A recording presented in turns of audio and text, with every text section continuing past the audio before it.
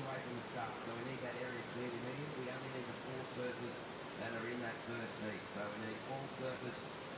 They're warming up. All recreational surfers to clear the area. You need to be down past that orange buoy right down the end there, so we need everybody to clear the area immediately, please. Listen to the water patrol, and please move out of the area. Looking to start in 5 minutes, so we need all surfers to clear the area. Thank you.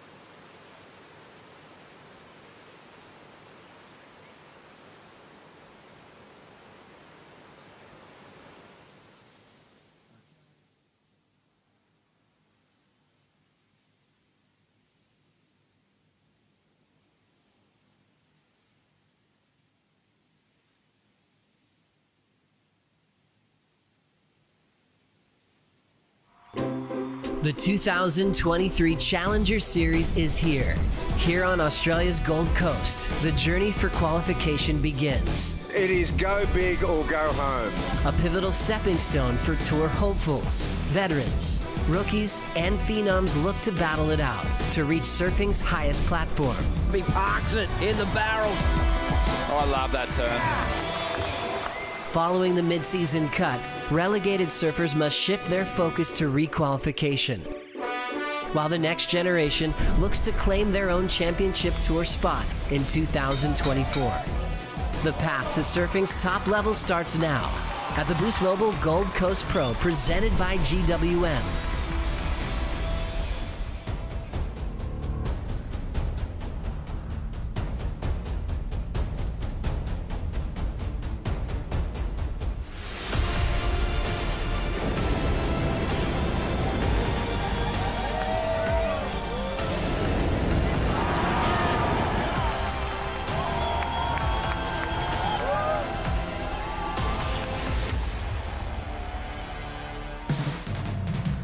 Good morning once again from Snapper Rocks. You can see the competitors gearing up and looking amped because we have clean conditions here today, an incredible sandbar, and we're going to see some brilliant surfing. We had the opening round of competition yesterday and we saw some big names fall out of the mix, but today we're going to see those seeded surfers enter the mix, and these are the favourites to really go on and challenge for an event win here to kick off the Challenger Series and give themselves the best chance of getting onto the championship tour. Some looking to get back there after missing the cut, and others having their first real shot at the Challenger Series this year. Ronnie Blakey on the Harvey Norman host set once again with Felicity Parmentier and Richie Lovett. Felicity, another beautiful day here on the Gold Coast. Yeah, it is. It's a beautiful day, and you know what? I think it's actually a bit bigger. That swell has sort of started to fill in a bit. I've seen the biggest sets I've seen since I've been here on the Goldie, and I think it's going to be a great day of competition. I mean, we've got some good names coming up in the draw. We've got CT surfers. We've got world number 1, Zhao Chianca, coming up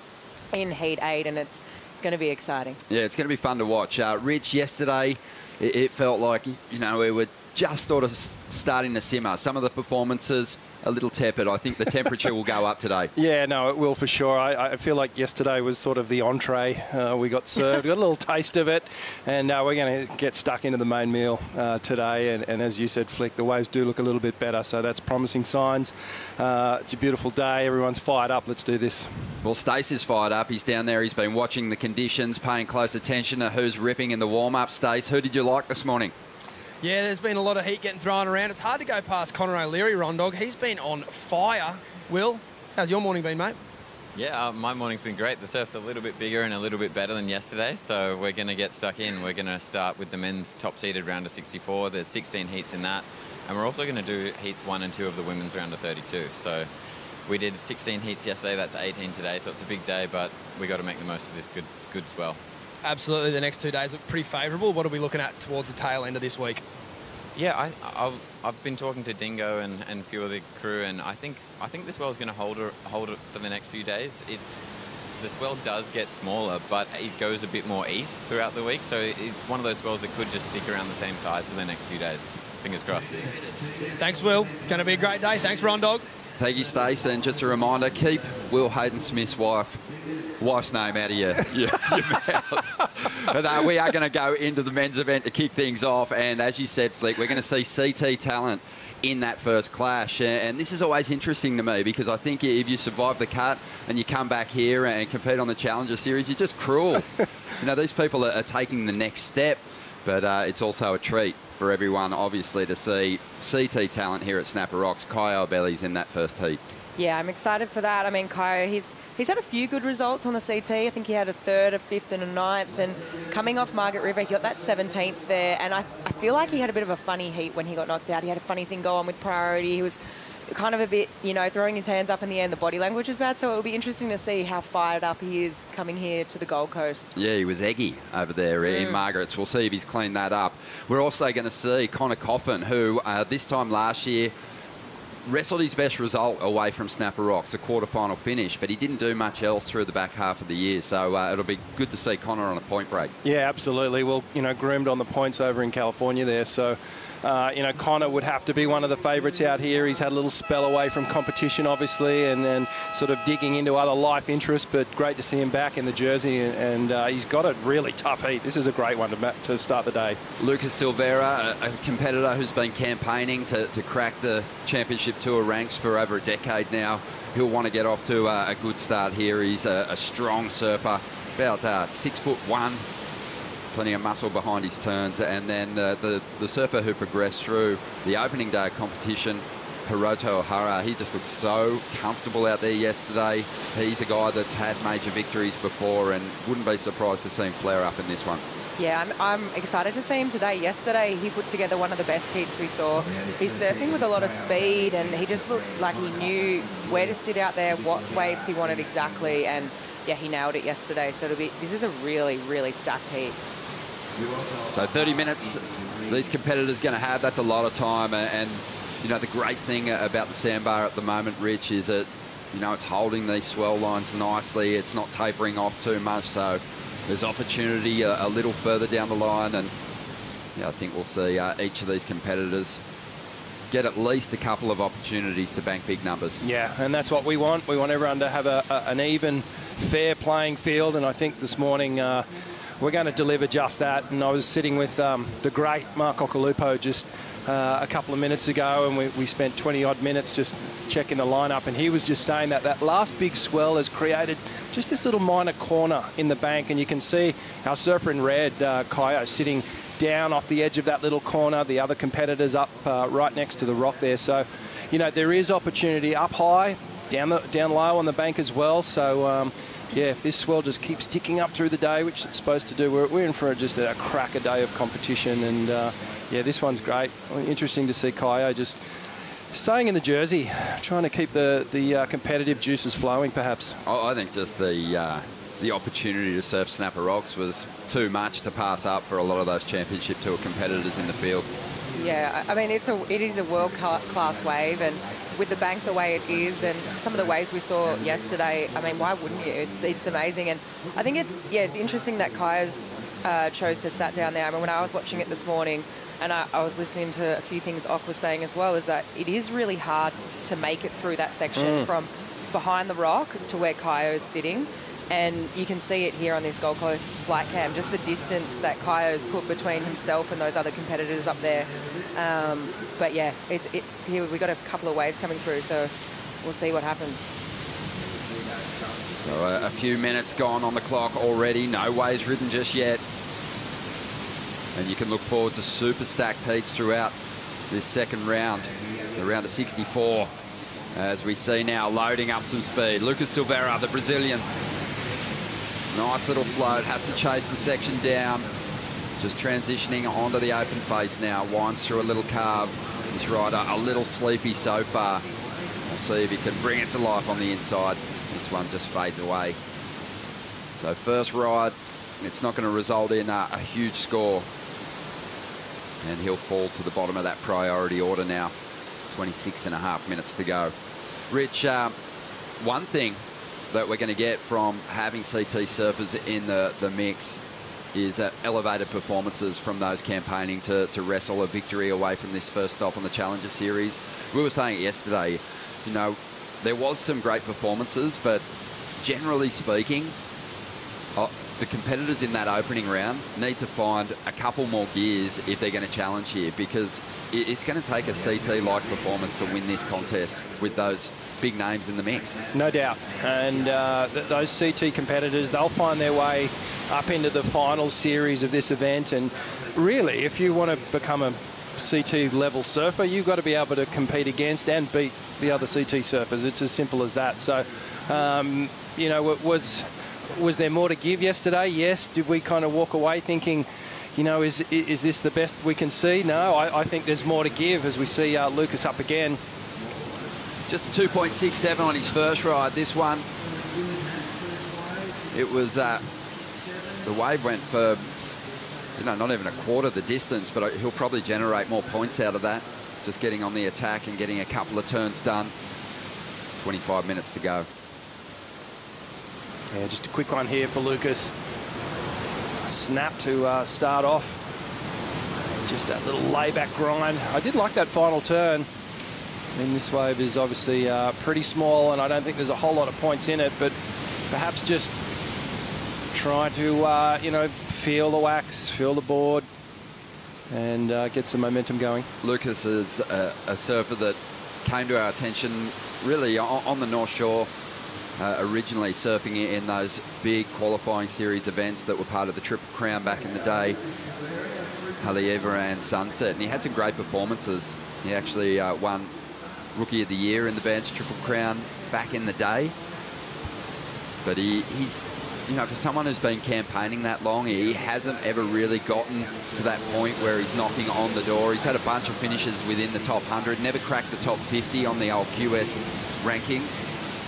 But in the Challenger Series last year, he had his best finish, 33rd on the rankings, counting a 9th as his best result. Here goes Kai Belly now. Couple of whips out of the top.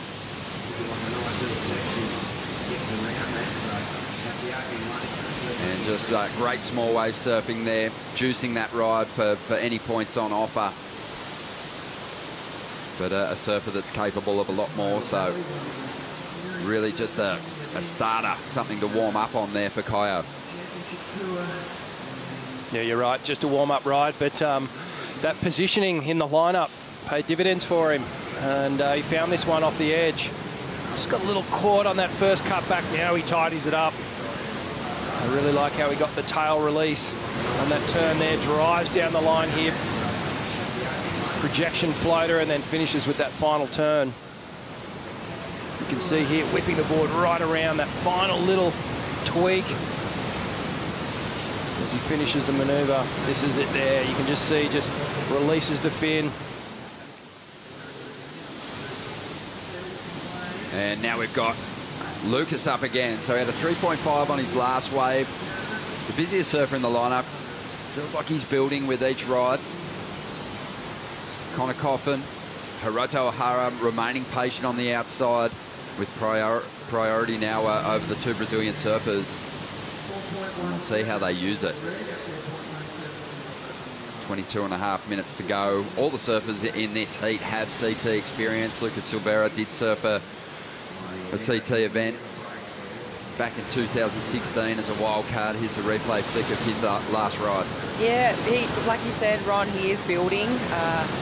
To me, these waves are looking pretty tricky to surf. It looks like there's a few rivets in there. I mean, we saw it in Kaio's replay. I feel like he did really well to get around a couple of sections and kind of just getting to work out there. They weren't easy waves to surf, but Lucas just getting really busy, and that last score coming through for that wave was a 4.83, so he's in the lead now. All right, set waves on the outside. And Connor Coffin, who's had a couple of CT finals and a big win at Sunset Beach, wants to get himself back to the elite level. He waited a long time for that wave, didn't probably get as much out of it as he would have liked, but Hiroto right behind him showing some really promising signs and looking like he kicked off the day with a steaming hot long black. He's just looks so fired up. And Kaio now just looking to back up that 417. Looked like he felt he liked it a bit more from that ride as Lucas Silveira just continues to chip away. Don't know what he's doing on this wave though. Knee high. Yeah, wave choice. A little bit questionable there for Lucas Silveira. The spark, though, in Hiroto surfing. Yeah, that was... when everyone sort of seems to be having a sleepy start to the morning, he just came with absolute fireworks. Well, he was one of the standouts yesterday, no doubt about it. And he's just got this compact little style that is just perfectly suited to these tapered balls here at Snapper Rocks. Let's have a look what Connor did. Streaking down the line here, another guy who has just got one of those very, very pretty styles to watch. And Connor, just a little 2 hits on that opening ride. And this is Kaio. So this was down the end of Hiroto's wave, streaking down the line. He's got so much speed, a really long floater. And then he comes around that second section. It's running off again, but he gets right up into that final section. Slams it shut, but this is Hiroto. There was something special in this, that first turn. Nice and quick, but that final turn there, just really critical. And again, all these competitors have, you know, another level of performance they can get to, but when you just look at the evidence that's been put before you with the opening rides for the competitors at the moment, we're just picking up that Hiroto's moving at a different pace. The placement of his turns is really clean, and he's in attack mode straight away. Yeah, you can see that. He's just surfing with so much speed compared to the other guys. I mean, the other guys are surfing really well. However, Hiroto just looks like he's on, and he goes Kaio again. Kaio Belly threading together 3 turns on his last ride. Just his board flickering in that offshore breeze there. Kaio's got numbers on the way. Kaio's done so well these past 2 CT seasons to just get himself, you know, right up the top end of the rankings. But then he's kind of fallen away and lost some of that magic that he's possessed early in the season. I think that's why we're seeing him here on the Gold Coast. I think he's looking to click back into that kind of form that's seen him at the top end. Oh my God. I know, that was one of those ones where you're like, oh, his board just was under him, flickering around, you know, twisting, and potential danger situation there for Kaio. Yeah, I mean, it's 7:45. The last thing you want at this point is a fin in the date. It's very sketchy when you're throwing that air into that offshore breeze. 18.5 minutes to go here. Lucas Silveira just has built a house of sticks out here at the moment. He's got himself to the top end of the order, but he'll get blown away if he's not careful. Yeah. He's got to just ease up with that wave selection. Yeah, the waves he's been choosing, I mean, even that last one, you know, he already had a 3.5 and a 4.83. Did he really need to go that last one? That it was pretty small, but maybe his strategy is to stay busy and stay connected to the wave. But now he's sitting out there with 3rd priority, so interesting strategy. But one thing that I've noticed this morning is that the waves are really sectiony, and you've seen it on the waves that Kaio's had. Like, they've had these rivets in them, and Kaio's done really well to get around those sections, and even to get up on that last turn and hit it on his last wave was pretty impressive. I mean, even we saw Hiroto on his wave, it was only 2 turns, and it's come through at a 5.83, but just for those 2 turns, because he was surfing with so much speed and just looked in control. But 2 turns on a wave out at Snapper, that's unusual, you know, and I think that's because it is sectiony and it has got those rivets. Well, we'll see a replay of Hiroto's work in just a moment. Just over 17 minutes to go, and the CT hero, Kaio Belly's out in front. The world number 1, Zhao Chianco, he's coming up a little later on. Right now, though, it's time for a Bonsai Brew break. Just on 17 remaining.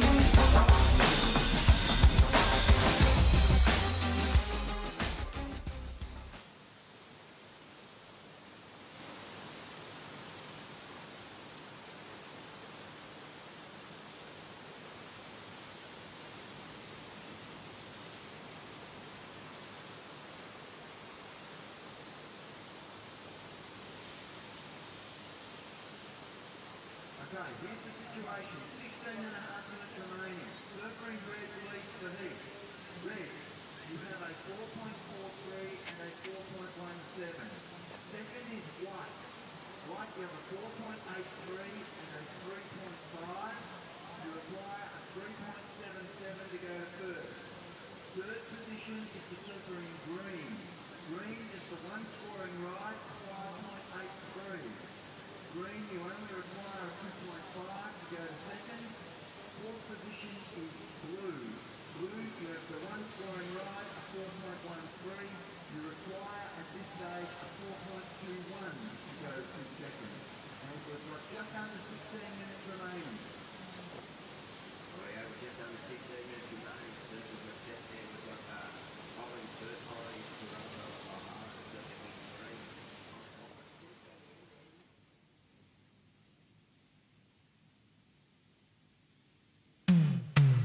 The Boost Mobile Gold Coast Pro presented by GWM is brought to you by Major Events Gold Coast, strategic partner of the Boost Mobile Gold Coast Pro presented by GWM. By Bond University, not for profit and not to conform. Bond University exists for you. By Oakberry, fuel yourself with the official acai of WSL Australia. By Cooper's Brewery, official beer of WSL Australia.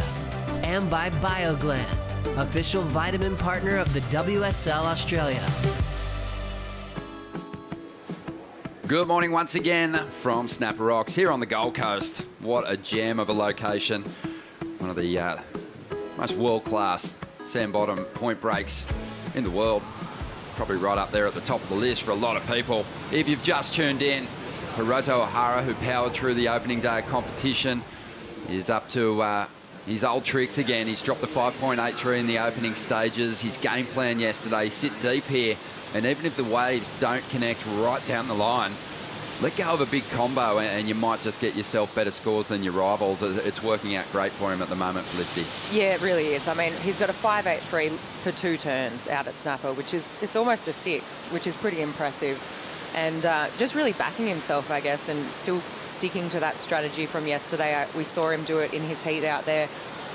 He took off 3 really well-timed hits, really nice flow in between each manoeuvre, and just surfing with a different sort of speed that we haven't seen yet from these other surfers. And yeah, 5.83. It's a game of comparisons, Rich. If Hiroto rides that first wave at the start of the heat, maybe it's in the 4-point range and everyone else is kind of dropping 3s. But it just feels like Hiroto's, really awake out there. The other guys have just... It just seems like they're still wiping the sleep out of their eyes. Yeah, absolutely. And I did watch Hiroto catch a couple of waves before the event, and he just looked like he was so fired up. So maybe he got up at like 4 and had a couple of Javas, and now he's ready to go. And Kaio keeps chipping away down at this end bank. Kaio's got the moves, just trying to connect with a wave that's really going to allow him to open up. Going to that reverse again. And just trying to make something of nothing. If he just puts an end section hit on that turn, it doesn't even go into his end of that ride. And it doesn't go into his top 2, so he has to force it.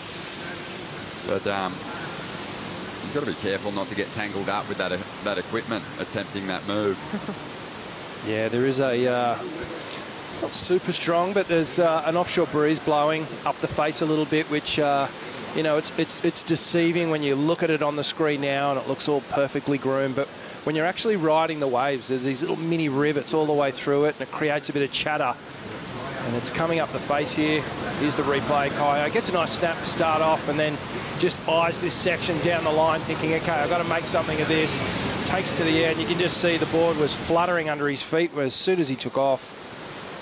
Rich, perfect right-hand point break. I mean, you want to sit as deep as possible most of the time so you can really capitalise on those first scoring opportunities. But just game plan wise, you've got to be paying attention to the details out there as well, because even though it's mechanical and it's a long running right, Hiroto's kind of hit the nail on the head here.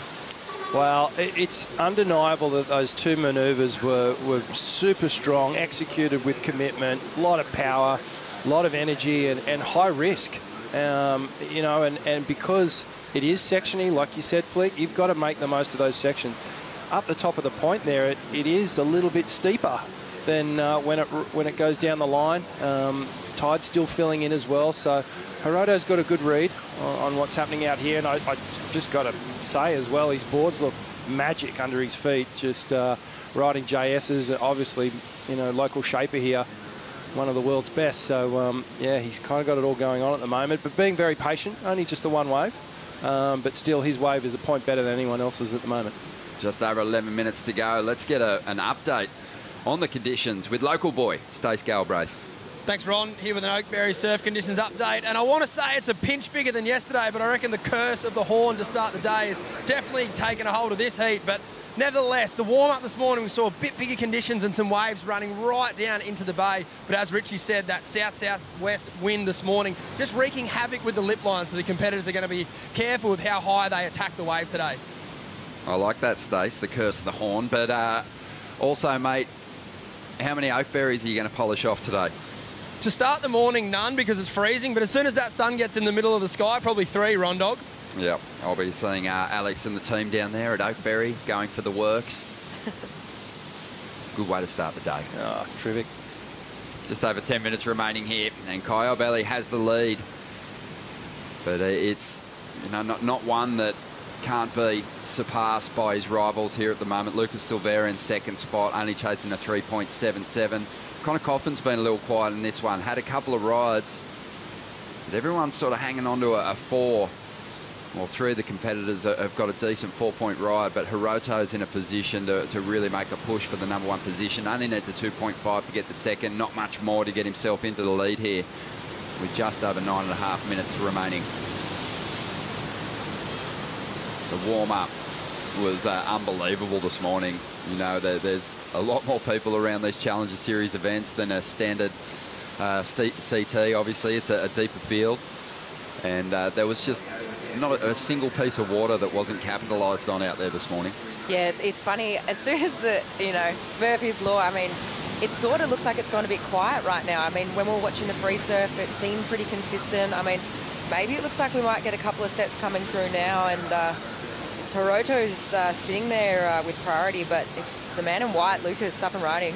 Well, Lucas Silvera's got some big turns when he gets that opportunity to open up. He throws one at us there. Nice release in the tail. A little layback, unfortunately.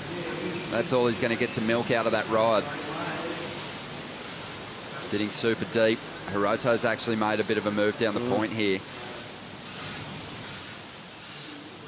So replay here of Lucas.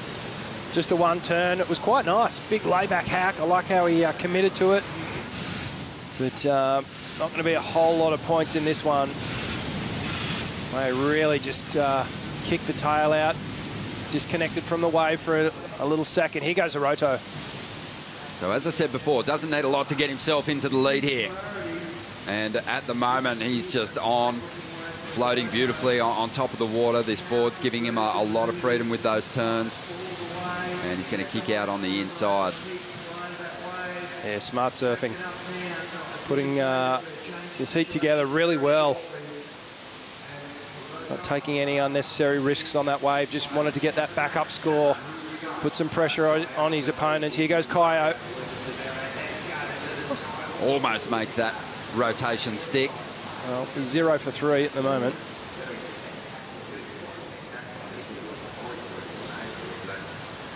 So waiting on the numbers to come through for Ohara, the Japanese surfer. You know, when you think about, you know, this event, Rich, and the other stops on the Challenger Series schedule, is there a massive advantage for those who've had big wins on the CT and on the Challenger Series before? Or is it a possibility that someone that hasn't had a major WSL victory, is it a possibility that they'll break through and get a win? Sure, absolutely. I like to think so. I like the sort of fairy tale possibilities of newcomers coming through, but they're going to have to work for it. The field is so strong, and those CT surfers that keep rocking up and stealing points in these events, they're hard to beat, you know. But you know, think about Hiroto and his chances. This event is really set up for him, and then He's had great success down in Sydney as well. He's done incredibly well at the event in Manly, and we're moving to Narrabeen this year. He's obviously won the US Open, and then the other stops on the tour, you know, fit right into his repertoire. So he could be one to watch this year for sure. Oh, here goes Kaya now. I mean, he's been a high achiever. Right up there on the CT. So coming back here, he must be feeling confident. Finally makes a rotation stick. Unfortunately, it wasn't very high. He wasn't possibly could have slid a piece of pavement between his fins and the lip of that move. He knows that that's not going to score well. I'd be really surprised if it even goes into his top 2. He can move on now. I feel like he was just going to keep persisting until he made one. So 1 for 4. Move on, Kaya. Yeah, I mean, he's picking pretty small waves too compared to Hiroto's wave selection. Hiroto's had really good strategy this heat. You know, he got his first wave, but having a look at this replay here from Kaya, it was a nice first turn straight out of the lip and just eyeing up this last section here and finally sticks it. 4th attempt. I'd be kind of frothing if I did that. Oh. He got into the top 2. He got it into the top 2, or 4.2, so just increased his total. Unfortunately, he needs more now because he's back in 3rd spot. So he needs a 5.07 to get to 2nd. Connor Coffin, he's sitting back there in 4th place, looking for a 5.37 to get into 2nd. Hiroto with the 2 best rides of this heat so far. And just looking very composed out here at the moment. He's not safe just yet. As we dive into the Harvey Norman heat recap, here's the best ride of the heat so far. Oh, I just love that drift on that 2nd turn. And this was the backup down the line. Just got a really good pace to his surfing this morning. A lot of intent with every turn, so controlled. And beautiful style, nice and compact. Oh, he's been the most patient surfer, well, there with Connor Coffin, but you could just see that he's got such good speed management at the moment. He's still cutting really deep bottom turns where everyone else is kind of mid-face and kind of shallow bottom turns. He's really sticking nice and close to that pocket. Yeah, well, he's not looking like he's really working hard for speed. He looks like he's just got speed, whereas the other surfers feel like they're pumping down the line and they're trying to get the speed out of the wave. And these waves are kind of soft, like when you're surfing them, aren't they? Yeah, I think though, really, it's just a testament to his wave selection and where he's sat, because if you look at the waves he shows in this heat, they're noticeably bigger than the other 3 guys, and they've definitely had that sort of steepness that the other guys' waves haven't had. So I think his boards are obviously looking really good. He's obviously in a great mindset, but wave selection has been on point, and his read on the wave, you know, if the other guys are getting waves like that, there's no doubt that they would be able to, you know, they're all really good surfers. They can open up, but Hiroto's just, yeah, really smart on wave selection and where he's chose to sit in this heat. Feels like too, you know, after welcoming his first child to the world, you know, he took some time out from the Challenger Series last year, finished outside the top 100. There's been a bit of a reset to that focus really just seems to be switched on. You know, obviously working hard to get the right boards under his feet to start this Challenger Series off, and it's paying off big time in his performances at the moment. Still a long way to go, but really promising signs for him, and he's just too good a surfer to see outside the top 100 on the Challenger Series. Yeah, no, for sure. I'm expecting a big push from Hiroto this year. He's definitely started really well. Heat management in this heat and the prior heat that we saw him compete in yesterday was very good. Not taking any kind of silly waves, unnecessary waves that you just know aren't going to eventuate into a score. He's been at it for a long time too. Mentioned that US Open victory. That was 2015. But I think there's a real edge for those veteran campaigners that have broken through for major wins before, as opposed to those like Lucas Silveira who've been at it for 10 years and haven't had a lot of appearances in the final series of these type of events. There's got to be a big shift, not just in performance, but just in his mentality to get in a position to challenge for an event win. Yeah, well, if you know you've been knocking on the door for 10 years and you're not really climbing up the ratings, surely you've got to kind of go back to the drawing board. As we see Hiroto up again, trying to get rid of that 5. This wave starting to stretch out. Still gets some tidy work done. Not sure it'll go into the top 2 though. No, that won't go into his tally, but nicely ridden wave nonetheless. Looks like a wider set starting to move through. Looks like it'll be Kaya. Ovelli has some face to work with and digs into a couple of nice hits to get started. This wave giving him the opportunity to square up a little more. Whips that tail, almost rides out of that final move. And Connor Coffin now. He's going after a 5.37 here.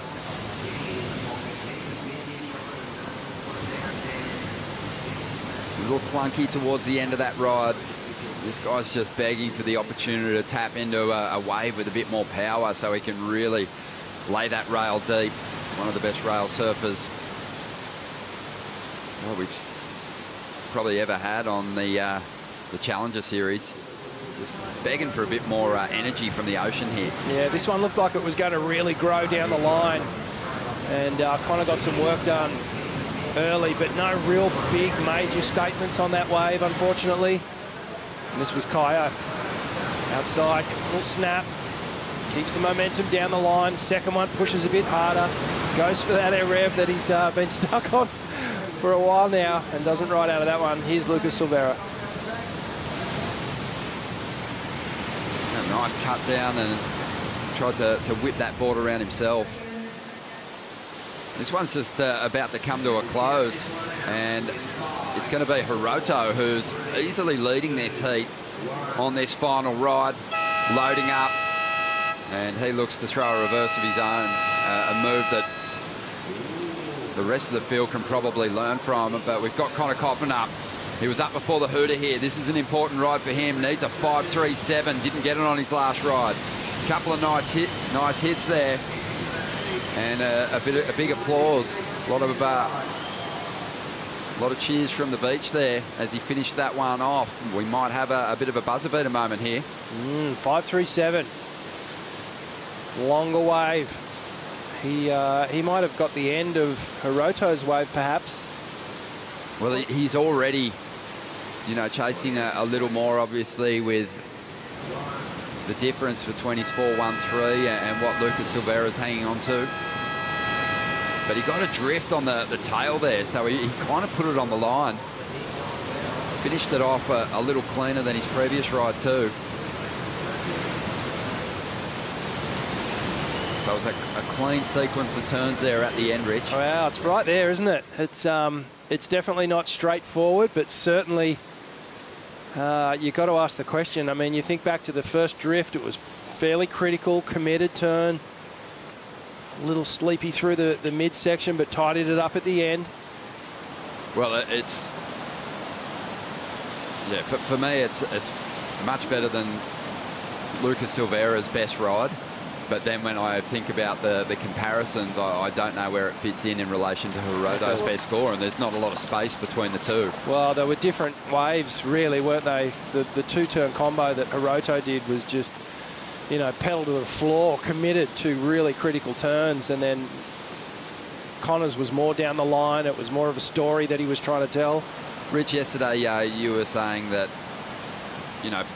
just not looking too deep, just going with a gut feeling, going with your instincts.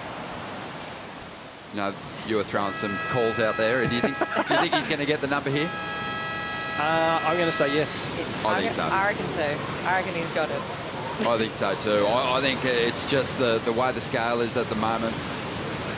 It's so compressed that, like I said, there's not a lot of space there. I'd have to see Hiroto's wave again to make that comparison, but... Well, the 4.83 of Lucas Silveira, his best ride, I think it was at least a point better than that. So we're waiting on the numbers to come through. Needs a 5.37. How's it going? First number drops. It was a 5.2. Second score in, not enough as well. So our guts are twisted up at the moment, and they're wrong. The instincts were wrong. He got a 5.2. Not enough. At least we're consistent. Wrong yesterday, wrong today. And that's why we're sitting in here and not up there. Yeah, it was tough. look, his wave was better than Lucas's, but I think the comparison, the benchmark for that heat was what Hiroto laid down, and they just didn't see enough in it, maybe.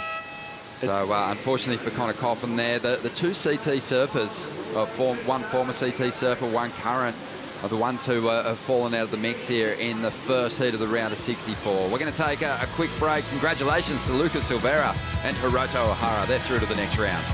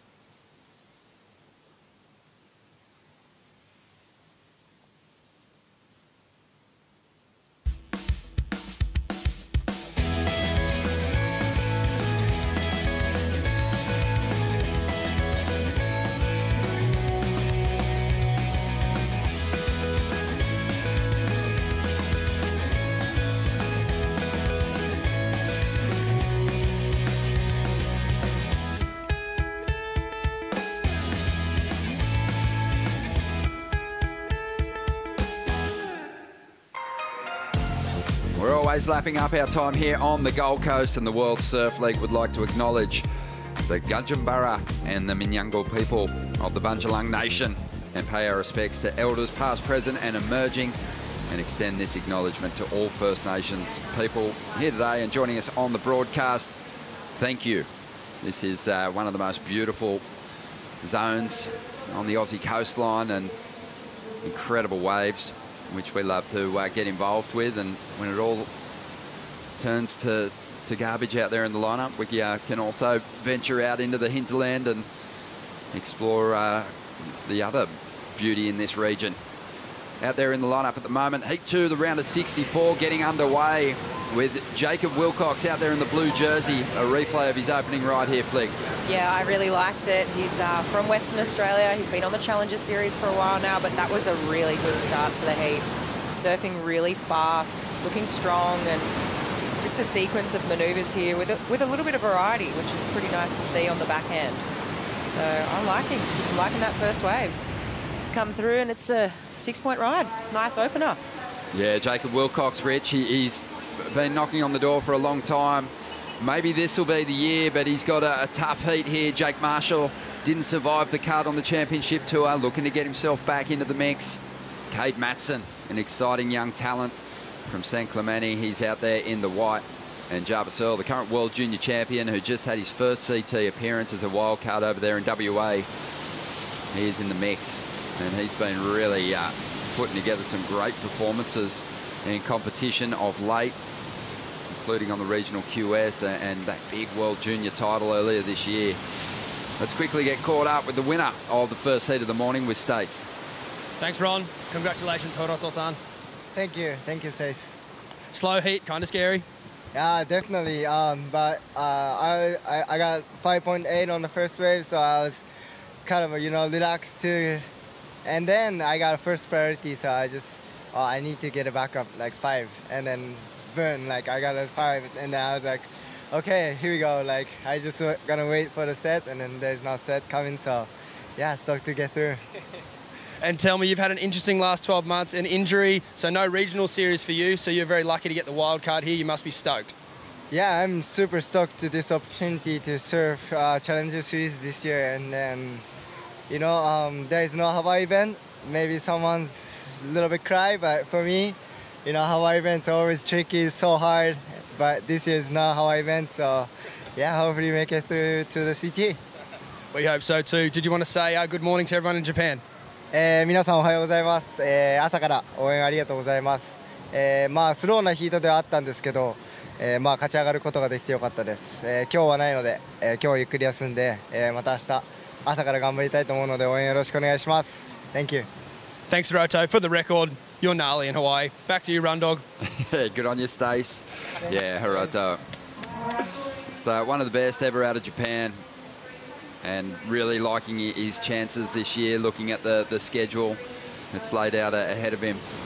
Surfing really well so far through the 2 opening rounds and still alive in the mix. Here goes Kate Matson. Big turns, a lot of power, and unfortunately just can't stick this finishing move.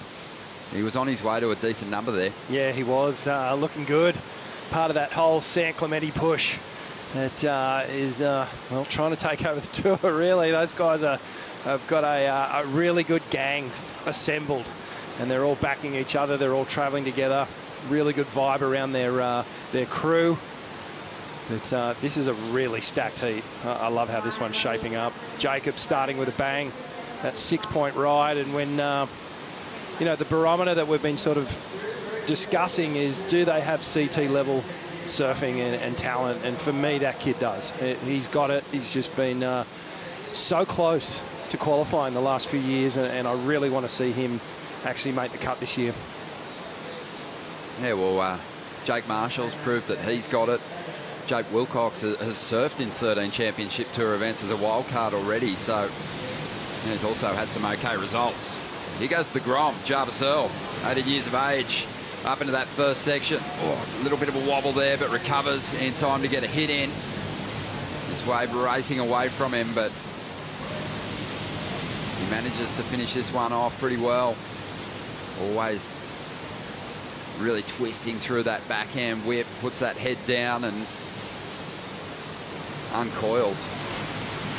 Yeah, that was a tricky wave to surf. We saw it. There was a couple of little baubles in that wave, but he did really well to muscle his way sort of through it and continue to manufacture a score. Here's the replay. And starts off just having to get down the line and get around this first section and really unloads there.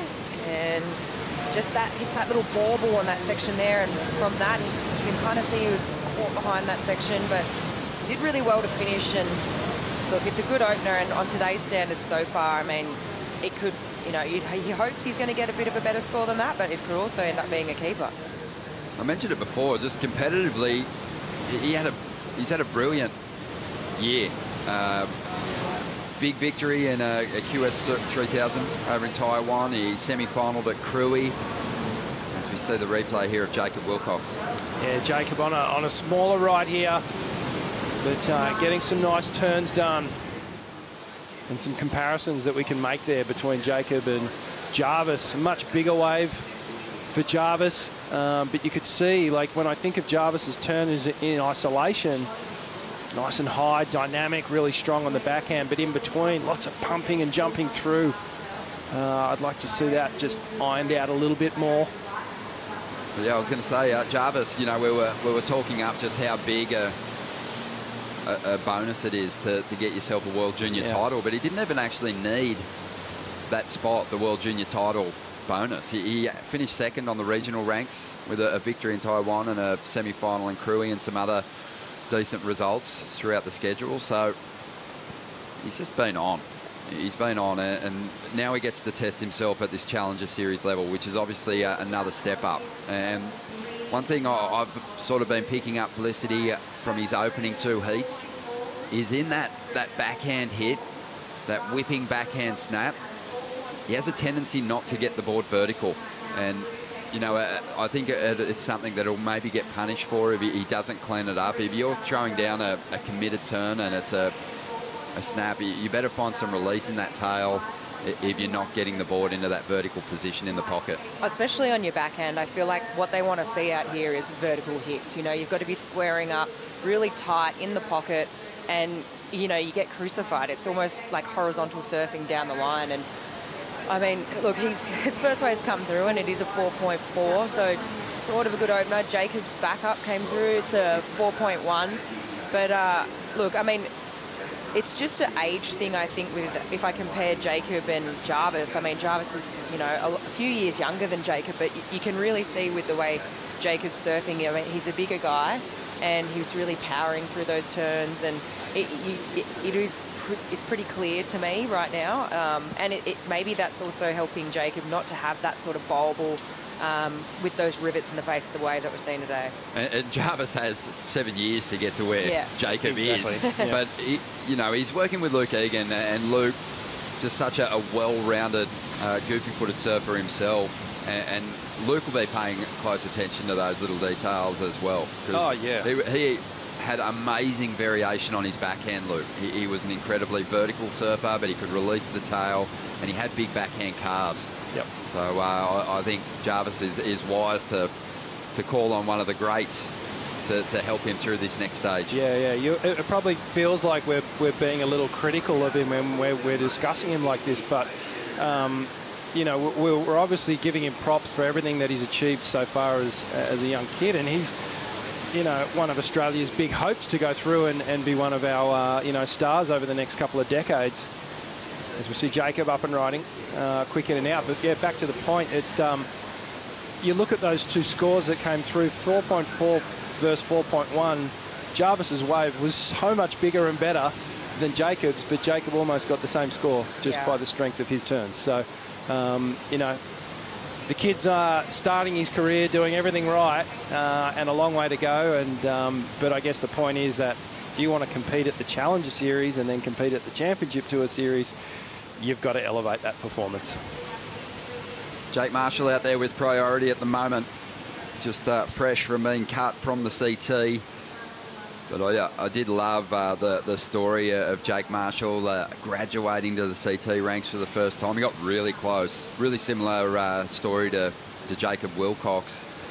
He missed out, I think, or was well within the top 10 on the qualifying series a few years back, and I think they even busted out the champagne at one point and had a bit of a qualification party for him, and then the pipe event unfolded and he ended up getting knocked out of a qualifying position, but came back the next year, put his head down and got it done. And it was great to see him pull on the CT jersey, and in just his second Championship Tour event, beat John Florence at Sunset, and you know, just made everyone really aware that he was deserving of that place. Maintained a spot on the CT, survived the cut last year, didn't go his way this year. It was really close. There was a lot of surfers who only missed out by a heat or two. And here he is, looking to get himself back. Looking forward to seeing him take off on his first ride. Yeah, he really is a great surfer. One of the taller guys on tour, but this is the West Oz man, Jacob Wilcox. Just working through a couple of sort of transition backhand calves there. That wave never really steepening. And here goes Jake now. First ride. Nice hit in the pocket there. This wave's starting to flatten for a moment. It'll run again, though. Just hits that nice section with impeccable timing. Throws up a big wall of water, and his patience will pay off here, you'd think. Should be a reasonable score, or really comparable to some of the numbers already dropped. Yeah, great surfing, really composed. Had great energy. Probably the second best ride of the heat so far. Yeah, I think so. Here we go. Let's have a look at it. So, series of nice top turns and then a big wrap turn to finish. Love that final turn. Really in control. This was Jacob on another little runner. Just needs to be careful here that he doesn't get into this rhythm of taking these smaller rides. He's opened up with that 6. Time to really put this thing to bed. Yeah, he's sort of sacrificing his turn with priority. First priority on the outside, but swinging and having a look on some of these waves, which sometimes do wall up down the line. Just over 15 minutes to go here. Wilcox out in front, waiting on the number to drop for Jake Marshall for his opening ride. We're going to take a Bonsai brew break. We'll be back with more in just a moment.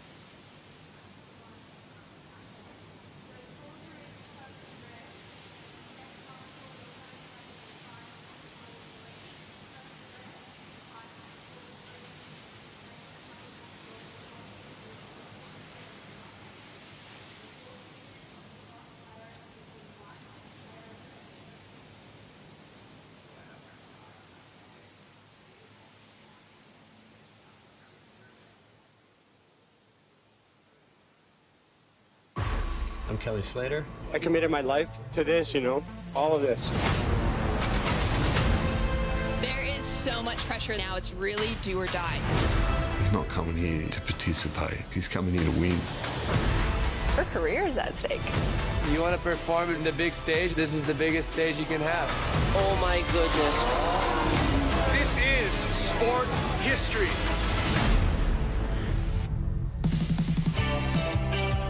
Season 2 of Make or Break now streaming on Apple TV Plus. Check it out.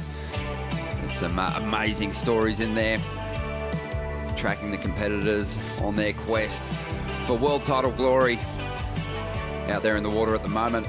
You've got some surfers wanting to get to that elite level and give themselves a shot at a crown.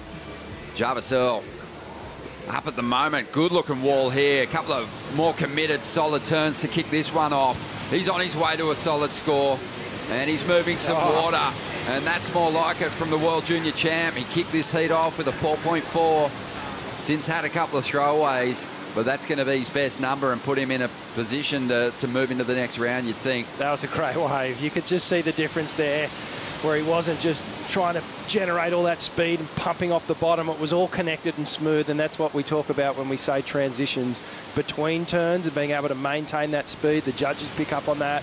Great looking wave as he takes off here. Just hammers the first one. You can see how much youthful energy he's got as he just drives down the line here. Great positioning off the backhand, really pushing harder and just clicks that final turn. And you were talking about not getting the board up vertical, Ronnie. I think he's done very well to just tag this one and get it right up there on this wave. Felicity, it just felt like, I know the conditions are tricky out there at the moment. We'll come back to the point as we see Jake Marshall. He had this one and then obviously had to yield because Jacob Wilcox had the priority. Yeah, Jacob just streaking down the line here, trying to get around this section, and a couple of down the line turns, followed by a nice carve here, and pretty down the line surfing. Finishes pretty strong there. That was really nice. It's a really long wave, this one, and bit of variation there, but pretty down the line. But yeah, Jarvis, wow, that last wave was really well surfed. Just went up a gear.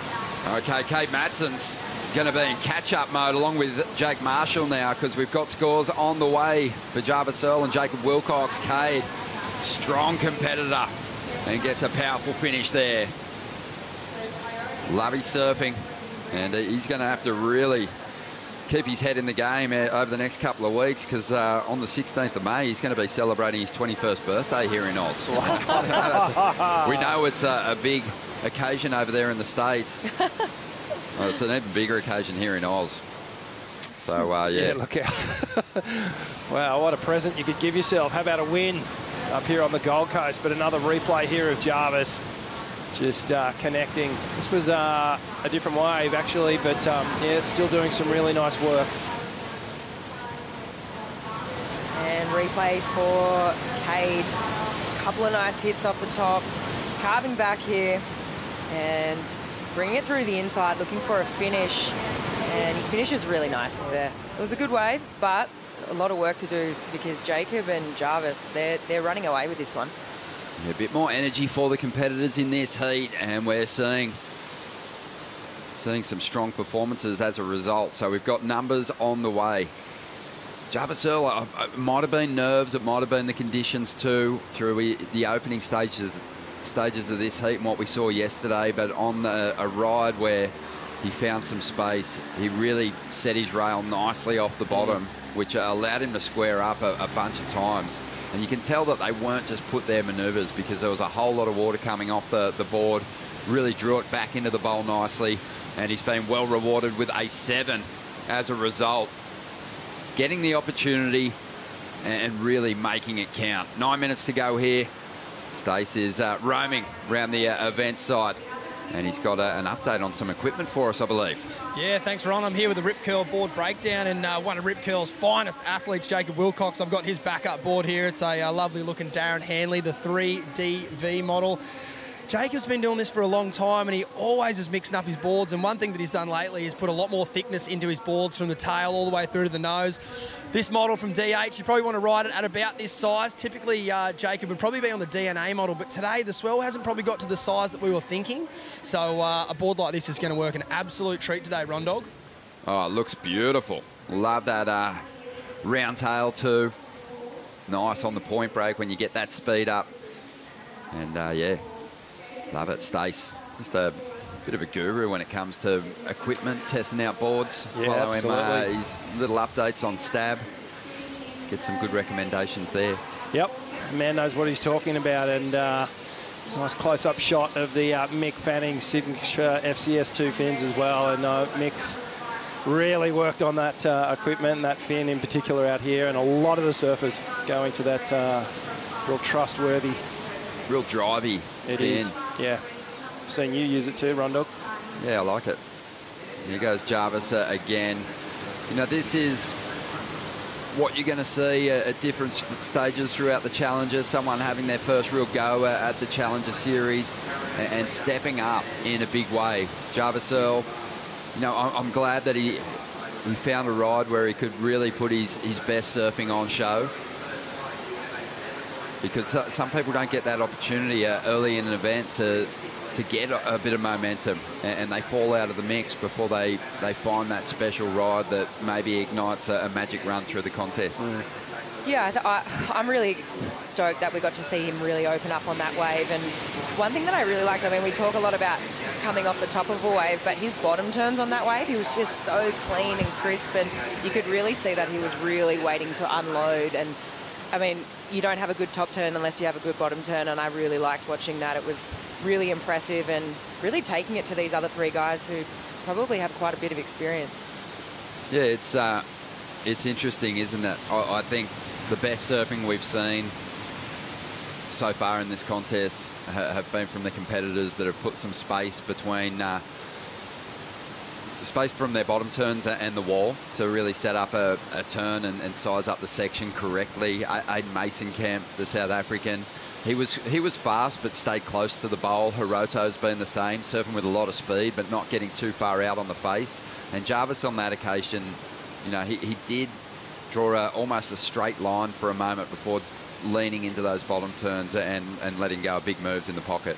Yeah, one other person to note too, Sheldon. I mean, obviously he's spent a lot of time out here, but it's wave selection and then just knowing what turn to put on this wave, because it is a down the line wave. You know, you don't want to surf too horizontal, but you really do want to go up in the lip. So I also want to give a really special mention and a heartfelt mention to Zoe Benedetto, who for me was the best surfer in the women's draw yesterday. Yeah. She just looked unbelievable, and it was only a priority error that cost her that heat. She suffered an interference, but she just looks so good, and I can't wait to see her compete through the rest of the Challenger Series.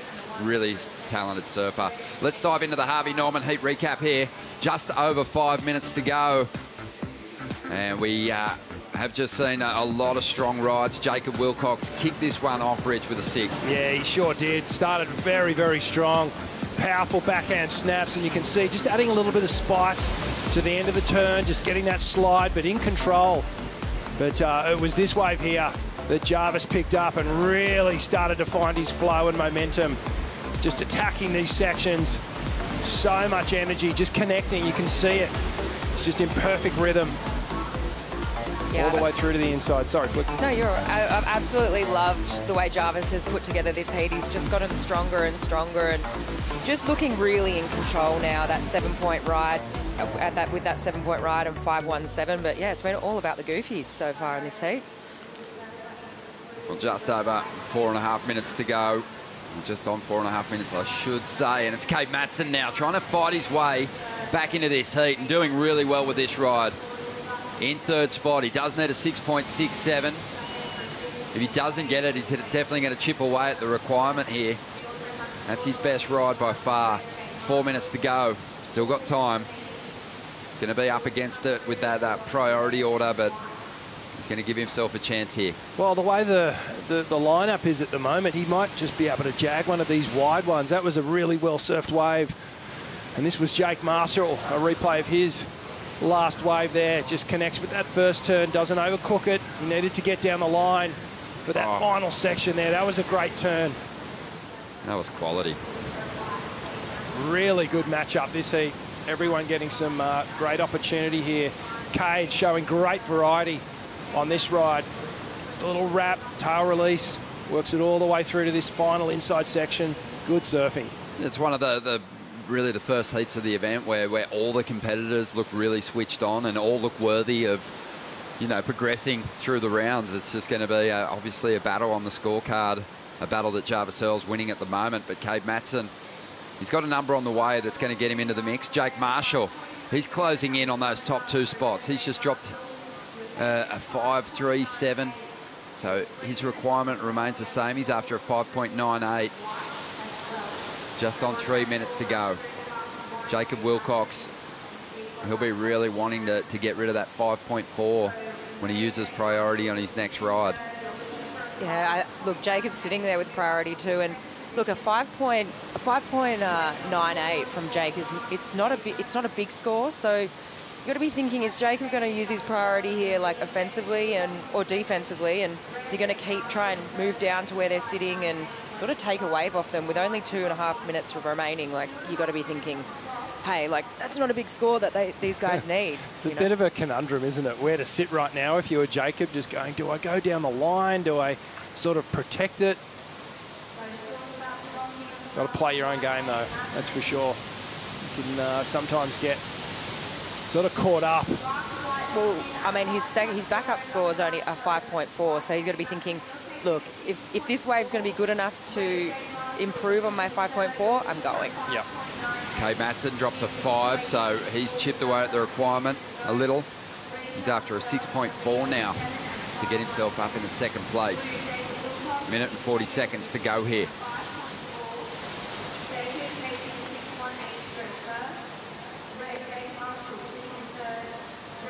Wow, what a heat. This has been a great one. Love it when we see a real battle between the 4 surfers, everyone getting good opportunity. Great to see everyone really opening up and surfing well.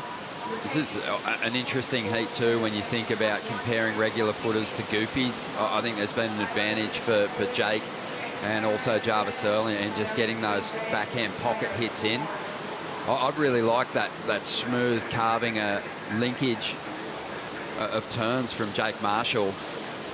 But if you're out on that open face and you're throwing a cut down in, you might be putting flow into it, but you're not really collecting too many points. It looks beautiful. It's well orchestrated, but at some point you have to throw something critical in there. Yeah. It's just the one thing that these guys on their backhand can do is they can square up really tight off the bottom and allows them to go sort of straight up into the lip. And even if they square up tight off the bottom, they can kind of come down to a carve, and that creates another little section for them to hit. So they have the ability to get really tight in the pocket, and it's proved good for both Jarvis and Jacob in this heat. 20 seconds to go here, and there's not a whole lot of set wave action rolling our way at this stage. A couple of medium-sized rides potentially standing up on the inside here. Cade Matson's forced to have a look at this one. And, you know, it's just very unlikely he's going to be able to juice a 6.4 out of this. He knows it. That's a really, really horrible feeling. It's a tough sport. Well, the work was done from Jacob Wilcox early on to get himself into a qualifying position. Jarvis Earl found the rider of the heat and actually performed his best on it to get himself a victory there. Really solid stuff, but unfortunately for Jake Marshall and Cade Matson, their focus is now going to be the Sydney Surf Pro. As we see the numbers there on screen. We've got Heat 3 just around the corner. More big names will be hitting the lineup, but big names also hitting the booth for the call. Kuiper is going to step in alongside a Hall of Famer in Wayne Rabbit Bartholomew.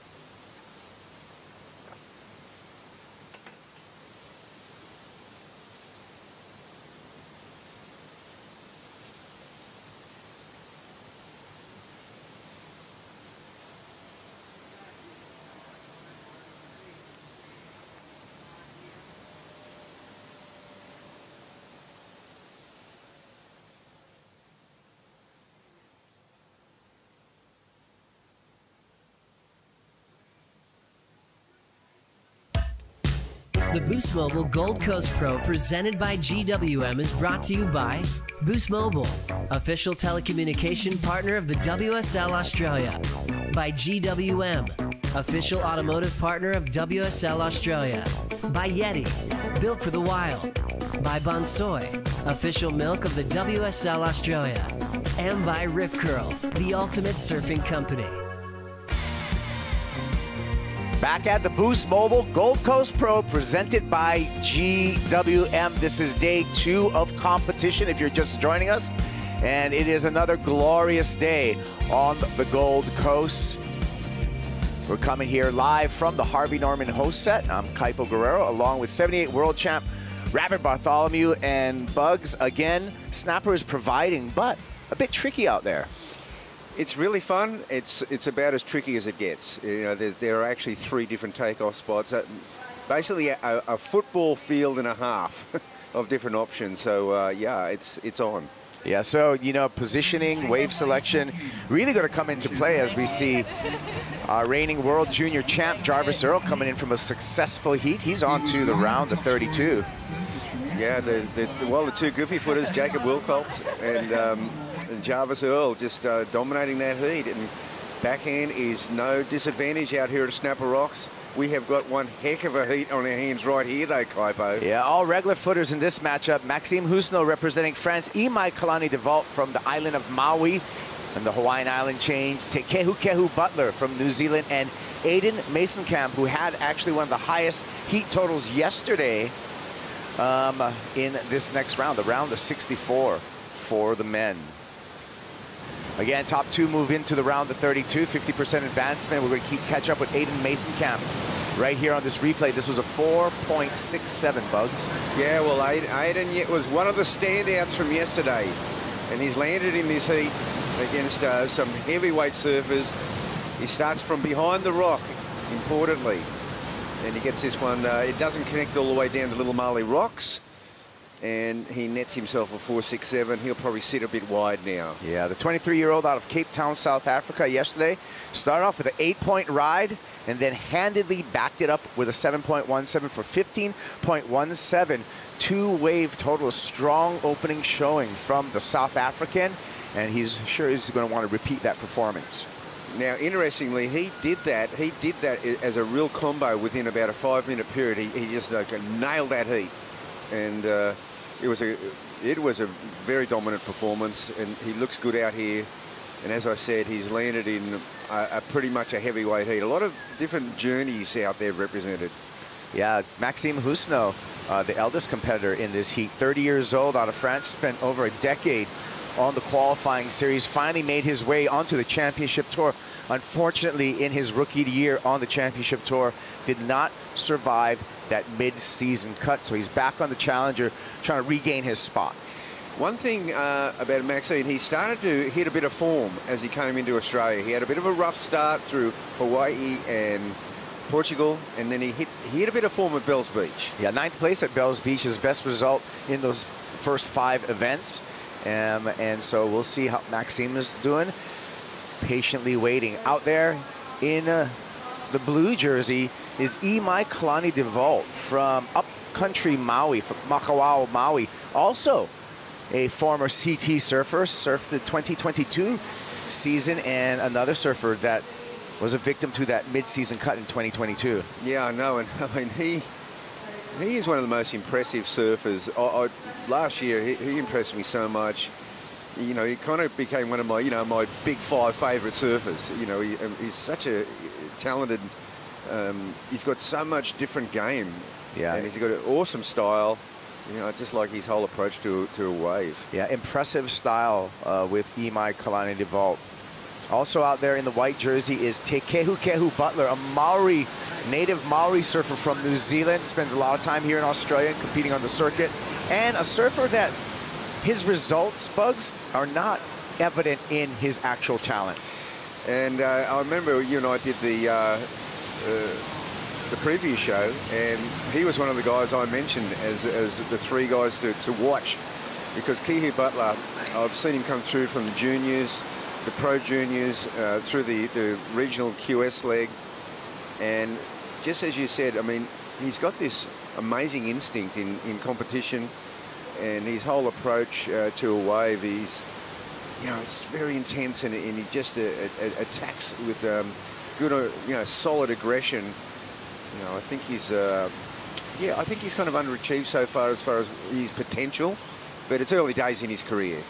Yeah, I mean, looking at the Challenger Series last year, only made it past this round 1 time in those events, and that was in Portugal where he got a 17th. So for the talent that Kehu Butler has, it's just a matter of time before he hits stride. So we've got a bit of jockeying going on out here. This heat has begun with all 4 surfers pretty much out there, next door behind the rock. And looking at them now, they're kind of jockeying for position. Kehu Butler is holding down the spot. You can't get much deeper, but the surfer in red, Maxine, is holding him to it. So Kehu's behind the rock right now, but not to a point where he couldn't pick up a wave. It surges on that one end of the rock there. So there's a bit of jockeying going on. Yeah, great pickup, Bugs. I mean, right now it's open priority between Maxime Husneau, Imai Kalani DeVault, and Kehu Butler. And there's a little surge off the rock, and it's just enough to get Maxine onto this wave. And so now Maxine's got the wave. Let's see what he can do. Work his way down the line. A little vertical stab there. More wall in front of him. Nice finishing maneuver, so nice start for the surfer representing France. See, what happened in that last heat, Typo, was, the surfers were spread out. There were 3 different takeoff points, and about midway through the heat, a complete bombing set, as we see this wave for Maxine. He just got that little surge that held him onto this wave. It's a kind of fattish wave. It's not really standing up. We'll touch on what the tide's doing after this ride, but at least he's got one under his belt, and finishes it off with a layback snap. A little bit of a nose tweak, and that's it for his first wave. Yeah, always a solid stance on Maxime Husno. Really squared up on his board, riding Channel Island surfboards, and there's the finish. Yeah, I thought he made something out of a pretty ordinary looking wave, and here we see Kehu Butler. So Te Kehu Butler scoring this one. Nice wrap. We're just catching up on the replay on this. And a slidey finish for the surfer out of New Zealand. So we'll be waiting for scores for Maxime Husno and Kehu Butler. Yeah, it's interesting to see what they do, what option they do after they take their first wave, because, look, that behind the rock jockeying really only works in a non-priority situation. Once it goes into that proper priority rotation, things change up there, and you've got to, there'll be a spread. Would there be any advantage taking off behind the rock if you did have priority? Well, it will depend. With priority, let's go back to that last heat. Halfway through the heat, a proper bombing set came through. It came from behind the rock in a big way and connected all the way down. And when that happens, all the guys that are wide suddenly look out of position. Right. But before that, it had been that kind of mid-snapper takeoff. And we saw the two goofy footers really taking advantage of that and getting a couple of wide ones even. And you can see it right now on your screen with the spread between all four surfers in this heat. Looks like Imai with priority sitting the deepest. Let's hear from Jarvis Earl. He did a brilliant performance out there. He's on to the round of 32. Stace? Thanks, Kite. Well done, Jarvis. Thank you. Yeah, I was stoked to get through that one. There was definitely a lot of good surfs in the heat, and yeah, good both the Aussies got through, and I got a few fun waves. Jacob give you the wink and the nod in that last 5 minutes there? Yeah, definitely. Jacob was like sitting on Jake up the top, and then I was on K down the bottom, so a little bit of Aussie teamwork to get through that one. Guess you'll have to watch out at the next event. Yeah, for sure. It is all part of the game though, isn't it? Yeah, for sure. Like, I was just making sure sit on the guys towards the end of the heat. I had like the lead, but yeah, you never know. Everyone can surf and get a good score, so yeah, you got to do what you got to do. How's the transition been from happy-go-lucky Grom to someone who's genuinely trying to qualify for the World Tour? Yeah, it's been like pretty quick transition. I feel like a couple of years ago I was just on all the junior series and then into the QS and then surfed my first CT event a few weeks back, and yeah, now on the Challengers. So it's been a good transition, and stoked to make some heats in this event so far, and hope I'm going. I could be completely wrong, but did you win a junior title before the World Junior title? You mean like, nah, I didn't. I just ran the World Junior straight away. Yeah. So yeah, I actually haven't won any of the Aussie Pro Juniors, and then just won the World Juniors. Love to see it, mate. Good to see you on a roll here at this one, and we'll see you in the next couple of days. Yeah. Wow, that was an interesting conversation with the current World Junior champ, Jarvis Earl. He's got a bright, bright future right in front of him, which will continue into the round of 32 here. Yeah, it's really been a dream debut. He goes from, as you said, not even winning a Pro Junior event in Australia to winning the World Junior in pretty meaningful waves in San Diego, California. Yeah, Seaside Reef. I called that, and I didn't know who he was when he first entered the draw. And by the finals day, I was already a fan of Jarvis Earl because of his surfing was so committed. Yeah, so here we go. A little caught up there to begin with. Imai is going to have to make up for it. Nice bank off the top there. Caught a little bit behind and goes down. So the start for Imai Kalani DeVault, not an ideal one. Yeah, it was the wave looked kind of weakish, didn't it? It just didn't have that power. And the other factor in play here, as we see here, you point out that one little point, just going to caught a little bit behind there, and then he had to generate a bit more speed. Gets back into his stride there, though, Kaipo, and just sort of gets bounced there. Don't know if that wave was ever going to really get up into that 5+ range, but at least he's got going. Husno, wave number 3 for the French surfer. Yeah, he's got the lead right now. He wants to build upon it. Yeah, well, he's getting busy early. He's got the lead courtesy, basically that 5.07. So not majorly significant score, but we have seen quite a few 5s be good backup rides so far this morning. Well, with 15:40 on the clock, we're going to take a frothy Bonsoy brew break. We'll be back with more from the Gold Coast. Federico Moraes, he's warming up.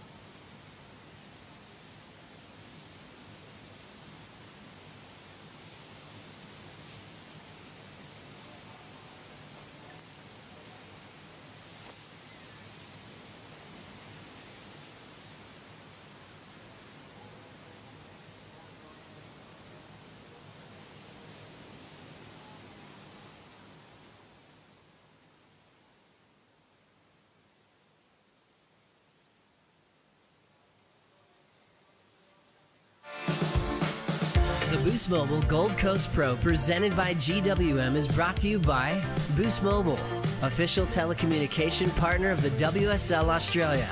By GWM, official automotive partner of WSL Australia. By Harvey Norman, official lifestyle destination of the WSL Australia. By SNS Group, official partner of the Boost Mobile Gold Coast Pro presented by GWM. And by Bailey Ladders, official ladder partner of the WSL Australia.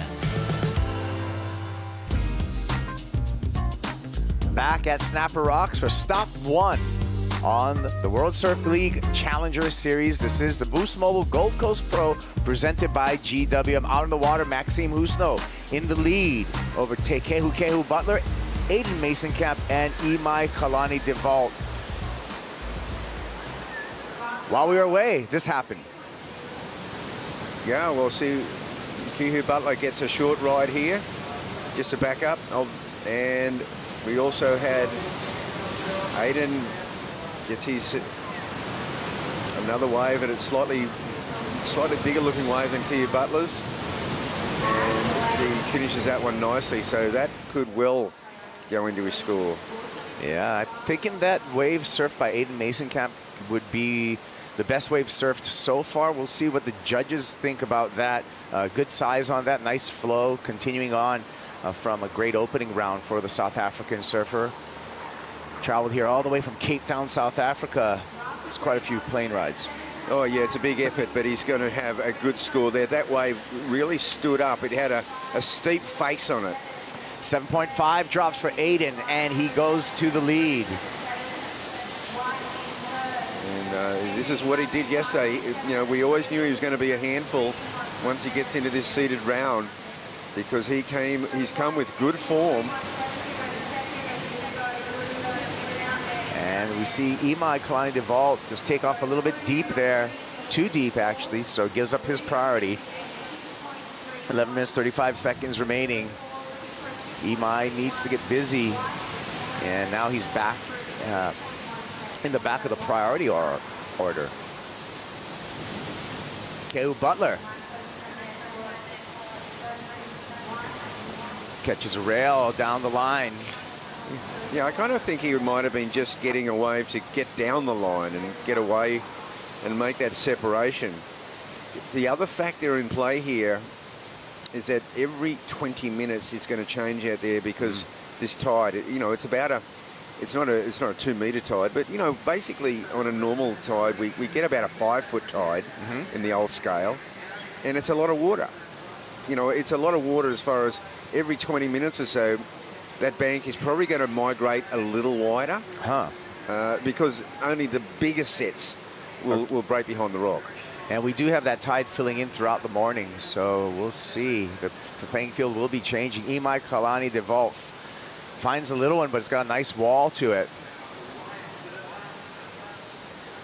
Stabs a finish, and will have his best effort yet in this heat with 10 minutes, 20 seconds on the countdown.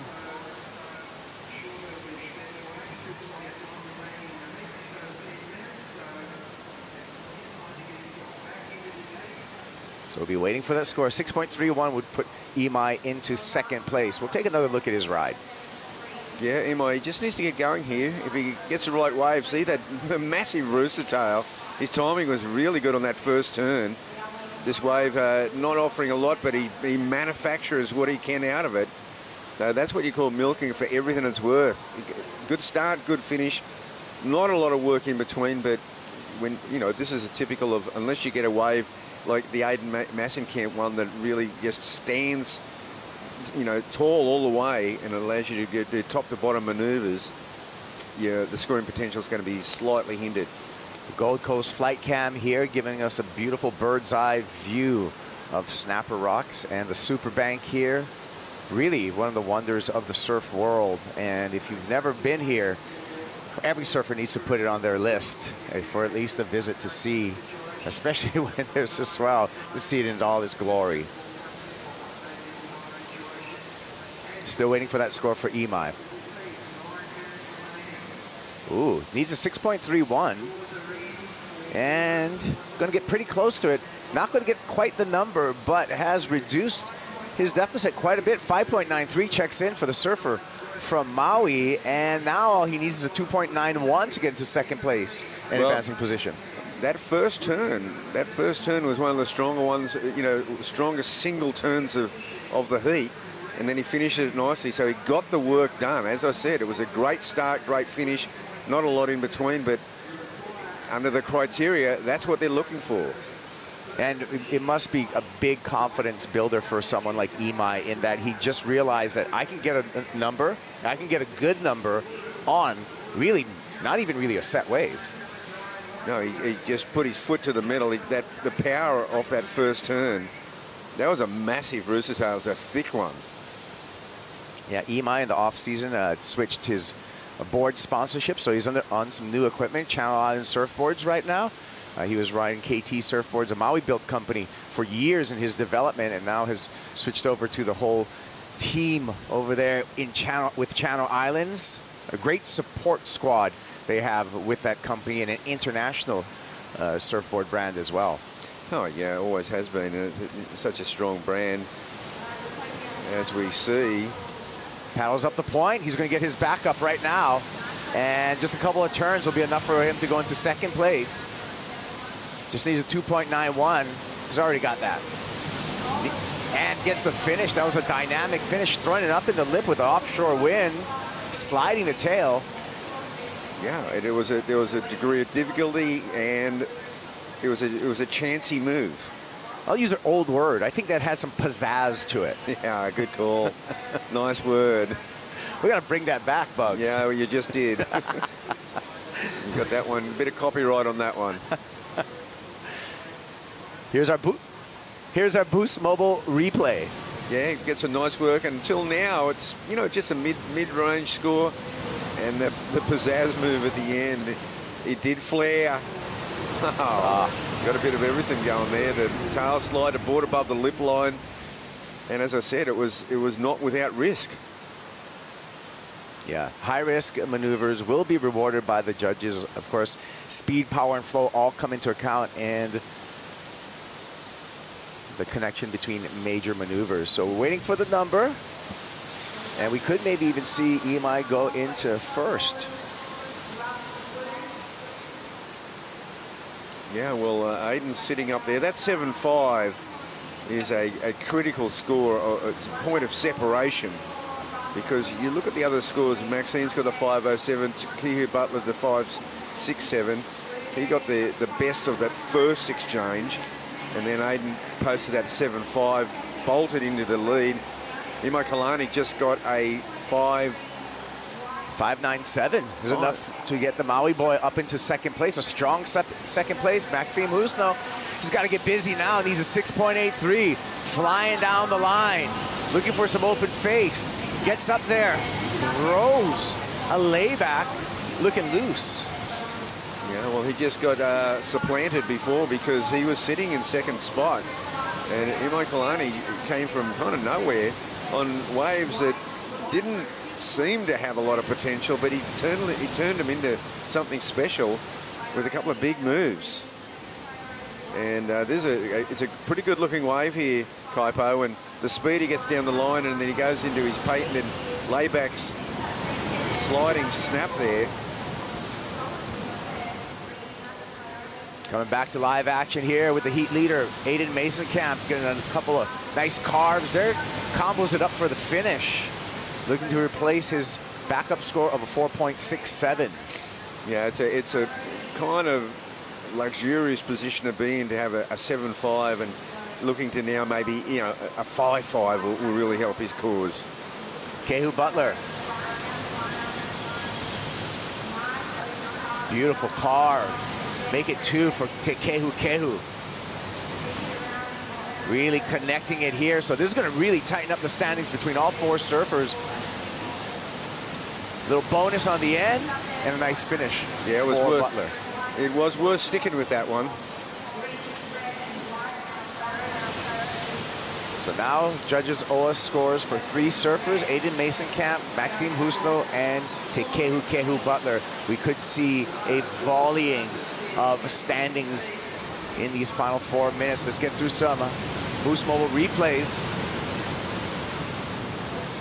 Well, Aiden used his priority wisely on this one, and he's looking for a good backup to his 7.5 and finishes with a flurry there.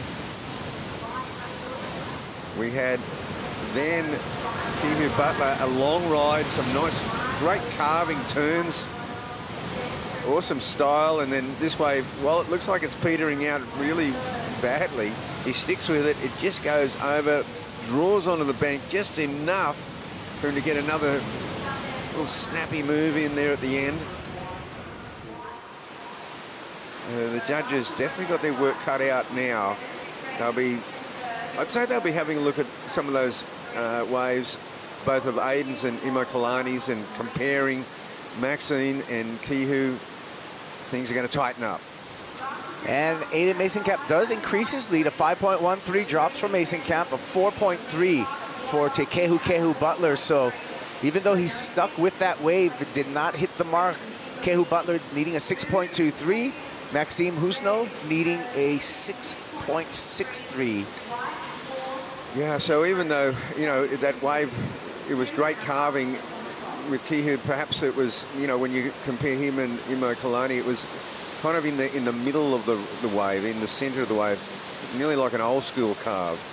And it was really what the wave only offered up. You know, he will go to the lip. He's got this incredible vertical snap that he pulls out.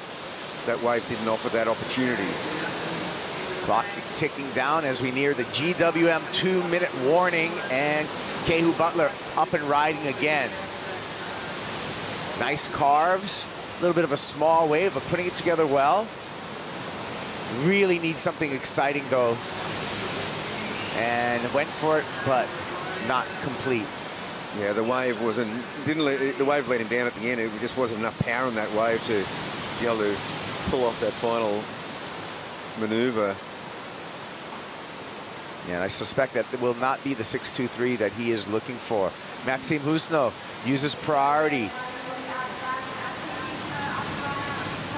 Streaking down the line, big float to get over that section. Layback snap. Meets the oncoming section with a nice carve. Still questionable if he's going to get that number though. He needs a 6.63.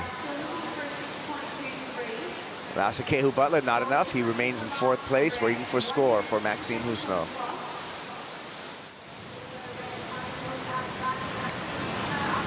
The old Maxine, it's a pretty good looking wave, very down the line-ish.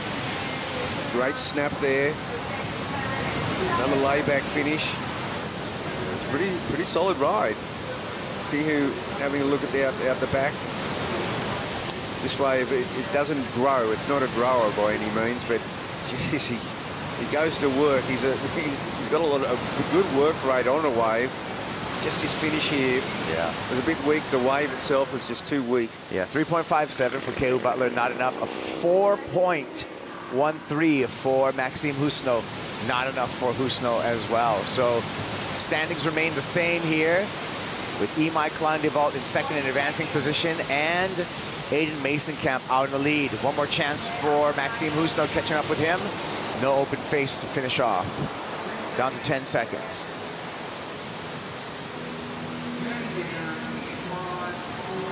It's going to be official.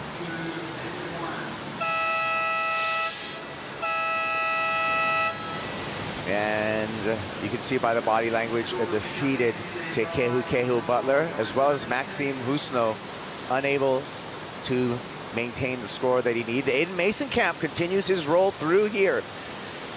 On to the round, the 32. Let's take a look at our Harvey Norman recap. Aiden Mason-Camp continues in fine form. Yeah, and this wave here just stands up vertically all the way. Great pockets, and the finish here, just this is the 7.5, backs it up with that low 5, but it was enough to get the first place, Tybo. That's right, maintaining his momentum into the round of 32. Aiden Mason-Camp on your screen, along with Imai Kalani-Devault right there. The Hawaiian surfer making his way out of this first heat. We're going to take a break. We'll be right back with more action. Callum Robson, Federico Moraes, Evan Geiselman, and Josh Burke in the water when we return.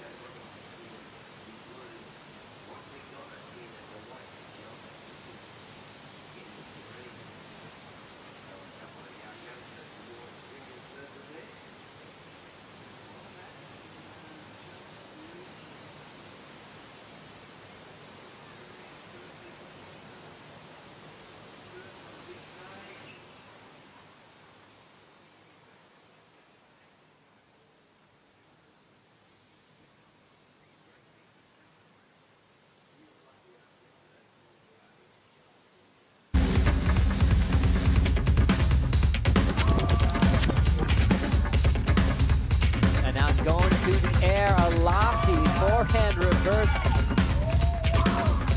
And another perfectly placed turn for Sally.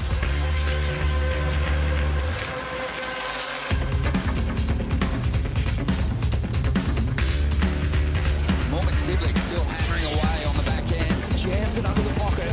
Champion. And now you're number 2 in the world.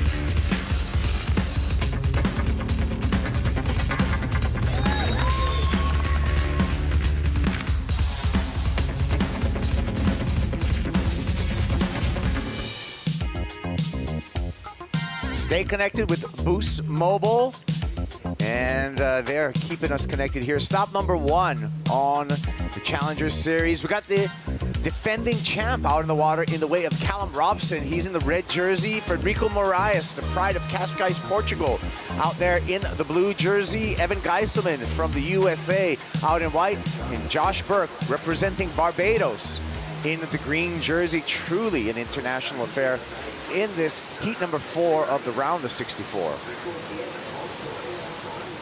Yeah, another very strong heat we've got on our hands out here. You know, I mentioned before that incoming tide, it's having its effect. We got eyes on Callum Robson in this heat. 22 years old from Evans Head, Australia. Second year on the championship tour. And he wants to defend his title. Scratching into this one. Kikas. This is Frederico Moraes, Portuguese surfer. And we know what he can do on a point break.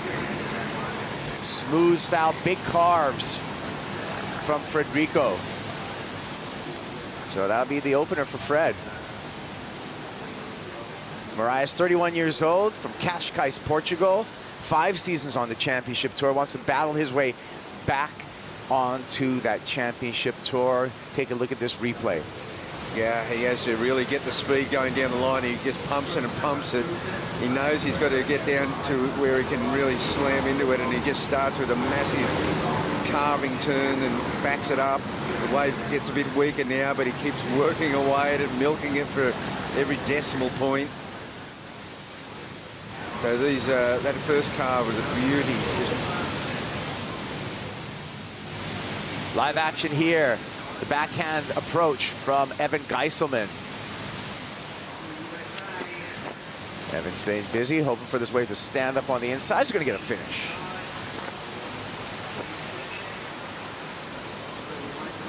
Yeah, Geiselman, 29 years old, from New Smyrna on the east coast of the United States, from New Smyrna, Florida. Been over 10 years on this qualifying series. Came close to qualifying for the championship tour a couple of times, but still at it. Very quick surfer and adept to a variety of conditions, from big waves to just small stuff that he's accustomed to coming from Florida like this. Yeah, I mean, he's got a lot of game, Evan, and when he puts it together, he is really amazing. I mean, I remember down in Manly, probably about 7 or 8 years ago, he really put it together, and I think he might have been in a final. Yeah. And, you know, it was just... in 1 foot waves. Yeah, I believe it was a very small year. And it was like, I was just going, well, there's that Florida training. But he can surf solid waves as well. When he puts it together, he is something to see. And he's got a lot of game, a lot of versatility. And as he's matured, I think he's matured into surfing those, you know, more medium to bigger waves with a lot of class. Yeah, and you know, and Evans had some life-changing moments at Pipeline. 1 year got knocked out, was unconscious on the bottom, got rescued and revived on the beach, one of the world's deadliest waves. So wow. He's been through a lot. Last year, we saw him making the semifinals at the U.S. Open at Huntington Beach, south side of the pier. That was his best result on the 2022 Challenger Series. He's got a 3.1 for his last effort. Frederico Moraes opened up with a 4.5. Still no rides between Callum Robson and Josh Burke, but there must have been a paddle because we have priority established there, Bugs. Yeah, we do. we didn't quite see how that came about. Here's Josh Burke, surfer from Barbados. And a little bit deep on there. Yeah, well, Josh Burke, you know, got a wave. I think it was in the last 30 seconds of his heat yesterday, and just got the score. It was a you know, talk about a buzzer beater. That was the definition of it. Yeah, you make it through heats like that. It can do two things to you. It can make you feel a little bit intimidated, or it can give you the confidence that, hey, I got through the worst of it. Everything's clear skies ahead of me. Well, this is going to be the second time we speak to Aiden Mason-Camp because he's won yet another heat, Stace. That's right, Kipes. Aiden on fire. Yeah, good heat. Worked on my strategy, made sure I got the first wave, and just stuck to the game plan and got the job done. You know, it's pretty slow out there, so I knew I needed to be active and just be on the right waves. How important is positioning to get that first wave? That definitely got me the heat. I think that first wave just got me in a good rhythm, and then got that 7.5 with priority, so that was pretty nice, and then backed it up with that 5.17, which was also decent. So when it's slow like this, are you scratching for a backup, or are you happy to sit and wait the heat out? I'd rather wait, just because you're not really going to get scores in the small ones. So I know like guys are getting like smashing waves and getting fours, so I'd rather wait. Great observation. I think it's probably midnight in South Africa, but I'm sure you got plenty of people watching at home. Did you want to say a hello? Yeah, hi to everyone back home. Thank you for staying up so late and watching me. Really cool of you guys, and appreciate all the support. Really cool to have everyone support back home. I mean, got some good sponsors back home that support me, and the local community back home. So thank you so much, guys. Really appreciate it. Thanks, Kipes. All right, well, there you go. Aiden on to the round of 32, looking very confident. 2 heat wins so far. Yeah, and you know, if you compartmentalise the different heats, I mean, I think about halfway through that previous heat, we saw that the tide made it shift, and now you know, this heat has started completely differently. If you remember, all 4 surfers in that last heat were behind the rock, right? Right. Now, he just said that Aiden just said that that first wave gave him the win. So he got even though it was only a 4.67 ride, it wasn't a keeper in the end, but it put him in that position to get that second wave, the 7.5, and so that's the rhythm he got in because he got that first wave, which is pretty interesting. Yeah, and with small scores on the board right now, Bugs, Callum Robson, our defending champ, holding priority. So we're going to see how he plays his hand on this, because like we saw, you get that one good wave, and that's the heat. Geiselman here, a little bit of a struggle there, so he decides to punch out of that wave.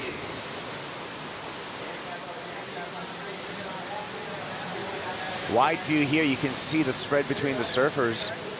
And you can see Callum Robson, he's surfing a little bit further down the bank, even with priority. Yeah, well, I think he's made that strategic adjustment based on the tide. You know, he knows his break pretty well. Look, today, I'd have to say, it's a bit of a coach's nightmare because it's changing every heat, and then what happens every now and again, you get a proper set coming through, and it just rips from behind the rock all the way through. Other times, you go, well, it'd be good to be about 100 metres wide. Yeah, you get that proper one, just hang on, you're going to get the score. You can see the rip line as well of the whitewater extending out. Yeah. Yeah, it's going to get, you know, around the high tide, it's going to be pretty tricky out here today. Marias, wave number 2 for the Portuguese surfer. Gets it done. He's going to back up that 4.5. He's going to go into the lead.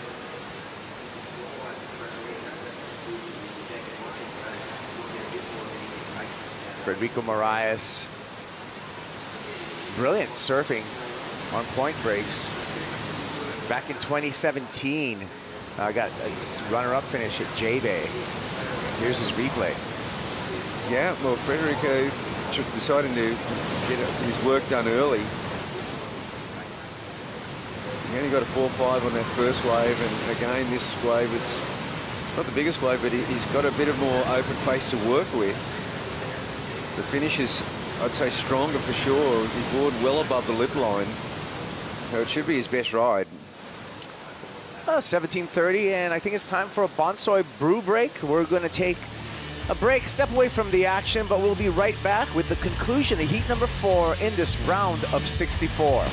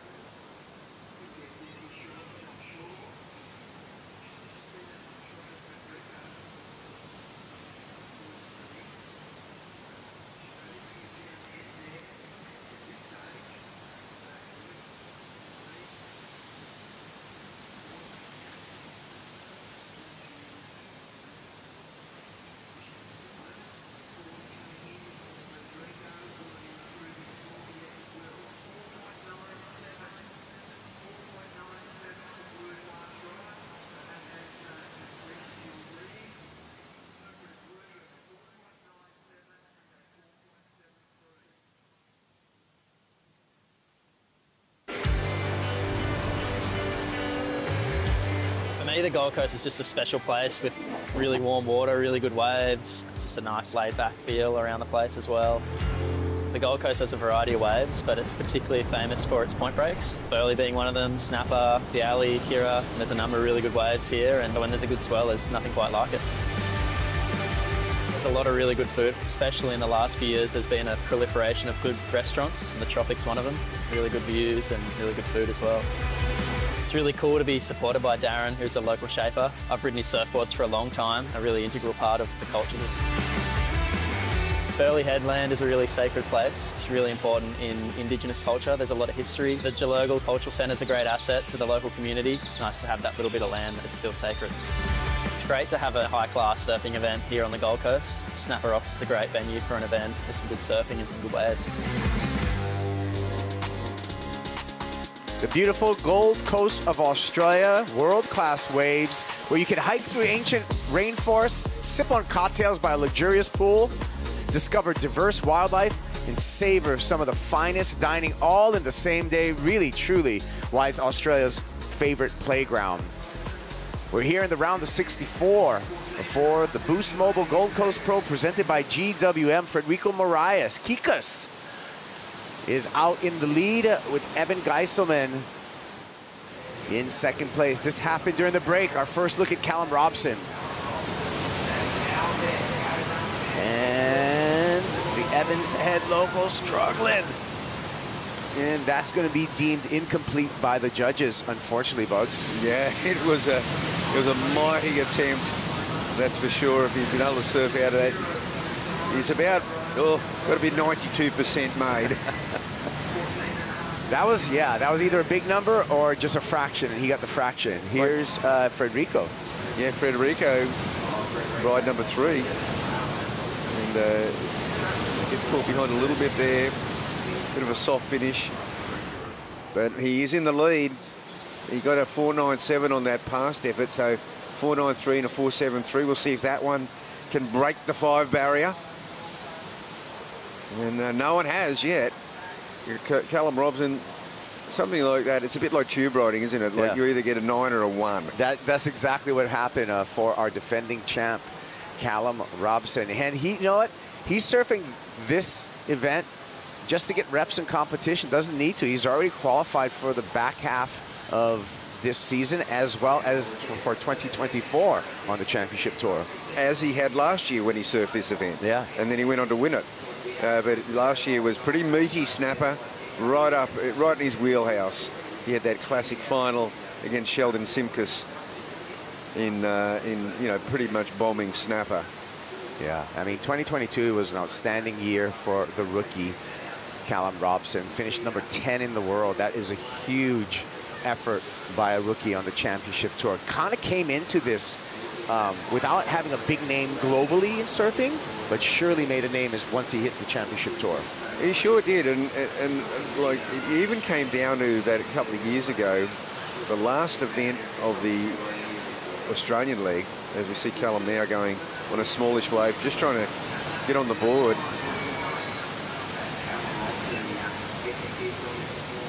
And you can see Callum, solid fundamentals, going to stick to those fundamentals for this opening ride. Just wants to get, like you said, Bugs, just a number, just any kind of number in his scoreline to get some momentum in this final 12 minutes. Because it's a low-scoring heat. I mean, even Evan sitting there in second place with a 3. But Callum, in that Australian leg several years ago, hadn't really done much. And then the last event at Cabarita, he was final against Mitch Parkinson. As you see this wave here, small wave, but he's into his carve game, milking it for pretty much everything it's worth. Even this little lick here, look at this. Even there he sends a big rooster tail on a, you'd barely call that a 1 foot wave at the end. So that, in that final with Mitch Parkinson, like whoever won that final was going to go onto the Challenger Series. It was Callum. And then he just cut through the Challenger Series like butter, makes it into the CT, gets to number 10 in the world. It was an amazing, meteoric rise, and he's held his ground ever since. Yeah, I mean, runner-up finish at Bell's, his rookie season, which was the highlight of that year, last year, 2022 for Callum Robson. And he's been solid ever since. He's had a pretty solid year on the CT this year as well, coming off a 3rd place, a semifinal finish this year at stop number 3 in Portugal, the male Rip Curl Pro. Well, yeah, and he got that amazing ride, that 10-point. And he got the 10-point ride. Stand-up barrel when he needed it. Like, that was I believe it was pretty much a buzzer beater. Josh Burke, looking quick here. Had to throw it away at the end, unfortunately. Yeah, it's nearly like you go, was that necessary? Because it's a low-scoring heat. He could have easily got into 2nd place if he just finished that ride off. Oh, and really, really unfortunate for Callum Robson. Rarely do you see him make a mistake like that on a pretty basic maneuver going down the line. Yeah, he was really pushing it. I think he still had his eye down the line. I think that was the issue there, and there wasn't enough room on that wave for him to do a full-blooded maneuver and then transition immediately. As we see here, first maneuver, he sets it up nicely. Now he's getting some speed up. Yeah, he just buried the whole board. Talking about a low-scoring affair, Bugs, though, he just got a 2.27, but that was enough to put him into 2nd in advancing position. Here we go, Josh Burke. Nice opening carve. Snaps the tail there and forces that final maneuver. Yeah, if I go back to his previous ride, I think Josh Burke threw away perhaps a 5-point ride there. He was going for it, though. I mean, that's the name of the game. And he definitely made up ground there. He was sitting on very small scores. God, great sliding cutback there. And finishes it off well. Looks for a little bit more foam climb. Yeah, looks like a 3.83 already in the scoreline for Josh Burke. That's the previous. We're waiting for his last score. A 2.04 will take him into 2nd place. So with this low-scoring affair, we're going to see a lot of shifting in the standings. Well, that 3.83, that was definitely a 5 minimum that he pulled back to a 3.83. Yeah, he's likely going to go into 2nd place right now when this next score drops, just needing a little over a 2-point ride. Definitely. And there he goes into 2nd place with a 3.33. Wow. Like you said, low-scoring affair. Yeah. And you know what? It doesn't matter. The numbers don't matter. What matters is, at the end of the clock, you want to be in the top 2 so you can move on and have another chance in the round of 32. Well, Evan Geiserman sitting in 4th place needs basically a 4. Geiserman with priority and doesn't even need a mid-range score like you said, Bugs. So look at this, all 4 of them paddling up the point together. You very, very rarely see this. And as things change around, as we see now, Callum Robson, is he going to get through this section? Oh, yes, he does. Wow. Oh. And a little struggle at the end there for Robson. I mean, he needed 3.6. Probably just need to finish that wave off. But they're basically hunting a 5. Yeah.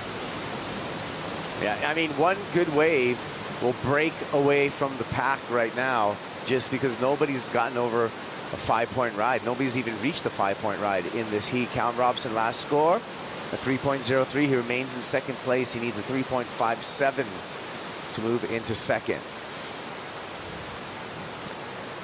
High up above here with our Gold Coast flight cam. Let's take a look at our Harvey Norman recap. Kikas, Federico Moraes, opened up, and he's in the lead. Yeah, this was a 4.73, his first one. And then he backs it up with a 4.93, 4.97. So, pretty much around that 5 mark. And, no one's actually broken the double-digit combined score. Oh, boy, this looks like a gem here. Josh Burke Couple of nice turns. Needs to stick with this. This could take him to first. He's a 5.87. He'll go to first. Right behind him, Callum Robson. Callum snaps the finish, but unable to ride out of it again. No, so Josh Burke's going to definitely improve his position. He got out there. He got that wave under the priority of Evan Geiselman anyway. So Evan decided to hang tough, wait for something a little with a bit more of an offering. But Josh Burke definitely made the most of this. Another wave here by Callum Robson. It looks like he's setting up a pretty decent score. He just comes to this final manoeuvre. The wave, pretty gutless at that point. But this wave for Josh Burke.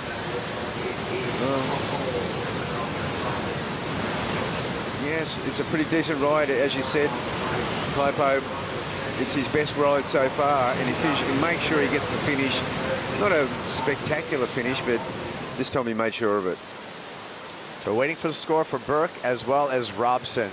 Set the situation here. We're inside the 5-minute mark. Josh Burke already in advancing position. Scoring for Callum Robson. Still waiting. Last score for Josh Burke of 5.23. Not enough to go into first, but does extend his lead over Callum Robson and Evan Geiselman.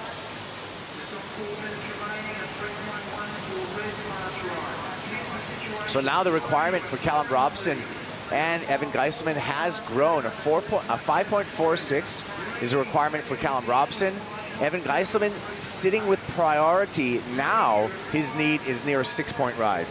Yeah, well, I'm surprised that Evan let Josh Burke have that wave. Because now he really actually needs the best wave of the heat so far, as does Callum. And Callum, you'd have to say, he's yet to really get a set wave, and Evan has just sat there with priority for the good part of the second half of this heat. Josh Burke kind of snuck under the guard and got the 5.23, the first surfer to break the 5 barrier.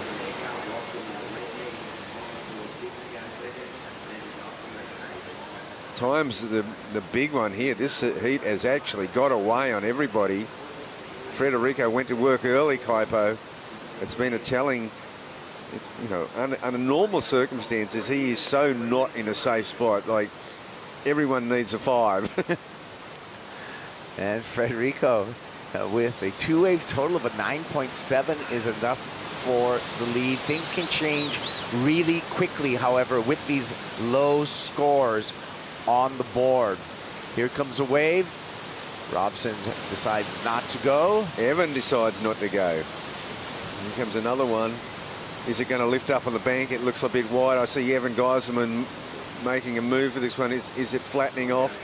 Yes, it is, but yeah, see, there he is now. Geiselman on the backhand. Nice opening hook. Make it 2. And gets a finish. Needs a big number, though. In the context of this heat, needs a 5.96, Bugs. Yeah, he needs a 6. He's got a big cheer squad on the beach. You know, well, you got Kolohe with the 2%ers from San Diego, from San Clemente. Evan Geiselman might have a big East Coast. Looks like a potpourri of nationalities right there. The 2% surf crew has been gathering momentum like a snowball. Here we go. Josh Burke, he's safe for now. Wants to extend his lead over Callum as well as Evan. Needs to do better than a 3.83 on that effort. Geiselman, just with one turn there for the finish. Oh boy, the judges need to give us some numbers. Well, there's just one number. There's Kolohe and the 2%ers, and they're cheering on Evan Geiselman. And it was now a veteran. At the tender age of 28 or 29, he's a veteran of the tour. He's been on it for 10 years. The crew would love to see him graduate. As we see the replay now, and he gets that final turn in. Or is that? I don't think that was his previous ride. I think that was the second ride. Yeah, judges owe us 2 scores for Evan Geiselman, and as well as the score for this ride right here. Yeah, I think for Josh Burke. I think Evan's other one was a bit more vertical. Josh gets a little bit of a... So standing by, waiting for scores. Meanwhile, here's our heat leader, Federico Moraes. Oh, he's been very patient, Federico. You know, and he's going, okay, that's a... Well, you wouldn't say it's a claim, but you would say it's an appeal. It's an appeal. It's an appeal to the judges' tower right now as we're down to 20 seconds, and we need 4 wave scores to really set the scenario in this heat. Well, Callum, you know, it doesn't look like he's going to get much more match practice at Snapper this year. But he is defending champion, and he is on the CT. Yeah, you would call this an upset with Callum Robson going down in this heat, but still yet to be decided who is going to advance along with Federico Moraes, because we still need those scores for Evan Geiselman. Geiselman, previous wave, a 5.57. Geiselman now needs a 3.83, and we're still waiting for that score. Federico coming to the beach right here. Judges owe us a score for Federico as well, but he's safe in first place at the moment. Top 2 advance out of this heat. It's all going to matter on this last number for Evan Geiselman. Geiselman gets the number, goes to first place. And Evan Geiselman does it in his final 2 waves. He's going to advance on with Federico Moraes. Wow, what a comeback in the last 3 minutes, 2 minutes. Evan Geiselman gets 2 waves. Uses priority very well, backs it up with a little speculator down the line. And talk about a clutch performance. That was it by Evan Geiselman. We'll see him in the round of 32 along with Federico Moraes. Time to sign some autographs. There's the numbers.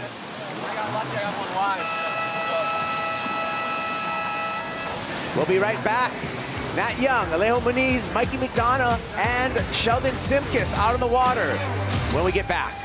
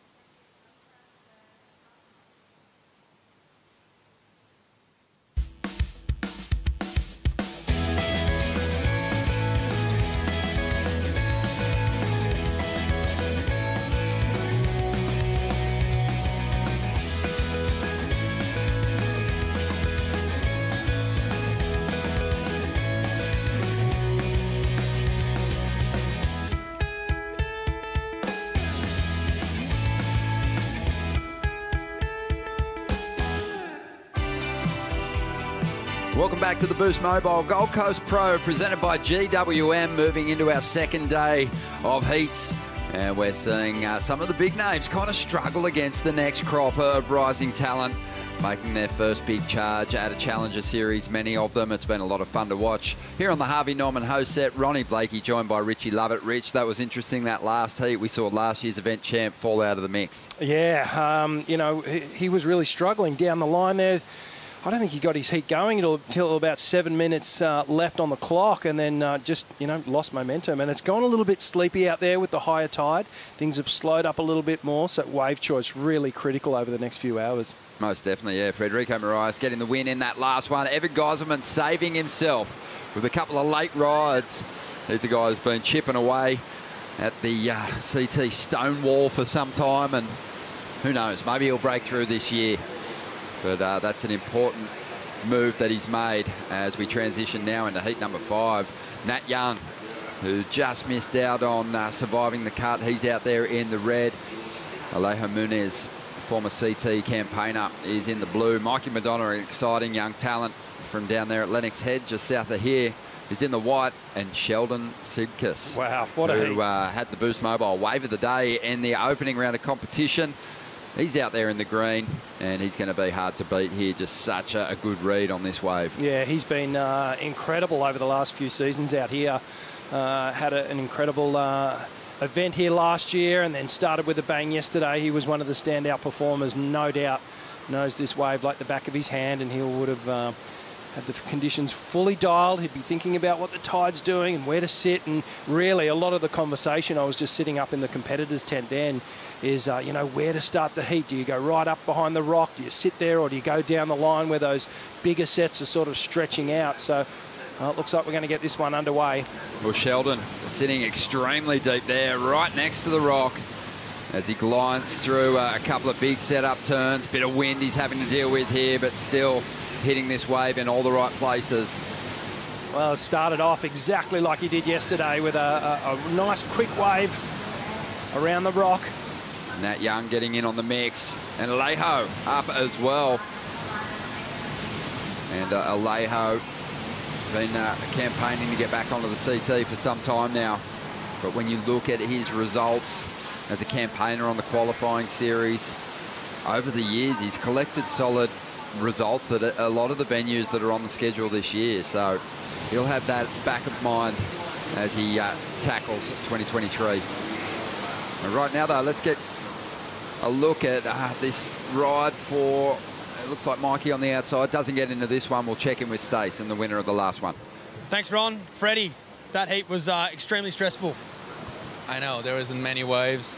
Really good surfers, and then a bit of a flurry at the end, so everything you don't want. But yeah, it came out my way, made it to the next round, so happy, yeah. What's it like sitting with first priority out there? It's good and it's really bad at the same time, because, you know, if you make a mistake, you're done.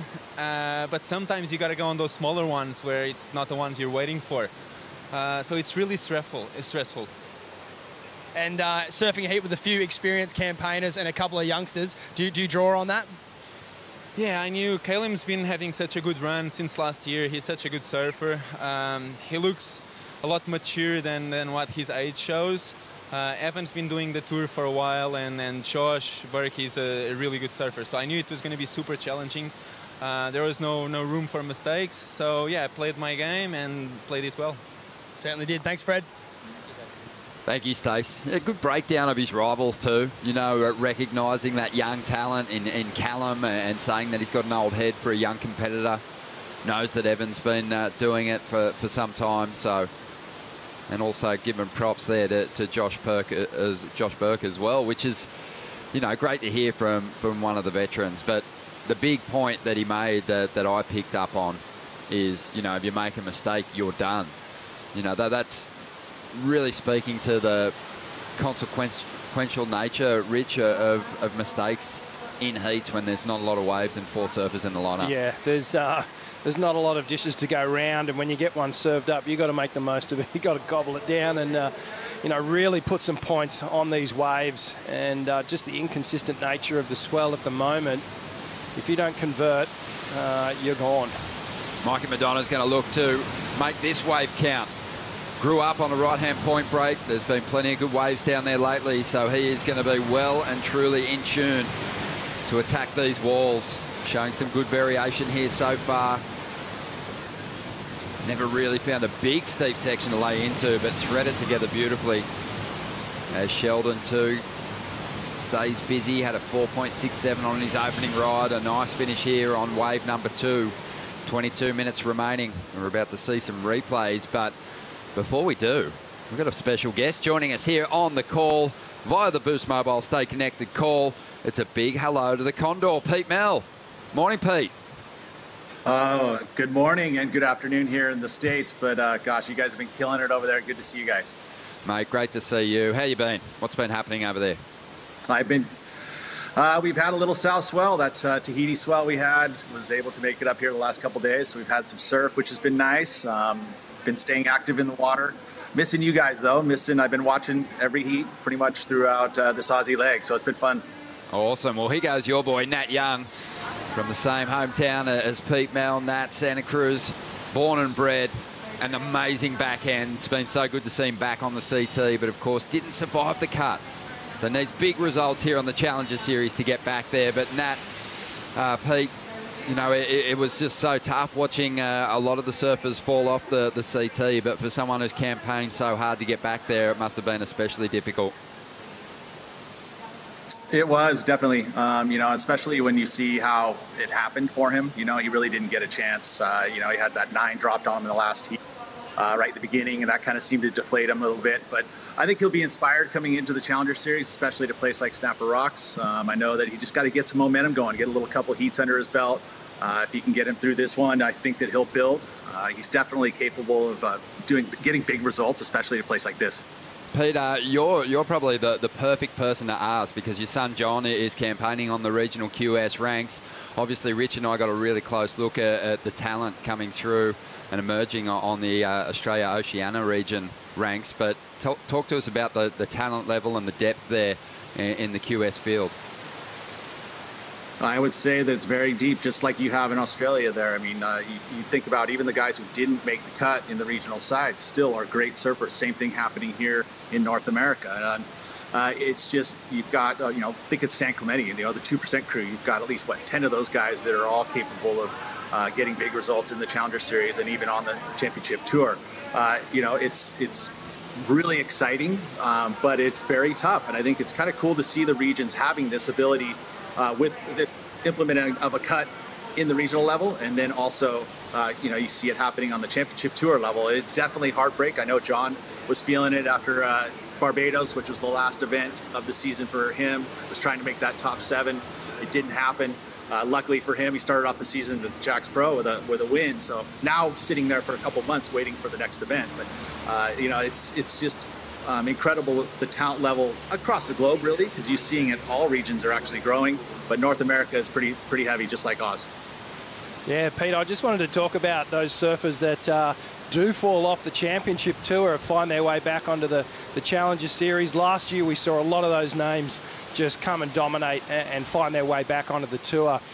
I think it can be a positive thing, and for guys like Nat and Kolohe, you know, talk about that mindset, perhaps what they're feeling, kind of going back to school in a way. It has to be inspiring, right? I mean, you know, for a guy like Nat, he's probably at the tail end of his career and competitive side of it, at least.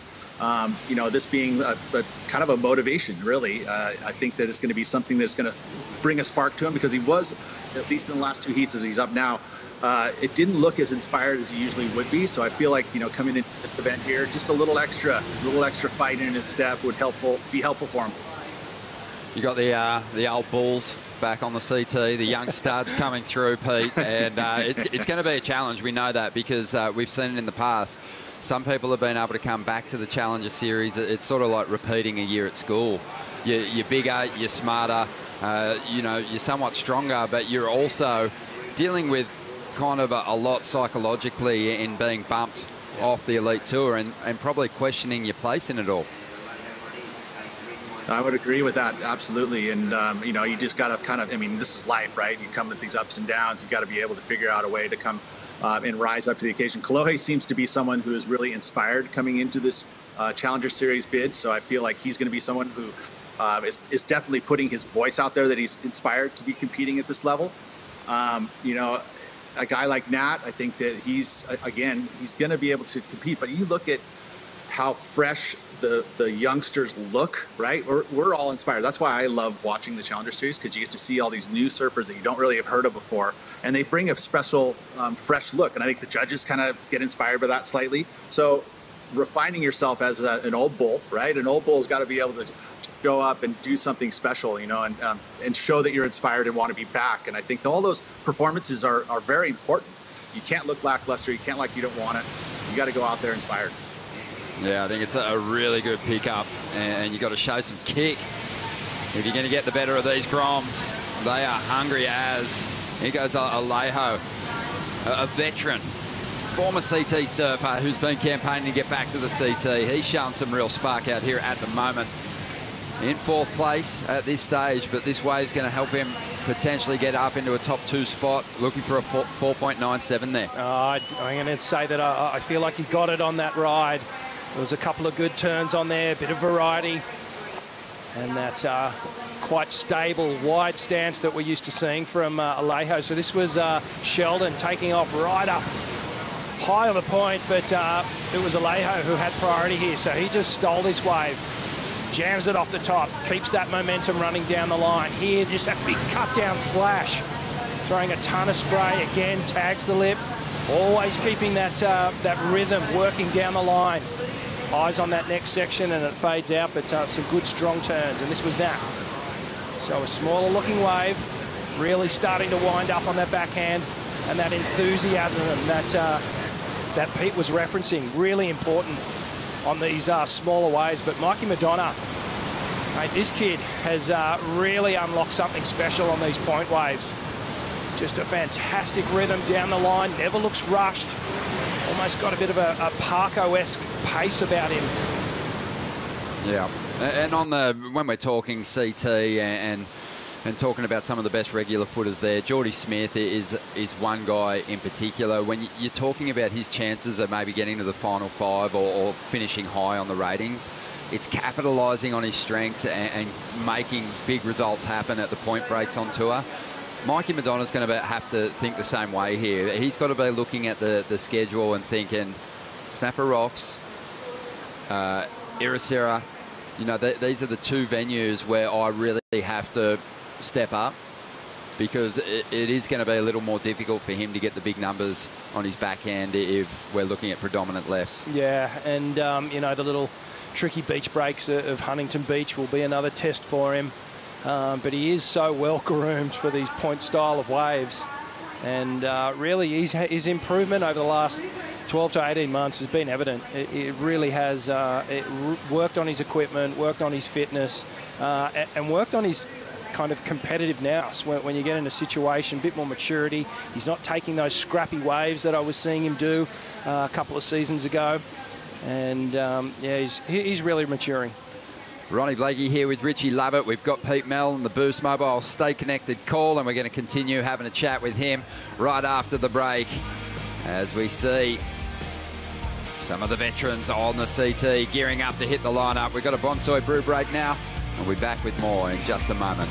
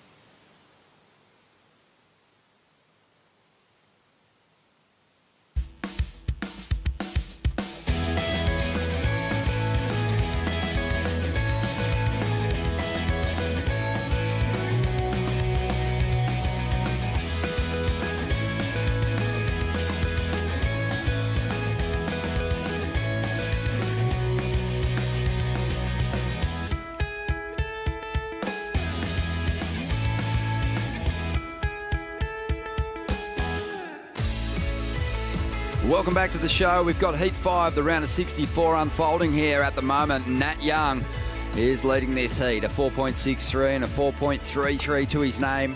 Alejo, though, has an opportunity to make a strike for that number one position. He only needs a 3.39 to get into first. But Sheldon and Mikey are the ones that are chasing scores at the moment to get into that qualifying position. Sheldon after a 4.01 to get to second. Mikey after a 2.67. He just dropped a 6 on his last ride, so in a great position, the surfer from Lennox Head. Ronnie here with Rich. We've also got Pete Mell on the call. And Pete, this is obviously one of our favourite stops on the schedule. Doesn't matter if it's a CT or a Challenger Series event, but always a big bonus for those surfers who miss the cut to come here to Snapper Rocks and get this line up to, you know, relatively uncrowded.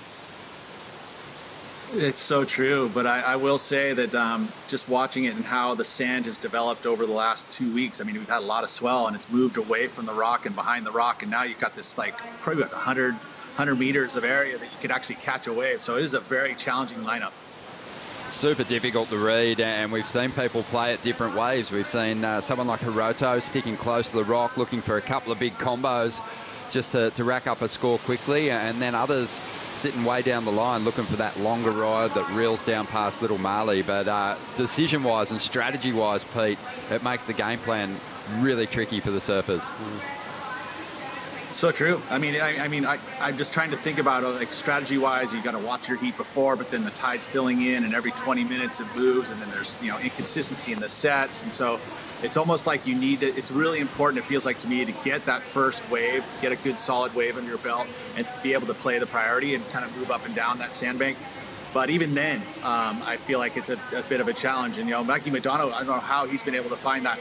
I think he's had the 1.6, right, and now he's at a 4.7 for that last one. But man, that kid, I haven't seen much of him surfing, but he seems like he is very relaxed into this Challenger Series bit.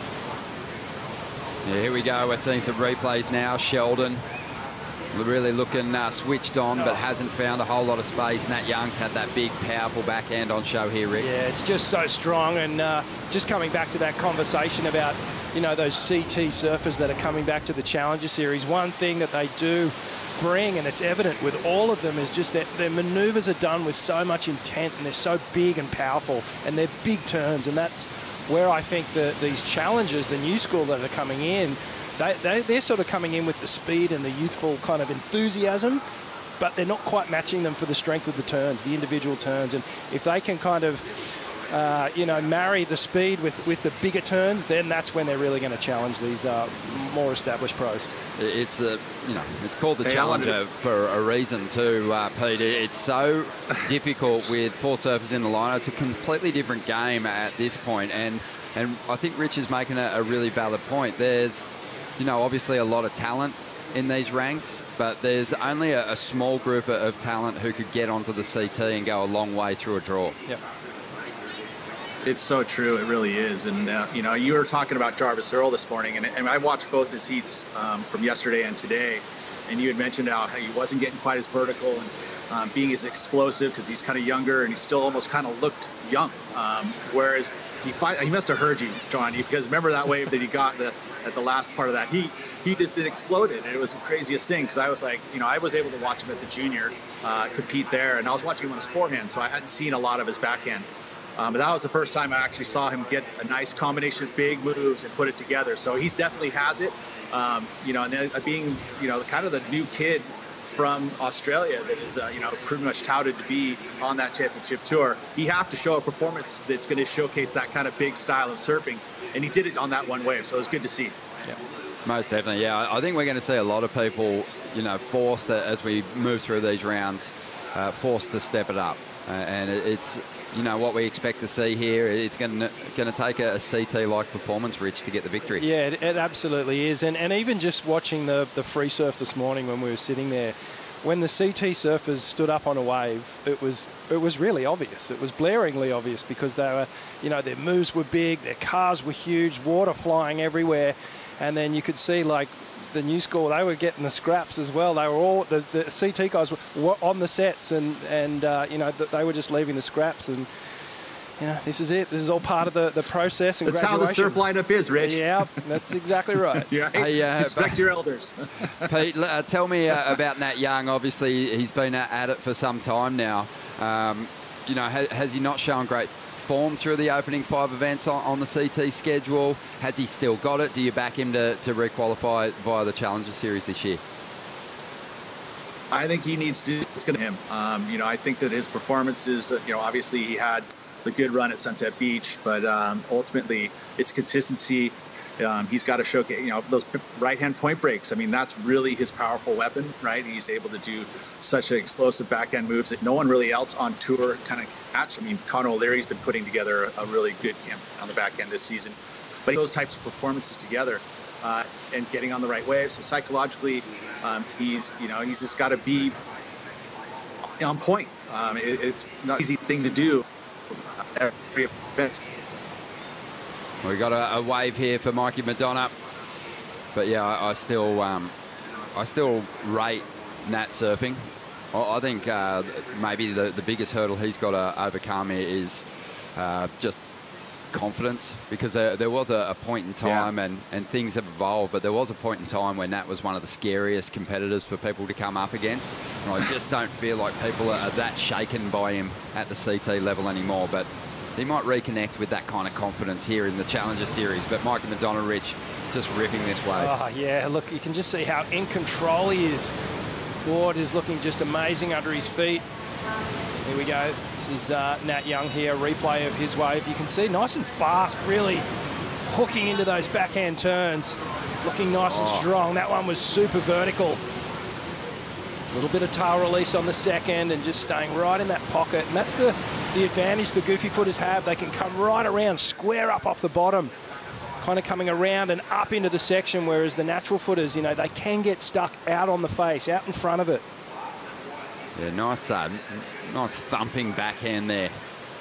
Really hits that lip with some authority.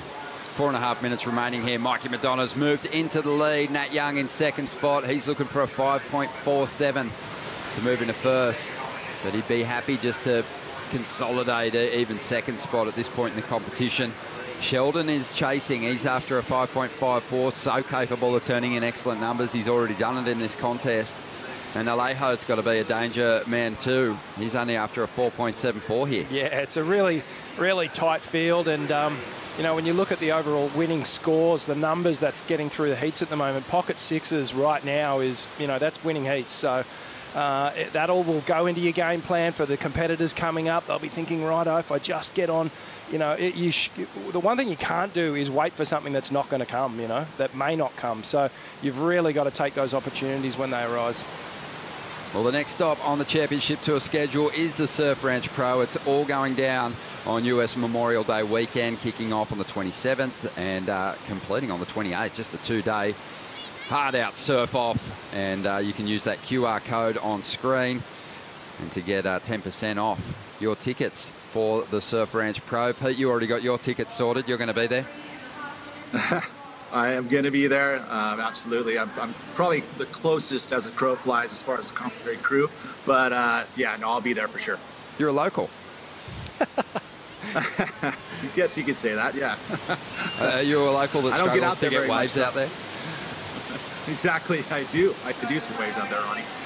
Well, it's going to be an awesome event, mate, and can't wait to watch you break it all down on the call as we see Nat up now, just whipping that board into the pocket. Had to give way to Alejo, who held priority, and he's only after a 4.74 with just under 3 minutes to go. There wasn't a lot of room to move there, Rich. No, there wasn't, and you know, just that finishing turn from Alejo, it was a little bit lackluster, not what he really wanted, I don't think. You know, it was very horizontal, the approach on that wave. And that always sort of, you know, keeps the judges fairly low in where they're going to go with that score. So replay of Nat Young. This is what he got done early on that wave. Oh, and that section was actually setting up so well for a backhand tag for Nat. But Alejo goes, nah, I've got priority. I'll take it off him. Series of 3 turns here. Wow, just ever so close. Alejo getting nice and vertical on that first hit. and stretches out, big wrapping carve for the second, and then gets the completion. So really, it was a good 3-turn combination. And he needs a 4.74. Well, perhaps he will get it.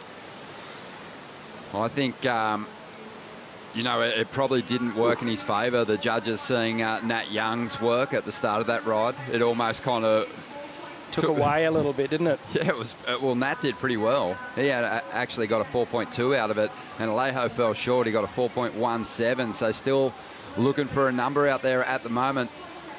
Is the surfer representing Brazil, and he's in third spot. Sheldon, though, has a chance here. He's after a 5.54. He's got priority. Will the wave come his way?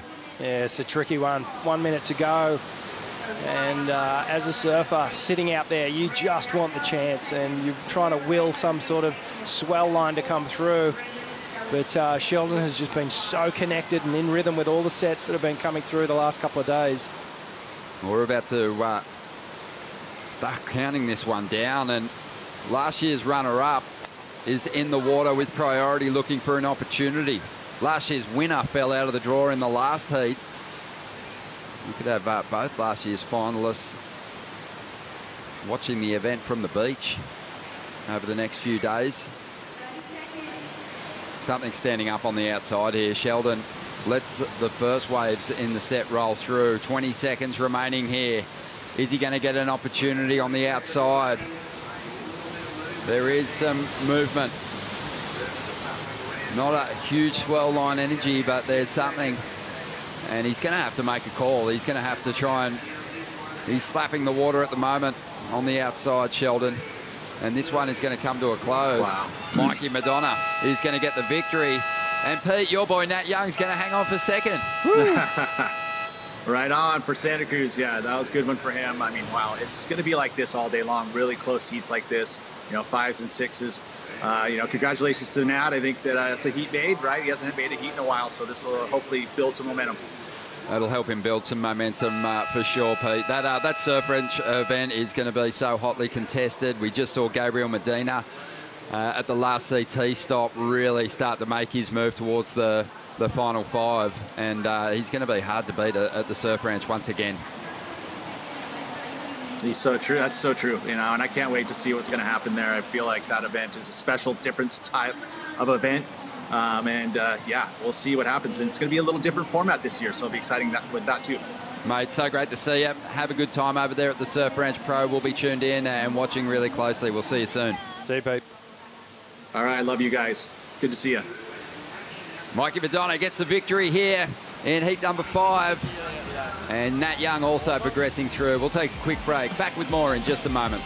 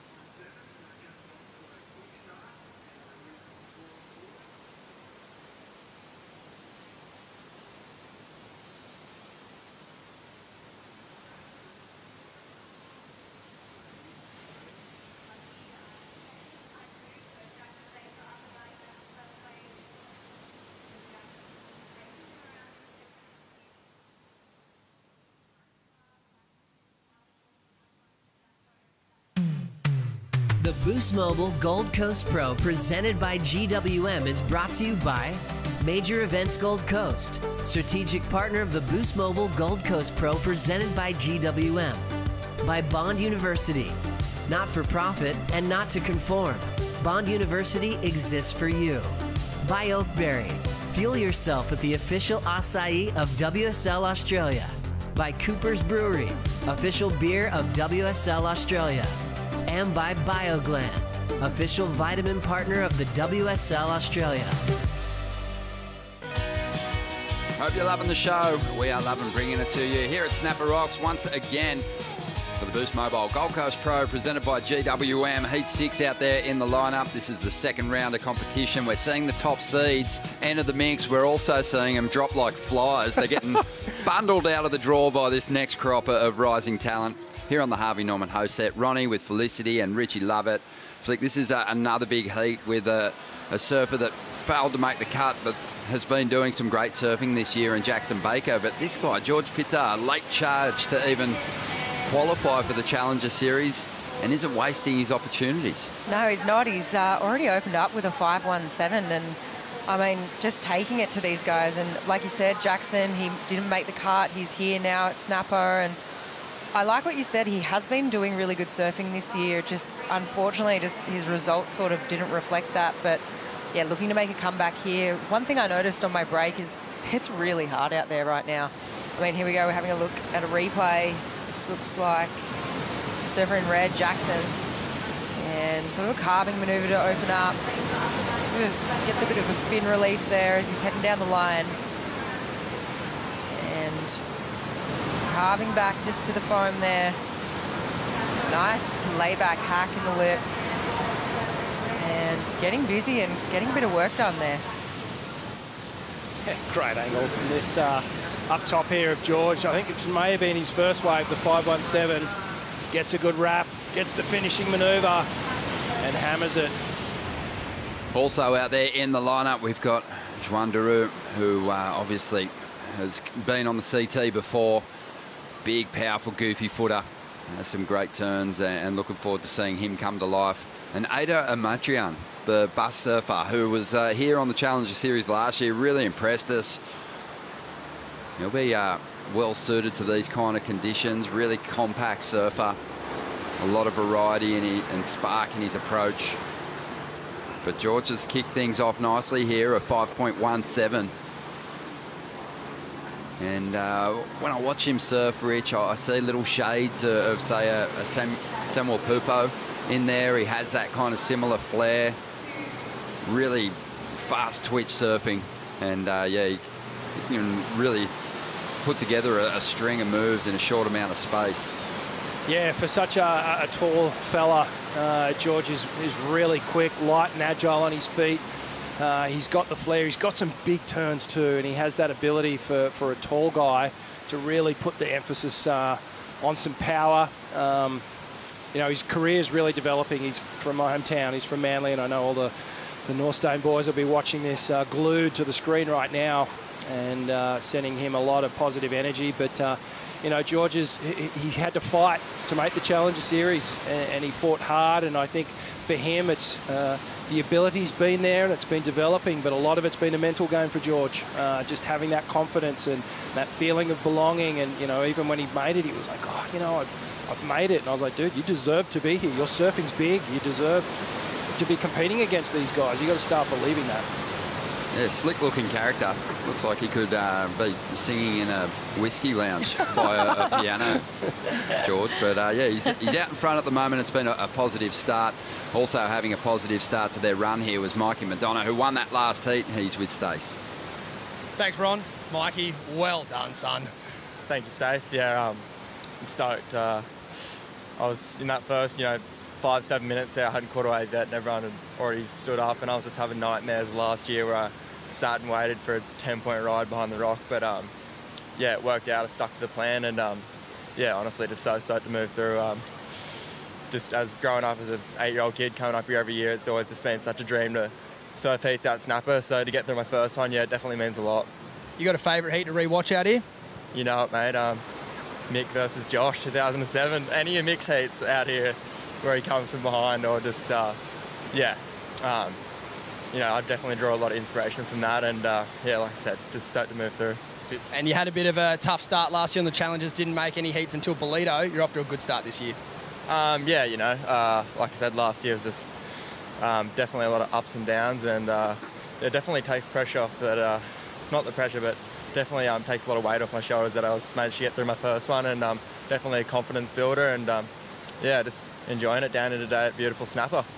How could you not? Thanks, Mikey. Cheers, Stace. Yeah, Richard, it must be a little harder for surfers who grow up on point breaks to really just quieten down those expectations in the lead up to an event like this, because everyone's saying, mate, you're on your forehand, it's a long run and right, you'll smash them. You're going to win the event, mate. It is. That weight of expectation is, it can make those first round heats the hardest. And it feels like there's so much anticipation. It's not only the first event of the year, first heat of the year, you know, you're thinking about your equipment and everything, and the pressure of all the people behind you. As we see a replay of George, another nice wave here, just again you can see staying nice and agile, gets that big finish. So important. You know, for someone like you said, for someone who gets in their own head a little bit, he's been really strong through the opening rounds here. Yeah, and truth be told, I've actually been doing a little bit of work and checking in with George just before he paddles out for some of his heats. Just feeling where he's at with his mental game, and he is super relaxed. He said yesterday he was super nervous before the first round. I said, well, man, you didn't look nervous. You look fantastic, and just stay in that mindset. And he goes, look, I feel a lot more confident today, and he's obviously you know, feeling a bit of mojo already. Got some decent scores on the board. Yeah, 6.43 for that last one. I'm always interested to see how those surfers who've been to the CT before react to situations like this. Juan Darude really quiet out there at the moment. Felicity, somehow Georgia has found some space for 3 rides, and we're yet to see Ada and Juan Darude get a ride yet. Here goes Jackson Baker, though, getting a bit of release in the tail. Nice big wall for a nice big human. Oh, no. Doesn't connect to that second section of the wave, though, and that one kind of reeled off down the line. Yeah, back to what you were saying, Ronnie. I mean, there is a lot of expectation sometimes that these guys that have been on tour, you know, they've been on tour for a few years. Joanne has, Jackson's been on tour, and maybe there's that expectation that they're supposed to do well out here, and when they're, you know, sort of on the back foot already here, like up against a rookie, it just depends on how well they respond to that and the pressure and where their head's at, really. I mean, we're going to see as time ticks down in this heat whose head's in the game, and if they can come back and fight back from this. I think it's worth noting too, after the cut last year on the men's side, there was really only 2 of those CT surfers who rallied emotionally and put together pretty solid campaigns here after not making the cut last year. It was Connor Coffin and Leonardo Fioravanti. It's difficult to do. I think even though you've come from the CT and that level's so high, you know, it's been they've been beat up emotionally, those competitors. They're not just coming into it, you know, a cut above the field. They're coming off losing performances.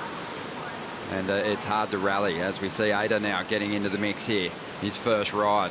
So waited some time to get into this one, starting to really tap into something on the inside, but this wave just fades away completely on him. Yeah, I remember watching Ada at the Irasura event last year, surfing really, really well, and I didn't know too much about him, but I was really impressed with just how sort of light again and agile for a smaller fella. He does some big old turns here.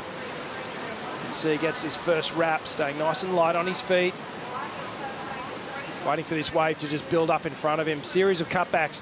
Now it bowls up. Now he can start to get the rails engaged and just trip up a little on that final turn.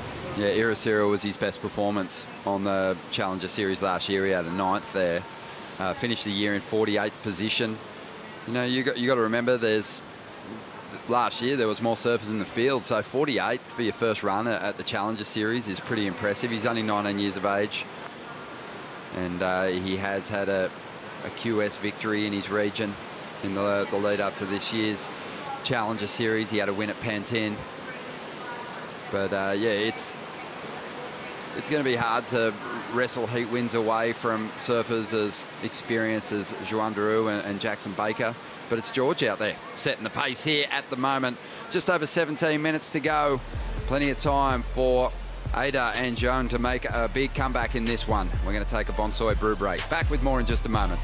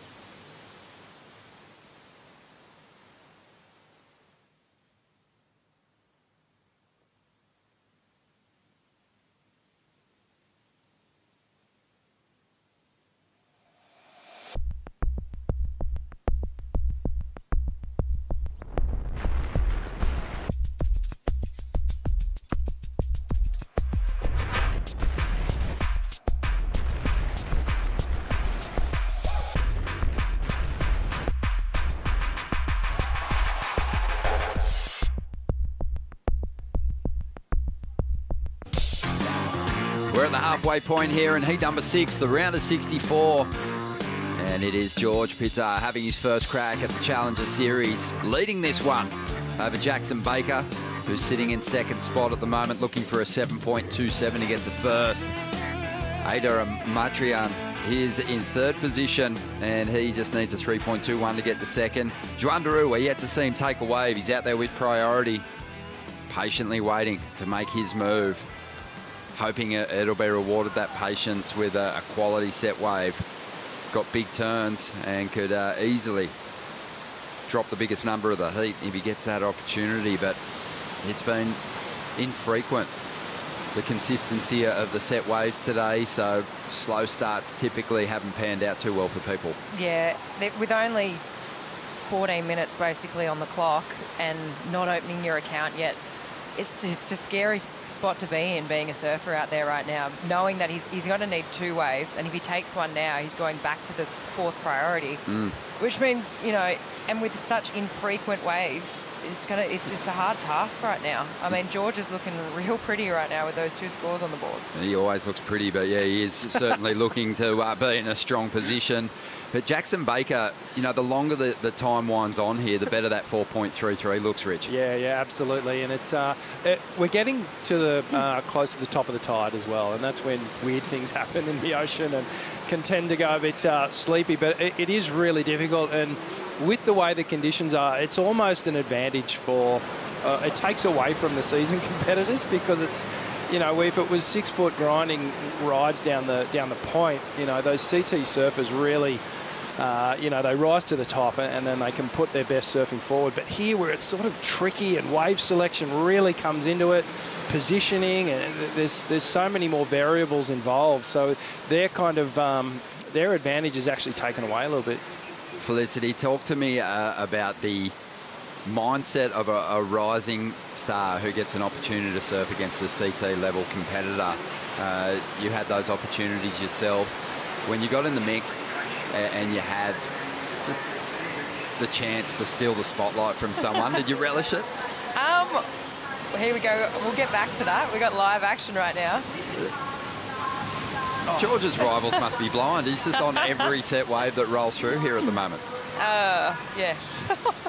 He's running away with it. Ada is trying to just maintain pace here. He wants to have a shot at that second position. Nice hit out of the lip there. He only needed a 3.21 to get ahead of Jackson Baker. He'll probably do it with that wave. Yeah, it was a great final turn.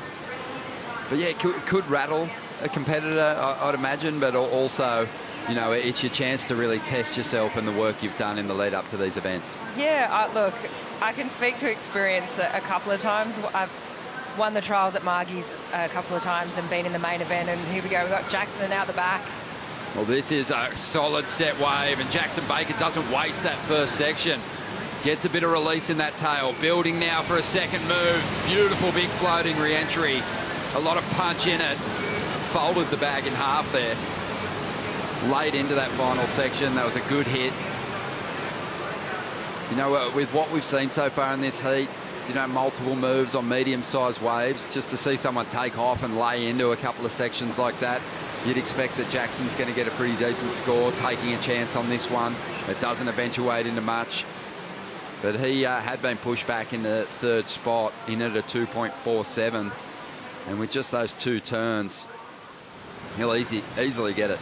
Look at this first turn, just absolutely rips through that section, gets a full tail slide, stays in control, then gets the big finishing move as well.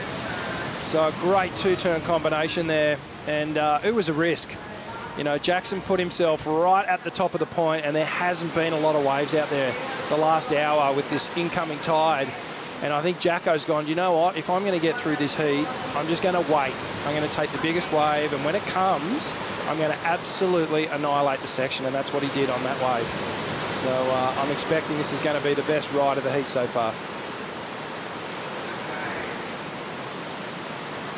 Yeah, capitalising on opportunities.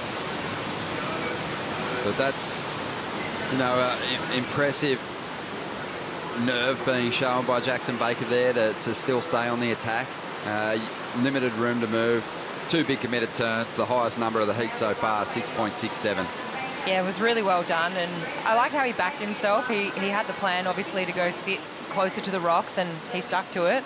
Even though, you know, George was catching those couple of waves down the line and putting scores on the board, Jackson just stuck to his guns and got that one from out the back. He probably realised when he took off that he was only going to offer those two big turns, so to back himself and really surf that critically and put it all on the line, I mean, rewarded for it, the best wave of the heat so far. Well, that's confidence in your ability, isn't it? Just going, yep, I got this in the bag, and he's, well, powering straight back up the point again. It feels like Juan Daru is waiting for a wave to stand up, barrel and spit and reel down the line to North Kira or something, because he's had that priority. He's had his pick of waves in this lineup, but just hasn't taken anything yet. No, it's and you can get stuck in that situation where you're waiting for something that in your mind you've got mapped out that's going to come, and it's not going to come. At some point, you have to take off on a wave, but he's in that. He's kind of, again, stuck going, oh, well, if I've waited this long, I've got to at least wait for a 6 or a 7. But that 6 or a 7 might not come through. And again, I'll go back to it. Pocket 5s and 6s are getting through. George got one and Jackson got one. So the 6s have been there. And 6s are getting through heats. It's just going to put so much pressure on that first ride that he does take to convert it into a keeper score. So we'll see. We'll see what kind of medal Juan Daru has, because he is a proven performer, a 3-year vet on the CT, and his best finish was 21st. That was in 2018. He actually cracked the CT final that year in Portugal. As we see George up once again, trying to get rid of a 5.17. Is this a little bit of inexperience here, Rich? Yeah, I don't think that was a good wave choice. I feel like I think he had second priority too, so a little bit of inexperience there. George just giving away that advantage, especially where he's sitting now. It's not safe where he's sitting, although he's leading the heat. You know, Jackson's got a really good wave as well, so he could potentially overtake George, put him in that second position, which is a danger zone. Surfed it well, but yeah, perhaps should have just kept his nerve and stayed in the lineup. Series of good snapping turns. Dizzy did, you know, great surfing on it again, but I just can't see it eclipsing that 5.17. Yeah, he wants to make sure that, you know, Juan Daru could prove the danger man here if he takes a set wave here. George wants to make sure he's right there to take his place in that priority order and defend the great position he's put himself in here at the moment. 7 minutes to go. And he does need 2 waves. Juan Daru too. He's after a combination of scores, so he's got work to do. Quick work. Definitely quick work. He's going to need a little bit of a miracle here. I mean, just because of the conditions this morning, it's been really inconsistent. And knowing he needs 2 waves with 6.5 minutes, it's a hard task ahead of him. That's the challenge, Rich, of these 4-man heats in sort of inconsistent surf. And Juan Daru obviously didn't go out with a game plan to hold priority for almost 25 minutes, but that's the way it's worked out. He just got a little picky there when there was that flurry when Jackson Baker picked up his 6.67. Juan Daru needed to get involved in the heat at that point. On average, there's 3 to 4 waves that have been coming through per heat that have been offering a decent score on them, and you got to make sure you're on one of them, and he hasn't. That's, he just hasn't put himself in the position. He's gotten stuck in this. He's just dropped anchor, and he needs to just start surfing. He needs to start doing it real quick too.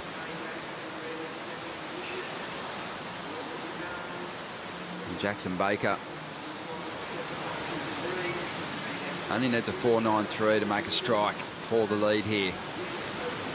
Still lots of time, 4.5 minutes to go.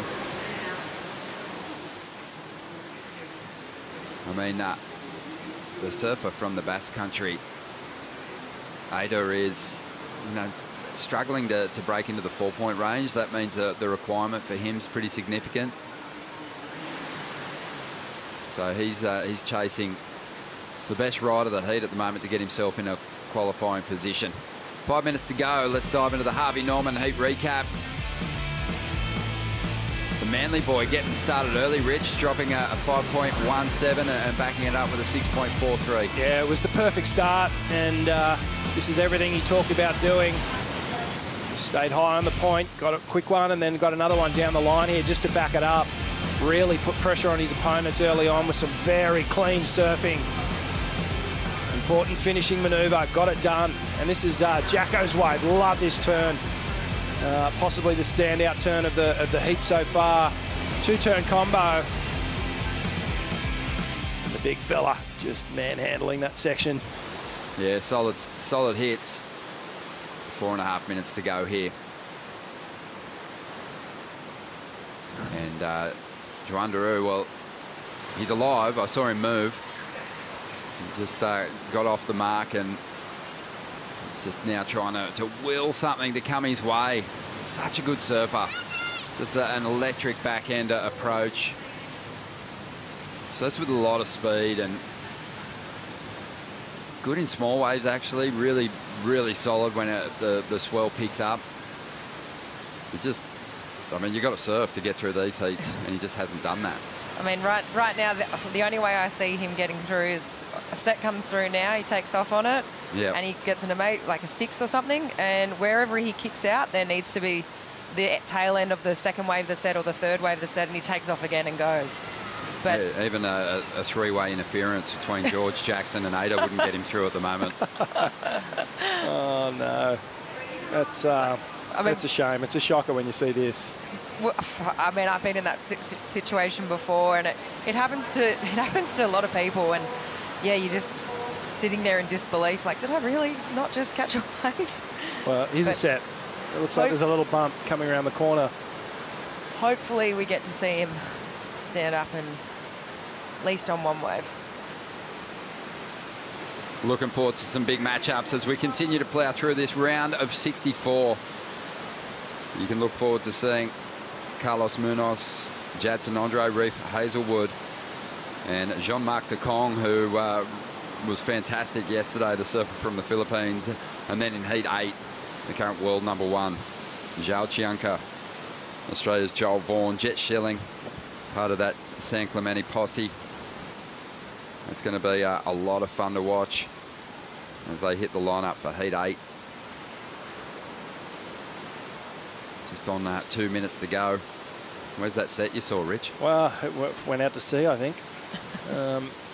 Yeah, this southerly stream of swell that's coming up the coast on the horizon yesterday looked huge, didn't it? And then it's sort of just going past us a little bit right now. We surfed D-Bar yesterday afternoon, just on dark, and there was some solid sets rolling through. Yeah. And yeah, there is that strong offshore breeze today, though, too. That would be kind of just quelling that energy just a little bit. But it's got to wrap right around the rocks here into the bay at Snapper. As we see George down the line, just finding some space and without priority, sitting down at the bottom of the priority order. He's just still looking to build. And that way it's not going to do it for him, but I mean, the quick start for him really paid off. Yeah, it sure did. Well, here we go. Juandaru using his priority here, just on a minute remaining, so he probably won't have time to rack up 2 numbers, but there's just a glimpse of what he's capable of. A couple of solid hits. Juandaru in the game. And the European squad there watching on. Hira Teranatufa, the Tahitian legend, on hand, working with the surfers in that French and European region. Here it is on the replay. Well served wave. I mean, you see some of that punch and power that he possesses. Really well-timed run. Yeah, beautiful surfing on his backhand here. And really well-timed wave as well. I mean, it's so unfortunate unless he can get another wave down the line right now. It seems like to me that he's surfing really well. Well, he might find space here. Wow, could you imagine? 25 seconds to go. He took that last ride with about a minute and a half to go, and he's found some room. We don't know what he's going to be chasing, but he's going to give himself a chance. A couple of decent hits there. But that far down the line, that little energy in the wave, and as a result, those turns restricted, it's really unlikely he's going to get the score that he needs. He only needed a 3.82 or a 3.83, is it? Surfed a 2-minute heat. 3.93. So he got a 7.07. He actually got the highest number of the heat. We knew that was in him. We did say that, you know, if Juandaru can get himself a quality set wave, he can turn in a big number. Well, he really showed us that he has that medal, that he has that spirit in the reserves. But his last ride, it was, you know, it was basically the tail end of a medium-sized ride. He did okay, but only got a 2.93. Well, he nearly did what you scripted. He did. He almost did it. If that wave was just a little bit bigger, had one more section on it, who knows? Yeah, far out. He did well with a minute 30. 2.93. He was 1 point off. That's crazy. Really crazy. Jackson Baker hangs on for second place. George Pittar continues his big run here at the first Challenger Series stop of the season with an impressive performance against some former CT talent. And he's alive and rolling through the draw here. We're going to take a quick break. More big names hit the lineup next with Kaipo and Bug stepping in for the call.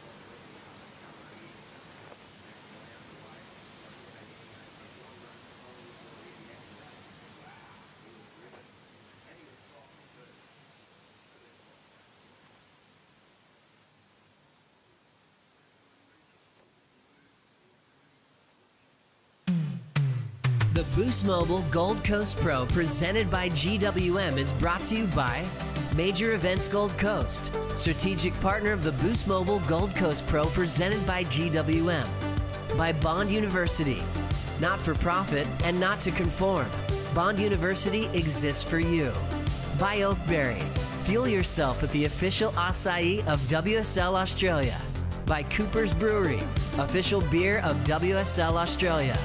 And by BioGlan, official vitamin partner of the WSL Australia.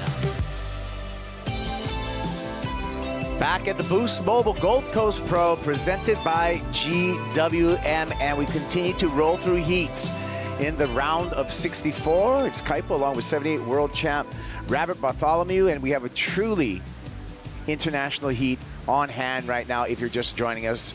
Costa Rica, Brazil, Australia, and the Philippines all represented on the water. Yeah, we've got some emerging nations, established nations, some surfers who have been around a few years, and other newcomers. It's a very exciting heat.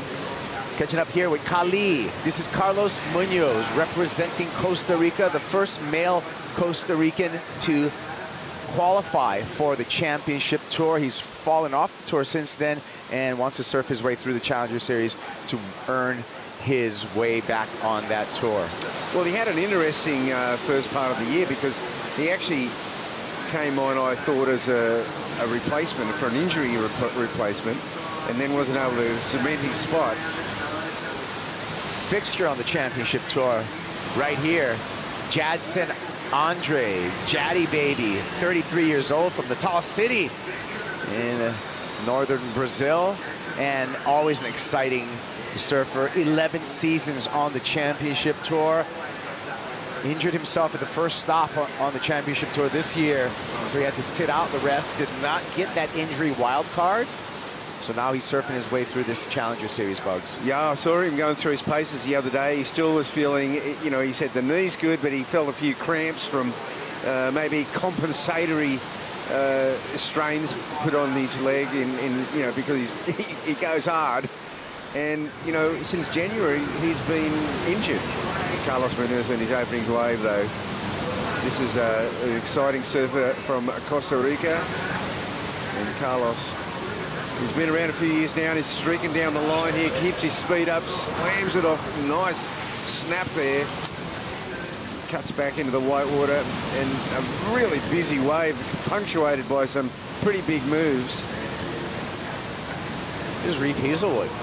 Yeah, Reef has got a set wave here, so this heat started out with a flurry.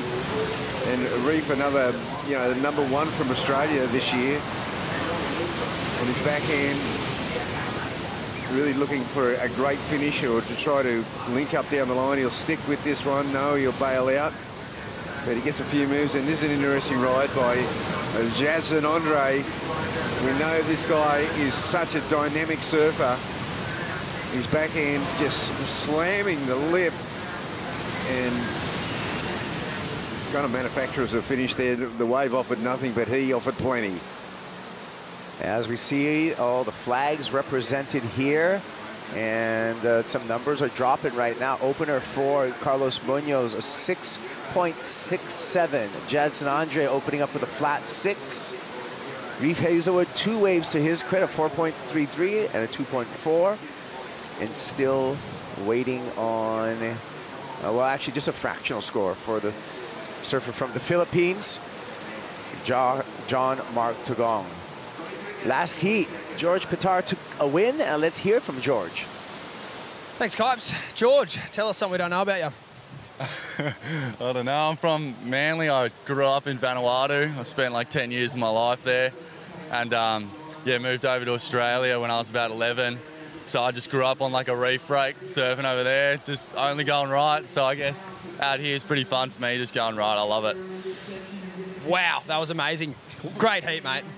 Yeah, thank you. It's always nice to kind of get that first exchange, and I'd seen a few of the heats before that were like pretty slow and people were getting through with like smallish scores. So I don't know, I kind of blew my first one because I was a little bit nervous, but just starting with a 5, and then I was just thinking I just need to back it up. I'll sit down the end a little bit, and then, yeah, just lucked into that little one, got 3 turns, and yeah, I felt pretty comfortable from then on, but definitely need to clean up the back end of that heat, like doing a couple mistakes, but so happy to get through. Give us the main difference you feel from a QS 1000 in the middle of nowhere to an event like this at Snapper Rocks. Yeah, it's pretty amazing. You feel like you kind of need to be way more sweaty, but probably just the setup, the crowds, just everything, like the waves we get to surf. Normally I'm surfing like 1 foot Maroubra, so I don't know, it's really special. I'm really just happy to be here and just happy to get another heat out snapper. Yeah. Well done, George. Good on you, mate. George Pitar. Well, he's into round of 32, so making some good advancements. Learned a little bit about him.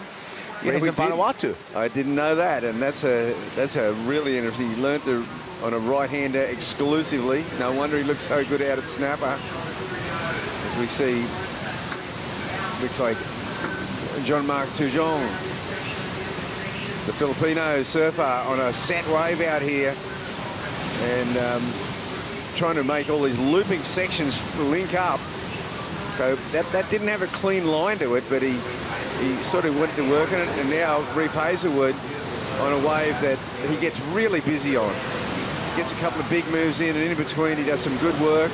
Down the line now, thinking, looking for those pockets for the get back hander, slams that one, and he just keeps going to work. He just does not stop, milking every decimal point out of that wave. And live action right here. It looks like it's Marmar, Jean-Marc Toujon. And so he's going to need a couple of scores from our judges to get caught up.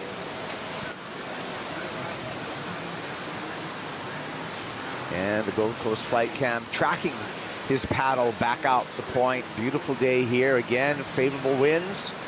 And the swell is sticking in there. The tide continues to rise. We got another probably half an hour of filling in tide right now. So we're at the high tide mark. Here's a replay of Jean-Marc. Yeah, Jean-Marc gets off the mark with a pretty solid wave here. This wave here is known for his work rate, and oh, that was a great move. Between Jean-Marc and Carlos Munoz, we got some great hair in this heat too. Yeah, it's wild. 20 minutes on the countdown here, and still waiting for those scores to set the situation inside of our first 10 minutes in the heat. So a third of the heat burned right now. Jadson Andre, 6.83. Checks in for Jaddy Baby, and he goes into an early lead. Still waiting for scores for Reef Hazelwood and Jean-Marc. Yeah, well, Jadson, this is his first heat back after a big layoff. And there we see Reef now up live. Smaller wave, and Hazelwood going through the paces, though. May grow towards the end here. And the paced approach, really had to kind of fight with that wave a little bit. So we'll see what he is rewarded with that battle. Well, I think we're waiting for 2 scores for Reef. Yeah, we are. You know, and so we don't really know how the heat's set now until how those 2 waves are judged. There's a huge work rate, really busy rides. You got to compare them to what Jadson Andre was doing on his backhand. And Jaddy, as I was saying, it's his first sort of match back from a long layoff, and he looked good in his warm-ups. Carlos Munoz. Good sized wave here, opens up with a carve. Now I guess has to get on the gas to get down the line. A little caught behind there, so maybe a little too aggressive on that first turn, and he got caught behind. Jadson Andre hooking it on the backhand. And Jadson with a great pace through here, aggressive surfing. So if there's any question about, you know, his recovery right now, looks like he's in top form. I know, and he looks. What a contrast from this heat. This heat's been busy, lots of waves, to the last heat, where our friends from, you know, our European friends just basically couldn't get going at all. Joan Deroux didn't get going until the 2-minute mark, 28 minutes before he got a wave. And this heat, all 4 surfers. Look at this work rate by Reef Hazelwood. always just upstanding on his board. Jaddy, his wave choice has been brilliant in this heat, Kaibo. Yeah, Jadson Andre, really, you know, a busy surfer. But when we talk about the Brazilian Storm, he's the weather vane. He's the spirit animal of the Brazilian Storm. He has a long history on the championship tour or even the qualifying series to really rally his countrymen together. He's one of those surfers, even if he loses out in competition, he's going to show up at the event site every day and cheer on his friends, and he wants some water. And you talked about maybe the cramping that he experienced in some of the warm-up sessions. Could be the case right now. Well, yeah, that's a different kind of caddy relief. He wants a water break. Carlos Munoz throws that away. Just somebody get Jadson some water, please. Yeah, he's run a long way. There's different sections of the crowd now that he's asking for water, any kind of liquid, and he's looking for a starter. Come on. You know, he's in a good position. He's got that 6.83 with a 6 backup, and he's down to a walk now. He's going, geez. But it's not a contingency it's not a usual contingency. It's a board change is one thing, but a water break is a whole nother. And he was, all right. I told you now he's got a lot of relief coming. Okay. Now, I told you the other day he was cramping badly in that leg with the injury. Yeah. I'm going to give this is amateur advice, but for a cramp, we like yellow mustard. Yellow mustard will help you with your cramps right there if you just take a little yellow mustard. Yeah, well, that's a pretty specific, you know, request as you run along the beach. We're having fun here. We're going to have to step away. We're taking a break. It's a Bonsoy brew break, and we'll be back with the conclusion of this. Jadson Andre, he's in the driver's seat currently. Can he stay there? We're going to find out.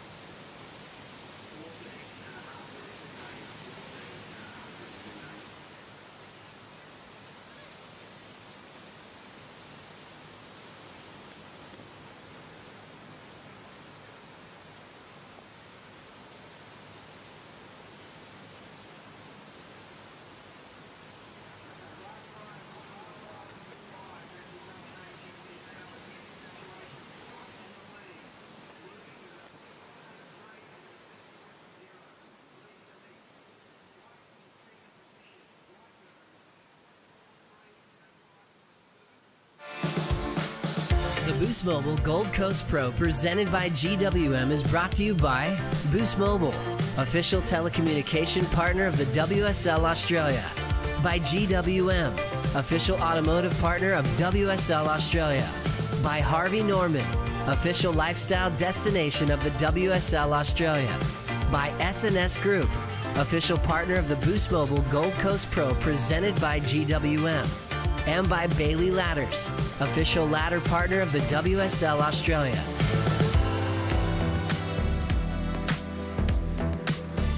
Day 2 of the Boost Mobile Gold Coast Pro presented by GWM continues on. We're in the round of 64. It's heat number 7 in the water, and Jadson Andre is in the driver's seat with the lead over Reef Hazelwood, Carlos Munoz, and John Mark Tagong.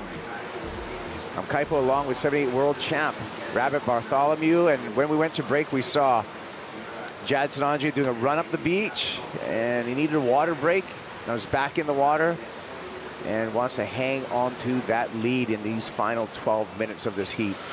Yeah, well, while we were gone, what happened, we were waiting for a couple of scores. We saw Reef Hazelwood absolutely bash a couple of small waves. They were not set, non-set waves, and he really belted them, and it has paid off. A 6.43 on his first one, a 5.2 on his backup. It's vaulted him into second place. Carlos Munoz has the actual, pretty much the second highest score individually, but he only has that 3.83 backup. Doesn't need much. A 4, you know, around about, quickly needs a 5, and Jean-Marc with a 5.33 still only needs a 6.31. Yeah, flying by our Gold Coast flight cam above another beautiful day here at Snapper. The two Goofy Foots currently in the advancement position. Priority is sitting with the surfer from the Philippines, Jean-Marc Tugong. He needs a 6.31 to move into second, so he's got a pretty healthy score that he needs, but we've seen him pretty electric in his opening round here at Snapper. He's got a unique style, so he picks up a set wave and is able to skitter down the line with those multiple maneuvers. He's going to get that number. Yeah, he should. He's got a lot of game. He's got an air game. He's got it all. So he's a danger. Carlos Munoz, we showed on his first wave, that's 6.67. Since then, his wave choice been a little iffy. But you know, Jadson's been the solid guy. Beginning of this heat, Bugs, we saw a flurry of waves in contrast to the previous heat, but I feel that these there's going to be these busy moments and then these sleepy moments with this high tide. What do you think? Oh yeah, I mean, look, you know, earlier today I call it a coach's nightmare just because it is just not that sort of mechanical snapper from behind the rock going through. There's 3 takeoff zones. We've got a high tide mark, basically an hour either side of the tide. There's not much movement. There's maximum water there pretty much now, and yet this heat started with a flurry. Yeah. A bunch of sets back to back. Now these, you know, that's what happens here a bit too. The sets pulse, you know, you get 2, 3 back-to-back sets, and then it goes a little sleepy. Yeah, you really got to, you know, make hay when the sun's out here. So when those sets present themselves, you got to get your scores on the board. And that's exactly what Jadson Andre did. Kind of a high tide that we're nearing of 3.5 feet. So not a giant tide fluctuation, but enough to affect the surf, no doubt. Oh yeah, I mean it's going to affect the surf because I mean it's not a big enough swell, and there's a little bit of a hole in the bank, you know, from that last extended swell we had a few weeks ago. Little hole in the bank behind the rock. Okay. Okay, so it's not lifting up there as much as we can see now. There's a surfer sitting just wide of the takeoff zone. With that high tide, the takeoff zone has migrated a little wider. Yeah, we were in stop number 5 on the championship tour over at Margaret River, Bugs, and the internet was blowing up with all the clips coming out of Snapper, and there was some prime time surfing happening behind the rock with a hefty swell.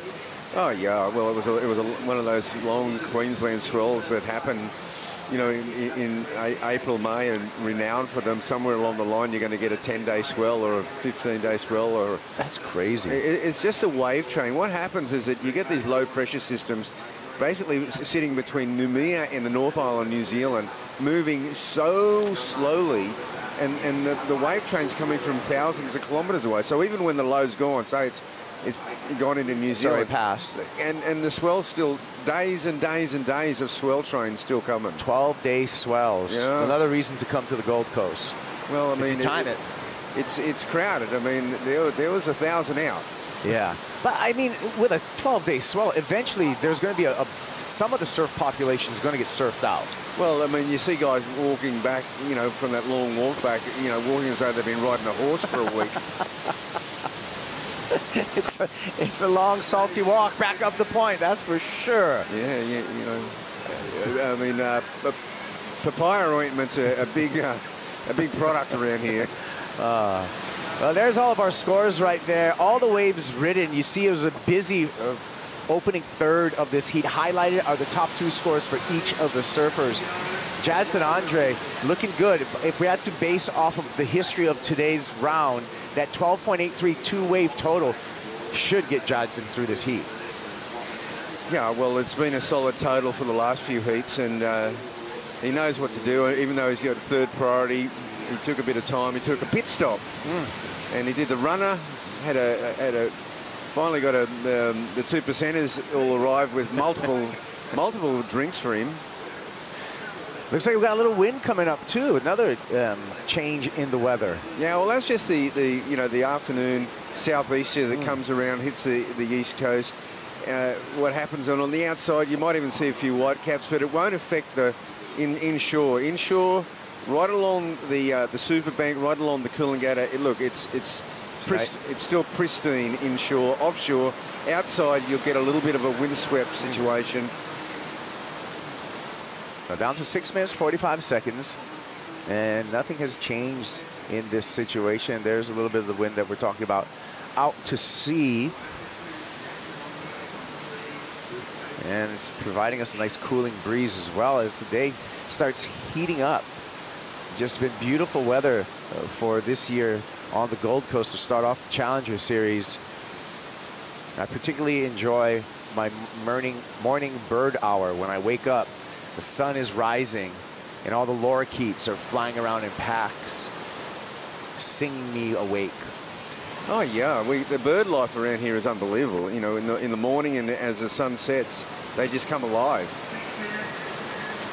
Yeah, that's been a treat. It's my favorite time of day, the first thing in the morning and the sunset with all of the birds swirling around. What's not swirling right now is the surf, so we're just on a holding period, if you would. And this is some nervous times for Marmar. John Mark Togrong, our Filipino surfer out there, hoping to make his stamp on the Challenger Series. This is his first year competing on the Challenger Series. Some opportunity for him.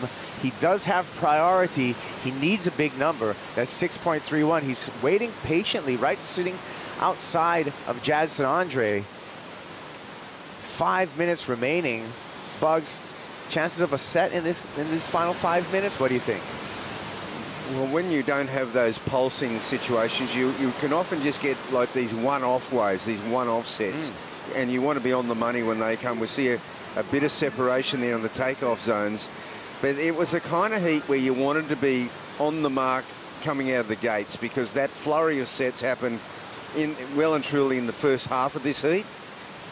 And if you know, he's only got the one wave, but so has Carlos Munoz. He's only got that 6.67. It was the high mark, but he's got virtually a 3.83 backup, which is not going to be enough. Yeah, a little view of João Chianca. He's coming up in the next heat, Chumbinho. Usually he's wearing yellow, but that's on the championship tour because he's #1 in the ratings. He's a top seed here on the Challenger. Here we go, Carlos Munoz. 4.96 is the mark that he needs to meet. Couple of snaps, a really paced approach to begin with. Swoops it around a carve. Still pacing himself. And not looking excited kicking out of that wave. I don't know if he wanted to sell that a little bit more to the judges. He just needs a mid-range score to go into second. What do you think, Bugs? Well, the wave petered out. I mean, there really was no opportunity to have a flashy finish on that one. He sat deep on the kind of the traditional takeoff zone. He did a pretty good work at the start of that heat. Maybe could have pushed it a little bit harder. Yeah, well, let's take a look at our Harvey Norman heat recap. Jaddy baby, Jadson Andre opening up with a 6-point ride. Quick to draw. Yeah, Jaddy comes flying out of the gates. That backhand just in attack mode. Carlos Munoz, this was a 6.67 for the Costa Rican. Yeah, this wave here wasn't even a big set wave, but the judges really liked it. And Reef Hazelwood, like you said, Bugs, very busy in his approach. Yeah, and he really knows how to hit the key points on a wave. As he looks down the line, looks for this corner here, the pocket, there he goes. and high work rate. Carlos back up and riding as we come back to live action. Previous wave, Carlos scored a 4.63. He needed a 4.96, so just right under the mark. Carlos remains in third. Wow, that's so close, and it just needed to finish that wave, didn't it, Kaipo? Here's our heat leader, and up and down for Jadson Andre. He'll remain in the lead, however. Yeah, the second half of this heat has just got away, and Reef Hazelwood was very clever to get those two waves. No, they weren't even big set waves, but he worked so hard on them. They put him into a good spot in second, because with a quiet second half, a quiet last 10 minutes, Carlos and Jean-Marc have not been able to make up this deficit. Yeah, and we just hit our GWM 2-minute warning, so it's going to be a 2-minute drill right now for Jean-Marc Tagong. He's got priority, needs above a mid-range score, needs to make it happen, and the clock is a new rival for him. You know, so you can have all that, you know, obviously they've got entourages, they've got coaches, but you have to follow your instincts out. On a day like this, you've really got to follow your instincts. I think George Pittard said it's best in that last heat. You know, he made a couple of early mistakes, went wide, got a few good ones, got himself back into the advancing position, and then just sort of held on.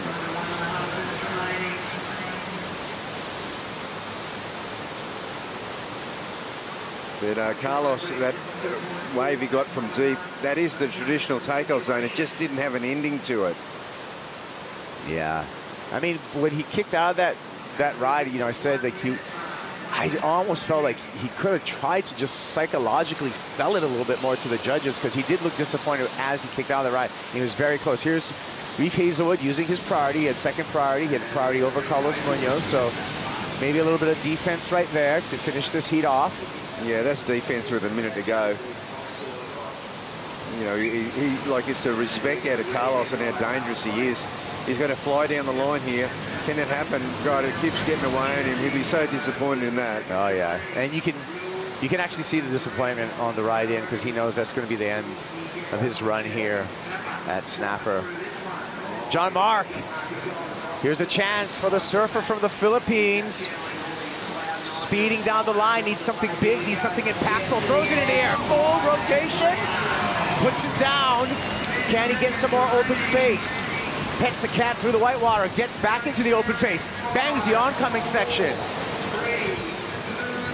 Gave it his all. Well, this is what he did yesterday. he just made something out of nothing, and it was that creative flash of brilliance that he can produce.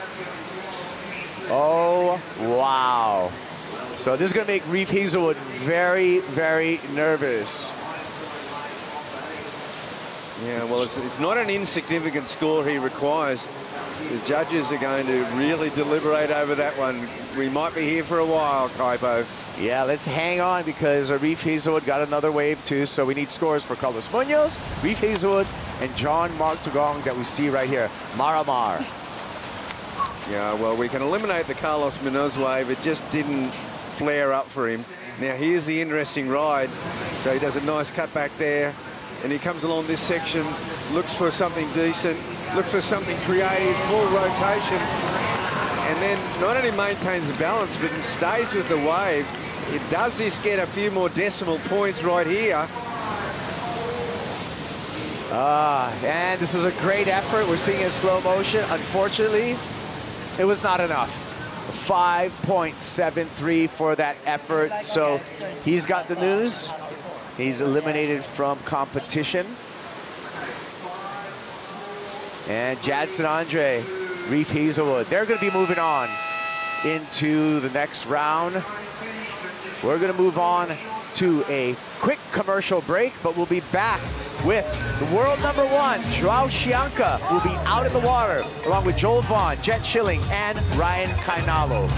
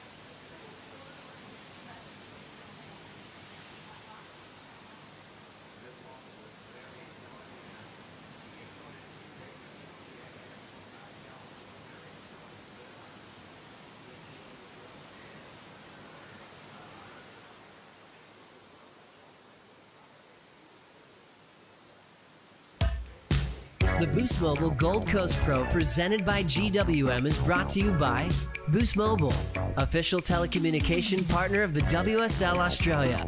By GWM, official automotive partner of WSL Australia. By Yeti, built for the wild. By Bonsoy, official milk of the WSL Australia. And by Rip Curl, the ultimate surfing company. Boost Mobile Gold Coast Pro presented by GWM, and we have world number 1 out in the water. Chumbinho, Joao Chianca, making an appearance here. He's joined by Joel Vaughn, Jet Schilling, and Ryan Kainalo. I'm Kaipo along with 78 world champ Robert Bartholomew. We got a really young heat in the water, and that's what I love to see on this Challenger Series. Joao Chianca, 22 years old. Joel Vaughn, just 19 years old. Jet Schilling, 20 years old. Ryan Kainalo, just 17 years old. So this is a little view of the future of pro surfing. Yeah, well, you'd say collectively, on average, this is the youngest heat of the whole tournament. You wouldn't think there could be a younger one, and I think it's one of the most exciting on paper. Oh, for sure. We're looking at Joel Vaughn right here from North Shelley. A prodigious talent that we're just starting to see develop in the Australian ranks. Made the quarters at the US Open last year. This was his opener right here, Bugs. This was 3.5. Yeah, well, he takes off on a good-looking, bigger, much bigger wave. And I guess it was just the length of the ride that kept him back there, but they've kind of set the scale on a low scale. And Joel had a barnstorming win in the final QS event at Newcastle this year. Barnstorming win, and him and his little brother Huey got third. It was the Vaughan show. Speaking of little brothers, this is Lucas's little brother, Joao. Lucas Chianca, older brother, big wave charger. Joao Chianca, currently number 1 in the world on the championship tour. Semi-final at Pipe, semi-final at Sunset. Went out and took a win in Portugal at stop number 3, and just coming off of another semi-final result at Margaret River, way up in the rankings right now, and a stark contrast to last year when Joao was surfing this event for real, looking to re-qualify. Here we go with Chianca. Sharp approach. And the quickness of Joao Chianca on display right there. Yeah, sure was. Yeah, it's such an interesting story. You know, the one rotation around the sun, and look at the difference. I mean, he's in the same event as a year ago. Last year he was looking, he just missed the cut. Yeah. And he'd had some amazing losses, so to speak. Yeah. Against John, against some of the greatest in the world. Look at this, the attack he's got, and the full-bodied maneuvers that he's developed. Hey, and there's no pressure for Joao Chianca. I love hearing from Jadson Andre. What's Jaddy got for us, Stace? Yeah, that's right, Kipes. Jaddy, is that welcome back or never left? Both. I would say I actually never left, and also welcome back. Yeah, I mean, as I told you, that's my 5th surf since my injury. It's been like almost 4 months without surfing. I surfed once at home just before I came here, 3 times before my hit. So, I mean, of course, I'm pretty happy to win my heat, but most of all, I'm happy just to be back in the water and see that day by day I'm improving. So that's the main goal right here. And it was a knee injury. What percentage are you back to yet? 80%, 90%? Yeah, I had MCL, pretty much a grade 3 on my right knee. And at the moment, I would say that we are pretty close to being 100%, but I would say maybe we 85, 90% right now. I'm pretty sure, I mean, I hope we're going to be 100% in Balido, but pretty sure 100% at Hunter. So as I said, the most important thing right here is improve day by day, step by step, and that was kind of like a bonus to surf my first hit in 4 months and take the win, and actually that was a pretty hard hit. And yeah, man, I'm stoked, yeah.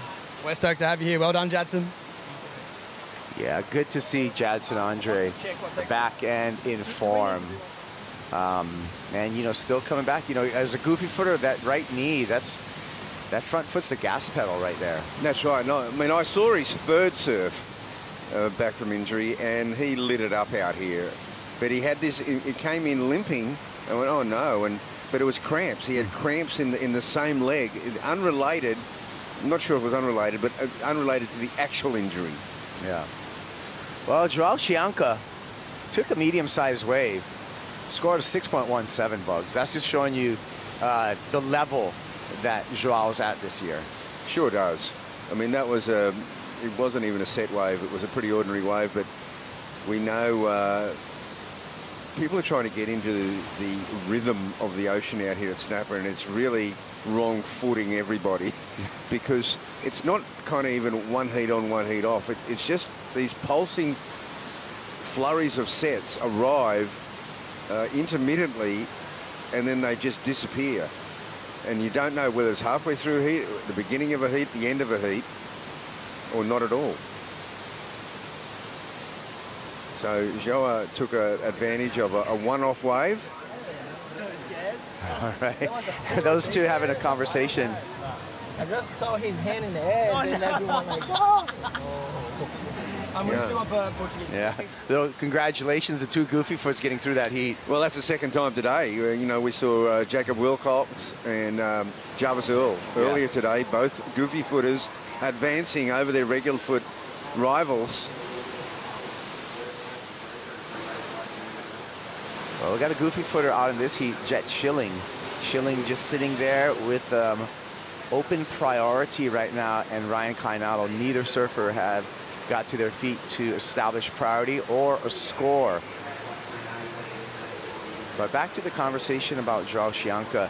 Comes from a great surfing family in a great surfing area in Brazil, Saquarema, where we have a championship tour event. We also have, that's where we're going to end the Challenger Series over there at Itaúna Beach in Saquarema. And so home grounds for some important events for Joao Chianca. Joao's dad, Gustavo, a great surfer in himself, pushed both of his kids, Lucas and Joao, to really become the surfers they are. And it is a wave-rich region in Brazil in which Joao has grown up. So that's why he's able to really adapt to a bunch of different conditions successfully. Who do we got here? Looks like it's Ryan Kainalo, another Brazilian surfer on the come-up.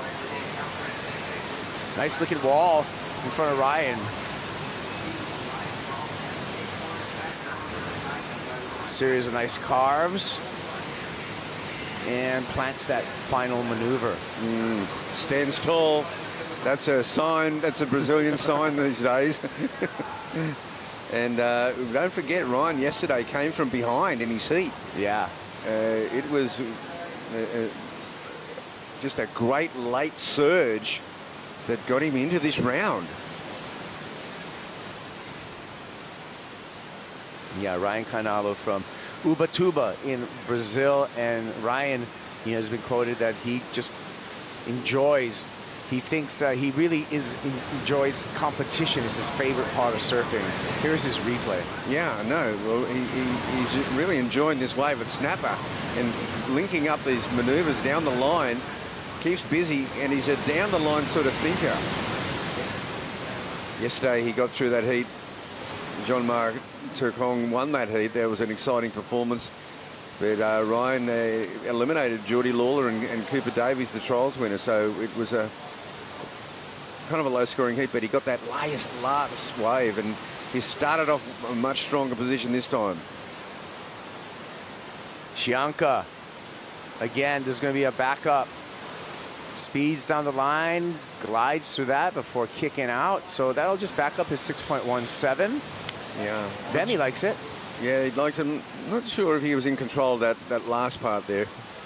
Kind of a bit of a squat at the end, but there's one part in this replay, I'm going to allude to there. Look at the speed he gets down the line with. Floats over that section. That part there, look, that's pure power in his legs. He pumped around that section. No, I don't think that finish was too in control, Kaipo. But now he pumps down this section. Look at the pump in his legs. He floats here, just right here. Oh no, that's the end of the ride. Yeah, no, I don't think the ride was showed off his best side. Okay, we wait for that.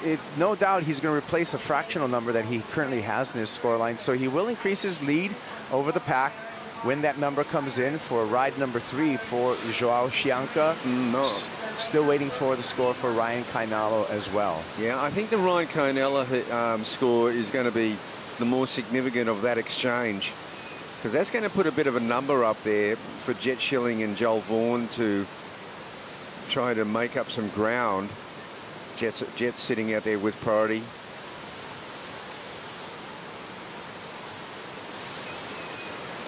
But on paper, I did look at this heat, Typo, and I said that I thought this was a really exciting heat just because of how young everyone is. And there's a 5.33, so yeah, that's about right. And that last maneuver, as you alluded to, for Joao Chianca was deemed incomplete. A 2.9 drops in as a backup to that 6.17. Chianca continues to hunt. He's going to take a little inside one here. Chumbinho. Just so fast in his surfing. Channel Island surfboards. Developing a model with Joao and the support squad from Volcom. Matt Bemrose and crew liking what they're seeing. Well, they'd be liking what they're seeing this year. Yeah. You know, to my mind, Joao has got a lock on the final 5. I mean, he you know, that Rip Hill final 5, he looks like he's got a lock on that. With so many top 3 results. Smallish wave down the line. Just, you know, a little bit of creative surfing at the end there. Hey, this guy, Joao, lower trestles, he makes that final 5. Look out. Yeah, look out. He will. There's been, you know, it's really been the Medina Toledo show there. Jet Schilling on his start here, the San Clemente surfer. Quick feet. Chianca continues his assault here at Snapper, finds another one, speeding down the line. And relentless in his approach. That's going to be wave number 4 for Joao Chianca. Yeah, and that to me is his second best ride. That was a compact ride. It wasn't a set wave, but it was much more top to bottom. And I'm not sure which replay this one is. Is this the first one or the second one? This is that most recent one. Look at this. Yeah, it's 1-2 finishes. Yeah. Brilliant. Comboing up the finish, and here's some quickness on the backhand. Yeah, no, this is a pretty exciting ride too. He gets into his stride now, top, and just finishes it off with a vertical backhander. And really, that is one of the advantages to being backhand, is that you can put your board nice and vertical like Jet Schilling did for the finish. You got a flat 4-point ride. Yeah. Joao Chianca, his previous ride, a 3.67. We're waiting for one more score for Chianca to set the situation in the heat. But yeah. Joao, by far the busiest surfer. He's ridden 5 waves already. Yeah, look, he's going to eliminate that 3.67. And then I think once he gets a wave around that 5-ish mark, I feel he'll probably go out there and maybe get into the priority rotation a bit more, with a bit more intensity. We see Joel Vaughan, he got the first wave of the heat at that 3.5, but there he is now on his second wave. Vaughan with a couple of cutties here and a finish. So I think he felt he needed to get into the heat, and said, well, I can either sit around. He saw a few surfers earlier, not get that opener until very late in the heat. Jet Schilling opened up with a 4 and is going to back that up. So things are going to get clustered right now, scores-wise. Things are going to tighten up. And what's going to happen? Okay, there you go. Joe, he got that 5. He got the 5.17 that I feel he was looking for. And now he's going to go out there and get into probably second priority. Some replays here. Okay, so this wave starts out a bit bigger than I thought. The start is pretty decent. Doesn't connect all the way down, but that finishing move was a couple of good flashes here. Yeah, that's a nice move by Joel Vaughan. And a boost mobile replay here of Jet Schilling. Yeah, smallish wave, but a backhand winder and looking for the solid finish. So he's trying to just lift up from that 4 A 4 as a backup probably won't cut it. Well, let's take a Bonzoy brew break right now, and we'll get back to more action here. It is Joao Chianca who's been in the lead. We'll see if he stays in that lead when we return.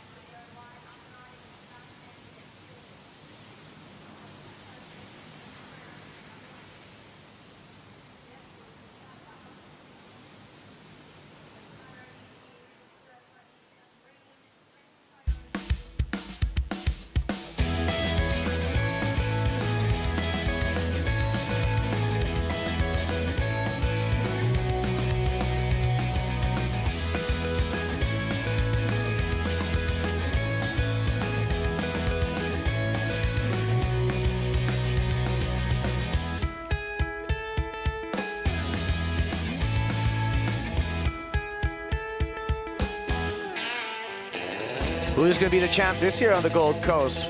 Well, we'll find out, because the forecast looks good, and we are underway here at the Boost Mobile Gold Coast Pro, presented by GWM. Joao Chianca, world #1, out in the lead here in the round of 64. When we went to break, we were waiting for some scores.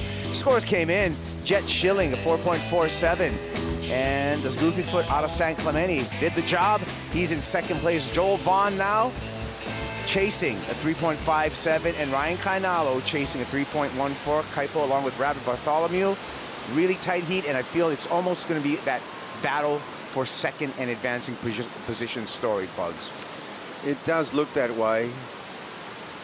Ryan Kainalo sitting out there with priority. He's been very selective. He's got that 5.33 under his belt. Now he sits out there with priority. The ball is in his court to see where this heat goes. Can Joel Vaughan and Jet Schilling do some good work under the priority? Of course, Joao is sitting out there with that 6.17, the 5.17. You know he's not finished. Yeah, Chianca, really the busiest of the surfers. 6 waves ridden for Chumbinho. And we have a takeoff maybe way up on there. No. Swell lines hitting the bank here. It's going to be positioning time. Yeah, there's a weird looking wave from the sky. It's got a different section on it. Oh my, Jet Schilling way deep on this one and got some work done on one of the larger waves in this heat. So Schilling able to find that one. Our attention now goes to Ryan Kainalo, and we're catching up with the end of his ride, but he looks excited about it. Well, you wouldn't do that on a closeout, would you? You know, you wouldn't. I mean, that is a statement and a half of kind of happiness. So 17 years old, yeah. I wouldn't be surprised if it's the same wave, Kaipo.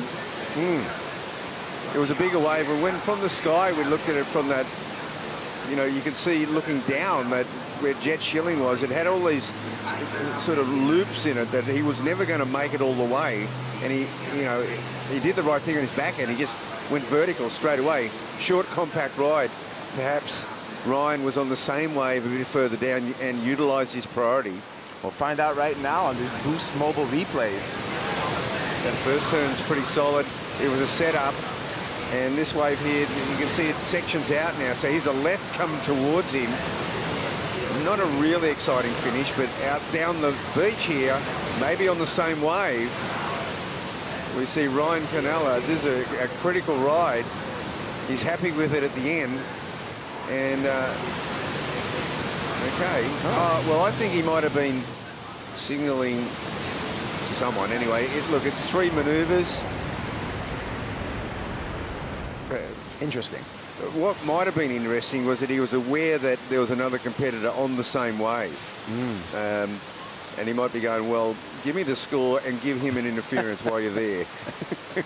Needs a 3.14 to go into second if Jet Schilling does not improve on that 4-point ride he has in his scoreline. Judges owe us their decision and their number for Jet Schilling and Ryan Kainalo. So this is going to shuffle. Ryan Kainalo gets the number, goes to second, but we're waiting for Schilling's last score as well. And he's going to surf through this one, kicks out. So judges still owe us an important score for Jet Schilling. He needs a 5.69 on his previous ride, that one that came deep. He got 3 turns on the backhand. We'll see if that's enough, Bugs.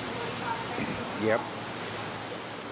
Well, he might be happy just to have improved on that 4.47. Forget the 4. That's definitely, he's going to go beyond that. But will he go all the way to second place? Ryan Canala thinks not. A 5.1 for Schilling. He's going to remain in third. And so he did that. What he did, he just chipped away at it. He's in third still, but the 5.1 improves on the 4.47, which was his original leading ride, but he still needs more. I think it's right about time for a Harvey Norman recap. Let's check out this heat and how it got going. Chumbinho, Joao Chianca, world number 1, opens up with some sharp surfing at 6.17.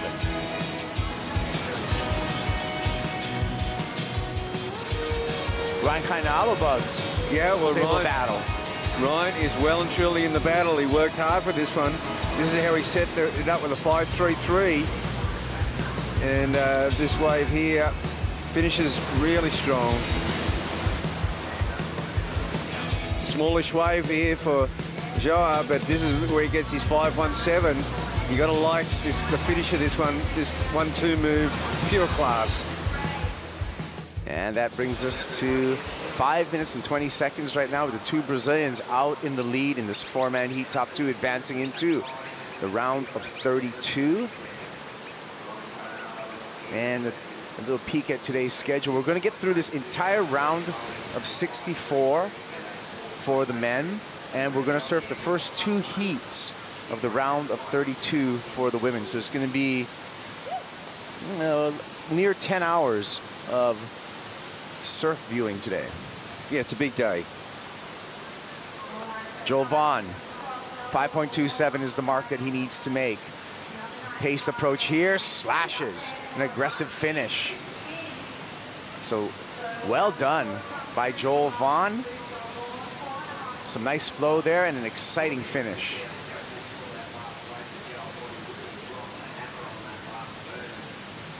Our Gold Coast flight cam flying through it.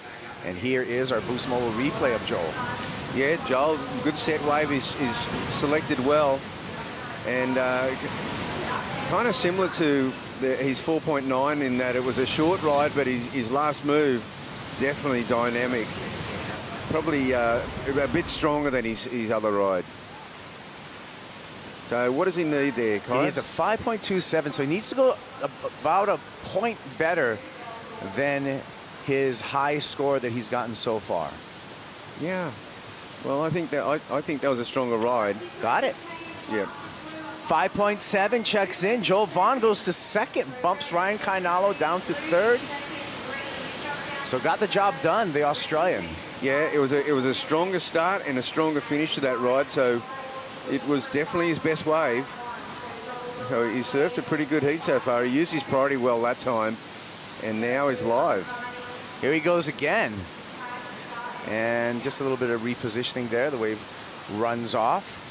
So Joa sits out there with priority. Ryan Canella is in second priority. This is going to be pretty interesting. Jet's not out of it yet either. And just a couple sleepy turns. I don't know if this is going to improve the situation for Joel Vaughn, but it's just surfing under priority. He's last in line, so he figured he'd just take a wave. And it looks like Joa up and riding. Joa. And Chianca has to skip through that rib. There goes 4. A nose pick reverse and late to that one, not able to complete. Here we go, Ryan Kainalo. He's a 5.28. He's been very consistent and smooth down the line. Finds another nice walled wave. Setting something up here. Bit of hesitation before a nice slash. Looking further down the line. And Emrod did not like what he just saw. Ryan Kainalo with unforced error with that rail dig. Yeah, I think the wave was finished. I mean, I think the wave didn't offer anything more, and it bogged him. It just bogged him. Yeah. It wasn't like he blew a section down the line, but it wasn't a pretty finish. Yeah. Well, we're at the GWM 2-minute warning right now. We'll be waiting for scores for Joao Chianca, Joel Vaughn, and Ryan Kainalo, seeing if that changes the situation at all. This is the important ride. Yeah, this is the important ride. Nothing super dynamic yet. That was pretty clean. Does he get a bit more in? Now, this is where he hesitates a bit, but he's looking for one big maneuver here. Does a better maneuver. Now, right here, if you look here, the wave is finished, but he didn't end on his feet, and the body English of his support crew is not a good sign. Yeah, and it wasn't what he needed. He got a 4.13, so he's still chasing that 5.28 Ryan Kainalo. Jet Schilling has priority right now. Jet Schilling needs a 5.51, so just under a 6-point ride for Schilling. He's on top of the point right now. Yeah, but I noticed where Joel Vaughn is positioned. He's kind of looking and trying to keep Ryan Kainalo in check. As we see, Joa, this is going to be, I don't think, a wave of much consequence. Nope. It's going to be Jet Schilling because Joel Vaughn's kind of got Ryan in a bit of check. But Jet Schilling has the lineup to himself with priority. He's looking now, he needs something special. This is not enough. Oh, no. You don't want to go out in the heat sitting down, but that could be the case for Jet Schilling. That's not going to do it for Ryan. No, that's finished. So he's declared his innings in this heat, and he's not going to advance. 10 seconds for Jet Schilling. He's turning around right now. 12 seconds. He'll get it. And here he goes. Needs something big. Grows a little bit down the line, getting into the rhythm on the backhand. Couple of snaps. 5.51. That's going to be a tough mark right now. Oh, it's a tough mark. It was really similar. He had a lot of really similar rides. Yeah. You know, there was these sections where he compressed 2 or 3 really quick maneuvers in, but he never really got something to really open up down the line.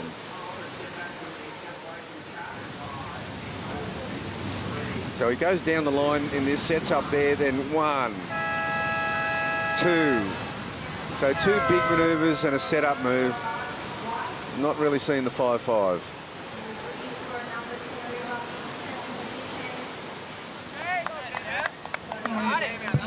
Took that heat out with a 6.17 and 5.17. Oh, what did he get? He's asking what I get. The number's not in yet, Jet. Lock in, I should say, for Maybe he got it.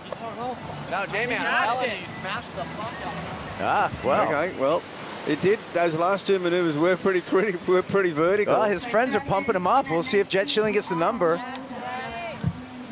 No indication yet from our judges. Again, he needs a 5.51. He's going to run up to the Bonsoy athlete area. Joel Vaughn looks nervous. He hasn't heard the number either. No. Ah, number coming in for Jet Schilling. And it's right going to be on the line for Schilling. Let's follow him into the Bonzo athlete area. 6-point ride. Jet Schilling turns the heat in the last 10 seconds. Wow. Well, I take it back. I was wrong. I didn't think those last two... When you saw the last two maneuvers in replay, they were strong. Oh, there you go. Schilling and Joao Chianca on to the round, the 32. And we're going to be on to a break. But when we come back, Ronnie, Richie, and a special guest will greet you.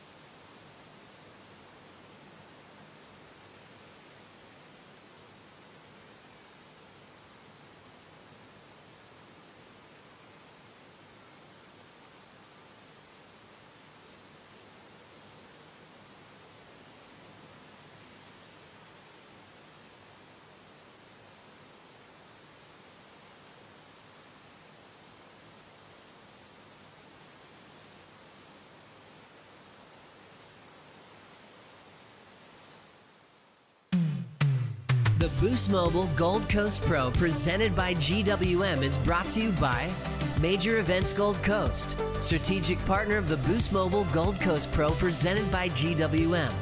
By Bond University, not for profit and not to conform. Bond University exists for you.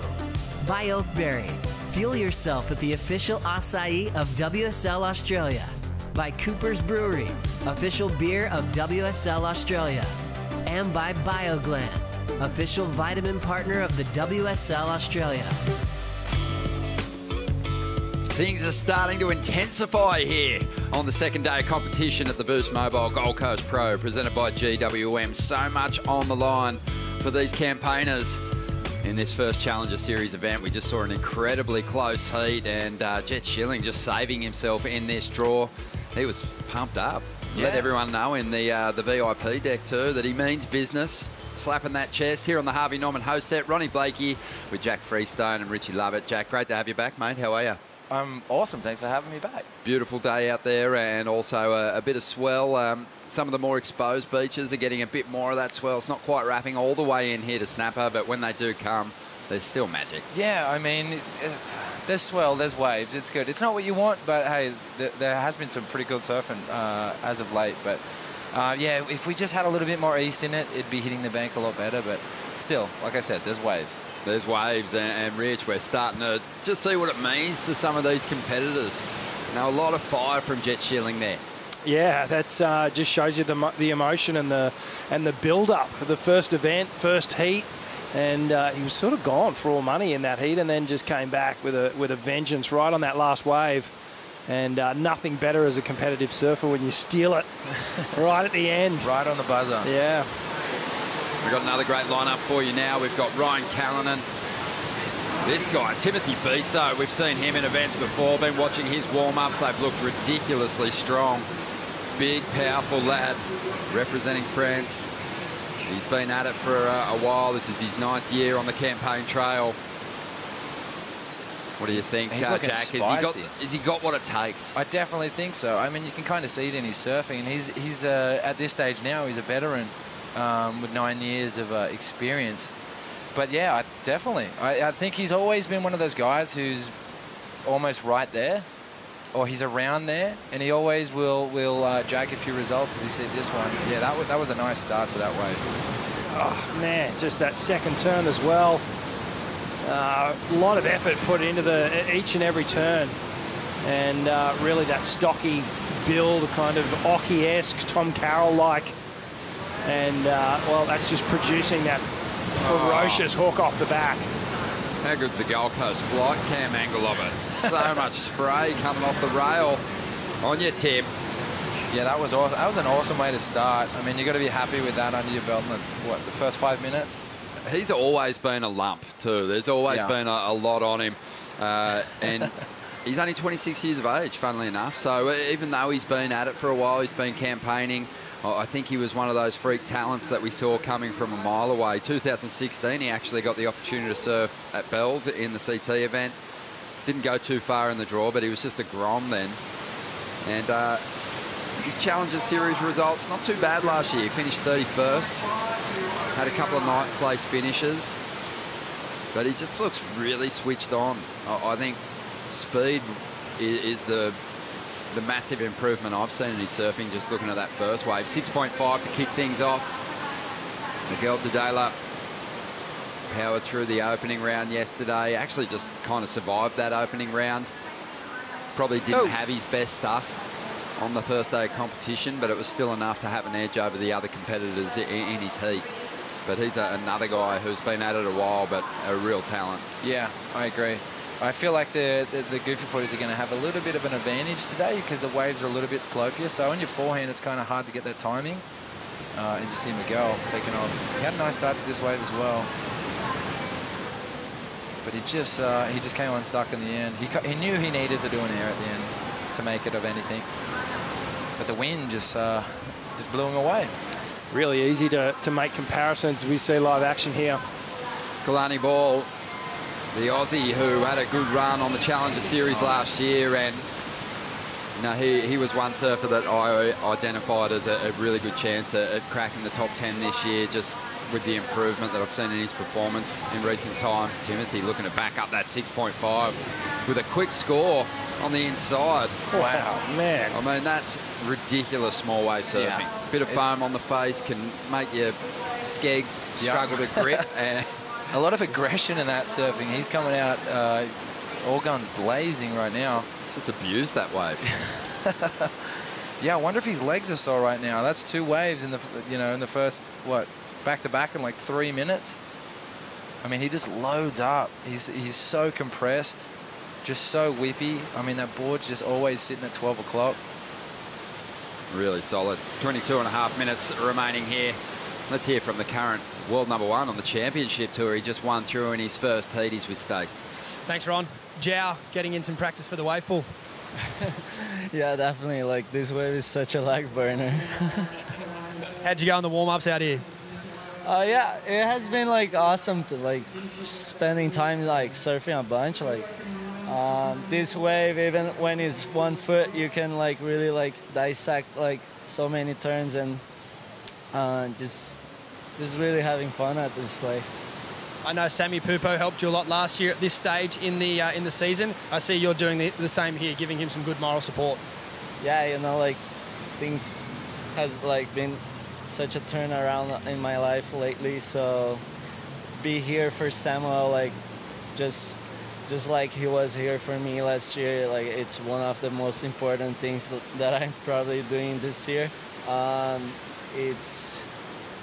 really hoping that like he makes like some heats and like just get the job done, you know. Like I'm just here like being for him, like pretty much like just trying to not let things get like too boring at the house, like, you know, like just keep the energy levels up for him. And yeah, I'm sure you're doing that with ease. Would you like to say good night to everyone in Brazil?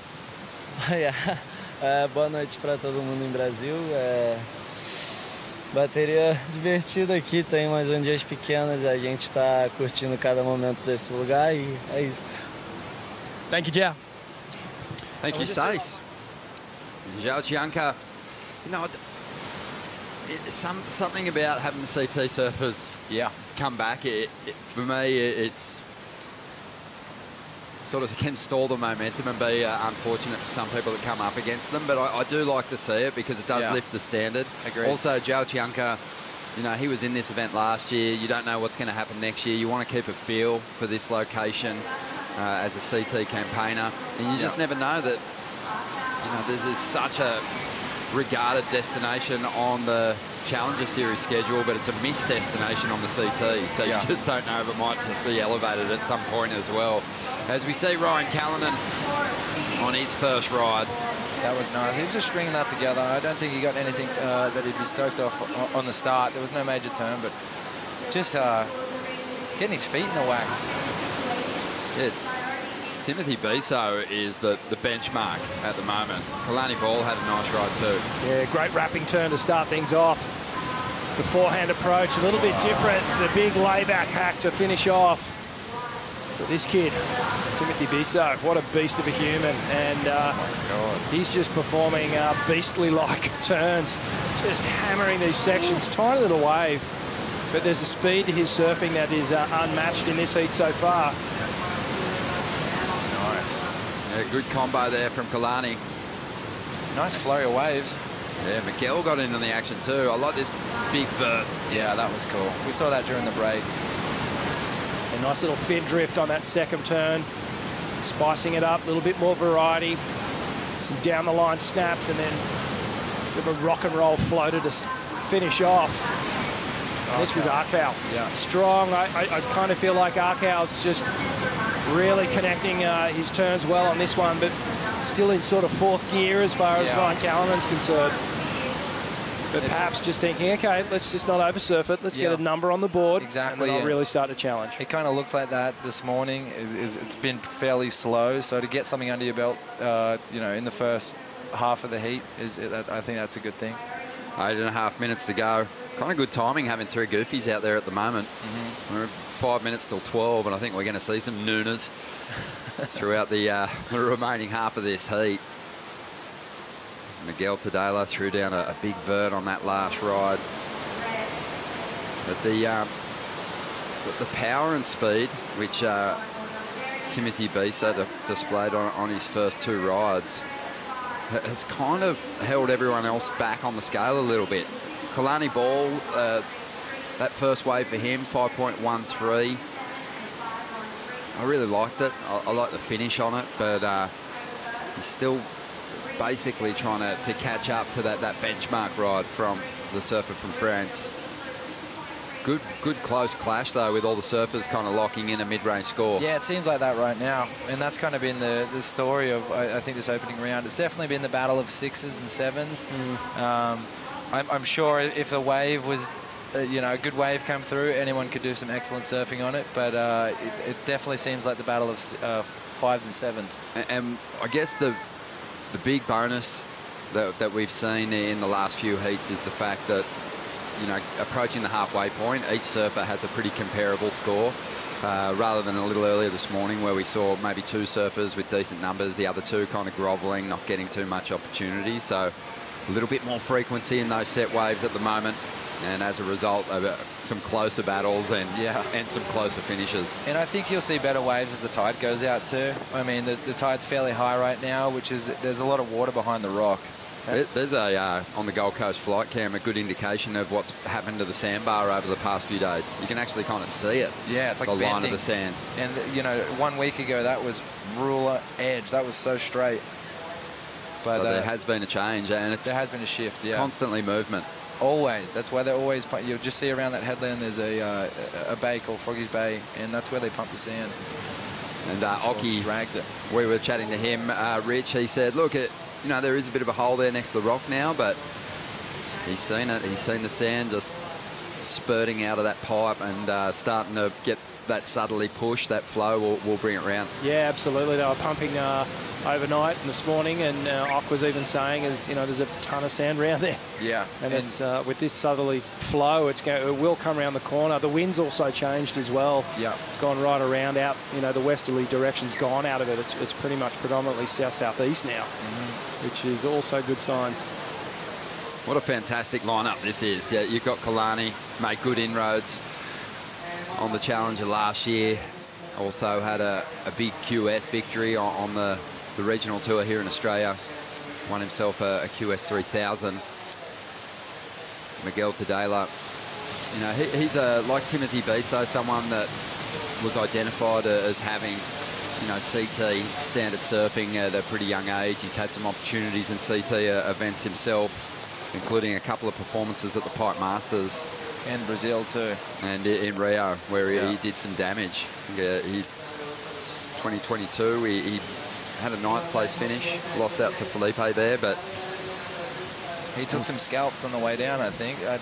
Did he have a battle with Medina in there? I think he either got the jump on Medina or Italo. Yeah, okay. Yeah, but yeah, there is a few surfers, Jack, who've been at it for a while that everyone on the Challenger Series kind of recognises as one of the surfers that if they get to the CT will potentially do some damage. I think Miguel's one of those guys. Yeah, I agree. Same with Kalani Ball. There seems to be a lot of those guys. You know, the Challenger Series is it's hard. It's hard work.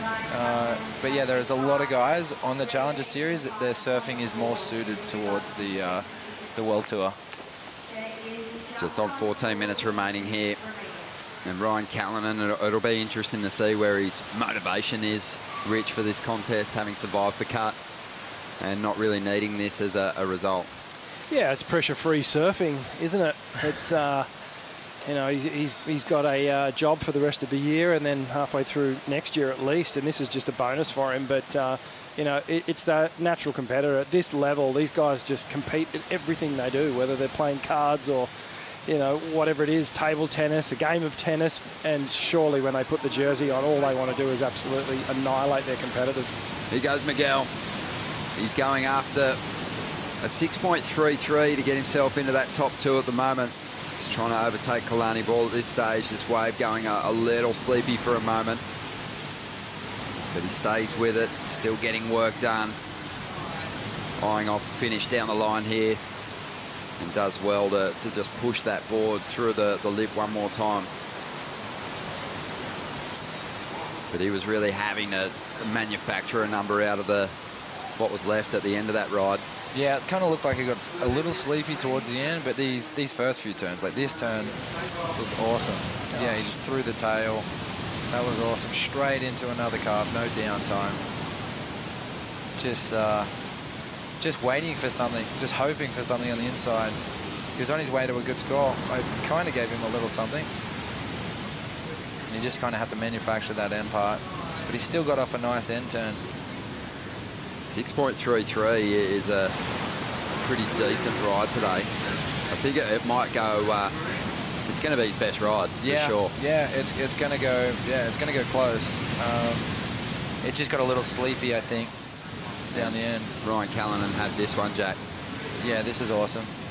I mean, oh, okay. He just pulled off. He was looking seamless like that. Flowing like butter, man. He knows what he's after. He's surfed out here so many times. He knows this wave. He knows what he's looking for. Medium-sized ride. And everyone has a look at it, but no one opts to go. We're going to take a quick break here. 12 minutes to go. Timothy Biso out in front. We'll take a Bonsoy brew break. Some big heats coming up next. Sheon Crawford gearing up to hit the lineup.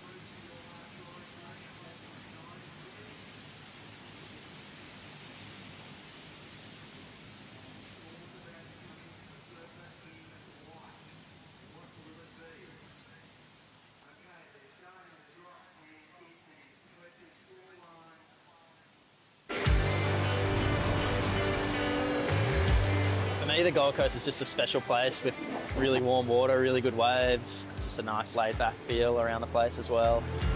The Gold Coast has a variety of waves, but it's particularly famous for its point breaks. Burley being one of them, Snapper, the Alley, Kira. And there's a number of really good waves here, and when there's a good swell, there's nothing quite like it. There's a lot of really good food, especially in the last few years. There's been a proliferation of good restaurants, and the Tropic's one of them. Really good views and really good food as well. It's really cool to be supported by Darren, who's a local shaper. I've ridden his surfboards for a long time, a really integral part of the culture here. Burley Headland is a really sacred place. It's really important in Indigenous culture. There's a lot of history. The Jalurgal Cultural Centre is a great asset to the local community. Nice to have that little bit of land that's still sacred. It's great to have a high-class surfing event here on the Gold Coast. Snapper Rocks is a great venue for an event with some good surfing and some good waves. A proud Gold Coaster there, Liam O'Brien, giving a fantastic summary of this region, which continues to deliver here on the second day that we've been able to get heats underway. And during the break, old Buckets Biso is back to his old tricks. Oh, wow. Clean combo, plenty of punch and power, and an excellent number for his efforts. Yeah, and deemed every point, because that's probably one of the best waves of the morning. So compressed. And look at, he's just putting that board at 12 o'clock every time. And then this finish turn. Really tricky end turn, and he just clicked it at the perfect timing. Oh, just that connection of those 3 turns back to back without any downtime whatsoever. As soon as he got on his heel side again, that lip was just waiting for him. Yeah. Straight back up again. The judges are going to dine out on this thing for sure. Yeah, they did in a big way. 8.5, also hanging on to the incredible 6.5 from earlier on. He's just building a house right now. The battle for second spot's on at the moment. Yeah, one judge even throwing a 9 at him. He's been a real workhorse over the last couple of years, hasn't he, Timothy? I remember last year down at the Manly Challenger event, he didn't even have a board. And he went into the surf shop. He had no board that was going to suit the conditions, so he went into the local surf shop and bought one. And just went, okay, How did he do? this. Yeah, he did pretty good. He actually got through some rounds, and you know, he's just one of those guys that he's a bit of a quiet achiever, but man, with performances like this, he'll get everyone talking about him. Yeah, he probably just had no expectations on himself. And now, now he's just, he seems to be in such a good little rhythm.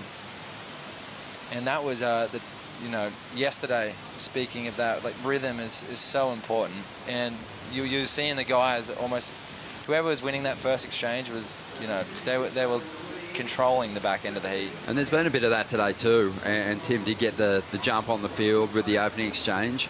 He also didn't warm up as far as build towards his first number. He just came out, he surfed with extra speed, he was on the attack. And as a result, he sort of left everyone in his wake. And like we said, until someone drops a big number, it's the battle for second spot. No one's touching him at the moment. Yeah, and it really is. And you can see you got Kalani, Miguel, and Ryan all have 5s too. So it's anyone's heat. It's like you said, it's a fight for second. This was awesome. Undeniable good surfing there, and both you and I, Jack, we started grunting and started making noises. I grunted too. Well, yeah, we all grunted. We all grunted. Point I'm trying to make is there was an emotional disturbance between all of us because of the surfing. Emotional disturbance. Because of what he did on that wave.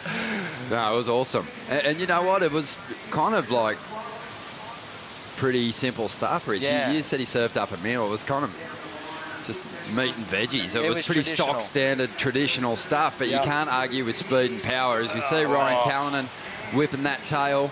And even though he's got that element of progression there, it just isn't going to go anywhere near Tim Biso's big numbers. No, it's just the waves are really kind of letting these other guys down. I'm sure if all 3 of these waves got a wave like Tim's last wave, I'm sure they could do that surfing. And Ryan, even then, that was a really hard turn, but he's got those things on lock. Oh dear, I can't get that out of my mind. Meat and potatoes. It was filet mignon. It was filet mignon with potatoes cooked in duck fat or something, because it was pretty special. I'm a vegetarian, so I don't understand that reference. Oh, it was just a beautiful piece of tofu with some tomato sauce squirted all over it. Five minutes remaining here. And it's a whitewater prone takeoff here for Tim Biso. But the wave's standing up pretty nicely down the line, and he belts it again. He's looking... He's connected. Yeah, he is. He's looking connected to his equipment right now. Yeah, and his turns are sticking with the clock, the face of the clock at the moment. Getting to about 10 past 12 now. Yeah, I'm seeing some, 12, 1 a.m. Yeah, lunchtime. Lunchtime. As we see Ryan now, we must be getting hungry, all these food references. But Ryan Callanan swinging the tail here, but... The wave didn't give him much before that. Yeah, there was actually a little wave in front of this one, and it didn't really stand up for him. Certainly some good surfing, and Arkau just desperate for a backup score here. This was the replay of Miguel Tadela. This thing stood up nicely as well. Geez, he got some rapid-fire manoeuvres there on the backhand, so trying to match Timothy for that speed, and he knew he had to elevate. The benchmark had been set by this man. Yeah, here it is again. It's just that quick wave, but you can see there's a different sort of speed and aggression that Timmy's putting into his backhand attack. I just feel like there's a bit more energy in these waves now. You're seeing the competitors find a bit more freedom in the pocket. Miguel, after carving out of the top, just had such a extremely quick transition to get back up into the bowl. So, the wave's giving them a bit more at the moment. And exactly, that's what I was going back to before. Like on your backhand, you have that ability to come off the bottom a little easier and square up, even when the section, there's not real, any substance. Whereas your forehand, it's a little bit more tricky to get vertical. All three of these goofy footers are kind of showing that right now. Tadela up again, this wave breaking away though, and not really serving much wall for him. 3 minutes to go here.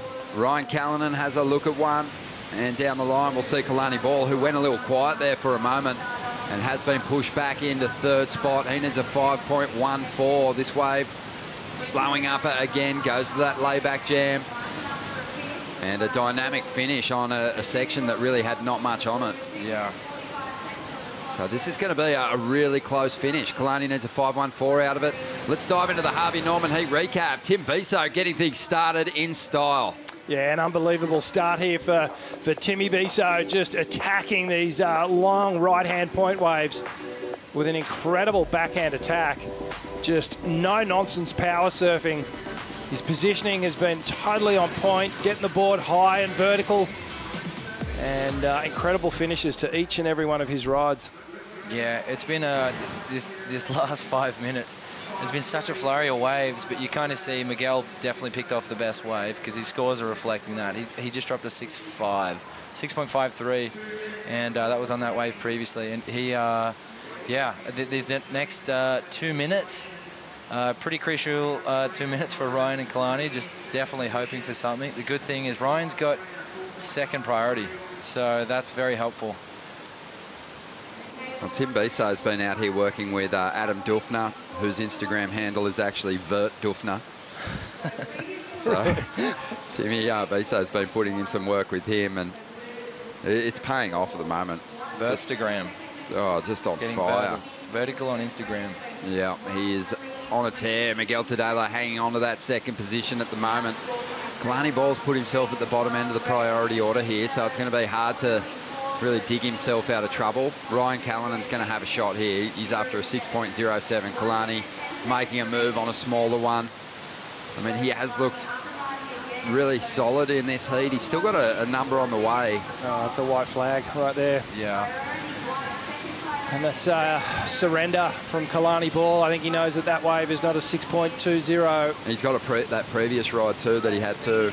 Okay. So I don't know if that one's going to be enough, but he looks a little dejected in the body language there. Yeah, he's looking a little bit defeated. I think he knows that even the previous score might come in a little bit under. He just couldn't find space right now, especially sitting with fourth priority. You've got three guys who you've got to give way to.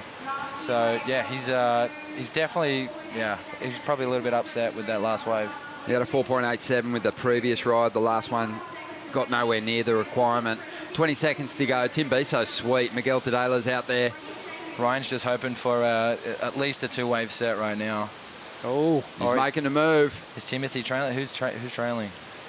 Well, Tim Biso can't get to it. Ryan Callanan He might just be able to scramble into this one. No, it's going to go roll down the line without him. It's going to come to a close, and you've got to give props to the backhand approach there of Miguel Tadela and Timothy Biso. They were on fire.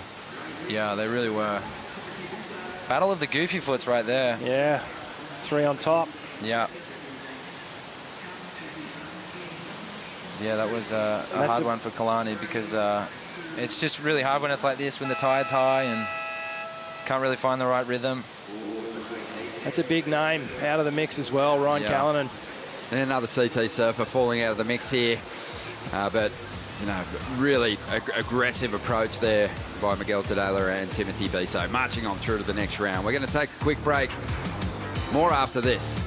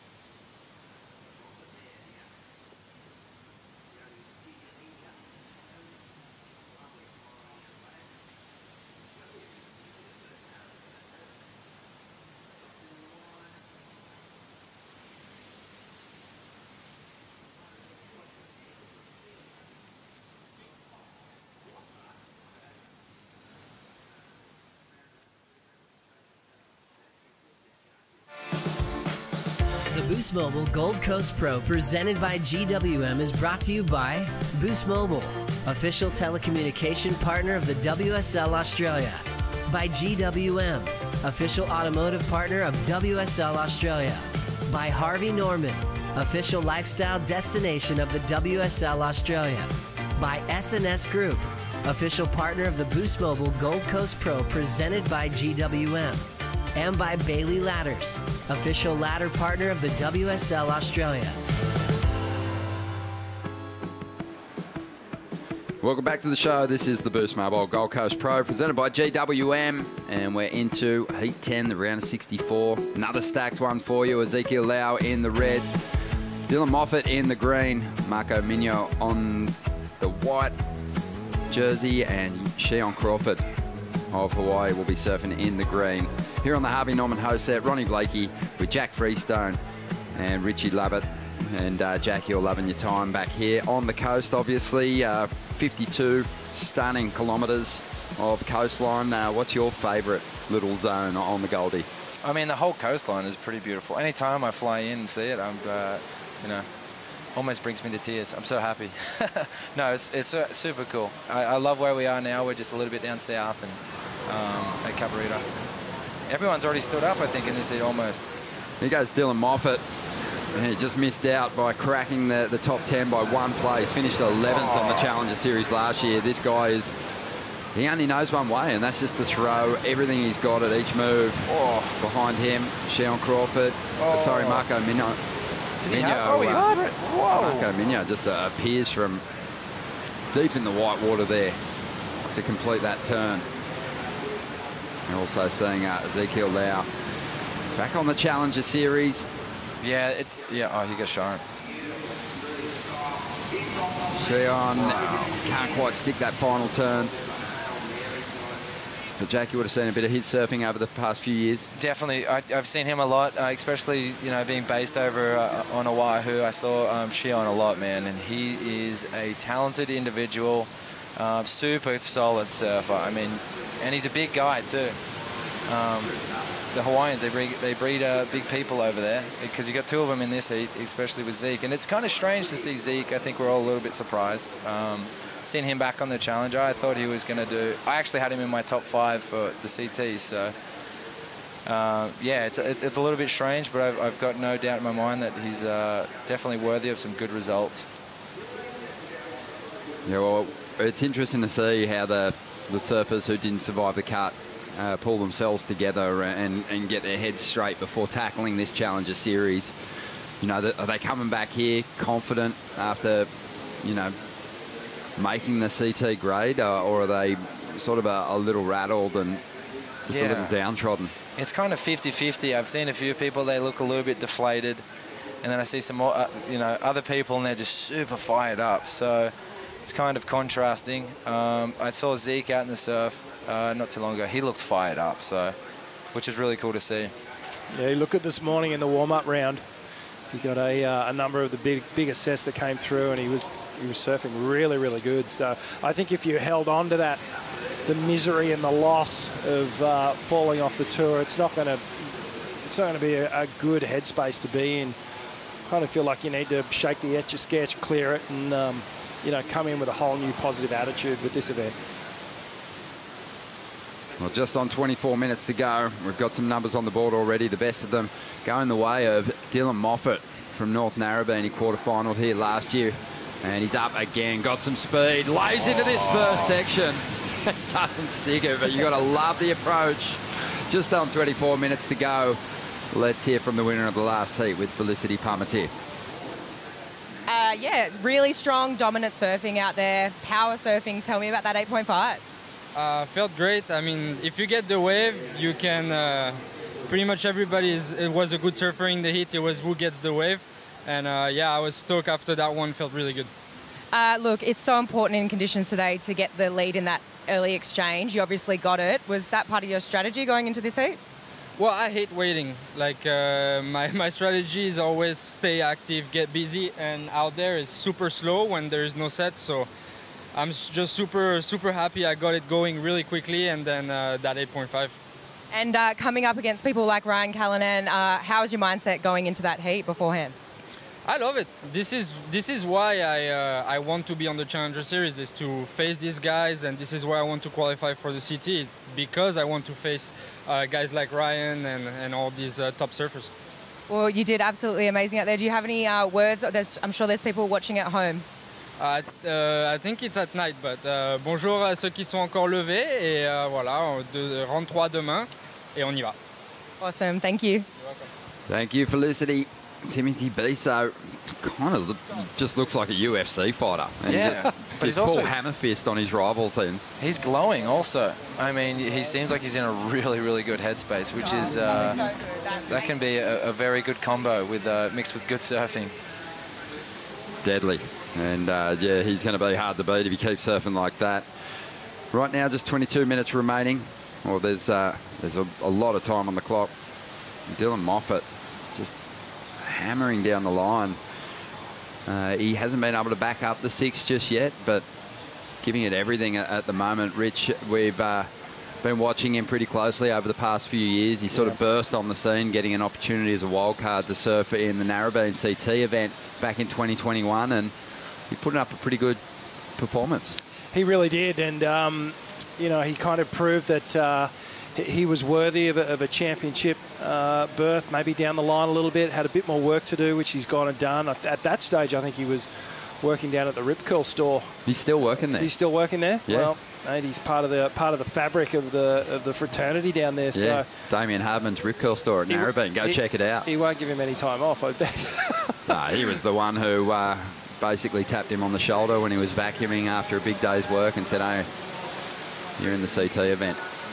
That's pretty cool. Good. But yeah, so finish doing the vacuuming, go surf your heat, and we'll see you in a couple of hours. Yeah, but you know, Dill's really got that, you know, the breeding of that Narrabeen area, and there's so many good surfers around there, and they support their surfers like no other beach. He's doing really well. He's developing well. He's got these big turns that you were talking about. You can see there just throwing everything at it. He only knows one way to attack, and that's full throttle. Yeah, and we saw him execute a similar move to that on his run to a quarterfinal finish at Irisira last year, a place that he's had a couple of fifth places. But yeah, a solid run over the past 2 seasons on the challenges. 26 in 2021 from those 4 events. And last year, a couple of quarterfinal finishes. That's what got him so close to that top 10.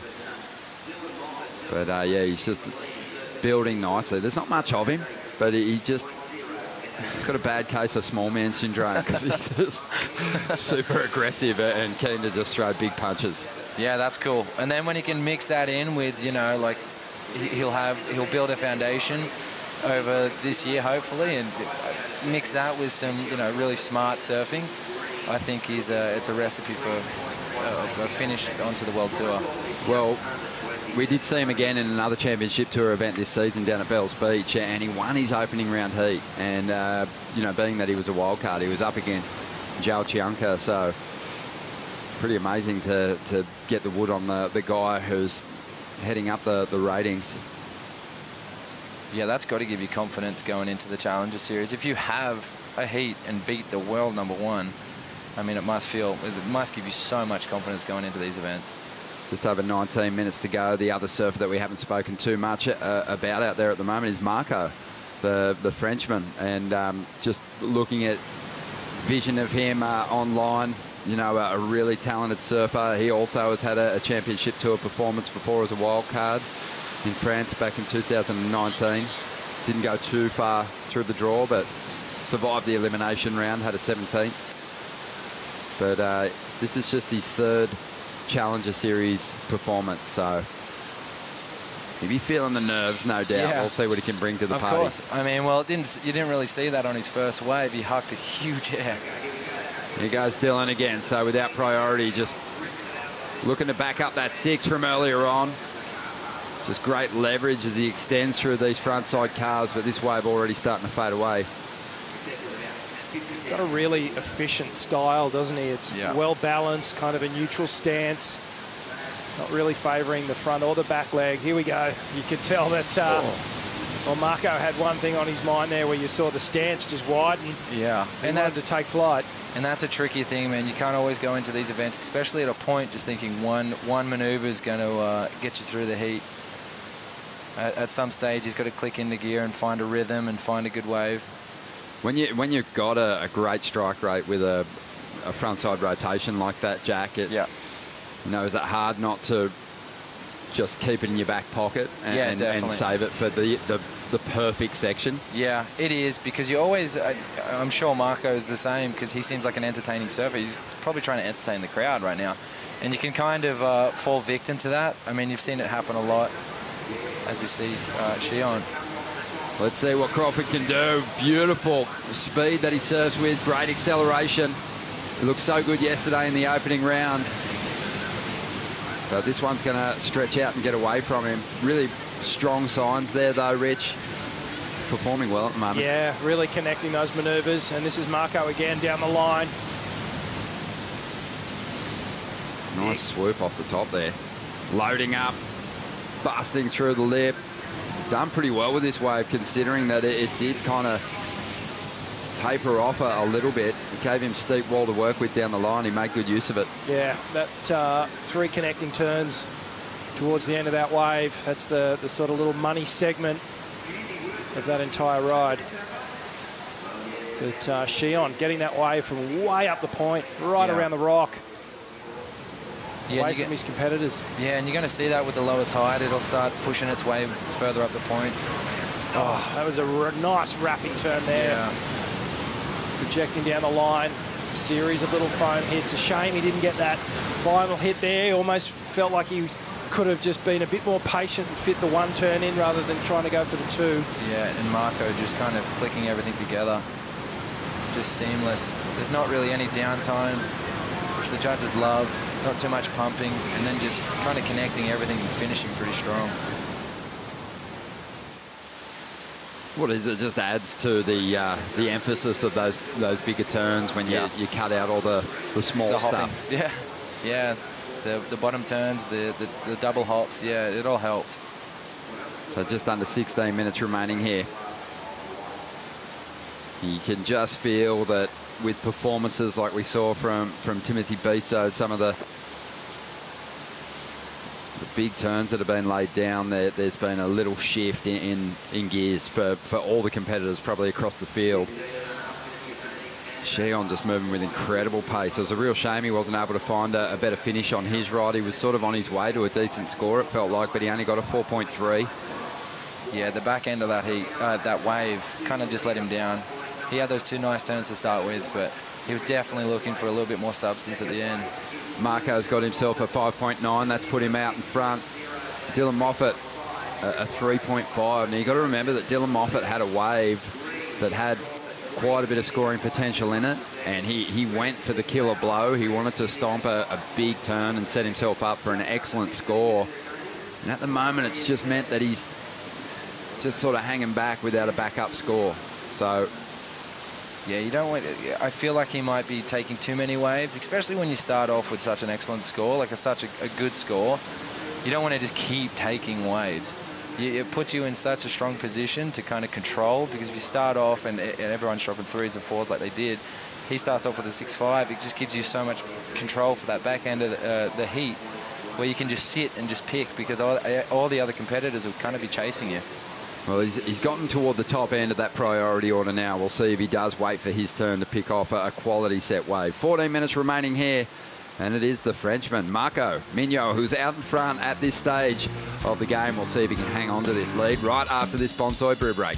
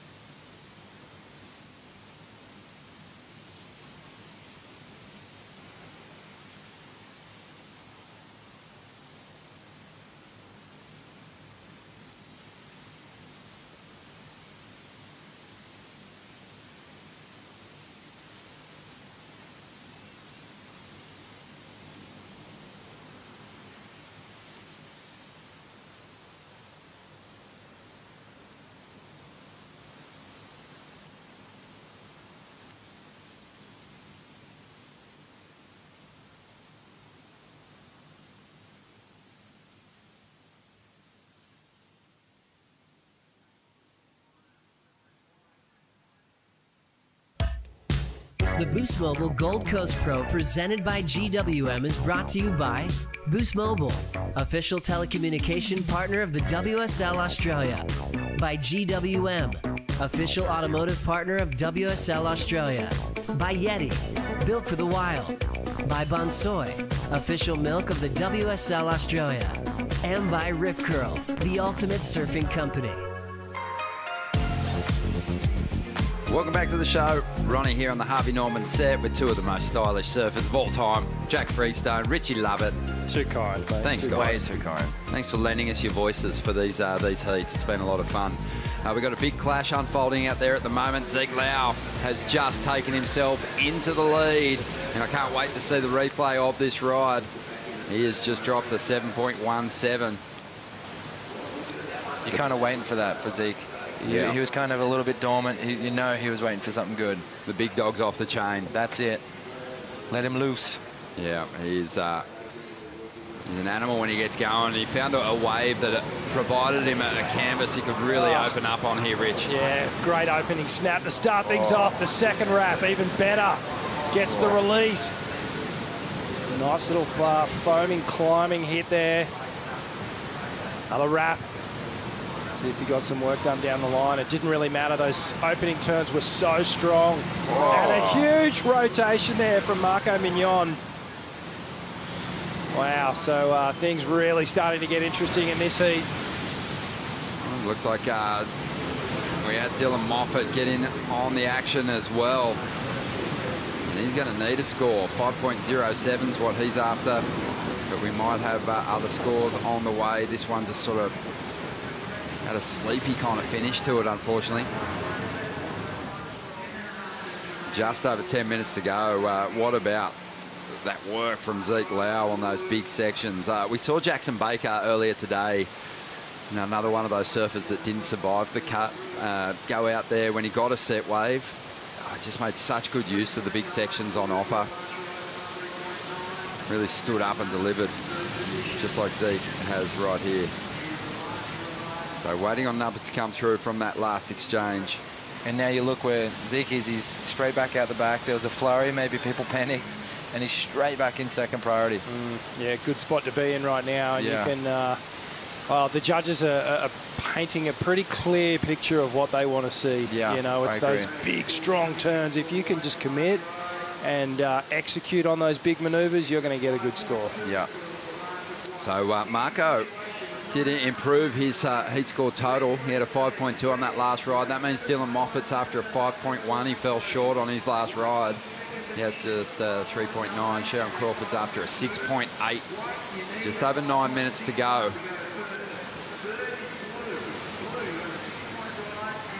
Yeah, it's kind of looking like it might be a fight for second again, especially with Zeke sitting out there. He's in a pretty commanding position right now. He's just going to wait for something. He's literally just going to wait for another wave. He's already got that 4 as his backup, so he's kind of already done, you know, his due diligence. He's already put a number there, and he's dropped the big hammer with the 7. So you know he's just going to sit there and wait and pick out the best wave that comes. So it's kind of up to, you know, Marco, Dylan, and Shion to really figure out what's the next move. Am I going to take off on a bigger wave? Are we going to scrap for second? Yeah. Shion must have made a move for a wave at some point too, because it kind of doesn't make sense. We didn't see a replay of him on a ride. It doesn't make sense that he wouldn't be out there with priority. Holding down priority. Unless he's taken something, as we see Dylan Moffat not wasting any time, sizing this one up. No. Yeah. Now he falls to 4th priority with 8 minutes to go. It's those waves where you're starting with a cutback is always, you know, not favourable because you're not instantly going into a big turn down the line. It's you know, it's this southerly direction of the swell. This is what happens, right? If you don't pick the right wave, you take off, and all of a sudden it's just a slopey one, and you're done. So, and you combine that with the tide too. It's yeah, it can definitely make those better waves fewer and far between. So a couple of little mistakes there from Dylan Moffat. There was that one turn that he didn't click with at the start. If he had made that, perhaps he'd be sitting comfortably up in second position right now. Well, he might even be winning the heat if he executed that turn, because no one has kind of put it on the line like that. But yeah, and it was a 4. It was a exactly. But you see how many waves he's caught. It means he's kept busy this whole heat. Yeah, and that might be, you know, where his mistake right there. He's kept too busy. He's never, you know, he dropped the 6, the best wave of the heat, basically, on his first wave. So he had the opportunity to just kind of sit there and, you know, control. But he kind of just kept taking off on so many waves. Well, what happens is that just puts you out of that natural priority order and flow that happens as soon as the heat gets underway and everyone gets a wave. So it's you're inevitably changing your destiny of where you're going to be in the priority order. Exactly. When you don't need to. Yeah, 100%. Yeah, it's a little different in those head-to-head clashes that we watch more typically on the CT or earlier on in the CTs, but we will get head-to-head competition happening here as well. But, you know, in a head-to-head heat, if you don't have priority, you go roaming, you go looking for it. Yeah. But it's a tougher decision to make in a 4-man heat, because you just put yourself so out of rhythm. And here he is again, and like you said, Rich, he's going to have to start with a cutback. Now he needs something super dynamic to convert this into the 5.1 required. Oh. So he's forcing it. He should kick off this wave, really. Get out of there. I mean, doing pretty well, but it's, I think, you know, that wave with the start that he had was probably never going to get him the 5 that he needed. Yeah, and I think he's feeling it now. He knows that he's like, oh, maybe I should have waited for something. He's kind of always been keeping himself around that third, fourth priority. He's just taken off on way too many waves, and you know, that could be where things go wrong for him. Because he's got the 6 though, you know, it's gonna, if he can put something together and get himself a mid-range 5 or whatever the requirements. It's still fairly low. Similar. Like he could create some space and get one of these end waves. Like that's still an option. But yeah, again, you don't want to just keep taking off on 3 and 4s. That was a great wave from Marco Mignon. He really clicked those final turns there, and Zeke just powering through this. You can see, so there's a different feel to those turns that he's doing. It's we keep going back to it. Yeah, you know, we keep going back to that kind of CT level of turn and commitment. Evident right there, no doubt about it. Just under 5 minutes to go now. And priority with Marco. He's in a good position here. We want to make this next ride really count and add to that tally. I think it's a 5.61 to get into first. Yeah, it's not much. And I mean, I like what he's been doing. I like that he's been showing that, like, hey, I can huck it and I can stick it a lot of the time. And then also he showed variation with that other ride where he kind of just put a series of rail turns together and finished it. That's one of his top 2s. So he's just, I think he's in a really good position right now, holding priority, waiting for the next best wave to come and try and not give it to the competitors. Dylan's sitting way down the line, as you can see. So, yeah, he's begging for a certain kind of set to pass by or catch the other surfers out of position. Shion is up at the moment. He needs a 6.8. Wow, good release, and that tail does well to find the open face again here. Whips through that carve. His boards are just looking unbelievable. Some nice tidy work done on this wave. But he needs a 6.8. He's got to finished it. Kind of match what Zeke Lau, almost match what Zeke Lau threw up earlier on. Yeah, he really milked every single ounce out of that ride, but I just don't feel like it was there in terms of the score. You know, it was great surfing. As you said, Ronnie, his board looked fantastic. I know his shaper, Carl Sharper, is over here from Hawaii supporting him. But there wasn't just that. There wasn't that grunting moment. There is. There was one. I think there was one semi-grunt moment. Yeah, there was one semi-grunt moment. I think that was it. The big snap released the tail. I mean, the good thing about it, he's definitely going to better a 4.3, and he's still got 3 minutes, so he can try and sneak something. It depends what this score comes in as. Rich, didn't you used to get sharpers over in Hawaii? I did, yeah. Carl was my shaper for a number of years. In fact, most of the years that I competed in Hawaii, we worked together, and yeah, fantastic shaper, Carl. Kind of has a real wide variety of boards that he makes, from, you know, performance short boards all the way up to long boards. He was Bonga Perkins' shaper for many, many years as well. So great guy too, really innovative. Oh, he's putting really good equipment under the feet of Crawford. At 2 minutes to go here, and Dylan Moffat, he just started so well, but it fell apart for him. And here's Zeke. And Zeke Lau, looking to get rid of that 4.33. Love that turn, but he doesn't find much more down the line. Yeah, we didn't really get to see what happened at the start. But Dylan, again, is just, now he's in second priority, so just hoping that there's a flurry of sets in this last 2 minutes. Yeah, I think he's way down the line. Might even be making his way in. A minute and 30 seconds to go here. And scores coming through for Zeke Lau. 3.17, doesn't go into the top 2. That was just one turn, 3.17. He's still in front though. Yep. Marco's only after a 5.61 to get to first. Dylan Moffat, way down the line. Yeah, here's a replay of that move. Yeah, that turn. I mean, we've seen it so much before, but it just never gets it's always exciting. But I think that was a little bit of a mistake for Zeke, especially I think he had second priority too. Marco only needing a 5.6. So you just never know what can happen in these last situations. Nice little float to get started, to build some speed for this. Clean carve in the pocket. This wave a little flat, but now starting to bowl out a little bit. And he just goes to work with that sharp small wave game. And that one's looking a little average towards the end there for Marco, and Dylan Moffat finishing off something on the inside. There was I think I heard that North Narrabeen whistle go up. Just wonder what kind of work he was able to do at the start of that ride. Yeah, well, close finish to this one with only 10 seconds to go. So all our surfers needing a 5-point ride. Yeah, Marco, you know, his wave, it was great small wave surfing. Don't know if it'll go into his top 2. Shion's up at the moment. He did narrow the requirement with his previous ride. He netted a 5.78, I think, out of this one. Yeah. So there was a bit of a flurry. Might be waiting for a while here. Yeah, I think so too. I don't know what Dylan did. I mean, yeah, I don't know. The question is if Marco, if he betted. Dylan wasn't pumping his fists. That's what I was going to say. I didn't see any claims. I didn't see any. The body language looked a little bit deflating. Let's have a look at it.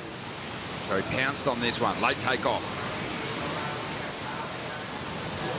Wrapping cutback to start off. Stands up for him down the line. He projects, looking for more open face.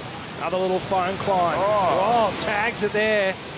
Gets a little bit more work done down the end. Okay, so another there was vertical head. There was a no claim in there. Well, he's definitely asking the question. Will he get the no claim bonus? Who knows? I hope so. Definitely asking the question here. Look, I don't know. It all hedges on what he did at the very end of the ride, because all the work before it was a little off. Yeah. It was a sleepy cutback. Yeah. The hit on the foam wasn't all that great. But it's only he only needs a 5.1. And Yeah, the last that's a 2 tricky turns thing. were pretty decent. And it's going to be enough. He gets a score. 5.67. So they like the combination there on the end of that ride, and Dylan Moffat saved himself. Wow. He started so well, but it almost looked like he with a few mistakes, he threw the heat away. But, you know, that big combo at the end of the ride has got him not just a spot in the next round, but a heat victory here. He jumped ahead of Zeke Lau, who held on for second spot. Marco, what a great performance from him, and some positive signs for Shion. Jack, thanks for your company. Rich, look forward to chatting to you more this afternoon. Thank you, fellas. We're going to take a quick break, and when we return, we'll bring in Stace and Bugs for the call.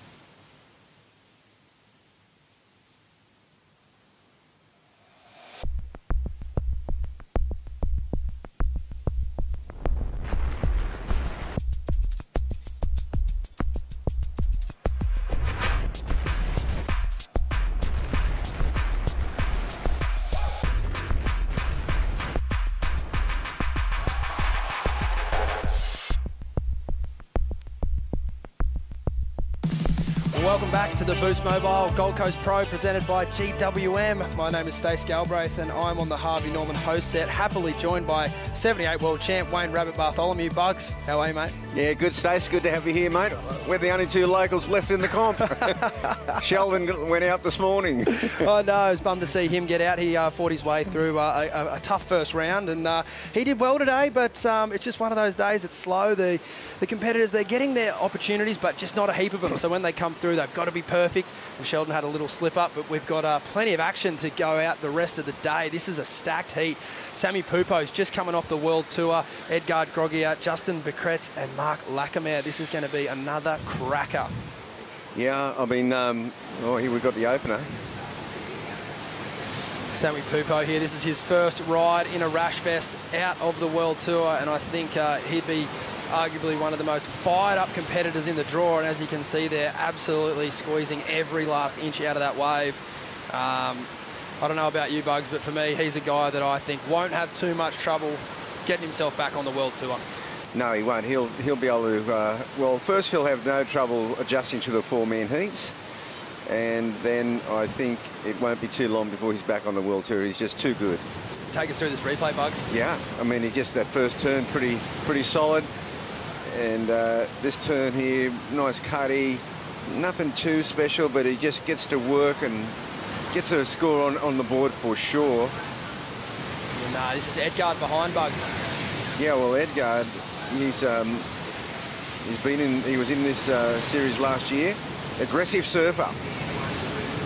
Just gets caught up a little bit there at the end of that ride. Oh, great opening flurry, and this is Justin. Yeah, Justin. This wave here flattening out a little bit. He'll be looking for some down the line action. He's a strong kid, been working with Dog Marsh this event, and everyone got a chance there at that opening exchange. We've got some scores filtering in now. Edgard with the 4-point ride there. I'd have to say Sammy got the best of it, and we'll wait for Justin's score to come through, and Mark patiently waiting out there with priority. Now, Bugs, earlier today we saw Mark's flatmate, Jean Deroux, wait for 28.5 minutes for what was definitely the best wave of the heat. Arguably not the strategy you're looking for if you want to ride two waves, Bugs. Well, one thing we've seen ever since that time was the guys trying to get away to an early start. Now, obviously, it's dictated too by the motion in the ocean and the flow of the sets. But that very next heat after that, we saw 4 surfers getting away within the first couple of minutes. There was no sitting for 28 minutes. It was a great show of, I guess, stoicism and stubbornness from John. I actually loved it. It's good to see someone wait and know what they're looking for. However, you do need 2 waves in conditions like this, just with the talent and where the level is at the moment. And as we see Sammy there just prowling his way back up the line. Bugs, I've seen a lot of guys today with third priority paddle back up to the top of the point. Can you break down what's good and bad about that? Well, I think they're going up to the point. I mean, it's the traditional takeoff. When the guys are separated way down the line, what happens is if they get one up the point, they can get 2-3 manoeuvres in before they reach the other surfers.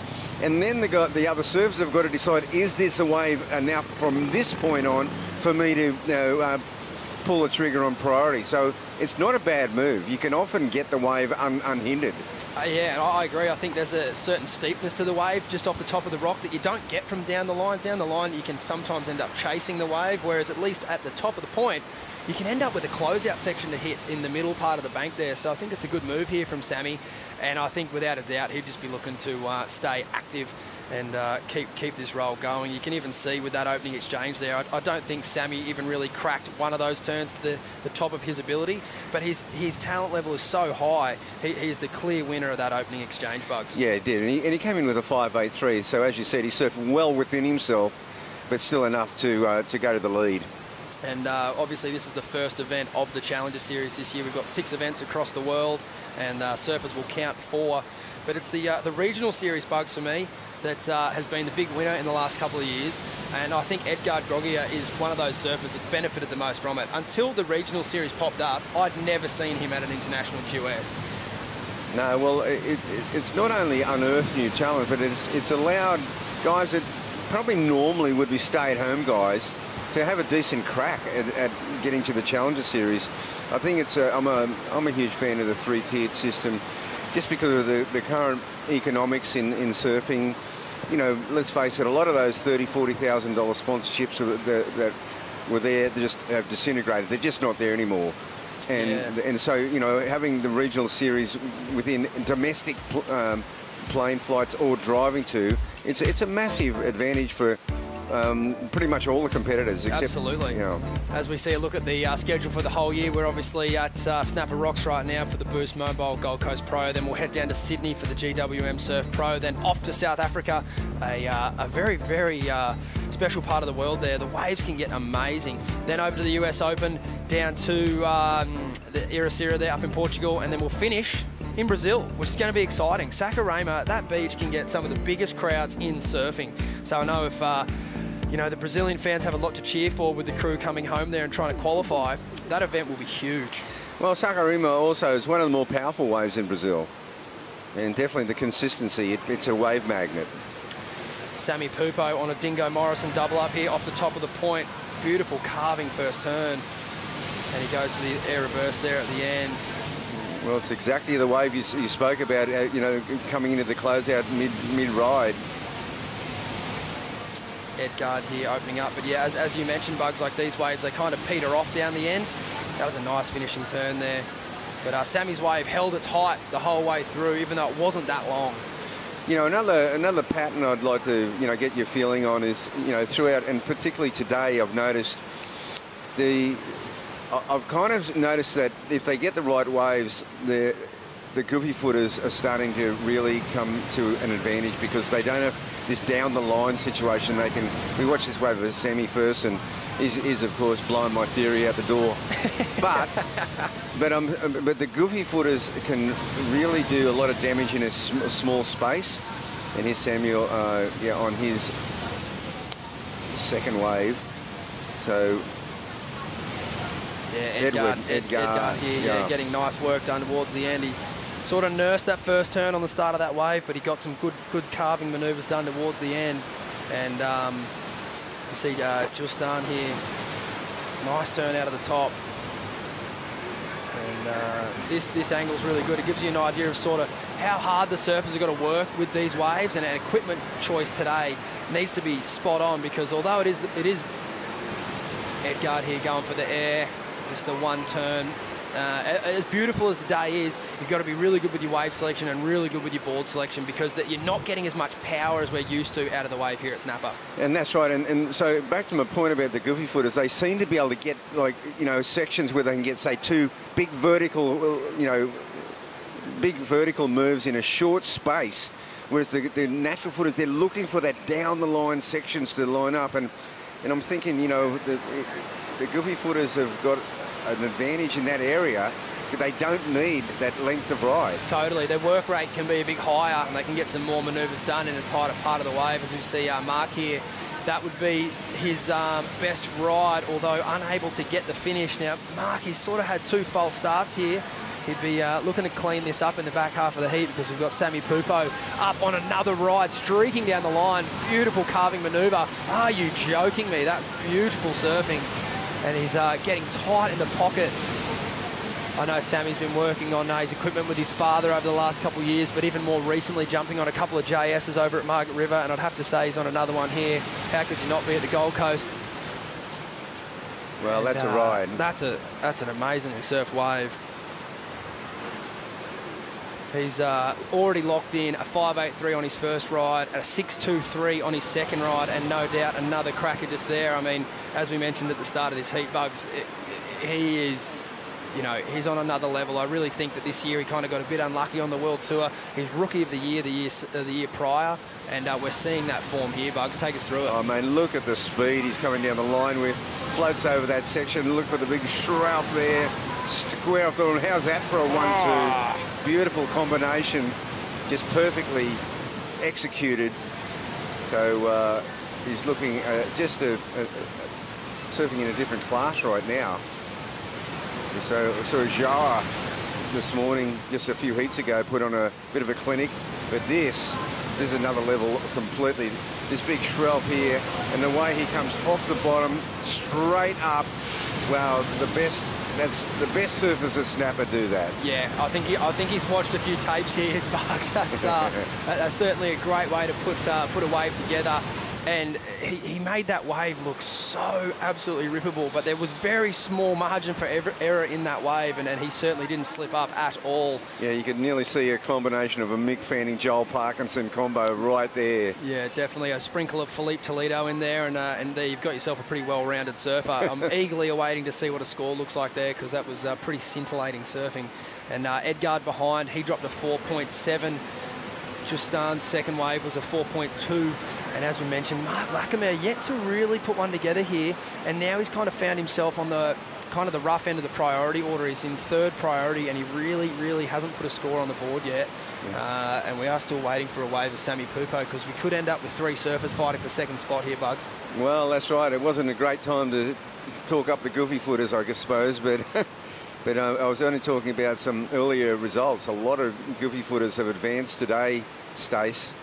And it's not a disadvantage anyway, but in this heat, Pupo has connected those down the liners that the natural footers are looking for. Definitely, he's found him well, but at the moment, another natural footer who did quite well standing with Felicity. Felicity, who you got? I have got Dill, winner of the last heat, so clutch. You must be feeling stoked. Yeah, frothing. Those situations are always kind of weird, but like you're like, oh, I just want like a wave, but it's either like the wave's going to come or it's not going to come, so I'm glad it came at the end of that one. And it looked like you started really strong, but then maybe a couple mistakes. How do you reset after that and get your head back in the game and pull a cat out of the bag? Yeah, I kind of butchered my second one. I thought that was going to be such a sick wave and just kind of caught my nose, but I'm glad that there's like a few opportunities there, so you can kind of afford to roll the dice on a few waves, but you know it's tricky. All these guys are surfing so good, so any little mistake is like pretty crucial. So I'm glad I had an opportunity at the end to kind of fix my mistake at the start of the heat. And last year you had a strong performance on the Challenger Series, but unfortunately 1 spot short of qualifying. How do you get your head back in the game and reset after that for this year? It was good. Like definitely surfing last year, I learnt a lot, and I was really just psyched on competing and surfing heats in the rashies and different ways to approach heats and stuff. So having another year to just get better at doing that and surf more heats is just gonna like prepare me more. So I'm just happy to be surfing heats and snapping in these kind of situations. Well, congratulations, absolute clutch performance there. Thanks. Thank you. Well done, Flick. Well done, Dill. That was epic. And I think one of the most remarkable things, Bugs, about Dylan's season last year was not the fact that he finished 1 spot off, which is about as heartbreaking as it comes. It's the fact that he stayed in Hawaii after he lost. He came home for a short period of time, and he went straight back to Hawaii after he did the Christmas thing with the family. And I think that's the hallmark of someone who's not letting their results sort of dictate their, kind of feelings and thoughts for the rest of their year. Well, it's just really, it's forward thinking. He's setting himself up and being ready. I mean, and that's what the best surfers have done. They've spent time in these, radical reef break locations like Hawaii, like Tahiti, and cloud break and spots. Put a bit of time in, get to know the reef breaks. I mean, a lot of Australian surfers, even North Narrabeen, it's a sand bottom. So, a lot of the Aussies need to spend a bit more time on the reefs and the big waves to get tuned in. It can take a few years, that's for sure. Yeah, definitely. As we take a bit of a break in the action out here, we're going to take a break online with the Bonsoi Brew Break, and we'll see you very soon.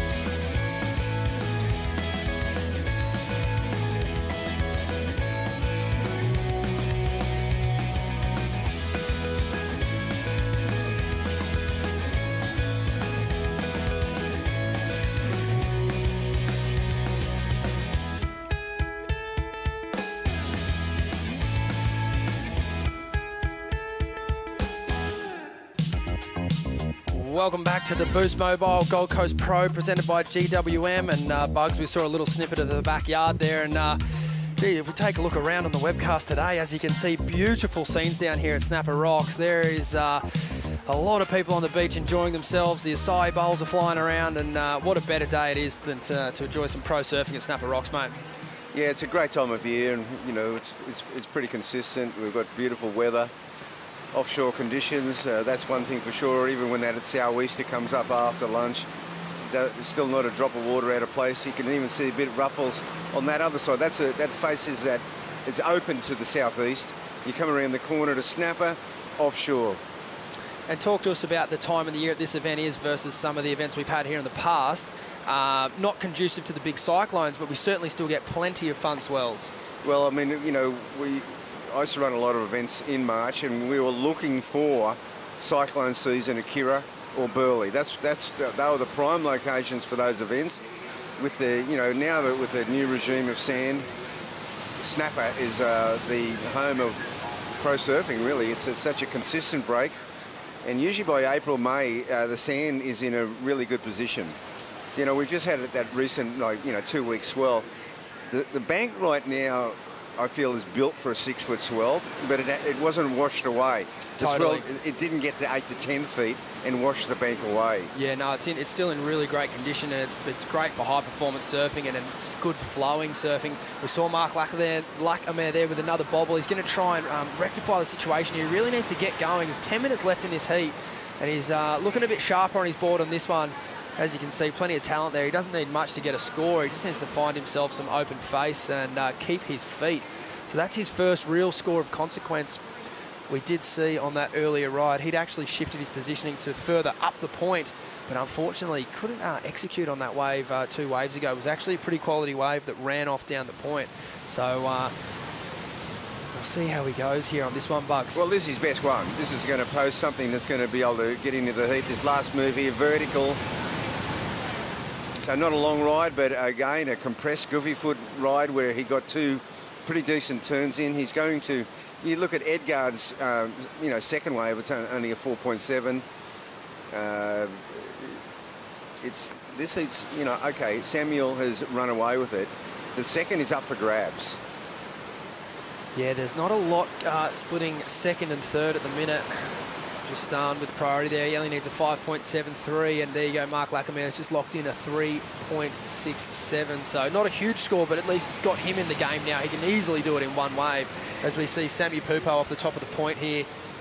He's having an absolute field day. 7.07 on his last ride, and he's off to another cracker here. 2 searing turns.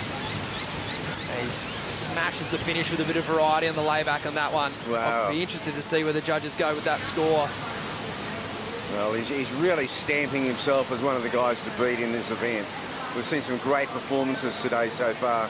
I mean, we talk about Joao Chianca, Timothy Brisso. There's been some great, but this is one of the best. This is a good-looking wave here for Edgard. You can see the coping on it, standing up and pushing back at him. It's great wave selection.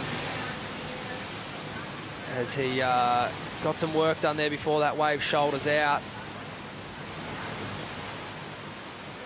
Really interested to see those 2 replays. The judges have got a lot to digest here. I think Sammy Pupo's on another level, and from mine, I think he could be even a little further in front. And it's a tight battle here between Edgard, Justin, and Mark. We will wait to see how this next exchange comes in. Take us through this one, Bugs. No, look at this. He gets the surge, and now is just straight into it. Incredible. Wow, he gets aboard just talking, and he finishes with a flurry there. What's it saying to him, Bugs? Oh, it's just saying, like, this is his second best ride, I reckon. I reckon this is his best, mate. Yeah, I mean, you get a lot of tail slide there, just carving back into the white water, and this finishing turn here, just beautiful. Absolutely ripping. And as we see this wave here from Edgard, Bugs. Yeah, this is his best wave for sure. He goes down the line, another big hack there, just a bit of a foam climb, cuts back now the wave peters out, but he's looking to better that 4.7, then make a bit more distance between him and third and fourth. But that performance by Samuel Pupo, you're calling it could be his best. It's right up there. It's, you know, It's It's another league to what we're seeing here from the other surfers at this point in the heat. They just haven't been able to surf as freely as Sammy. Even Edgard on his last wave, I think if he had his time again, there's probably 2 really strong turns in that wave, and he looked to try and fit in 3. Whereas Sammy is just looking loose, and you know, the tempo of which he's surfing the wave, he's not missing a beat at all since the 6.23. And here we go, a score coming in for Sammy Pupo. It's an 8.17. It's not the longest ride of the day, but certainly the most one of the most criticals. One of the most dynamic for sure. Well, some work to be done here. Justin finishing up that ride there. He's chasing a 5.73 at this stage. We're still waiting for another score there from Edgard.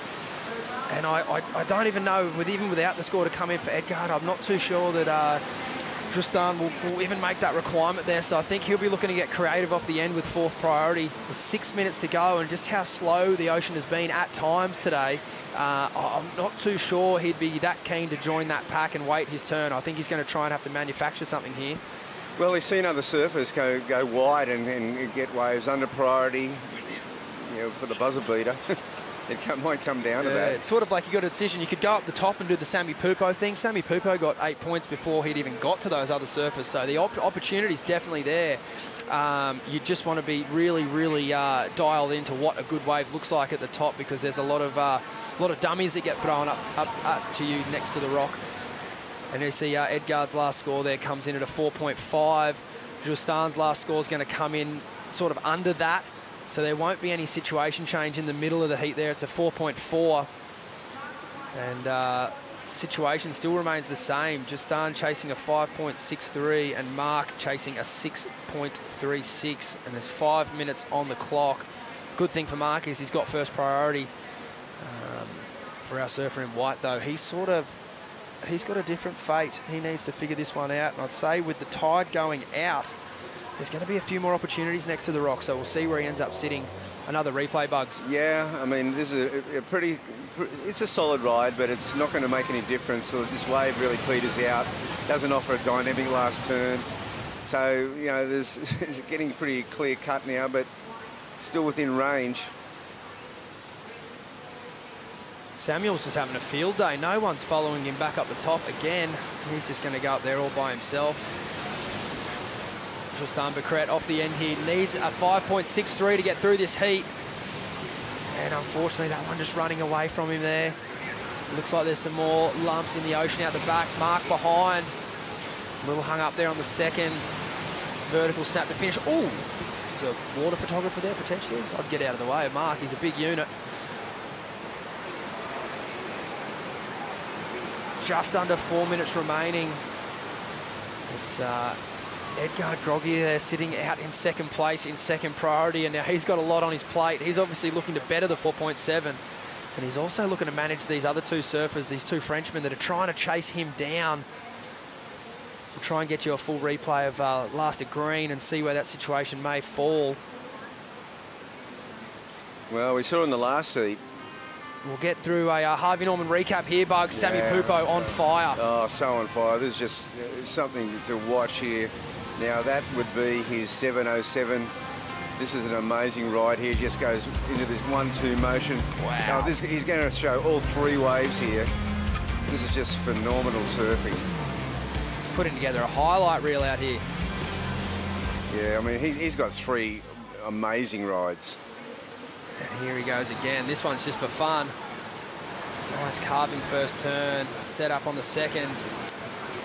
Looks like he's found himself a nice double up. Oh, always tricky with that wind at your back there. I mean, if anyone's talented enough to pull it off, it's definitely Sam. And there's a double up down the line. This is Justin. He is looking for a 5.63. Beautiful first turn. Plenty of energy coming off that board there. The wave just going a little flat and foamy. Still getting nice work done. I think he'd probably be looking for one more major if he wants to get up in that range. Another nice snap. Carving turn and a steep finish would do him a treat here. This is certainly looking like one of his better rides. And the finish. The young Frenchman, he likes it. He's finished in the crowd. 2 minutes to go. I'd paddle from there. He's coming back in. I mean, that is... Get back out there, Grom. 2 minutes, that's plenty of time. Not if you do a run around. He's declaring his innings. You've got to remember, Dylan Moffat got away so wide in that previous heat. The surfer with the first priority didn't chase him down and you know, sort of not block him, but take the wave off him. Yeah, because it's a hard call. You don't really want to paddle off your spot. Take us through it, Bugs. Oh, this is just such a long ride. He just gets to work early. A couple of great carves here. And now he comes into a bit of a white, watery, fluffy section. Gets around this. You think it's done? No, he goes back to work. And it's a series. It's kind of like a lot of the same manoeuvres. That it's the volume and pretty quality. Yeah, the quality at the start, and he's done well to finish there. Plenty of passion, and rightly so. This means a lot for these young competitors. They travel a long way, they spend a lot of money, they train hard, and you do see that passion come out from time to time, and so be it. It's a tough sport, and these kids do a good job to manage all these emotions. We are waiting on a score here. I like the start. We'll see where it ends up. I mean, just by volume of turns, you'd have to think it's going to be close. Of course, we know the judges aren't looking for number of turns. They are looking for quality, and there was certainly some quality in there. So we're going to wait and see how that one falls. Yeah, there was some quality in there. I mean, that was his best ride for sure. I mean, was it a point and a half or a point better than his best? It probably was. If you're Edgard, you're surfing for a score here for sure. It's slow start, and this wave doesn't really look like it's going to double up from this angle. It's got that wave in front of it that's holding and making it. He's bloody belting it. He's belting it, all right. It's just one of those waves where you've got to work pretty hard to get the job done. He's looking to better a 4.7 on his low, and I'm not too sure that he'll do that. Well, is it as good as his last wave? His last wave only came in at 4.5. Yeah, I don't think so. So we will be waiting for scores here. I don't believe Mark Lackamere got to his feet, unfortunately, there for Mark. He'll be looking to review a few mistakes in that heat, but we are still waiting for a score for this young man. We'll follow him up the beach as we see Edgard coming in there, nervously waiting for a score. I mean, just due to the fact that it's so slow today, you can watch your competitor ride a wave the whole way down, and he would have been watching that wave for sure. He knows that just by sheer length of ride, this is going to be close. It's just about that section through the middle that went a bit sleepy and foamy. And the variety. And the variety. I like the call there on variety. But, you know, a 5.5, I mean, he needs like a high 5. Exactly. I mean, it's got to be in the ballpark. Yeah. So there's two ways the judges can look at this. They can compare back to Sammy's 5.83 and 6.23. I don't think that would be good for Justin, but if they compare it back to these other fives of Edgard, I think he's a lot better of a chance. I think Sammy was on another level in this heat, but the other competitors were all scrapping over those 4s and 5s. So we'll see how it falls. This is a nail biter. This is one of the closest finishes of the day. Chasing a 5.63. We've got an early indication from one judge, which is just under. I'd be a brave man to take a bet on it, Bugs, which I won't. This is going to be close. Well, 5.2, one judge says that's kind of well under.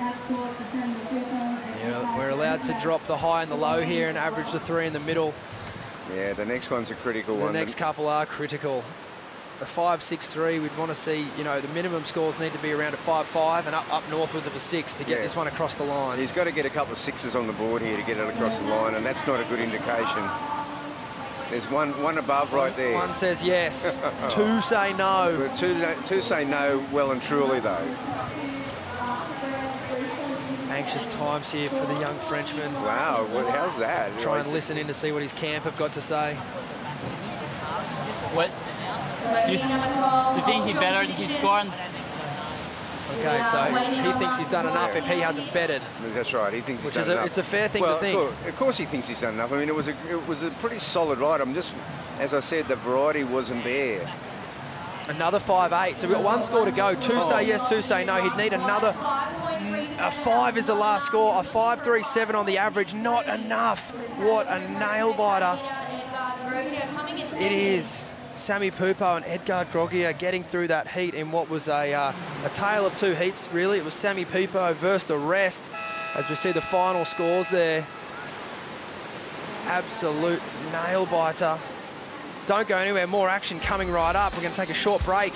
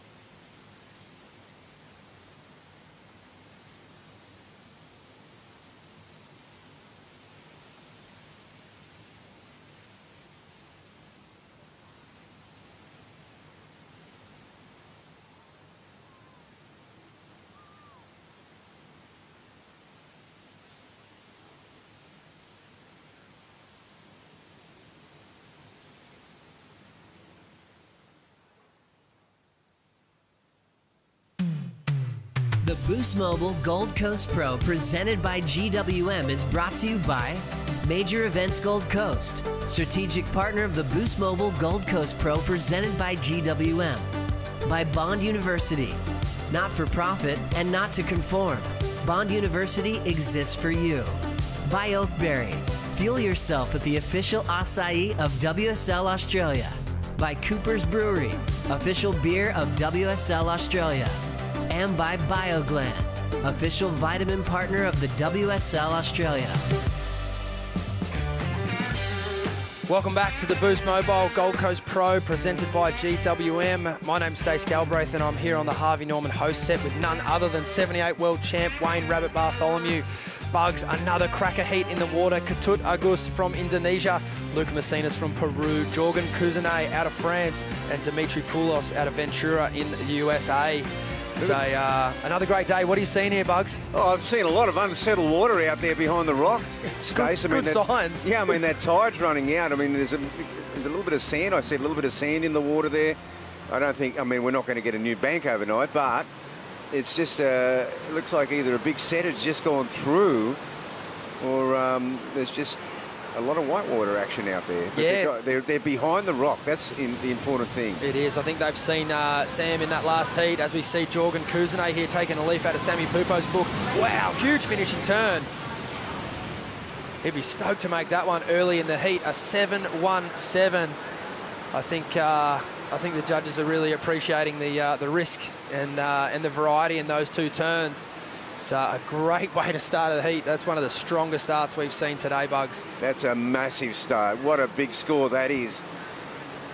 So, you know, it's so gnarly because you're starting to double think, am I in the right spot? I mean, these guys are committed to that inside. I do believe that with that tide going out, there should be waves coming from back there. Well, Felicity got the winner of the last heat there, Sammy Pupo on fire. Yeah, I do. I got the winner of the last heat, an 8 and a 7, massive heat total. Talk me through it. Yeah, I didn't expect having so many waves in that heat, actually. I was checking the waves before and it looked pretty slow. But I think just things came my way and I was happy with it. Look, obviously missing out on the cart by one spot, a lot of emotions come with that. How do you reset coming into this Challenger Series event? Yeah, it's for sure a tough one, but we don't really have a lot of time to just, you know, we just have to get here and then get things going again.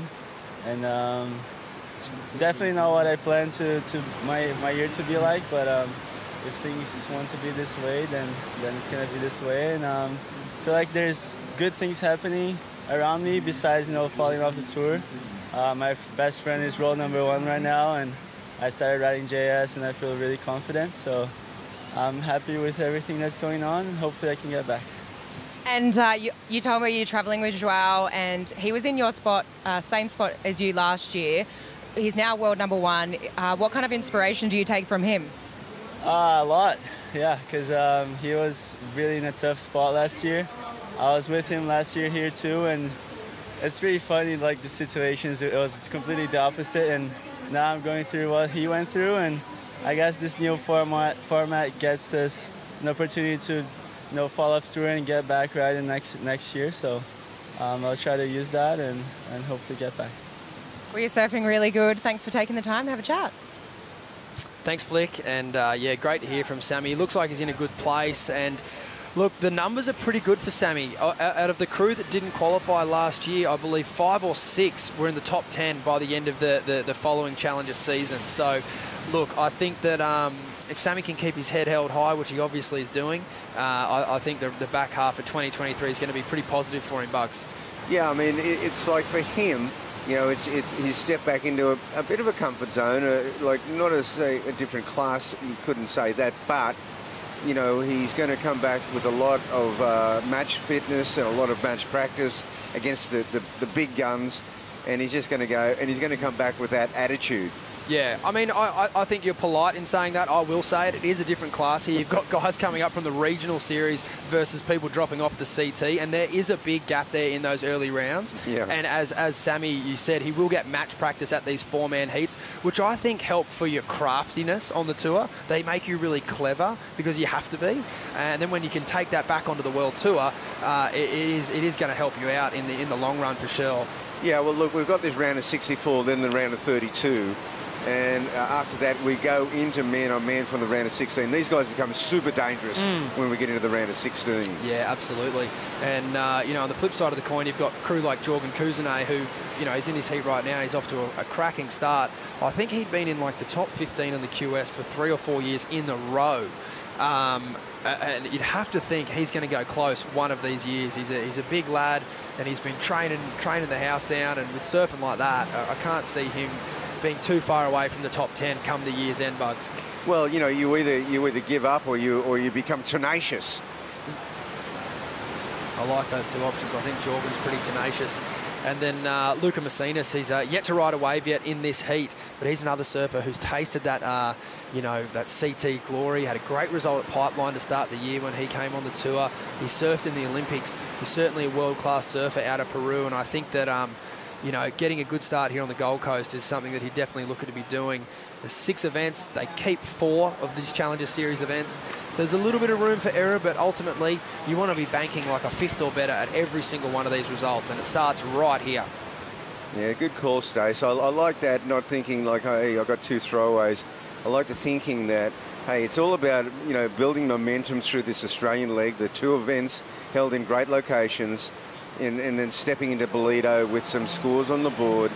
No doubt that's great for your confidence, but also knowing you've banked a few. Definitely, and it's a beautiful day out there, beautiful day to be out and about. I think we're going to get down to Kaipo. Where are you, brother? High on top my sturdy Bailey ladder, and we'll check out the Bailey Ladders leaderboard. Men's round of 64, we're going to get through that, and that's going to set up the round of 32. We already got a couple of heats set up for that round of 32.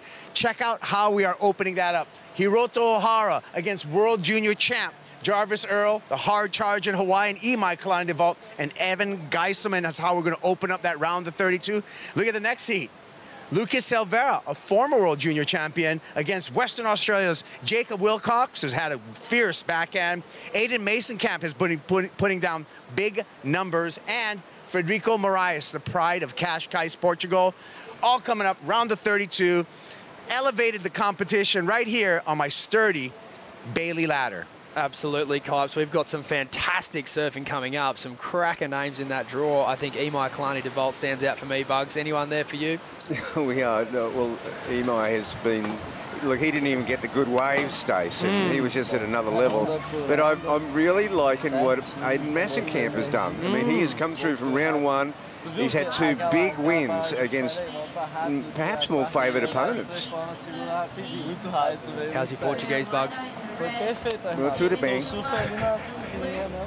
I love this. Like, I know Jow's here warming up and keeping fresh for his upcoming events, but ultimately the number one thing he's doing right now is he's supporting his mate, and I think that's so awesome to see. And I think that you know, these two are going to have a long career of professional surfing to enjoy. They're having a good time, which is the most important thing. Fierce sparring partners, and crazy, taking it to the world. You know, Joe is here, you know, maybe he's here, yeah, sure, surfing snapper with 3 others, getting to the man-on-man, but also supporting his best mate. So, not a lot of action in this heat as the 717 of Jorgen Kuzene just marinates for 11 minutes. He basically stood up on that wave, but the hooter went off, and as every second counts down, that 7 just increases in value. It really does. And then, you know, you get to you know, we're 19 minutes to go, so the first, you know, 10 minutes there's been 1 ride. So a little bit of posturing here for some potential around the corner.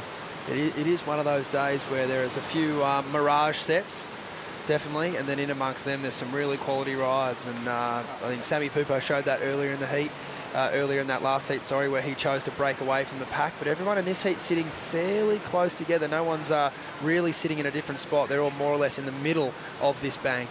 You know, so we've got Katut and Luca sitting out there. They haven't worked out priority between those two, but they have priority over the next two who have already ridden waves. For sure. It's a good fun year for these guys and girls on this tour. We've got 6 great locations, but coming out of the regionals into this is a big jump. So we're going to take the top men and the top 5 women for the 2024 CT. As I mentioned earlier, it's the best 4 results. So you get 2 throwaways, which is pretty handy. And then we've shortened up the fields this year to maximise the event windows. It's 80 men and 48 women.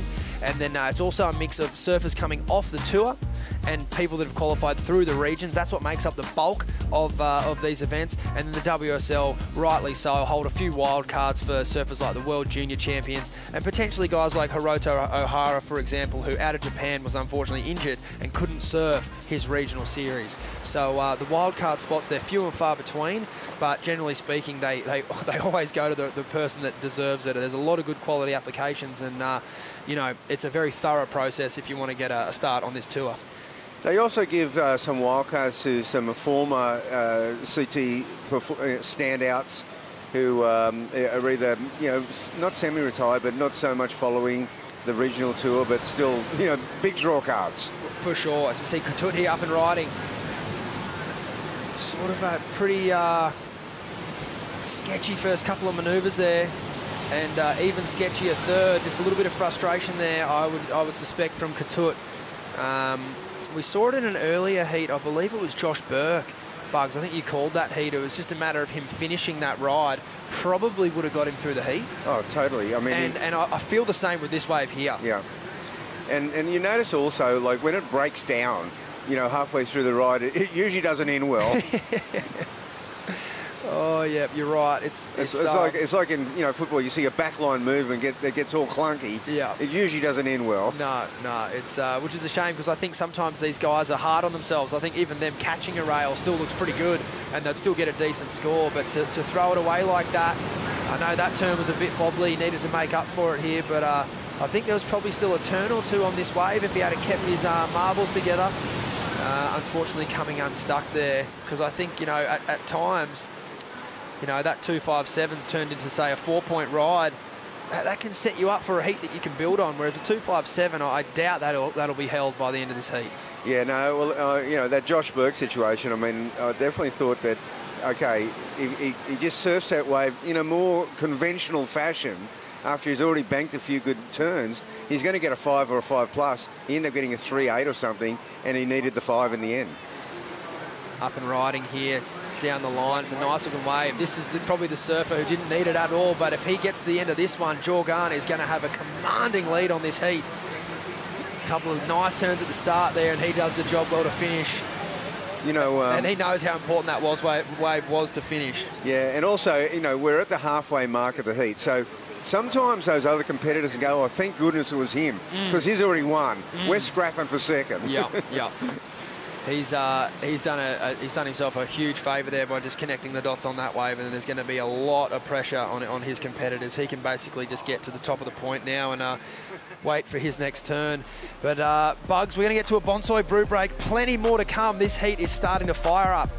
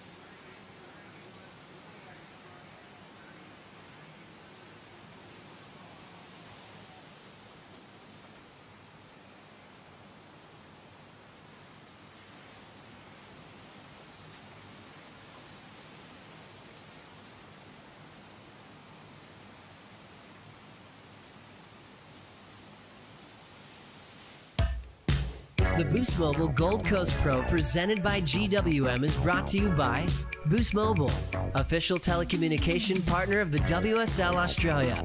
By GWM, official automotive partner of WSL Australia. By Yeti, built for the wild. By Bonsoy, official milk of the WSL Australia. And by Rip Curl, the ultimate surfing company. Welcome back to the Boost Mobile Gold Coast Pro presented by GWM. My name's Stace Galbraith, joined alongside me, Wayne Rabbit Bartholomew, and we have had a very interesting heat, to say the least, Bugs. Jorgen Cousinet's got himself 14.5 points, and the other competitors in this heat are yet to really fire a shot, mate. Well, they're virtually on zero. There's nothing done, so this is an amazing heat. So while the other guys try to get something on the board, because this might end up being a couple of fours, get you through a heat. I want to ask you about Jorgen. Like you mentioned that he got he's in around about number 15 4 years in a row. To me, that says, okay, he's made a couple of quarterfinals, a bunch of ninths, but he hasn't quite got to that pointy end. You know, when there's 10,000 points for the win, but he hasn't been able to break through to finals. Yeah, I could be wrong, but I don't believe he's ever won a Challenger Series event. They're very difficult to win. There's a lot of good surfers in these events, and I think you're right. I think he's been consistent through the years. He might have even in the old system maybe perhaps won a 3,000 and a few of those lower rated events, but he's never been able to crack it in a big event. I think I can remember him getting 5th at the US Open a few times. So he's due for a finals day. Oh, excuse me. He's good for a finals day appearance, but he's due for a win, and I think that's what will really open up your chances to qualify. You need to be, first and thirds. It's all over. You could squeak through with a few ninths, but the years that he's had those results haven't fallen his way. You know, I tend to think with athletes, they can get themselves in an annual pattern where they've kind of built this psychological ceiling that they've got to somehow break through. Any tips on that, mate? You've gone all the way. Well, yeah, but I've also had times when I've had that ceiling, in the round of 16. Yeah. And it's just, it might even be a pattern just for that year, just for that season. But when you're talking about, 4 or 5 years in that same mould, it definitely becomes a psychological hurdle. Definitely, yeah. And there's a lot of, I feel like a lot of the young surfers that come onto this tour, they could think about winning so much, they end up in the psychological hurdle of losing first heat, just because they're already thinking about the final and how good it would be to win one of these things, wow, yeah. And that just comes with experience that some of the surfers that we've been able to work with over the years, they often split the draw in half. Get to a 9th or a 5th and then reevaluate how my board's feeling, how's my body feeling, how the conditions been, what do I need to work on, and kind of breaking it down that way rather than just having this overarching goal, I have to win everything. Yeah, and I know, going back to myself, I used to find that for me it was that round of 16. Once I got through that, I was powering on. I was at least going to make the semis. Like, psychologically, I went, right, I'm on my way. Yeah. I mean, incredibly enough, Felipe Toledo had a pretty good psychological barrier, which was first. The first 7 finals that kid was in, he never lost. Yeah. And there's very special talents that come through that every now and again, but that's on another level, that is. Well, Medina just broke through. Like, the first 4 events of the year, Medina had got 9th, that round of 16. Yeah. The bogey round, I call it. And then this time, when he broke through, what did he do? He went all the way to the final and won. In an event that he was never been a favourite at. Yes, exactly. It's crazy, the determination and the grit he has. It's, now he's got a win coming into the back half of the year, and we know how hard he comes home in years like this, coming up to the wave pool next, where he'd be the odds-on favourite. It's going to be interesting to watch that one play out. As we say, a good afternoon to Mr. Mark Ocalupo, heading past the booth here, looking fit and suave and been ripping as always. But back to this heat, 9 minutes on the clock, and it's the same situation as earlier, Bugs.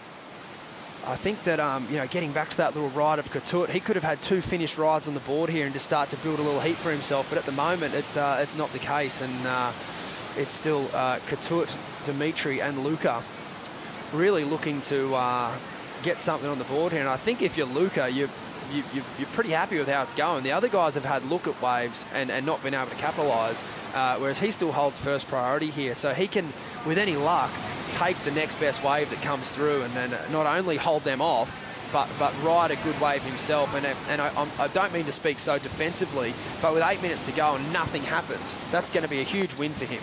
Well, what could happen here too is that we get to the 5-minute mark, and that 2.57 for Katut could come into play as a decent backup. Totally. Yeah, because we had, Dimitri was sitting behind the rock, and he got a wave from back there, but somehow only managed to get a 1.5 on it. So that wave completely didn't work out. Can I ask you a question, Bugs? Obviously, you want to sit on your lineups and stick to your game plan, but at what point do you think if you're Luca, oh, well, if I just ride the next best wave where those guys are, that's going to be beneficial? Yeah, I mean... 8 minutes too long to think about that? Well, we know 28 minutes is, but, he is starting to move down a bit. He'd be still at this point looking for 2 waves. This is where, holding on priority, not be a curse, but you can become too stubborn. Totally, yeah. I think he's keen to ride waves. I just don't think there's been that many outside of... I don't know where he was for Jorgan's second 7. I think at the start, Jorgan just had the inside, and that's how it fell. But as we see a bit of a wave approaching here, looks like he's going to go over it.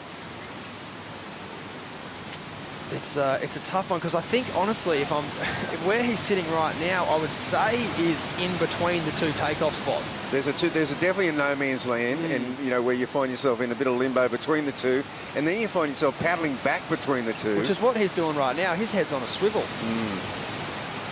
Okay, there we see a few lines on the outside, and are they going to eventuate into something? They should.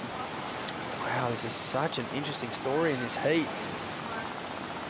Jorgan got the 717 with a minute into this heat and managed to find himself. It's baffling that he found himself a 733 even within... He's ridden 3 waves, and the other crew have ridden, in 3rd and 4th, they've ridden 1 and none. I'm finding that baffling too. Oh, another wave let go. See, he's in no man's land. He could either be there or a bit further up, and I don't know if he's identified that yet. He's moving up now. Okay, he's going to go this one. Here we go. Luca Macinas from Peru, first wave of his year on the Challenger Series. Nice first turn out of the top there. Another snap in the pocket and a finish. It's a conservatively surfed wave there, but I think that's the way to go with this amount of time left in the heat. Well, it's the best of the next bunch. It is, indeed. And I think it's the way to go too, because he's now put himself actually in a position of advantage. Even if he gets like a 4.5 on that wave, that's a big score right now. As you see a replay here, Bugs. Yeah, and as you said, he just got a couple of nice snaps in here. Starts out, that's pretty decent. He flares that one, brings the board back to this position where he can do the finishing turn. So 3 pretty decent turns. Nothing super dynamic, but I'm thinking, might be hovering around the 5 mark. I rode that turn with him so hard. That last turn, holy. You could really feel him hanging onto his toes there with that last one. So we'll see where that one falls, but you're absolutely right. Like, he's going into 2nd place just on that 1 wave alone, and now he can look to build on that, and it's going to be up to Dimitri and Katut to answer back. See, now Dimitri, the pressure's on him. He's got priority, but he basically needs 2 waves unless he can get himself a 7 or an 8-point ride. So this is critical. They all need 2 waves, because now Luca just needs a backup. And there he goes. He's got a decent score. He's got a 5.67. That's a good score. That's a great score. He's done well there, Bugs. We're going to check out a Harvey Norman heat recap after we check out Luca looking at that wave. And I think this recap is going to be filled with Jorgen Kuzene, Bugs. Oh, yeah. He's just dominated the heat. Somehow he's got 2 7-plates. That's his first wave. The 717 backs it up with a 733. I mean, it's a longer ride. They're loving the power, Stace. Wow, that second turn on that wave was incredible. He's through spray, still coming down. And the finish there, big, strong lad. 14.5 points. And he's looking at another wave here. This is like a good quality wave. 2nd priority. Where was Dimitri? Where's anyone? That's a carving first turn. Bit of a snap slide to follow that up. Another carve. Good variety there. Just moving down the line. The big Larry to finish. He's just had the funnest heat of his life. It's unbelievable. So this is going to be another great score. Well, Dimitri has gone up the point to try to get 1 bombing wave, because it's come down to 3.5 minutes. There is still time for 2 waves. We did see Jean Giroux get 2 waves at the 28-minute mark and nearly got through the heat. So you see Luca here, Bugs. We're not too sure what happened on this one. This was further down the line. Take us away. Yeah, well, this is all points going towards his tally. Okay, 3 minor turns on that one. And there's just a cruel wave there for Dimitri because it had that wedge in it, Bugs. It just wedged away from him. That's right. So here we go. This wave here, looking for another score. It's incredible. Oh, he wanted it bad. He just could not get across to it. Oh, wow. There was just that little ridge. Yeah. And that's that no man's land we're talking about. If you rode that wave from the top of the point, you would have just finished it now. And then this wave off the end is just extra points for Jorgan. He's just having a good time feeling out his equipment here. Bang, big, beautiful finish, man. He's had an amazing heat. 7.8 on the last wave. These other guys out there must just be going, how? How? How? Yeah, but, you know, importantly, Luca got a 3.5 on that wave. That is a big score because the other guys now need, Dimitri needs a 7.5 on one wave. Yeah. Possible? Yeah, the kid from Ventura, I mean, he's a great young surfer. He could do it. Yeah, he's definitely got the talent to do it. He's going to need a set, right? He just needs a wave like Jorgan's last one, and it's in the bank. But finding that wave is proved to be difficult for these guys so far. Now, Katut, just courtesy of the fact that he's got the 2.57, he only needs a 6.6. I'm still claiming he should have kept it together there, and he could have a 4, and it'd be totally different. Okay, good call. It's like you just never know how the heat's going to play out. You've always got to give attention to those little details. We see Luca here looking to better the 3.5. And working this one down the line, little check snap in the lip. And if he betters it, it'll be only just as we see Katut here up and riding, streaking down the line.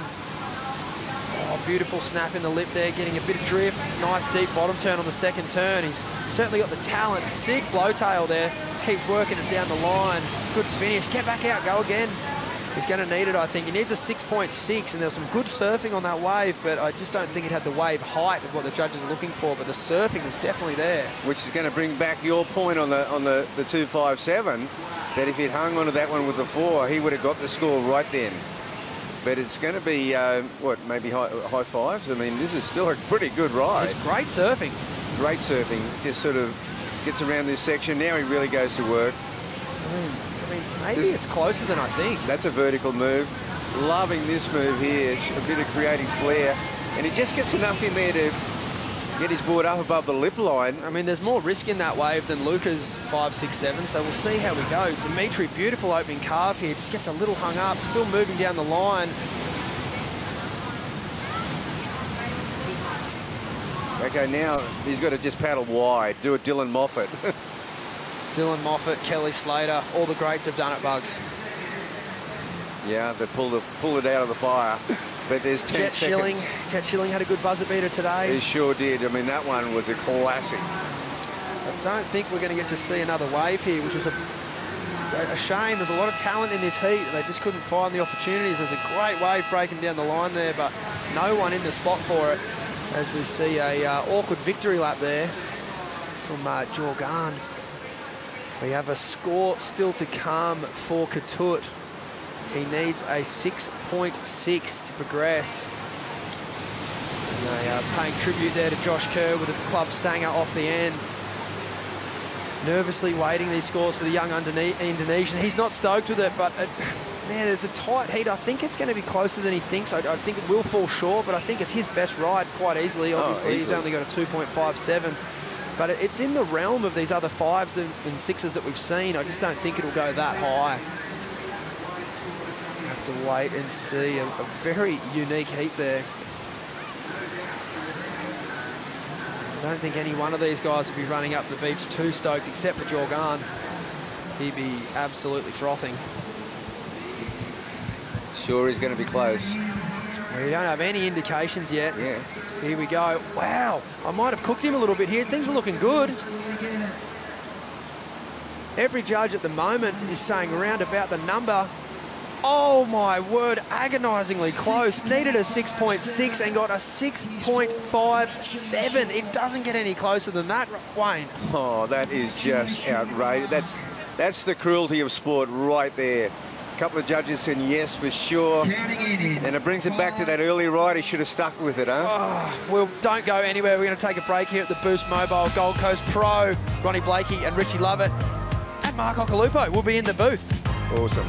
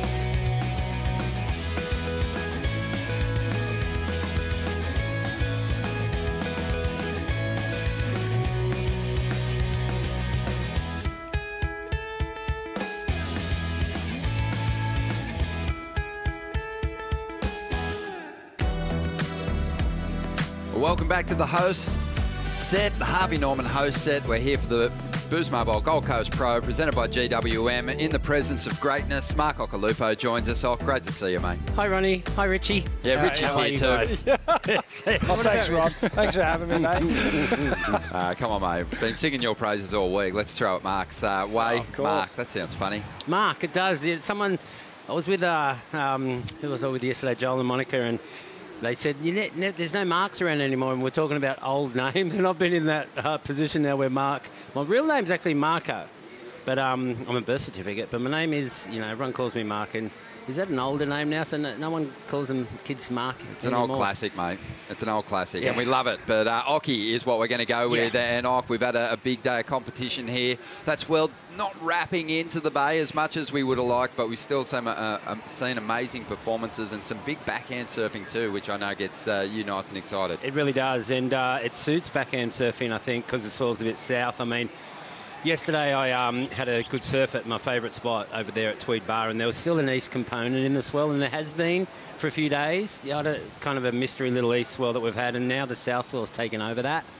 So you see it's kind of a bit soft at Snap Bar, and there's ribs in it. It doesn't really even out until down the line, because we actually have lost about 3 feet of sand during that swell we had. If there was a lot more sand, it'd be nice, but the conditions are rippable, and, they're surfing really well, and I would like to be on my backhand out there if I was in this event. Most definitely. See some great performances, and we're likely going to see some here too, because we've got some real talent in this heat. Jackson Bunch, young surfer from Maui, he's phenomenal. He reminds me of Gabriel Medina even when he first came on the scene. Light-footed, really able to whip that board up into the pocket. Super explosive as well. Cowley Vast, he's an exciting talent. And he's had some big results, not just at that qualifying series level, but also in CT events. He actually finished second to Miguel Pupo last year in Tahiti. It was amazing to watch. Yeah, Cowley's actually staying right in the block of units I live in, so I see him often, and, he missed that last swell at Chopu, and he was not happy about that, but no one got a bigger one than he's got in the recent swell. But Cowley's surfing great. I've had a few surfs with him, and Jackson Bunch. Actually, I talked to his shaper, Carl Weiser, who used to shape my boards back in the day when I rode for straight-up surfboards. Richie, you remember that in Hawaii? Carl Sharper? Carl Sharper, sorry. Weiser, Carl Sharper. And he surfed good yesterday, Jackson Bunch. He did, yeah. He's so strong. You can see what I was touching on, Rich, just that coiled approach. We've also got a former CT surfer looking to get back there, and this guy has some kind of backhand, David Silva. He sure does. Lethal. So mechanical, and it's just got him so many points over all these years. It got him to that second place over there in Mexico. Yeah, that's right, to Jack Robinson. He started off well here. And, you know, he's looking to get back on tour. That's where he belongs, I guess. Rich, what do you think? Yeah, no, for sure. He's too good a surfer not to be there. But this man here, Carly Bast, I feel like he's a real shot at making the tour. He's got those big CT-style manoeuvres and the complete package too, but exciting. Jackson Bunch, you know, he's had a pretty decorated junior career. He's had a lot of props and a lot of people talking about him. And great style as well, but hasn't this guy here, Rio Waida, he has made an incredible name for himself over the last, 12 to 24 months. Just took the Challenger Series by storm last year and has really started to find his feet, developing his surfing, really putting the time in at all the locations. This was a good side set, guys. Like, now that the southeast is kind of blowing hard, it'll bring in more swell and it'll straighten up the swell for sure. What swell we have left, so that's a good thing, and it's going to be a good afternoon of surfing. Tide took its time today to go out, but now that it's going out and we've got that kind of onshore prevailing wind, I mean, still smooth here, but over the back it's southeast and quite strong, so should see some more swell come in. Now, all the competitors getting some solid turns done in that big opening exchange. We've got some scores on the way. We'll update you on the situation in just a moment. Right now, though, we're going to hear from the winner of the last heat with Felicity. Yeah, I am here. You pretty much surfed a heat by yourself, it seemed like. You ran away with it, couple of sevens, 3 actually. Must feel good. Yeah, it's really rare that you surf a heat by yourself. You know, on the Challenger Series, it's always tough. You always fight for like 6 and 7s. So this one felt good. It seemed like, you know, it's obviously really tricky out there, but you seem to find the rhythm. What was your strategy going out there? I was like, I didn't want to be in the group, you know, like trying to fight for a wave. I don't really like to fight for waves. I just like when the waves are coming to me, which happened. Yeah, no, you did really good job at that. It's early in the morning back in Hossegor, but I'm sure that you've got support back home watching. Do you want to say a few words? Yeah, of course. Merci à tout le monde de me regarder, de me soutenir. Il y a des Français ici sur la plage, donc ça fait plaisir. J'espère que vous avez passé un bon moment à regarder. Moi, j'ai passé un bon moment à surfer. Je me suis gavé. J'ai eu trois vagues pas trop mal. Donc voilà, merci pour le soutien en ligne sur Instagram, etc. Les messages, c'est top. Et puis, je vous fais plein de bisous et j'espère que ça va aller jusqu'au bout. Allez. Awesome. Well, hopefully more heats like that on the way for you. Nerve-free. Thanks for having a chat. Thanks, Felicity. And yeah, Jorgen just in complete rhythm there. It just seemed like he had it all to himself. No one really kind of challenging him for the win there. It was a real tight battle for second spot. And it was Luca Martinez hanging on for that second position to qualify for the next round. Out there in the lineup, we've got some scores in now. And it is Jackson Bunch who has the lead with his 2 rides, a 6.33 and a 3.5. In second spot at the moment is Rio, who dropped a big score, an 8.6. The judges loving what he was throwing down on the long walls here. So he can move into the lead with just a 1.23. David Silva, he banked a 5.5 on his ride, and Calivas, he got himself a 5. So everyone got a reasonable score, but Rio dropping the big one here. And here it is again. Yeah, well, he's gonna he's gonna leave it up to the goofy footers to fight out for second place if he keeps on going like this, because you know, to be expected. You know, Rio just so strong, and this wave suits him down to the ground. Just saw his fellow countryman get awful close on his last score. It could have gone either way, but Rio would have to be a firm favourite here to win this event, I think. Yeah, just so strong, doing a lot of work. I know he's been doing some training too with Johnny Gannon since he's been here, and he's just looking to regather himself and get that winning feeling back. And with surfing like this, he's on his way. Yeah, this is incredible. surfing here from Rio, and he really entrenches himself and gets involved with the places that he goes. When he competes, gets there early, just starts getting into the vibe of the place. Bit of an Adriano de Souza style, right? Yes. Yep, absolutely. And I don't know about you guys, but I kind of see some shades of Danny Wills in his style and his approach. I do too. Yeah, even his stance well, Willsy, one of the greats to come out of Byron Bay.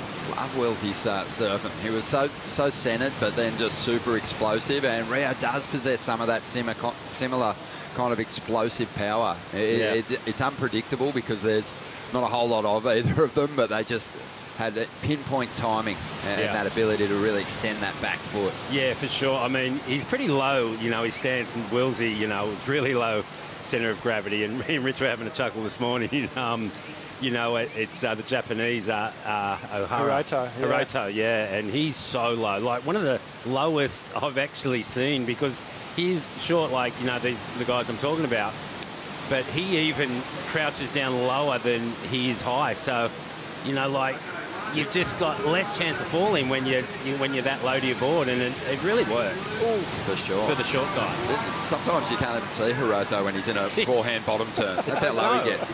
It's 2 foot, like, high. 18 and a half minutes to go here, and we just saw Vast take a fall.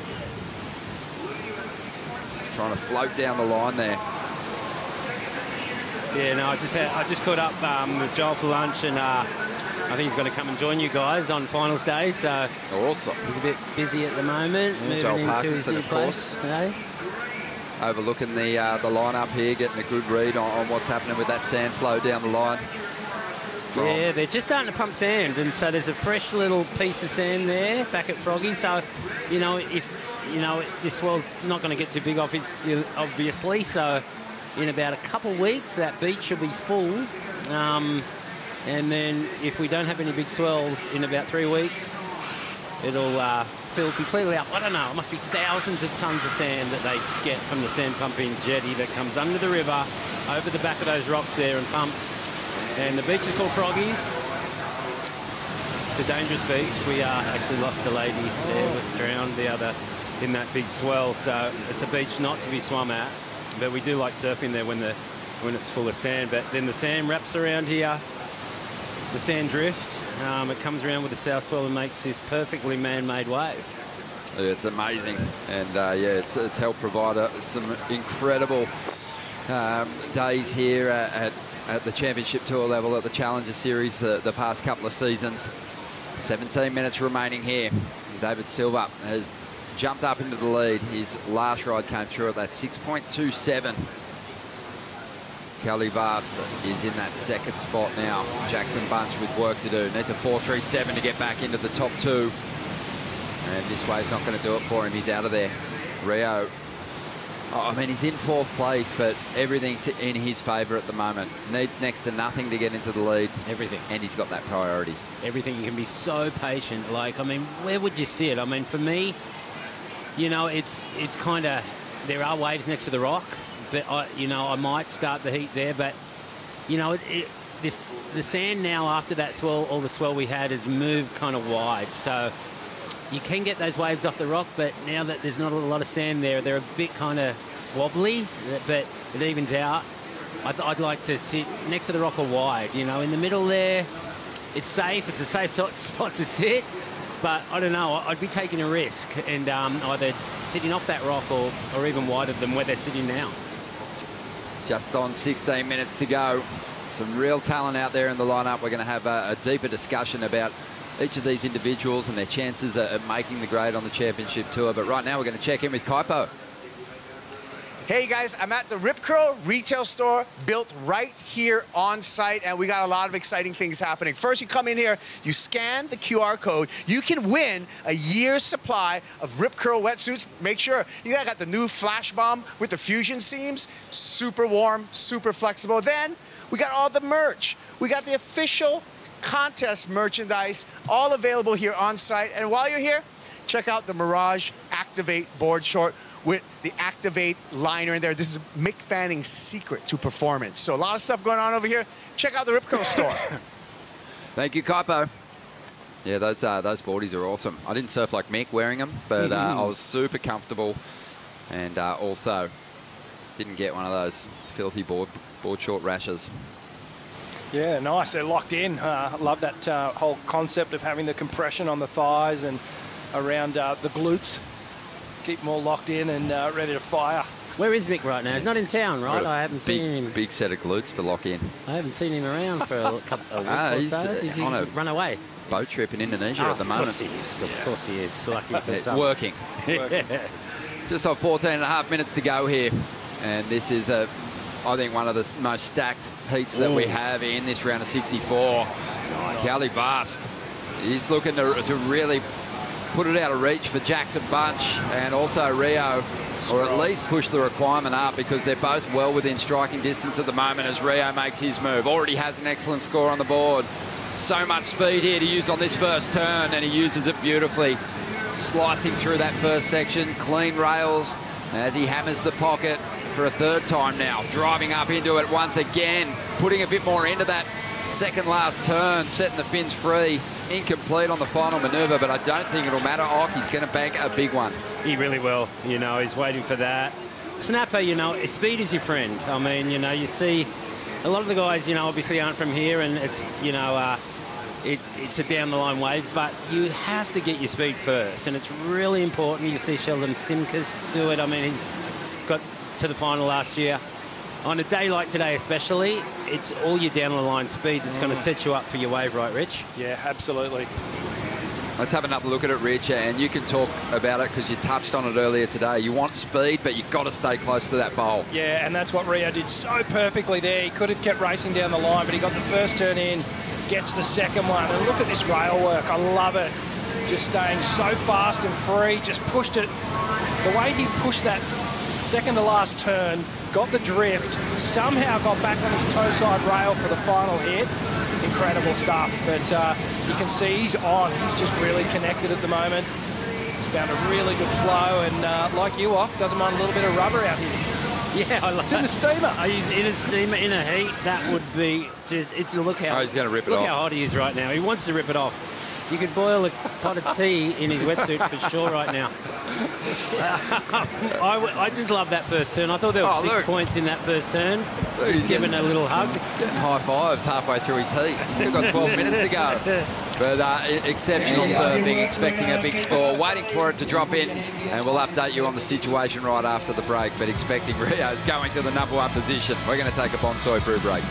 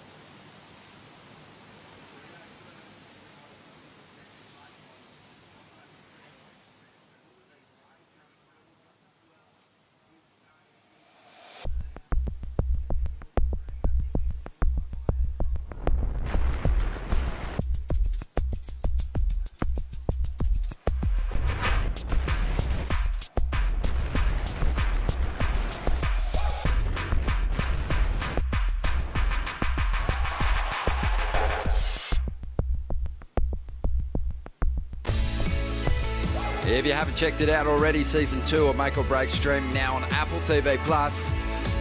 Right now, though, out in the lineup is where the show is unfolding. Rio Waida, the first surfer to put together an excellent heat.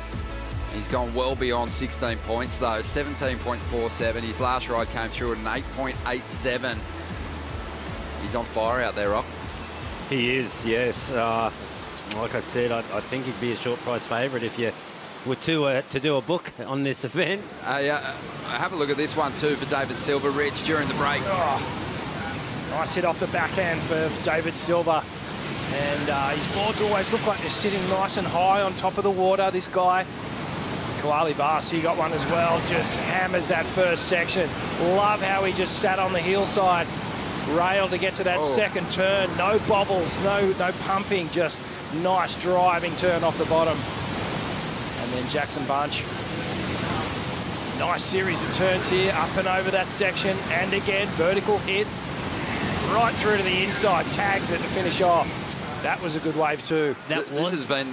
Sorry, this is four of the most formed surfers, I think, that we've seen in the event so far here at Snapper Rock. So far in the event. So far for sure. And I'm lucky enough. Yeah, unfortunately, two of them are going to fall out of the mix. Are going to be out. I mean, I'm lucky enough to sit down while this heat's on, and I totally agree with you. I've seen every heat. And, yeah, like, I mean, Cowley's taken it to David Silva, and Jackson Bunch is not far behind. Those last two turns, I think Cowley's turns are looking bigger than these guys. Don't you think, Rich? Yeah, no, that's... we keep going back to it. CT level surfing, you know, and big turns. That's what they want to see. And Carly's got it. You know, he's got those big exclamation marks that he just throws down on the waves. I don't think anyone who was asked to do, any of the commentators that were asked to do Challenger Series predictions on the men's side left Cowley Vast out of their top 10 for the end of the year. Have a look at Rio's numbers, though. Just so impressive. But I do want to talk about Cowley Vast a little bit, because we've seen him twice in CT events. The first year we saw him, 2019, he lost out to Jeremy Flores. He had a 9th place finish. He was just a wiry grommet. There's been a lot of growth physically for him in the past couple of seasons, but you can see the work that he's done in waves like this. Last year his best result came at Haleiwa. He quarterfinaled there. But other than that, he didn't get through a whole lot of heats on the Challenger Series in the smaller conditions. So big improvement in his act. And I think he's kind of in that same realm that Jack Robinson was in before he qualified for the tour, where we're already referring to him as one of the best barrel riders in the world. Yeah, no, for sure. And it's similar, you know, even though he's a goofy footer, but his wave selection's really good. Like, he came here early, and he pretty much caught that whole swell. And I noticed him, he was always on the best wave of the set, or one of the best waves of the set. He's really in rhythm with the ocean, and you get that from barrel riding and surfing perfect waves. So he's got all the ingredients, Ronnie, you're so right. And if he gets on that CT tour, look out, because, you know, Pipeline, Chopu, and look how good his backhand is for J Bay and places like Bells. I'd love to see that. Well, Rio just cutting another wave to pieces out here. I don't think it goes into his top 2, but still some impressive work there. This Cowley Vast looks to, again, just improve his situation. His previous ride was a 6.9. He's trying to better a 5.7 at the moment. He's still not safe, though, is he, Rich? You know, I think I'm looking at David Silva. They only kind of need mid-range, you know, a little higher than that scores to pass him. So this heat, it's not over by any means. Yeah, it has just been passed too. Oh, yeah, sorry. On the strength of Jackson's last ride, which came through at a 6.43.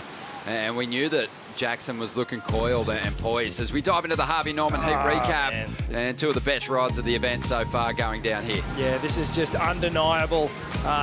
Very, very quality surfing here from Rio. Mixing it up, a good variety of turns on each wave. Timing just completely on point. Love it how he's mixing it up, getting a bit of tail release, and completing the rides. This is Cowley. Yeah, I like that turn right there. Nice and tight, and just made sure he knew there was not a whole lot of wall left. So he made that second turn big, and the third turn was vertical. Look at the speed here. Yeah, such a good read on this wave. He saw it all happening down the line. And then once he slowed up, he got to work. He put some magnificent work in. Just so connected, every single turn, just on edge, but in perfect control as well. Yeah, I think, you know, it says a lot about just how fast Rio's surfing at the moment, because he's going to carving turns but still generating excellent scores right up at the top end of the excellent range. Kind of reminds me of what Callan Robson was doing here last year. He wasn't really doing anything ultra progressive, but there was so much strength in his moves, and he stitched it all together so seamlessly that the judges really just had to reward it. They had to. And I really like how he just lays that rail and doesn't disconnect the fins, keeps them in the whole time. I like that, you know, because you know a lot of guys, they like to, you know, release the fins. It looks good, but they do lose a bit of speed out of it, you know, and but that board was in tight the whole way. When you've got a magic board under your feet, and I can remember it watching you compete, when you've got all that speed and you don't wash anything off and you go into that turn as fast as you possibly can, that's... I think that's perfect surfing. I mean, sorry, I'm not talking about me, but I mean, when you don't do that, like, you know, like, it just, you don't lose anything, and your edge is all clean from start to finish, and that's when I think, you know, those really big scores come. Yeah, you're spot on, though. That's, you know, when we've celebrated John's best performances at Main Break, Margaret River, and in bigger conditions on the North Shore, it's always when he's, you know, harnessing all that speed and putting everything he's got into the turn, and really... And wasn't it good to see some of that again at Main Break by John? Well, I was missing that. Yeah, but this has been special stuff, and there's a new benchmark of performance that the field have to reach now, with Rio dropping a couple of 8-point rides. But this is a really intense battle for second spot, with 3 great surfers out there, all on their backhand, all doing fantastic turns. And all goofies, and I have to say, a big congratulations to Gabriel Medina, definitely one of my favourite surfer, who's back in form. Margaret River, I loved it, and yeah, now it's between 3 goofies right here, and you know, I'd love to see Callie get it, but I do like the way Jackson Bunch surfs, and I know Carl Sharper is there watching intently. Whoever gets it's going to, you know, really, truly earn it, because it's a tight battle. Have a look at the way the priority's working at the moment too. It's Callie Vast who's going to kind of struggle here to find some space and get his opportunity in these last few stages. David Silver's just begging for the opportunity to rip one apart here. He's got priority right. Yeah, he needs a good score, 6.49. Easy for him. Jackson Bunch, he's going to be right there, probably putting question marks in his mind.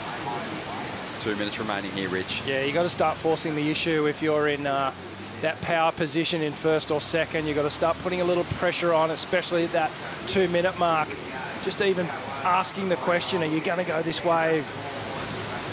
Really making him think about the decision. Rios caught that wave and he got up nice and high on his tippy toes, and to see if there's anything wide coming, that's where I was talking about. I guess there's not enough swell for it to kind of be good down there, but that's the best part of the bank by miles after that swell we just recently had. Oh, here we go, Rio again. He's found a wide one, actually, and will it grow? You know, he's building. His work really is done. Yeah. Nice roundhouse. He's not going to better his situation with that one. Jackson Bunch, who won the Hawaii Tahiti Nui region of the QS with a victory in March. He's maintaining a position to qualify for the next round at the moment. Will we see sets roll by? Doesn't look like it, does it? We'd love to see another set come through. This is huge for Jackson. This is huge. If he can hang on to second spot here, Koali and David are 2 of the kind of real dangerous goofy footers in this field. You're right. Yeah, you're right. It's 2 massive scalps. Well, 35 seconds to go, and Rio's job is done in this heat anyway. I can't believe he's in a wetsuit. Like, it's pretty warm. I mean, it was so warm. It has gotten a bit colder, a few degrees, but it's still warm. He's from Bali. Not Bali warm, though, obviously. So 15 seconds to go, and it doesn't look like there's a whole lot happening out the back there. Jackson Bunch just trailing his rivals down the line here at Snapper Rocks. desperate to hang on to this second place and earn his spot in the next round. And it's coming to a close. Wow. And, well, fantastic stuff from all 4 competitors. Rio, he stole the spotlight, and he's put together the performance of the event so far. But it was a really close battle for that second spot. Well, that was one of the most exciting heats I think we've had the pleasure of calling since the event started. Just great surfing from every single one of the competitors in the heat. Yeah, thank you, Rich.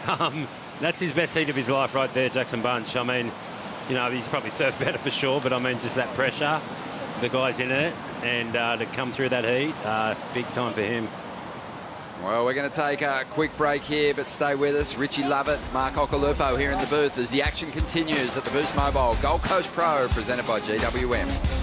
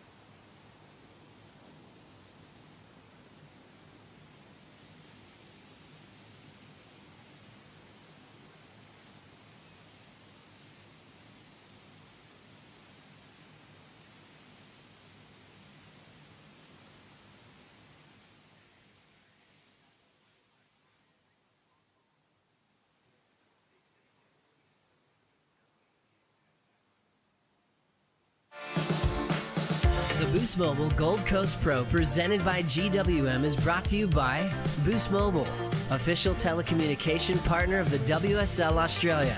By GWM, official automotive partner of WSL Australia. By Harvey Norman, official lifestyle destination of the WSL Australia.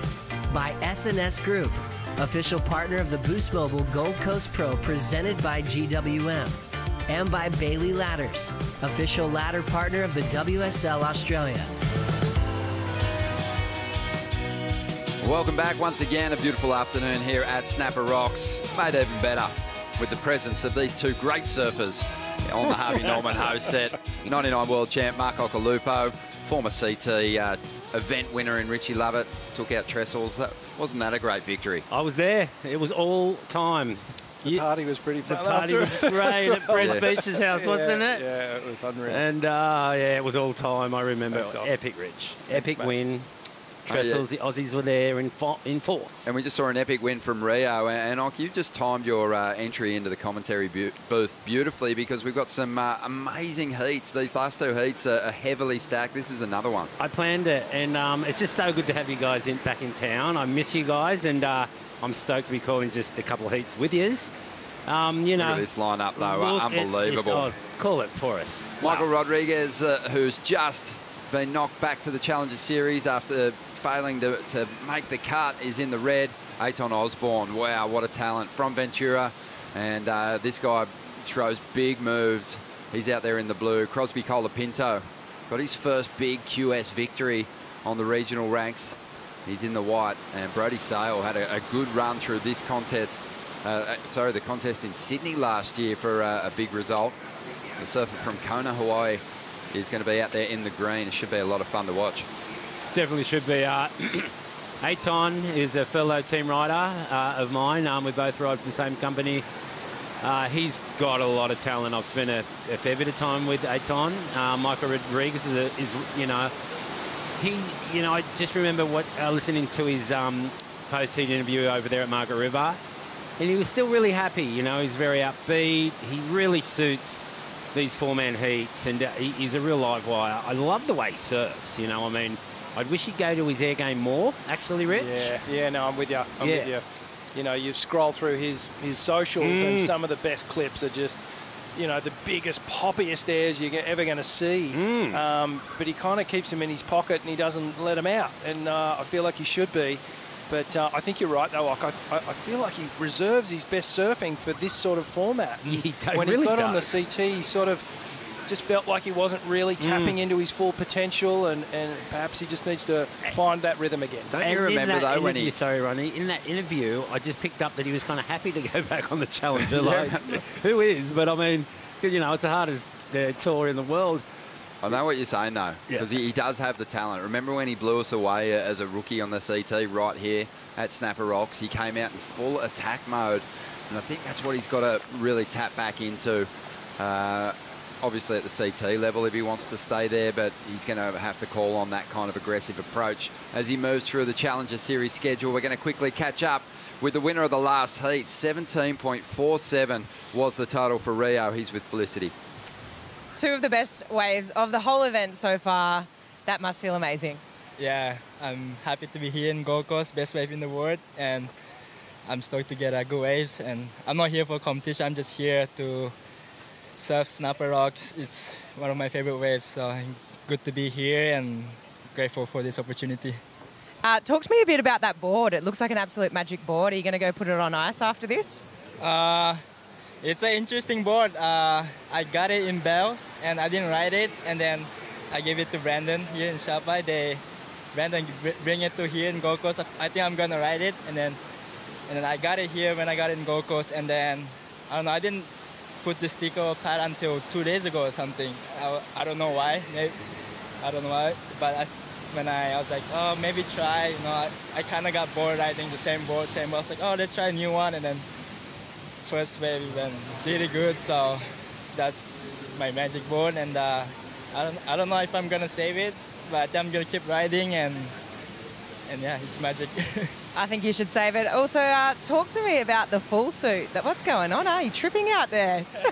It's a bit cold today. It's a bit windy, but I'm here to find the good waves. I had to be like patient, wait for the waves. I wore wetsuit, and this is good wetsuit. It's a 1 mil wetsuit from Quicksilver. It's really good, and it's not thick and it's not too hot. It's perfect. I love it, and and this one I don't know why.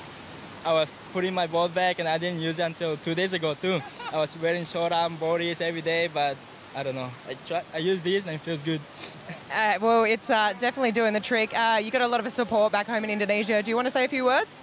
Halo teman-teman Indonesia, saya senang sekali masuk ke babak berikutnya. Saya senang sekali saya bisa di Gold Coast, ombak sangat bagus dan hangat seperti di Bali, dan ya saya akan lebih semangat untuk next round. Awesome. Well, congratulations. Epic heat. Good luck for the next round. Good job, mate. Yeah, thank you, Flick. Unbelievable performance. And it's funny, he said he's not here for the competition. Certainly looked like he was giving it a good nudge. Yeah, I know he wants to win, but what he did say is it's the best wave in the world. And I'm a little biased, but I'd have to agree, Ronnie. And I'd love this to be back at a CT level. I mean, you know, I know... You know, I love it to be a challenger, but I mean, my son Jay got second in the trials, and it was funny because he wasn't the next guy in, but if it was a CT, he would have been the next guy in, and, you know, it frustrated me. It's always frustrated me that it's not a CT, because it's the best wave in the world, you know what I mean? And I'll tell you who's glad that it isn't. That's all the competitors here in the Challenger Series. This is really a fantastic way for us to kick off the schedule. And they've earned that right, battling through their regional QS ranks to get this opportunity. And what do you think, Rich? They've got clean conditions as well. Ronnie. Maybe that's why Michael Rodriguez didn't look too upset when he exactly. There you go. That's got a good relegated. Point. So I mean, really, it's an amazing consolation prize to be able to be out here. And well, Brody got a couple of air reverses done here. Finishes off with a nice one as well. So bringing that progressive element. Maybe just thinking about who he has in this heat and going, I'm going to have to just take to the air here. Yeah, well, you know, and going back to the air thing with Michael Rodriguez, I mean, the wind isn't great for it, but these guys are so good these days, they can do airs anywhere. And we see it in the clips. I mean, Eli Hanneman's another one that, you know, why don't they go big and do what they're, you know, like, what they're capable of, you know, and just risk it, you know, like, you know, especially in the CT, like, he had nothing to lose, Michael Rodriguez. I guess, you know, in those first few events, there wasn't a lot of airs on offer in the particular waves that they had their heats in, but still, I mean, these guys can do airs anywhere, Ronnie. Yeah, he had moments. He busted a big one down at Winky, I believe, at right. Bells. Yeah. Got himself a good score there. But, you know, it's hard. It also, chatting to Jack Freestone, who obviously had a really high strike rate with his airs and his air reverses, you know, if you possess that weapon and you're constantly thinking about it, you end up skipping sections and trying to attempt those moves on you know, maybe ramps that aren't even steep enough. And we've seen that a fair bit today. Even earlier in the rounds, we watched Kyle Belly trying to go to the air, and it's like, hang on, you hold an edge over this field with your rail turns, and you just need to surf the wave for what it is. And yeah, well, that's why we haven't seen too much of it. But yeah, I mean, and Richard probably agree with me, like, you know, the best guys, let's say Gabrielle or a John, they're doing all the best moves you've ever seen, and then the big air at the end. Exactly, yeah. And they're magicians in that they can turn an average section into a ramp. And as good as some of these young guys are with their airs, that they're not on that level just yet. But it's been power that's been fetching the big numbers in this event so far. Well, it's not just this event, Ron. It's every event. That foundational surfing, the fundamentals of power and rail game and placement, that will never go out of vogue, will it? It's always going to be the thing that anchors a great surfer and creates longevity in the sport and creates a winning formula. It's all that stuff that you sprinkle on top of the cake. That's what can make the difference. But the ingredients to the base of it needs to be there. I think the judges too, they're waiting for someone to do something truly exceptional as far as an individual turn goes. Remember here in the past, Italo taking off right next to the rock, just doing a big backhand rotation for a 10. And that kind of got the deck up there at the Rainbow Surf Club kind of talking, and there was controversy around it because it's a long-running point break. Yes, he did an incredible turn, but it was just one section of the wave, and there was so much more to the wall down the line. But I think until you see that one move that puts you on the edge of your seat or gets you on your feet, you know, we won't see many people going for it. No, I think you're right. I mean, in these conditions, you only got what you can work with, but it's true. When in a situation like that, it just arouses everyone so much that, you know, other competitors, you know, they just go, okay, that's the scale, right? Yeah, but I do think you're right when you're referring to Michael Rodriguez. At the CT level, he had to do more, and now he's going to try and do it here at Snapper Rocks. Nice swoop off the top, a clean combo. He liked it. Well, there hasn't been, you know, any big numbers dropped just yet, and that's going to get him in the heat, even though it won't be a monster score. It won't. I mean, you know, it probably wasn't worthy of a claim, but, you know, like, these guys don't care. You know, we all kind of write off a claim here and there, but these guys, are, for their livelihoods, for their bread and butter, they are competing right here. They haven't got a sponsor. You can notice there's no sticker there, and he just wants to get the job done, and he doesn't care who thinks about a claim or not. He's just like, I want to bank 2 scores and get through this heat. Great point. And, you know, it was tidy work on a kind of a nothing ride, really.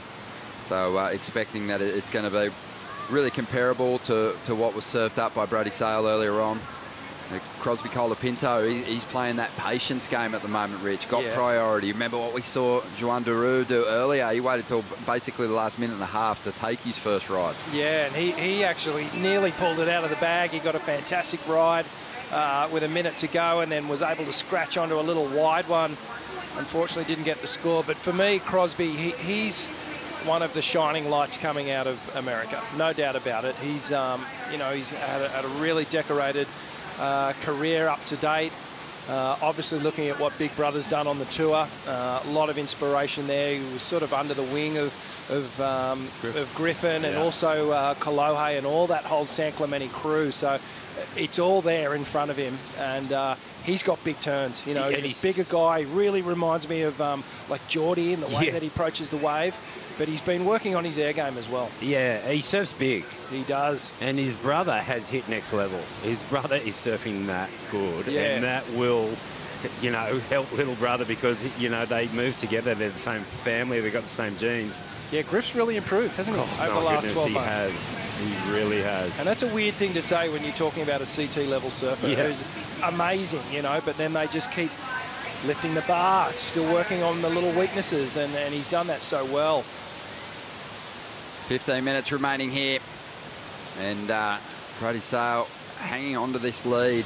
Michael Rodriguez did put together a pretty decent little combination, got himself just a 4.6, but that's got him in second place at the moment. We're really waiting for Aton Osborne and Crosby Colapinto to come to life here with just under 15 minutes to go. Let's get an update on the conditions with Stace.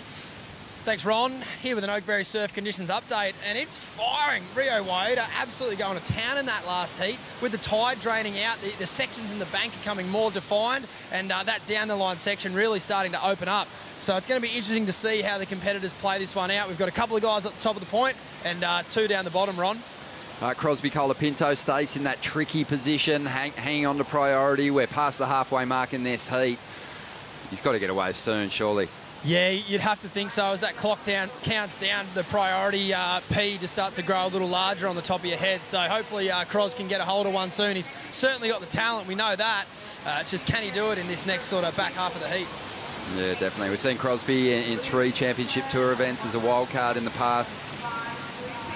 And hasn't been able to get himself past that 3rd round, but he still had some moments.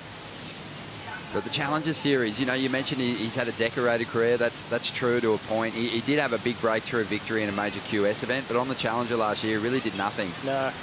And that was the same in 2021. So, you know, this is the level where he wants to really stand up. He's got the talent, as you said. He's always collecting incredible highlight free surfing clips. But now he's got to start adding some big results to his account. These conditions aren't really his conditions. I mean, you know, he does surf them good, but like he surfs big and he wants a big section, and they're just not out there today. So he's going to have to, you know, use his wave selection, and that's what he's doing. He's waited half the heat, a little more, and he's just got to wait for a set, Ronnie. And Rich, you know, that's where I think he's going to look good, and he knows it. Well, he's got 13 minutes to turn it around. And at the moment, it's the youngster from Kona, Hawaii, Brody Sale, out in front. We're going to take a bonsai brew break.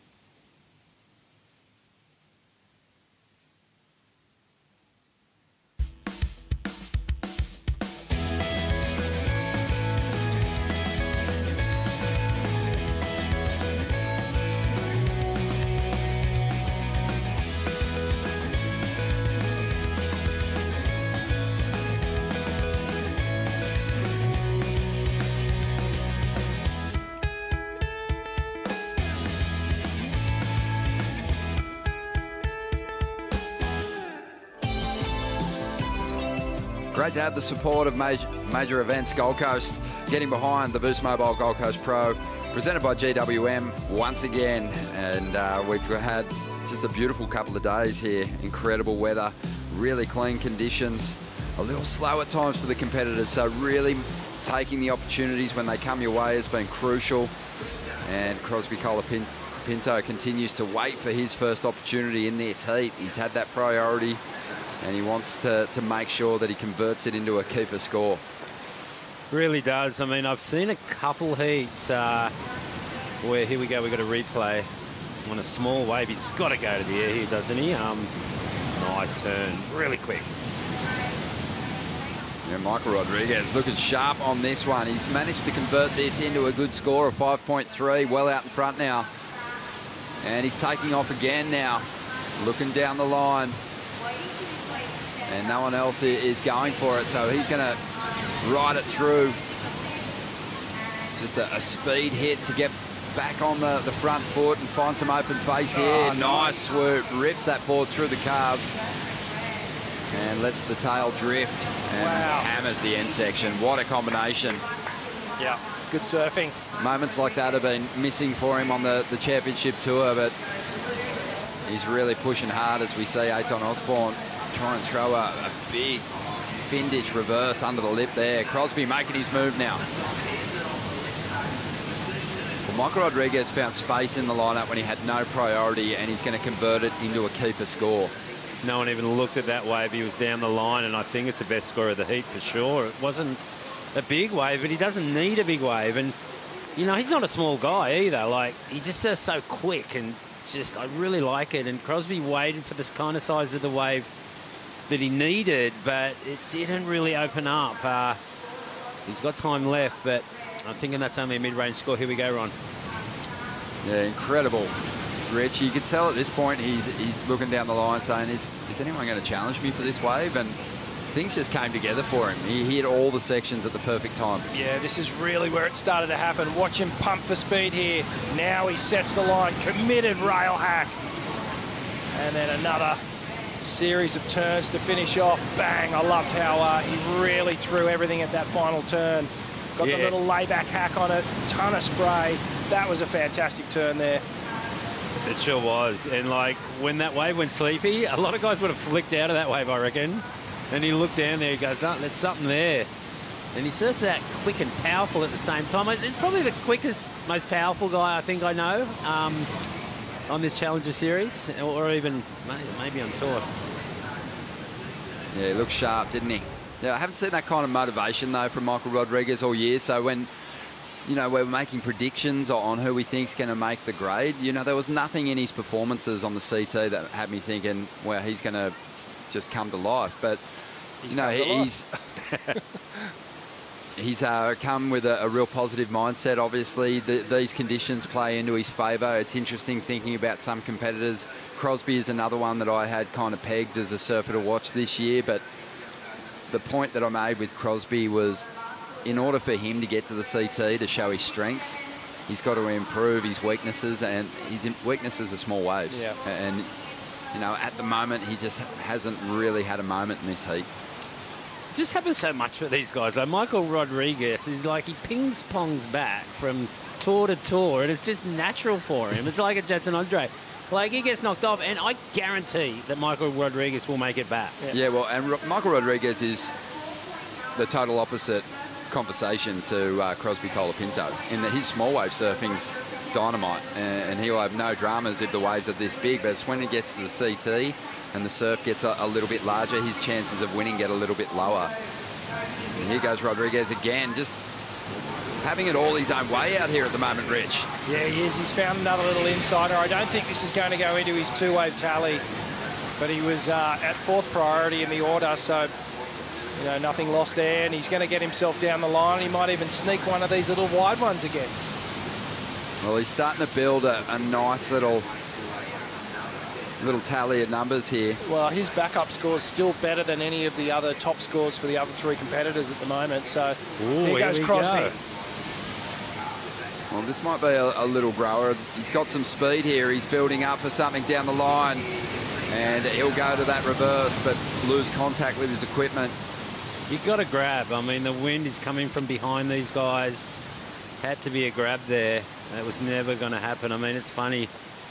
I saw Kalahe and Dino, and he was just after that swell kind of dropped, and he was walking up, and he's like, "How's the waves?" And I said, "Oh, it's good for airs." He was with the crew, and he's like, "You know what he said to me?" He goes, "Who scores airs these days?" And I kind of laughed, but then the very next day, my son Jay was in a junior contest, and he'd done an air, and they didn't score it. And I'm like, I wish he didn't say that. Well, here we go. Michael Rodriguez just showing us why he's way out in front in this heat. Some great forehand surfing here, just staying so busy, pumping, driving down the line, getting to these sections, and then just hammer time when he finds it. Great release on that turn. That was magic. And watch the finishing hammer. Bang, layback hack. And just has a little look at the judges. Dares them. Dares them. Dares them not to give me a low score. Yeah. Yeah, the Harvey Norman heat recap. It was all Michael Rodriguez because there hasn't really been a whole lot of highlight moments for anyone else. As you can see, the numbers kind of tell the story. Brody Sales still, just with the work that he did in the early stages, is hanging on to that second spot. Crosby Colapinto did manage to get himself a 4.9, so he only needs a 3.93 to get ahead of Brody. Aton's after a 7.66. There's nothing He's got no priority. These guys are going to paddle down and hunt him down because Ethan's not really in it. Aton's not in it. But Crosby, he's gone a third priority. And what's going to happen here? Well, it's going to be Aton just pulling back there to let Brody do his thing with priority. He's got some speed here to use on this section. Nice hit, almost caught the nose of that board. Recovered well. Going to work here. He's trying to improve on a 4 to push the requirement higher for Crosby and Aton.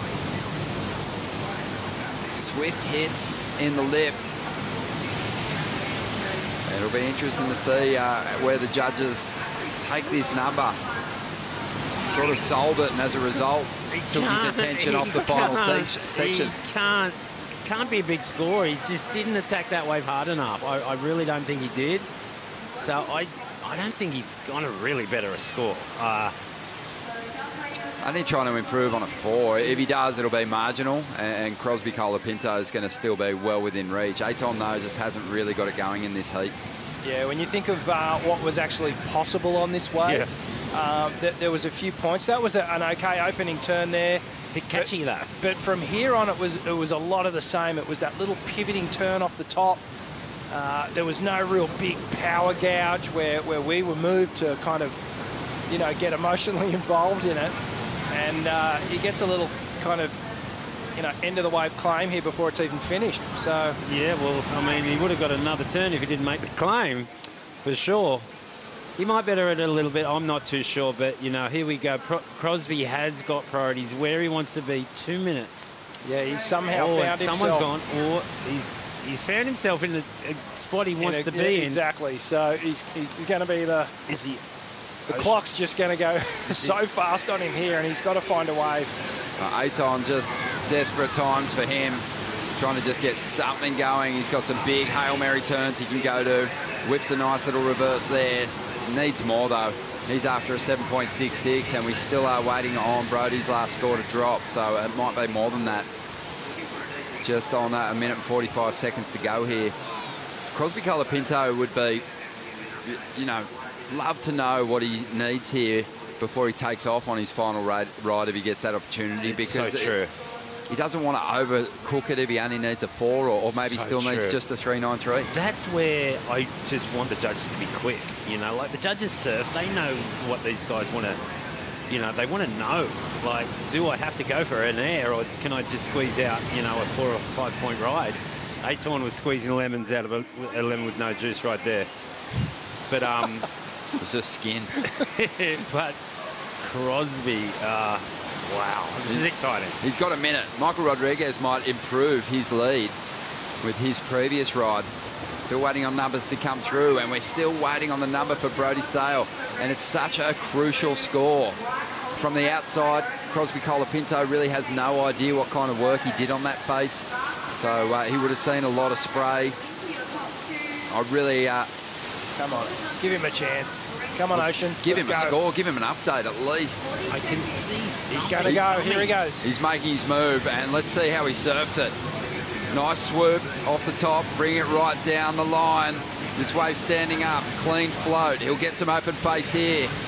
Taps through the lip, needs a strong turn to finish, and he finds it. That was strong. That was clutch. And Brody's up again too. So we still have numbers on the way. Michael Rodriguez added another score to his tally. Brody's got a good section here. He's let go of some better turns on this one. And he's fallen at the end as the hooter sounds. A young surfer from Kona just taking a fall there. I really like what Crosby did because he might have only had to hit that, but he went air. And that is pressure. And he had to because he didn't get the update. He didn't know what he needed, so he wasn't sure if he needed a 7 or a 3.93. Exactly, you're right. So that was a clutch. It was strong. You know, it showed a lot of nerve. He put it on the line. He didn't want to leave it to fate, and he threw a high-risk move on that final section. To have that confidence to go for that final manoeuvre and stick it was unbelievable. So a good wrap to start things off for Cros, and then he eyes off down the line here. Little catch there. Caught that nose, didn't he? Oh, that was a little stressful moment, but he tidied it up here, and then bang, does the air rev. Wow. Clean as you like. Foot right on the tail pad, you know, like he just knew he was going to land that. It's not a fluffy section either. No. It was kind of bowling out. I mean, it's not. There was no grab there either. It's not too heavy, but he definitely had to chuck it out of the bowl and get to those flats to stick it.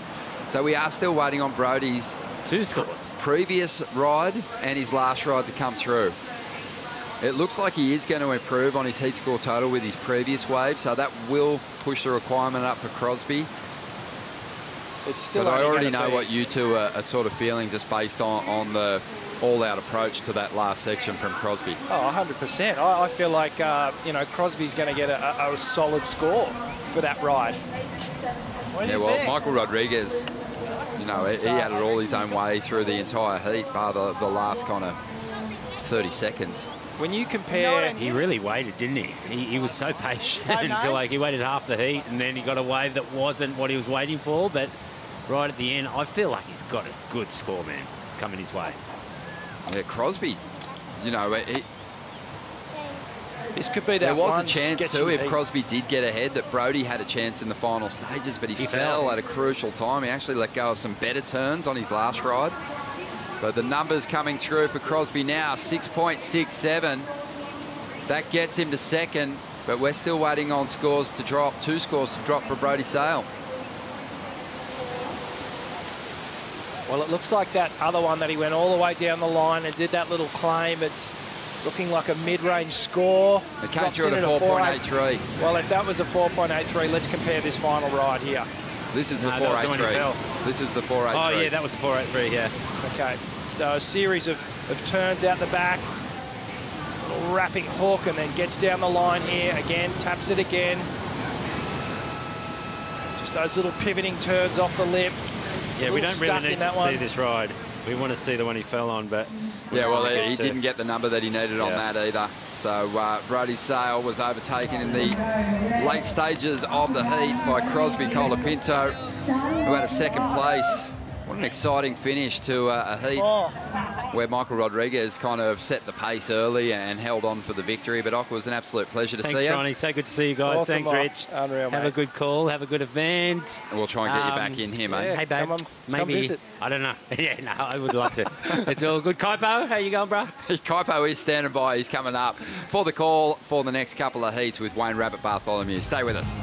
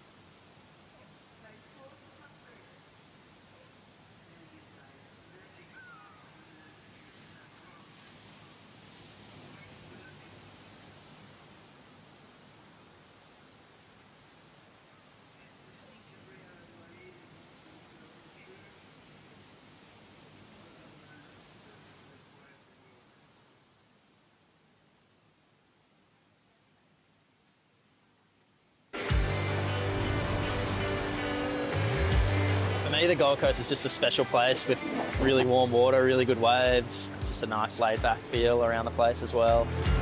The Gold Coast has a variety of waves, but it's particularly famous for its point breaks. Burley being one of them, Snapper, the Alley, Kira. There's a number of really good waves here, and when there's a good swell, there's nothing quite like it. There's a lot of really good food, especially in the last few years. There's been a proliferation of good restaurants, and the Tropic's one of them. Really good views and really good food as well. It's really cool to be supported by Darren, who's a local shaper. I've ridden his surfboards for a long time, a really integral part of the culture here. Burley Headland is a really sacred place. It's really important in Indigenous culture. There's a lot of history. The Jalurgal Cultural Centre is a great asset to the local community. Nice to have that little bit of land that's still sacred. It's great to have a high-class surfing event here on the Gold Coast. Snapper Rocks is a great venue for an event with some good surfing and some good waves. Isn't it beautiful? The Gold Coast of Australia, and that is the site, specifically Snapper Rocks, for stop number 1 on the Challenger Series is the Boost Mobile Gold Coast Pro, presented by GWM. We're deep into the field right now. Round the 64, we got 2 more heats to go. I'm Kaipo along with 78 world champ Rabbit Bartholomew, and we saw an exciting finish to that last heat in a switch of events, and Crosby Colapinto, he's going to make his way into the round 32. Yeah, well, Crosby waited until at least, well, there was about 6 minutes to go before he got his first wave, and then his second wave was the beater. You know, 6.67, got him through over Brodie Sale, and it was an amazing final manoeuvre. He had to pull it, and he did. So that's high-pressure surfing. Well, check out this heat, Bugs. We're going to start off now with Kolohe Andino. He's out in the red jersey. Yeah, this heat on paper looks unbelievable. Here's Kolohe, first wave. And Andino starts off here. Unable to go complete on that one. Leo Casal, the Brazilian, on the backhand finds a bigger wave. And this is quite a start for the Goofy Foot out of Brazil. 7-point ride there. Morgan Siblick, he wants to join in on the action. And Siblick goes complete for 6.17. So that's the cast and characters of this heat, Bugs. We got Kolohe Andino in the red jersey. We got Morgan Siblick in the blue jersey. We got Cole Hauschman, another surfer out of San Clemente, in the white jersey. And Leo Casal, the Brazilian, is out there in the green. Well, you know, on paper, you're looking at Kolohe Andino and Morgan Sibley. You've got that experience at both the CT level and this level.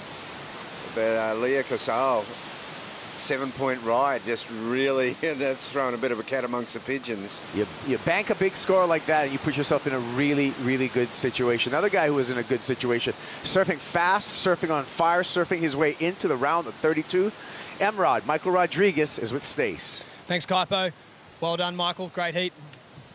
Thanks, man. Happy. How's the transition from the tour at Margaret River back to the CS on the Gold Coast? It's easy, actually. Pretty happy to be here. I love Gold Coast, and super happy, actually.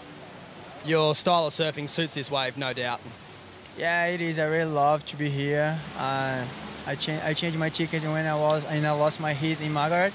So probably I'm here about 12 days, something. And yeah, it's been super fun here, and I really love this place.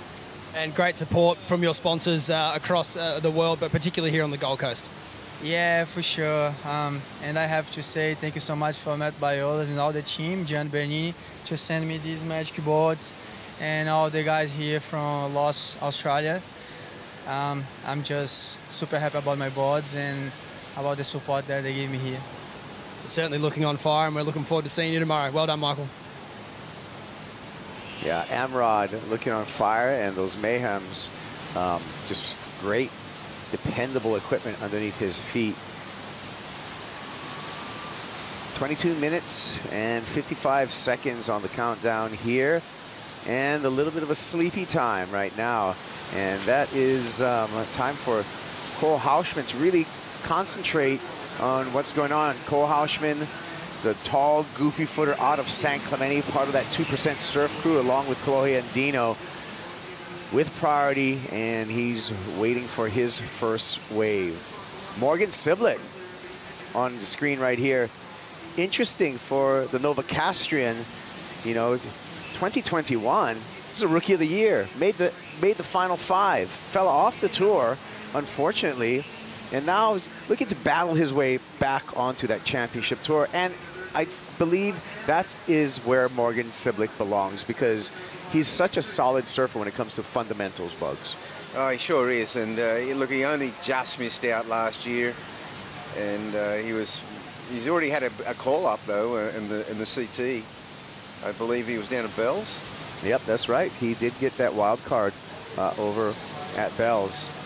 Well, maybe it's time to make a Boost Mobile Stay Connected call, and we got Valentino Guselli on the line, Olympic snowboarder. Thank you for joining us, Valentino. Hey guys, how are we? Super good. I just, you know, I know obviously you're an Olympian, you're a world-class snowboarder, setting big air records, but you're also a frothing surfer as well. Yeah, well, I was just up there a couple days ago and got a couple waves, so yeah, I definitely try to surf as much as I can when I'm around. Your thoughts on this heat right now out in the water? I can't wait to watch Morgan absolutely destroy, and here he is now. Take it away. Well, that's a nice little arc there, cheeky little vert tap, and a big carve there from Morgan. Another little foam tap, pulling it back into the foam and getting out of that one. Yeah, there you go. That's gonna, good job, by the way. He is going to replace that 2.17 that he has in his score line right now and increase his lead. Do you know Morgan very well? Yeah, well, we met last year at a Boost Mobile competition at Urban Surf, actually. Ooh. And yeah, I think we got a couple waves together, and yeah, I've always loved watching him shred, and you know, the insane breakout year he had a couple years ago, and I can't wait to see him get back on that CT and go and take it to them. And how'd you go when you came up here, and did you come and surf snapper during that swell? Yeah, it wasn't during it was like right after that big swell finished. I just missed it, which I was pretty devout about. Oh, and you still got a couple of waves out. There were still a few little runners out here after those days? Yeah, fully. Oh, cool. Yeah. What have you been up to lately? Yeah, surfing when I can and just taking it easy. The snow season finished about 5 weeks ago, so yeah, relaxing and surfing as much as I can. Oh, good for you. And when it comes to snow, I got to ask you, what do you prefer?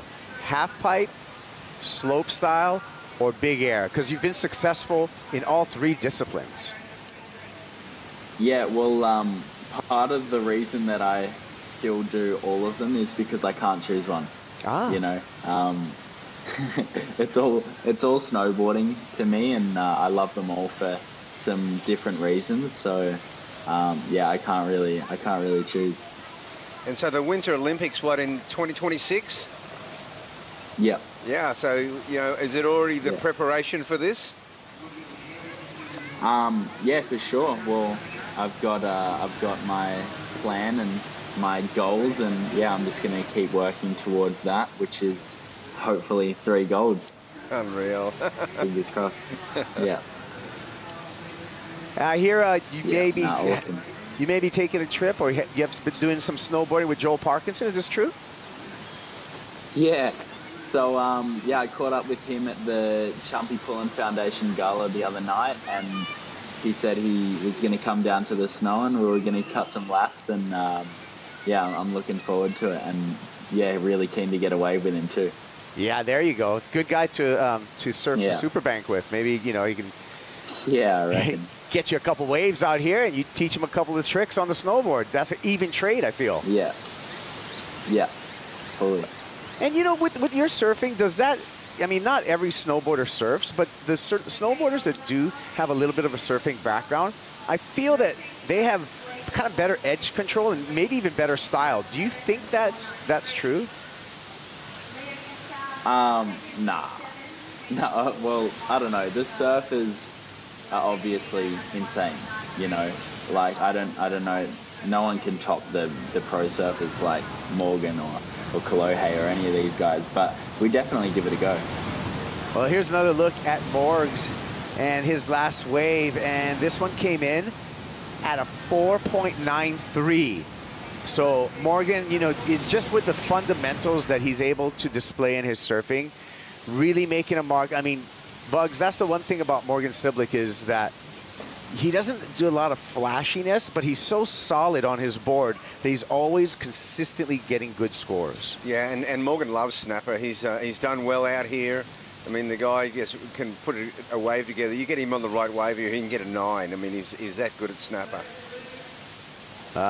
Just a little look at that one for Morgan, and decides not to go. I think we're going to go head to a break right now. Valentino Guselli, thank you so much for the Boost Mobile Stay Connected call in. Appreciate your time, and thanks for watching and keeping up with us. We appreciate it all. Good luck, mate. Yeah, thanks for having me, boys. Catch us for a surf soon. Yeah, sounds good. Sounds good. That's a deal. Okay, we'll take a break. We'll be right back with the conclusion of Heat 15 in this round of 64. Morgan Siblick, he's out in front.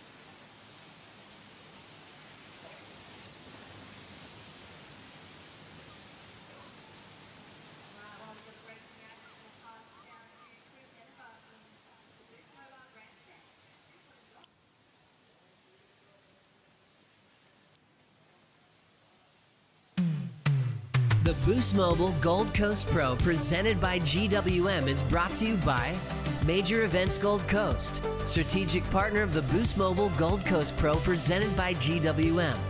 By Bond University, not for profit and not to conform. Bond University exists for you.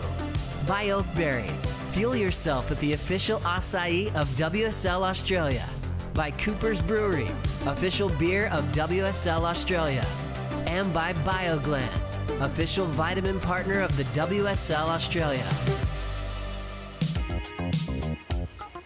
Boost Mobile Gold Coast Pro presented by GWM.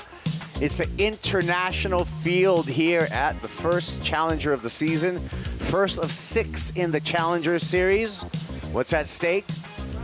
A spot on the 2024 Championship Tour for both men and women, and Morgan Siblick.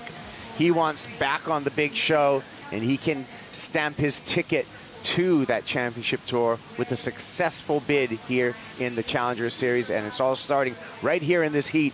Siblick with the lead with a 6.17 and a 4.93. Gold Coast Flight Cam zooming in here. First ride for Cole Hauschman, the powerhouse out of San Clemente, California. 6'3", big kid, powerful surfer. Leo Casal, avoids that rail dig midway through, but tightens it up for the finish. Already has a 7-point ride to his credit, and he will go into a commanding position right now in this heat. He sure will. I mean, he did recover well on that wave for a pretty solid backup when you consider that Kolohe and Cole have hardly anything. I know we're waiting for this wave for Cole to come through. Just catches a rail here, but then recovers pretty well, Kaipo. These last two turns, really powerful, well connected, good timing. Cole gets a set wave here, comes around the section. Wave yet to really stand up. That's a nice turn. And this last turn just maybe needed to get his board above the lip line a little bit more. Wasn't quite as crisp as he would have liked. Yeah, 3.27 for Cole on his opening ride, waiting for the score for Leo. Leo with that quickness and that 7-point ride. He's looking good right now in his bid. Priority to Kolohe and Dino, who has been fairly quiet, just has a 1.93 to his credit. And Dino, a 10-year veteran of the championship tour, was one of the surfers relegated to the Challenger Series after that mid-season cut at the conclusion of Margaret River. So Kolohe is going to have to do some work right now on the Challenger Series. Well, he's also the king of the kids because, I mean, you think about it, I don't know the actual statistics here, but there cannot be more people represented from a single town than San Clemente in this whole tournament. Yeah. It's an amazing crew. It is, and there's a movement, you know, they call it the 2% surf, and those guys, they do mock heats, they have a community, they push each other. I mean, it is really the renaissance of San Clemente. And looking back to, you know, back in the early 90s, late 80s, where the SC Mafia was in effect, like Matt Archibald, Dino Andino, Andy Flamenco, Jim Hogan, the McNulty brothers. That was kind of the first push out of San Clemente, and it seems right now, Bugs, we're seeing the second push. We sure are. I mean, this push here, this is such a powerful crew. Like they've all, it seems like the whole North America contingent is coming from San Clemente. That's a great town. I mean, a variety of waves. You got the pier, you got T Street, of course, you got Lower Trestles right there, and it's steep in tradition for surfing. So Kolohe and Dino, you know, brother went from a childhood prodigy to now pretty much the senior member there and a guiding force for a lot of those up-and-coming San Clemente surfers. Oh, most definitely. And he's such a good mentor. And look, I saw the whole lot of them. They were always down Little Marley Cafe, you know, 6 a.m., 5:30 a.m. every morning, having just such a good time, having their morning coffee, and such a fun crew. And of course, it's, you know, we're down to business now. Yeah, but it's a reminder to all of us. Surfing is supposed to be fun, so never forget to have fun while you're surfing, well, or even around surfing. Well, those 2%ers sure do. I mean, they're really whooping it up, and it's incredible. You know, you've got the early morning birds around the town, and then the early morning 2% crew laughing it up. Here we go, and Dino, projection right through this section, a little bit caught behind, but does a good job of keeping up with it. We'll be waiting for that score. Yeah, well, yeah, Kolohe needs to get going here because Leo Casal has really backed it up. That 7's a critical number in this heat. You know what? We've seen it all day long, Bugs, is that one magic wave that comes in pretty much in every 30-minute block, which is a heat block, really a lot of times decides the heat. If you're on that wave, you're the guy. It sure is. It sure is. Here's Andino. Yeah, and Kolohe was a smaller wave, and he just had section to section. Their timing was good. Probably looking for a major maneuver in there somewhere, or to go to the edge. Just didn't allow him. You kind of kept having to chase the sections. Good surfing. Yeah, now that he's used his priority, he's probably going to stay way busier. Here we go. Leo Casal works his way down the line. A couple of crisp turns there. A little bit off kilter for that final maneuver. Probably not going to change his scoreline. Yeah, I don't see it going into his top two.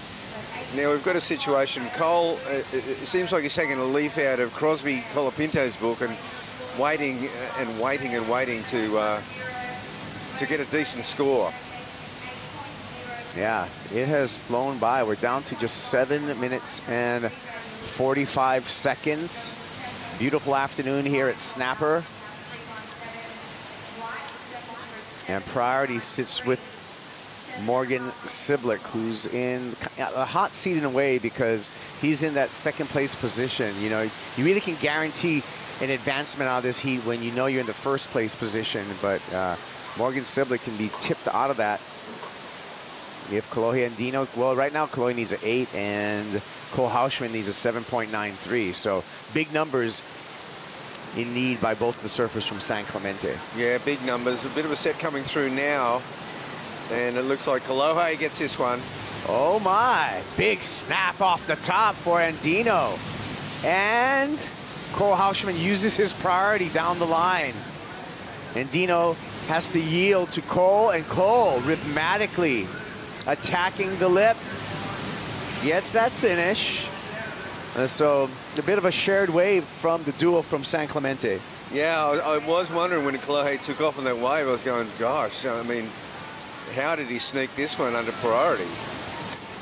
Now we saw Morgan Siblick paddle out and he was out of position. And Morgan retains first priority, but yeah, it was just a matter of time before one of the other surfers were going to utilize their priority. Exactly, and Cole, well, he's the one who needed a wave. Still waiting for that score for Kolohe. Well, no, actually, the score for Kolohe would be on that wave there. Yeah, they owe us a couple scores for Andino. Yeah, that's right. And the score for Cole Hausman, and then we can give you the situation on the water. 6 minutes remaining. We can tell you Morgan Siblick's in priority position right now. And Andino getting a 3.67 on that first half of the wave. Here it is again.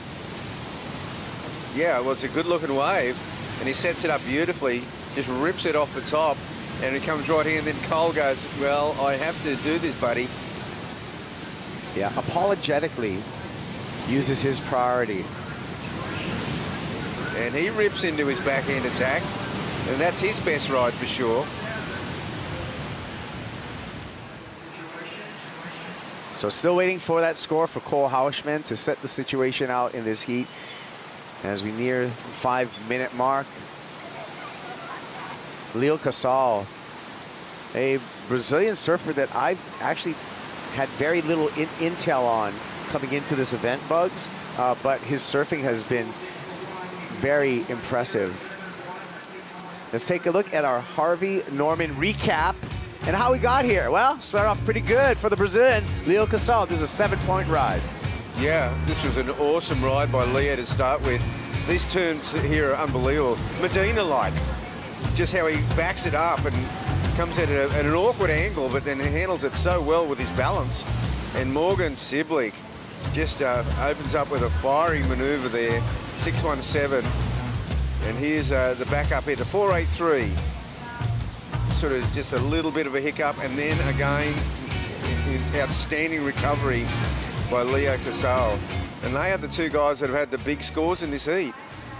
Yeah, and that is why they're in the top two advance into round the 32. But there is a score for Cole. He's back in the game. Yep, Cole Hausman just drops a 6.07. Now, to go to second, Cole needs a 5.04. So just needs a mid-range score. So the story could change, Bugs. Well, the heat is alive. Now Kolohe needs to get into this heat. Here's his latest replay. We're waiting for the score to come in. And it's, again, a smaller wave. Kaibo surfing, brilliantly. Milking this one for everything it's worth. And sticks with it. So he's really just trying to make a mark, just like Cole did, to get into this heat. And he gets a 4.2. Yep, 4.2 for Kolohe Andino, needs a 6.9. Cole Hausman needs a 5.04. So, I mean, Kolohe needs to get a set, but now he's got a situation where he's going to be in fourth priority, and you can see them steaming down the line. There's a little bit of priority tag going on here. Now, Cole... sneaking away. Is, yeah. He's going to get it. About a long line on this. He's going to have to make this section. Gets around that section, up into the lip there. Hausman, one more big tail-throwing gouge, but unable to hold on to the finish. Siblick skates through there, gets caught up on the outside rail and goes down. Yeah, so even though this heat is really tightened up, Morgan Sibley doesn't know what Cole did on that last wave. Thinking obviously that it's not going to get the score. He wasn't able to pull off that final manoeuvre. But it has certainly tightened up this heat. Only 2 minutes 20 seconds. We might see when these scores come through a bit of chess playing going on. See Cole comes around. Now he goes to town on this wave. And this last turn here, he knew it had to be giant. Yeah, and that lack of finishes suppressed the score for Cole Hauschman. 2.9 does not change his situation. He's still looking for 5.04. And now Morgan will know that Cole hasn't got the score. And the priority situation, it looks like Cole's going to be in 4th priority. Yeah, so this will give Morgan Siblick an opportunity. We're inside the GWM 2-minute warning right now. It will give Morgan Siblick an opportunity to play some defense on Cole Hauschman. However, there's still some hope for Kolohe Andino. 2nd priority with Andino, needs a 6.9. Here's our heat leader, and he's just going to surf his way right now into the round of 32 unscathed. Yeah, he's happy with that. He's trying to get better than a 4.77 to put a bit of distance between himself and his opponents. Kolohe needs something special. I think he's going to have to go to the air here. There he goes, building up speed, throws it up, throws it out, throws it away. So we could see the sense of urgency with Kolohe Andino on that wave. Knows he needed something spectacular, and now the body language is telling us the disappointment that he's feeling. Yeah. Yeah, he just didn't get the, you know, he got that one bombing set, had to give it away to his compatriot. And now it's Cole is really the best hope of, you know, breaking into that top 2. He still only needs a 5, just above a 5-point mark. He's paddling back out. There's only 28 seconds remaining. He needs a Dylan Moffat escape Houdini. Yeah, he sure does. He needs Snapper to serve him up a gift right now. A big wide one that no one else can touch. And does not look hopeful. Oh, Morgan yeah. Siblick, elementary right now. He's got the block, of course. Clock ticks down. Yeah. And we'll see Morgs and Leo Casal into the round of 32.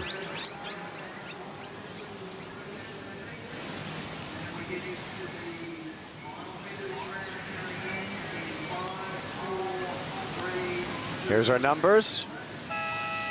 And a solid performance by the Goofy Foot out of Brazil. Turn his spot into the next round. Morgan Siblick as well. We're going to take a break. We'll be back with the final heat of the round of 64 here at the Boost Mobile Gold Coast Pro, presented by GWM.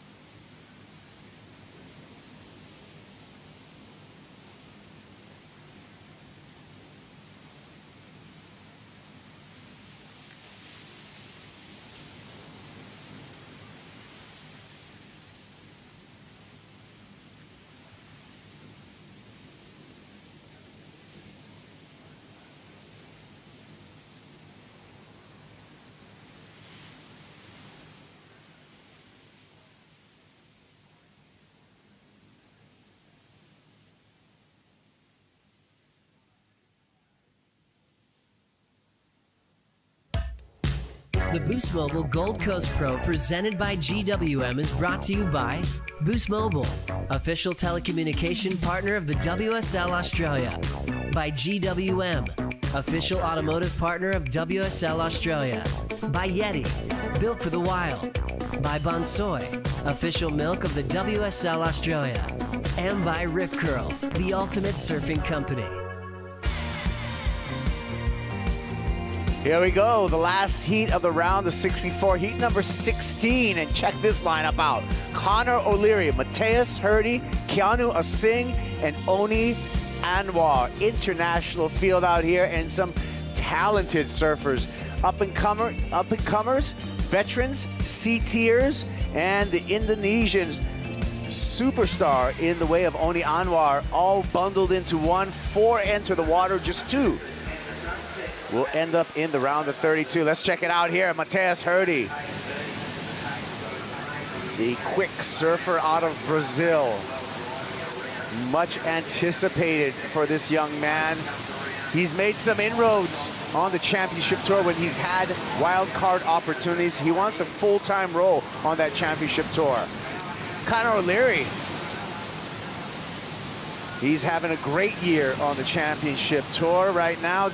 Doesn't need to surf in the Challenger Series as he's sitting number 11 currently in the world, Connor O'Leary.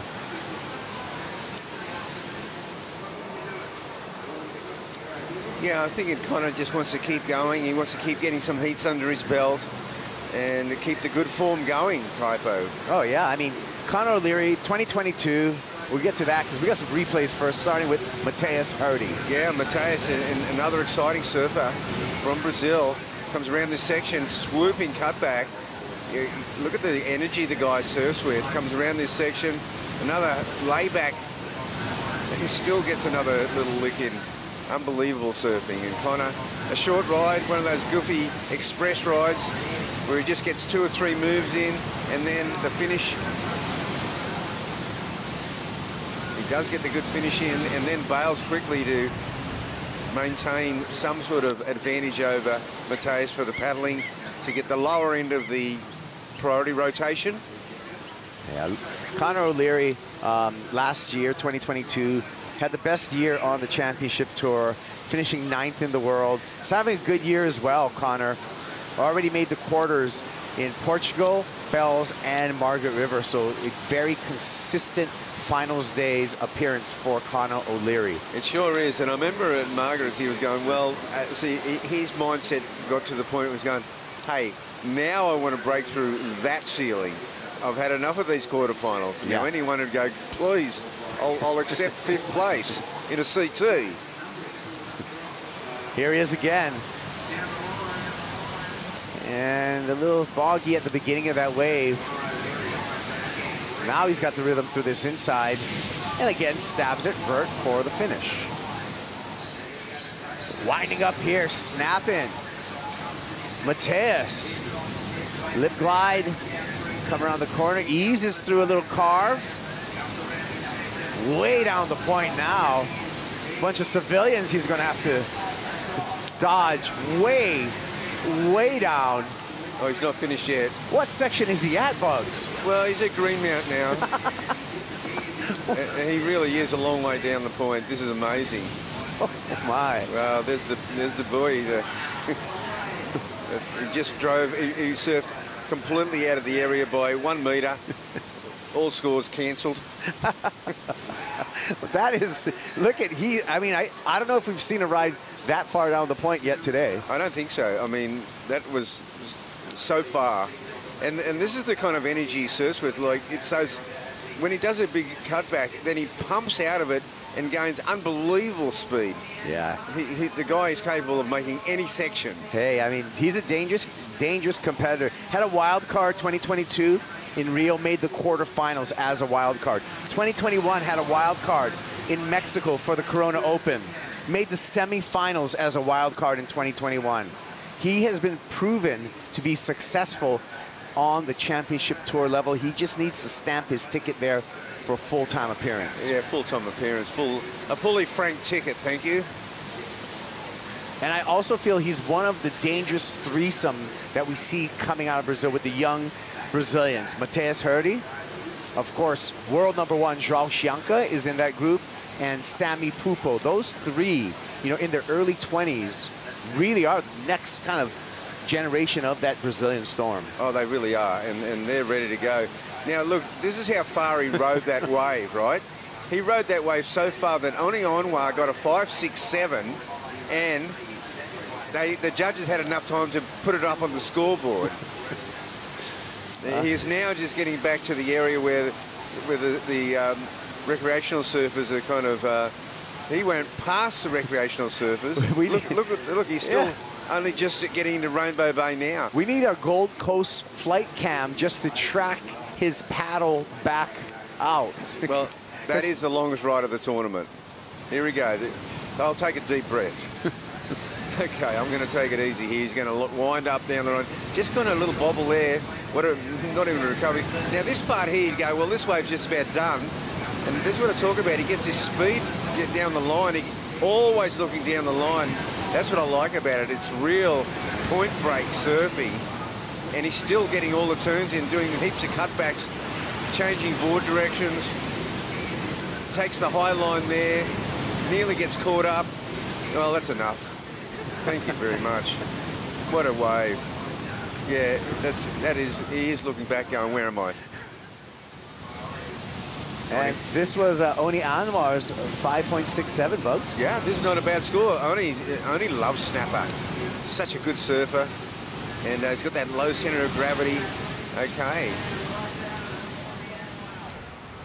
Not a long wave, nowhere near as long as Matheus. I'm really waiting to see that score. Hey, I want to learn more about the winner of the last heat because he put in a great show on the backhand. Leo Casal, he's up against the glass. Thanks, Kipes. Leo, first time on the Challenger Series full time. Tell us something the world might not know about you. Well, I think everyone kind of knows what I am. I am a surfer, you know, I love what I do, and I'm here to just improve, get better each event, and just try to show my surfing. And yeah, I studied here in Australia at PBC, and it was awesome. I got to practice my English, and I got to train with a lot of good coaches like Phil McNamara. He used to coach Mick Fanning, so I was really honored to have some coach with him. And yeah, I guess the world now kind of knows me. Absolutely they do. What's it like coming up against someone like Kolohe Andino and trying to put all that aside and do your job? Well, Kolohe is like a guy I used to look up at his airs, and I was watching his movies at home with my brother. And yeah, he's a big inspiration to me. He's not having his best year, I guess, but yeah, things sometimes go your way, sometimes it doesn't. And yeah, he's a really good guy, and yeah, just really happy to make heat with him. Well done. We're looking forward to you later on in this event. Thanks, Leo. Wow, so we did learn a little bit about, he was studying at the Performance Center here? Well, hang on, like that just blew me out because now I know him. It's that Brazilian kid that went to school with my kids. Really? Yeah, at PBC, Palm Beach Currumbin High School, in the Surfing Sports Excellence. That Phil McNamara is the coach at it. Of course, you know, Mick Fanning's coach. So that so it's coming together now, Bugs. It's all coming back. Perfect recall. I had no idea that kid had turned into Leo Casal. Wow. Wow. So got a ticket here, got into a high school with a performance program with an elite coach, surfing coach. What an opportunity for the young Brazilian. Yeah, he's really he has really grown from that and made the most of it. What a good foundation for him. Well, he's on to the round of 32, so he's doing some stuff right. Also doing some stuff right is Matheus Herdy, 6.83. We waited for a long time for that long ride, and it just checked in. Herdy in the lead with a 6.83 and a 5.03.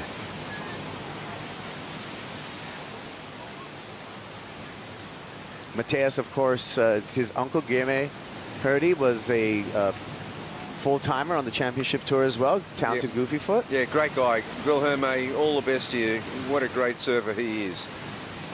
Keanu Singh, veteran from the championship tour. And Keanu Anu Boy with a nice finish there. So that's going to be a number to add to his 2.5 that he currently has in his score line. Yeah, it's just awesome to see Keanu Singh back at this level of surfing. I mean, he is a veteran now, and you know, he's obviously come through the regional qualifiers. Wasn't handed a ticket here. He had to earn his right, and he surfed against the young guys and came through. Yeah, here's a replay for Keanu Singh. Yeah, and this wave here, he sets it up nicely, keeps the speed up, and comes around that section. Here's a great finish. Wow, look at that rooster tail he sends skyward. You know, and as kind of a veteran, Keanu Singh, 29 years old, out of Eva Beach, Oahu, he has two roles here. Not only is he surfing for himself professionally, but he's also assisting in the team managing for Billabong. So yeah, staying busy out there and contributing a lot, Keanu Singh. Oni Anwar, right here. A little caught behind, catches up to the open face. Oni, 4.26 was what he would have need on that wave to move into second place. Yeah, it was a strange wave for Oni. It just had that crumbly lip that he had to keep chasing. You're going, well, is it going to stand up on the bank, Matthias Hurdy style at some stage? Not to be. Yeah, so we're waiting for scores for Oni Anwar as well as Keanu Singh. Get to some replays here. Yeah, so Oni comes around this section. See that little crumbly lip? You can't do a real lot with it except just use, you know, it's functional, but it's not high scoring.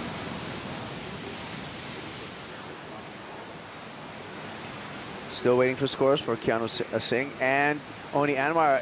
While we're waiting for those scores, we're going to take a Bonsoy brew break. We'll be back with the conclusion of this heat right after this.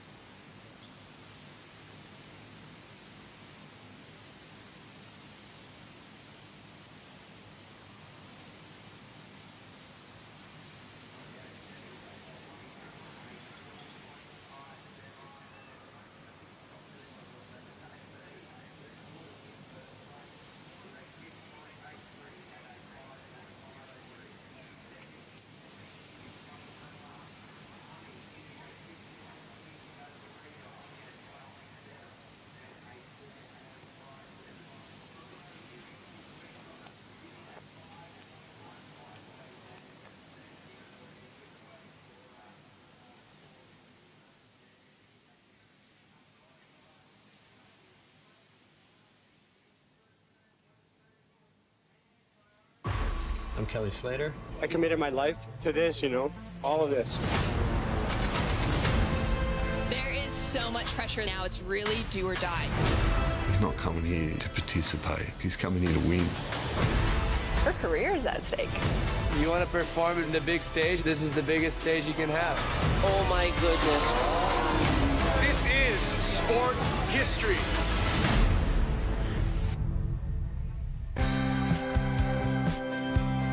Yeah, season 2 of Make or Break, streaming now on Apple Plus TV. Checking out all 8 episodes. I'm going to give you the spoiler alert. Steph Gilmore wins her 8th world title at the end of it, if you didn't know. You probably already knew that, but it's a sneaky scene behind the scenes of the 2022 World Tour. Steph Gilmore, she's going to be on board when we switch gears to the round of 32 for the women. We're going to have 2 of those heats late this afternoon. While we're away, here is a Boost Mobile replay of Keanu Singh and Oni Anwar. Yeah, well, okay, they have to split this wave. We saw it in the last heat. Oni is taking advantage of his priority and capitalizing on it down the line. And Oni Onwa, does he pull this off? Oh, yes, he does. Okay, all time. Oni currently in second place in the heat. Mateus Hurdy in first. Connor O'Leary looking for a 5.15. Keanu Singh needs a 7.74. O'Leary sitting there with priority, just needs a mid-range score. It doesn't look like Oni's going to improve upon his situation on his last ride, so the need will remain the same for Connor O'Leary at 12.5 minutes.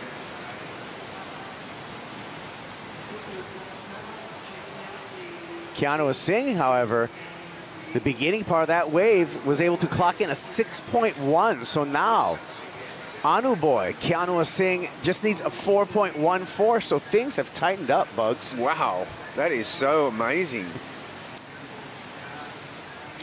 Yeah, well, I think that was the score that Keanu was waiting for from the heat, the one before Kaipo. He's still got a score to come. This is true. That 6-1 was that clean one. He did that massive big rooster tail flaring finish on the closeout section. So Keanu Singh with not much to track down right now, with that, just needing that 4.14. Yeah, that was a short ride though. You know, I mean, obviously abbreviated by the fact he had to give up to the priority-laden virtues of Oni Onwa. What a story Keanu Singh would be if he was able to re-qualify for the championship tour. He spent 3 seasons on that CT, and I always remember the big victory that he took in 2016 in France, beating Gabe Medina in that final. Yeah, I mean, he knows how to win. He knows how to close out a final. He's also had success in the QS level. He's won events, I believe, it was either Taiwan or Hainan Island in China. You know, he's in other events around the world, and obviously he's won probably a bunch of meets in Hawaii. Yeah, he's been a fighter his entire career, and actually a great mentor. And that's why it's so appropriate that he has kind of this team manager role, because he's, you know, he's just one of those guys that has matured through his surfing and then kind of changed from just, you know, only thinking about his own career to mentoring next generation surfers, which is always a nice transition to see with some of these heroes. And well, look, it is still an adjustment, because no matter how many years you spend on the CT or at any level, you kind of are in that bubble, and just that, I call it that adjustment to civilian life. Yeah, it's true. Yeah, and some, you know, for some of us, it's a hard landing. Hey, I mean, you spend a decade or so just flying around the world and staying in different hotel rooms and a tournament, you know, a couple times a month. It's a big change when you go back to civilian life. And let me tell you, from experience, you think it's never going to end. Right. You know, you're in that bubble, you go, I can do this forever. Well, only one person has, Kelly Slater. He's done it forever. Yes. And he's still got a wild card for the rest of this year and for 2024. Yeah. So we're going to see a lot more. We're still going to continue to see more Kelly Slater. Pretty unprecedented career when you look at the actual time frame in which he's been a professional surfer. Oh, man. Well, you know, they talk about, you know, I mean, Tom Brady, you know, when he retired. Yeah. I mean, he was like 40 or 41. And then he spent a couple of months retiring and said, hang on, I'm too young. And he went back and played another season. But Kelly is 51. And he gets well, not just another season, he gets a good crack at, you know, starting a whole new decade of surfing. Oni Anwar pokes a nose there. That stops his forward momentum. He'll remain in second place, just surfing under priority at the moment. Waves coming through here. Connor O'Leary with first priority. Here goes Connor. Yeah, Connor's just kind of bogged that first turn. Yeah, I mean, that, you called it, Bugs. That just, you know, put the brakes on that entire ride. Yeah, I mean, I tell you what, he wasn't bogging any turns on the championship tour. Yeah. Maybe he's up on the Gold Coast and having a good time, good old Gold Coast time. No, he's here and he's trying to get some heats under his belt. He'd like to do well. I mean, he saw Callum Robson win this event last year, And yeah, that wave, not really getting it together. Connor has got such a lethal backhand. I mean, I do think that he's pretty much the most improved surfer on the championship tour. Yeah, well, numbers would attest to that as well. I mean, last year he had a tremendous year on the tour, and this year again, like we said, 3 quarterfinal finishes, 3 times making it to finals day out of 5 events so far this year on the championship tour. That's a great year so far for Conor O'Leary. And only beaten by just, you know, like a megastar of the sport. So it's... yeah, you're right. I mean, he was beaten by Joao Chianca twice, who's the #1 in the ratings, and then he was beaten by John Florence in another one of those quarterfinals. So he's come up against some very, very talented surfers. I mean, when, you know, that first quarterfinal against Joao Chianca, he's probably going, you know, who's this pesky kid, you know? And then the second time around, he's going, hang on, I'm getting a bit sick of getting beaten by this guy. It's a queen of snapper right here. Oh, yeah, there's a bit of hometown action happening now. Here's our 8-time world champion. And, you know, talk about San Clemente is such a powerhouse. Coolangatta's got a few world champions. Oh, yeah. She's right on the top of the stairs here at the Board Riders Club. Her name, 8 world titles. When we look at the GOAT of women's professional surfing, it's right there.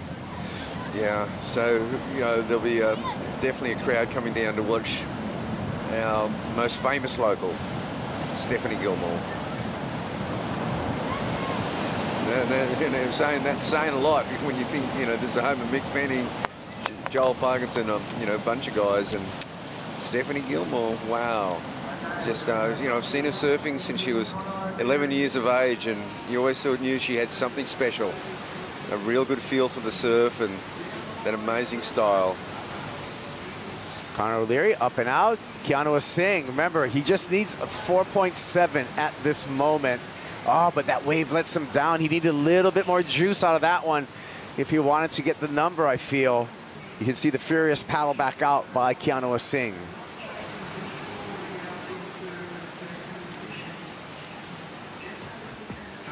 Let's check our Harvey Norman recap. Mateus Hurdy came out swinging and speedy, Bugs. Yeah, it sure did. A couple of amazing rides, one in particular that will just about historic in its duration, and that was his first wave. You know, on his second wave here, this goes on and on. Like he only got a 6.83 for this, but gosh, it is a performance in its own right. Connecting this wave all the way down through Rainbow, and now he's passing a bunch of recreational surfers, and this is standing up still. So he just milked this one for everything it's worth, but it was an open face wave. Here's a classic point break effort, always thinking down the line. Take note. Yeah, the projection to connect the dots and work his way all the way down, pretty much to Greenmount. Very impressive. He got to Greenmount. I mean, that's he turned Snapper into a super bank effort. He's sitting on top of this heat, which is important.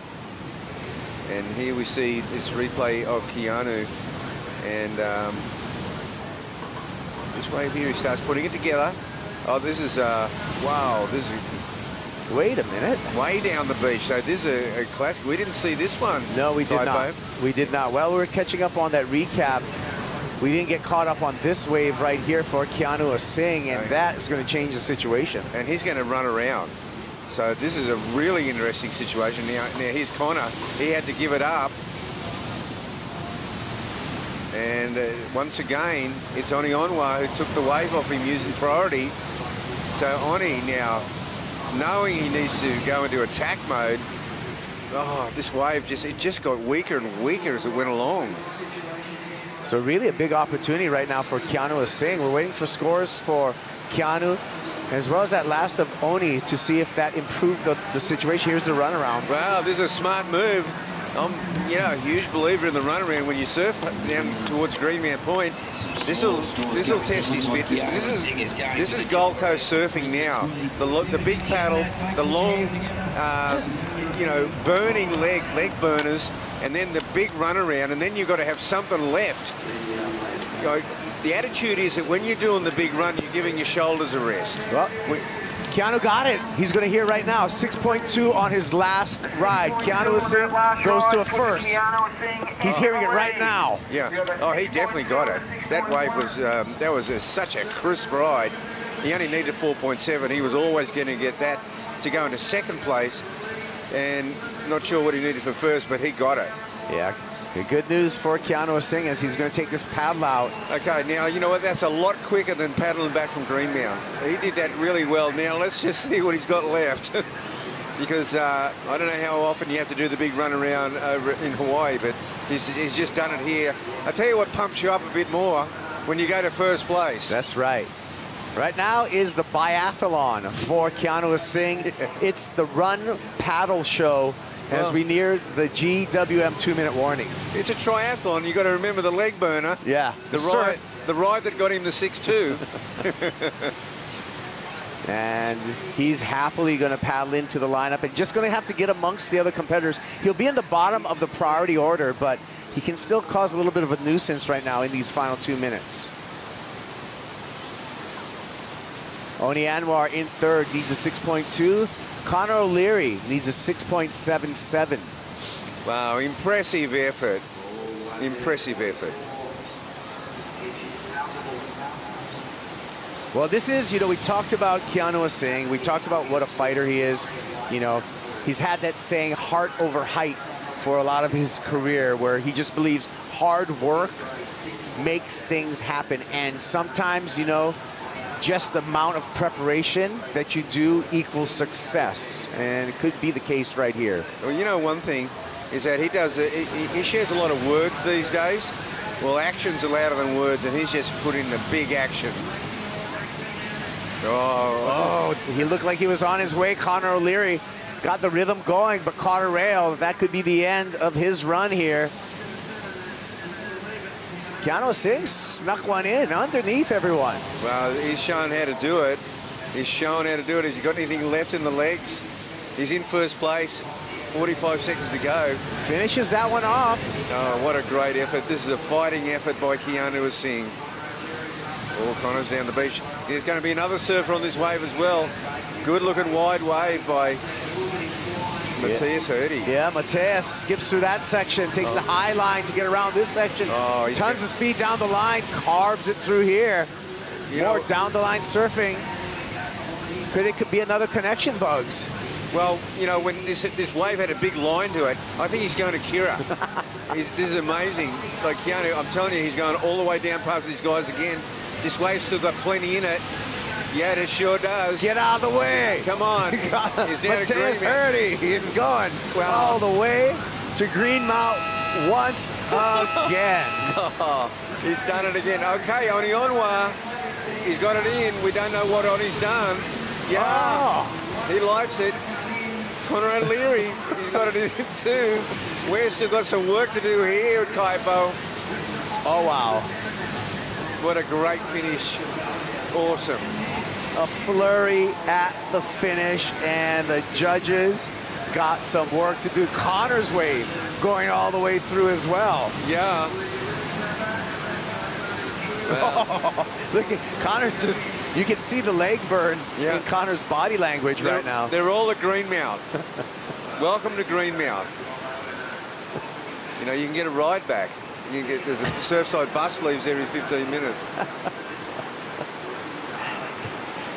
Wow, what a flurry in the final minute of this heat. Let's get through some replays. This is Oni Anwar. We didn't see this one. This is one we didn't see. Oni was really happy with this. Yeah, I can see why, because he gets around this section, obviously, because he hasn't done the final salute yet. Oh, look at this. He's battled with this white water. High risk move early in the wave. Kaipo, look at it. It's grown again. Oni Anwar, the Indonesian ambassador, is not finished with this yet. Wow. Oh, this ride's great. And now he goes, thank you. That's what the Superbank's all about. That's why it's the Superbank. Check this one out. Connor O'Leary, Bugs. Oh, wow. This wave, we know this wave goes to Greenmount. So Connor gets around this section. Now he goes into his backhand attack. Keeps having to think down the line. Smart move. So the Greenmount section's looming. Conor O'Leary's backhand attack is finally come into play. He's shown unbelievable form throughout the CT leg, and it's taken him a while to get going in this one. There's nothing left, but he's going to milk it. He knows he hasn't even reached Mateus yet. So he's just working hard at this point. Yeah, he can feel it in his legs. Good training. The leg burners are evident. And some conversations on the beach. Very wet play. Keanu Singh was waltzing away with it at the end, but now we got to watch these scores come in. We could see a shifting of the positions in this heat. Yeah, and Keanu, I mean, what a... Oh, my leg was jelly. Jelly! Let's go, let's go, let's go. Bali bagus, Sino. This is awesome. Bali bagus. This is the most exciting finish of the day by far. Mateus goes to first. Keanu drops to second. Look at Mateus. He's not running back. Nah, he's just hearing the news that he's in first place right now. So now Keanu Singh is in trouble. We still need the score for Oni Anwar and Conor O'Leary. They can overtake Keanu right now. Wow. Okay. Hold on to your seats here. We thought this heat was pretty much done and dusted. The last 30 seconds proved to be absolutely amazing. Oh, man. I'm so proud of you. You played the game really well. See, man, very good. Oh, yeah, that's all right, no? Yeah, it was good. Yeah, he took that high-risk aerial earlier in the ride, yeah. Oni Anwar waiting for the news. Keanu wants to hear as well. He's having another run. And don't forget about Conor O'Leary. He put it together. Now he's just signing some autographs on the beach, waiting for his number. Yeah, there's kids down at Greenmount too. I mean, Conor caught 9 waves in that heat. Yeah, it took Conor a while to really get into his stride. We didn't see the best of Conor O'Leary out there. Oni Anwar. 5.7, not enough. He's going to remain in third. Still waiting for Conor O'Leary's number. So Oni was not able to do it. Still waiting for the score for Conor O'Leary. O'Leary needs a big number, though. He needs a 7.2 to bump Keanu Singh out of second place, Bugs. Yeah, I think could be a bridge too far. I have been wrong once or twice. Only once today, actually. Oh, we're not keeping score, Bugs. I am. Conor O'Leary still waiting for his number. Keanu Singh wants, just get it over with. Give me the number. Did I make it? Did I not? How's it going? Can't be mad at that. Leave it all in the water. You can't be mad. There you go. Yeah. I love that. Yeah. Can't be mad at that. Leave it out on the water. You know what? You can leave it out on the water, though, because Keanu Singh is on to the round of 32. He's going to get out of this heat right now. Got one more number to make it official. Come on, Judge number 5. Today. You know, you're leaving the 8-time world champion hanging out there. There you go.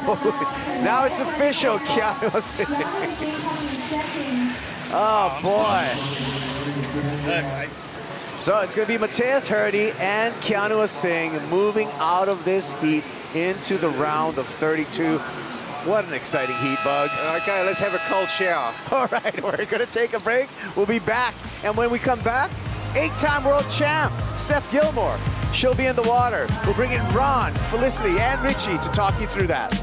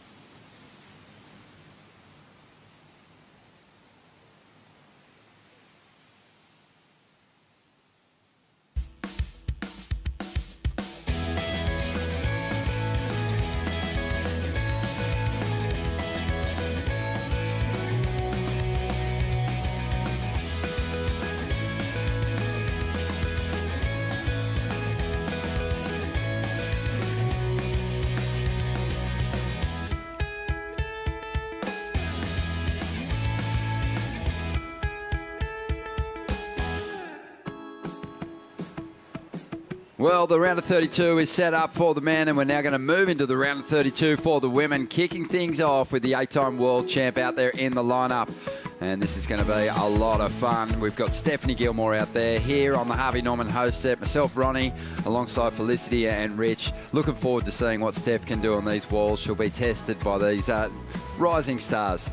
Look, she might be pushed a bit, but this is her bread and butter. I mean, she just surfs so well in waves like this, and she's performed time and time again. So it's, yeah, Steph's already got the trophy. It's up to everyone else to take it off her. Yeah, it'll be a good battle for second spot. You'd think Mia Huppatz is going to be out there in the blue jersey.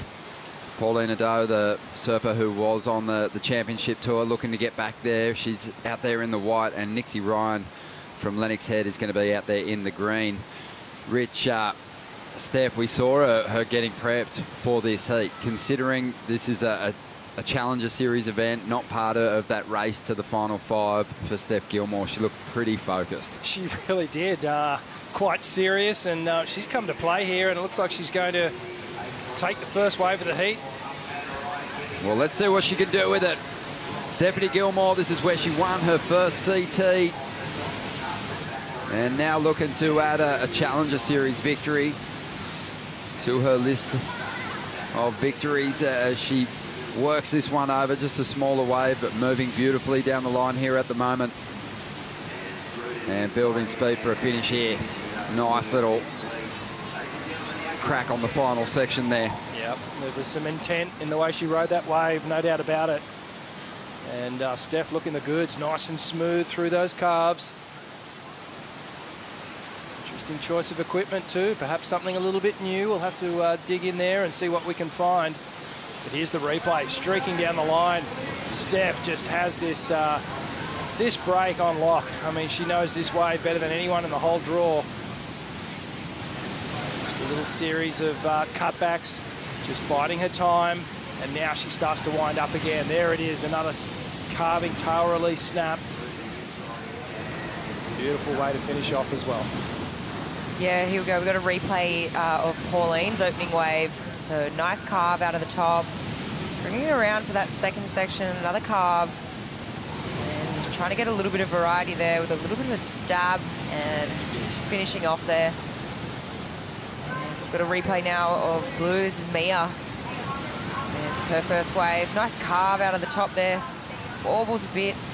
But, just going for broke there on that second turn and not paying off. But I love the way Steph opened up. It was a smaller wave, but she just, it's so pleasing on the eye to watch. So much style, so much flow, and yeah, I think it's going to be a good opener. Waiting on that number to roll through at the moment. It falls in the 5-point range. 5.5 for Gilmore. Pauline, she kicks things off with a 4 here. 2.33 for Mia Huppatz. Nixie Ryan's going to assume that priority on the outside and get her opportunity. Potentially winning the opening exchange. She'll be a little more patient with that priority, you'd think. But she's a surfer with big turns, Nixie. And no one really laid down anything spectacular in the opening exchange just yet. So I think this is a good chance for her to get off to a fantastic start. And today and yesterday, I mean, wave selection's been so important. She's sitting out there with priority, and there hasn't been a proper set come through. I feel like those waves, they were kind of smaller to medium-sized waves ridden that Steph got and Pauline got. So, you know, if Nixie can be patient and wait and use her priority, you know, in the right way, the heat is wide open. Yeah, Nixie, I think, has a really good chance against Mia and Pauline here, just with the size of her turns and just her point break pedigree, just in drawing her moves out. Mia Huppatz also from a point break just north of here, Burleigh Heads. She's from Janjaka originally, but relocating with her family. She's got a couple of sisters, Isla and Anna, that rip as well. Mia's done a lot of work with Brad Gerlach in the past in just refining her surfing, and it's, I think, just really lifted her performance in recent times. And that's the reason she's on the Challenger Series at the moment. 23 minutes remaining here. We'll wait and see if Nixie Ryan can get an opportunity in a moment. But right now we're going to hear from the winner of the last heat with Stace. Thanks, Ron. Matthias Hurdy, that was a crazy battle. Yeah, usually my heats are nothing like that, actually. I always take at least 20 waves in heat. And then, yeah, that's one of the things that I've been working on is just weight and really just compete, you know, be focused on the game and what's happening. And, you know, I had first 2 waves really in the beginning of the heat, and I held priority for so long, probably the longest that I ever held priority. And so glad that things went my way. And the last wave, it just, you know, it was just a dream wave. I just didn't want her to fall. That's all. I was just scared of falling, but either way, yeah. I was stoked. How much more special is it to execute a wave after waiting for that amount of time? It's hard, man. With the sun, it's still like the sun is quite difficult to see if the wave's gonna, you know, it's gonna. I don't know. It's just hard if the wave's gonna close out or not. But yeah, you know, with the offshore and everyone in the crowd, like I kind of hit a kid in my last second. I don't know. One of the turns that I did, I hit one kid because I couldn't see. I was just like trying to make the score, and then like I looked back on, he had a wave too. I was like, oh my god. You never know, you know, you never know. I love snapper, but it's tricky. Certainly is. Great heat. Thanks for your time. Thank you, Stace. Yeah, Matthias. Just talking about the challenges of surfing toward that setting sun at the moment. Kind of blinding, really, and yeah, a couple of speed humps there, but nothing he couldn't overcome. Yeah, 20 points. Extra 20 points. Yeah, not doing a great job on the slalom. But fitting the turns in where they can, and Keanu Singh also progressing through to that round of 32. And here we are now, back into the women's event here at the Boost Mobile Gold Coast Pro, presented by GWM. And the 8-time world champ, Steph Gilmore, has graced us with her presence. We've all taken the knee here in the commentary booth as we wait for Steph to, you know, deliver a magic performance. And you can kind of count on it with her. Especially when the waves are glassy rich and it's in this kind of size range. Yeah, it's when Steph really does come to life and draw on that beautiful, smooth, flowing style that she has. And it looks like she's just dialed in another gem of a wave here. Finding some space out there. In third in the priority order, but she still found a bit of room to move. That wave didn't turn into much. And deeper on the point here. Nixie Ryan gets her opportunity. She throws everything at the first section. Kind of throws her off balance a little bit. And that was a real shame that she wasn't able to convert that into, you know, a bigger score. But I like the idea.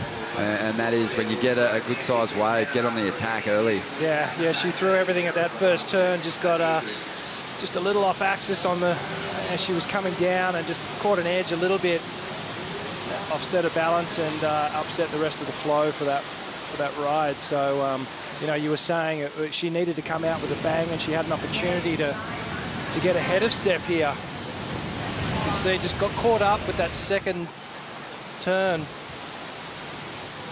The first turn though, even though she did kind of get a little disconnected, she kind of got back on the toe side rail, and you know, it was a shame that she sort of went straight up into the bowl. Maybe if she put some space between that first turn and the final section, then she could have potentially turned in something a bit more impressive. Just a 3.07 now as we see Pauline up again, and Steph Gilmore chasing her down the line. Steph's going to take a fall. And Mia Huppets, live action, getting herself into the mix here. She had a 2.33 earlier on. That'll be a better number for her. Pauline really doing well in the opening round to survive and use her veteran competitive savvy to earn her place here in the round of 32. Nixie Ryan with a nice open face on this one. Looking to clean things up a little bit. And she's done it nicely there. Strong finish. Needs to stay on her feet here. And yeah, still I'm seeing some nerves there. Just I'm used to seeing Nixie set the rail a little deeper, but she's still got a lot of work done on that ride, and it's probably going to be pretty comparable to what Steph had on her first ride. Yeah, I agree with that. I think definitely one of the better waves of the heat. However, there was a few little baubles. She kind of got a little bit disconnected a couple of times from her board. I think it was that last turn, but Here we go, having a look at the replay, and it was really far down the line she caught this wave and sort of got stuck behind this first section, but she sticks with it and straight up into this little carving turn here. And this is where she sort of gets to work and throws it back up into the lip here. Really nice carving manoeuvre and finishes strong. Yeah, that final turn was magic. But I can see what you're saying here, Ron. She's a little bit more straight-legged than what she normally does, and how she normally performs there. That allows that bottom turn to just dig a little deeper in with the rail. You can see almost coming off balance a little bit as she's leaning onto the toe side rail, but cleans it up really well for that final hit. Yeah, interesting to see where the number falls. I think she rides out of that final turn, but at one point she's almost leaning back on a tail pad a little bit, and the whitewater does kind of run her down. We just know that the judges pay so much attention to those finishes. They really do cruel you if you don't get out in front of that whitewater. Yeah. If there's a shadow of a doubt too, they'll go the other way. They won't give you the benefit of the doubt. And if that last turn's deemed incomplete, I think that's where the bulk of the score was on that final move. So we'll see. I mean, watching it live, you're like, oh yeah, that's made. It's done. It wasn't like she was completely out of control, and maybe at that point she's just almost looking to dismount, but just a slight question mark on it for me. So 16 minutes to go here. If she can get a decent score here, she'll build some confidence. We're waiting on the numbers to roll through. We'll update you on the situation in just a moment. We've got Stephanie Gilmore out there, and at the moment, she's not in front. We'll see if she can get back to that #1 position after a bonsai brew break.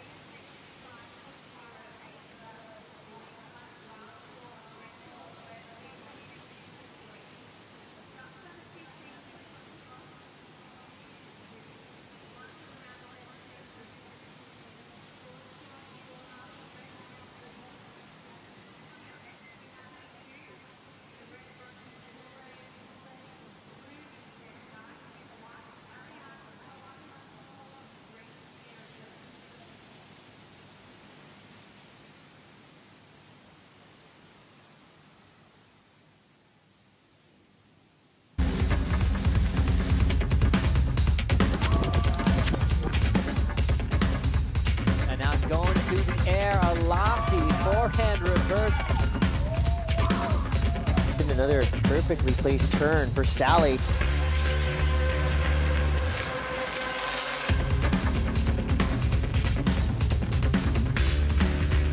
Morgan Siblik still hammering away on the back end. Jams it under the pocket.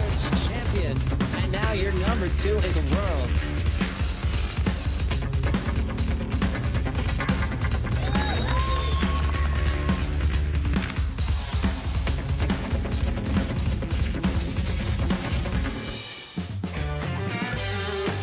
Welcome back to a beautiful afternoon here at Snapper Rocks for the Boost Mobile Gold Coast Pro, presented by GWM out there in the lineup at the moment.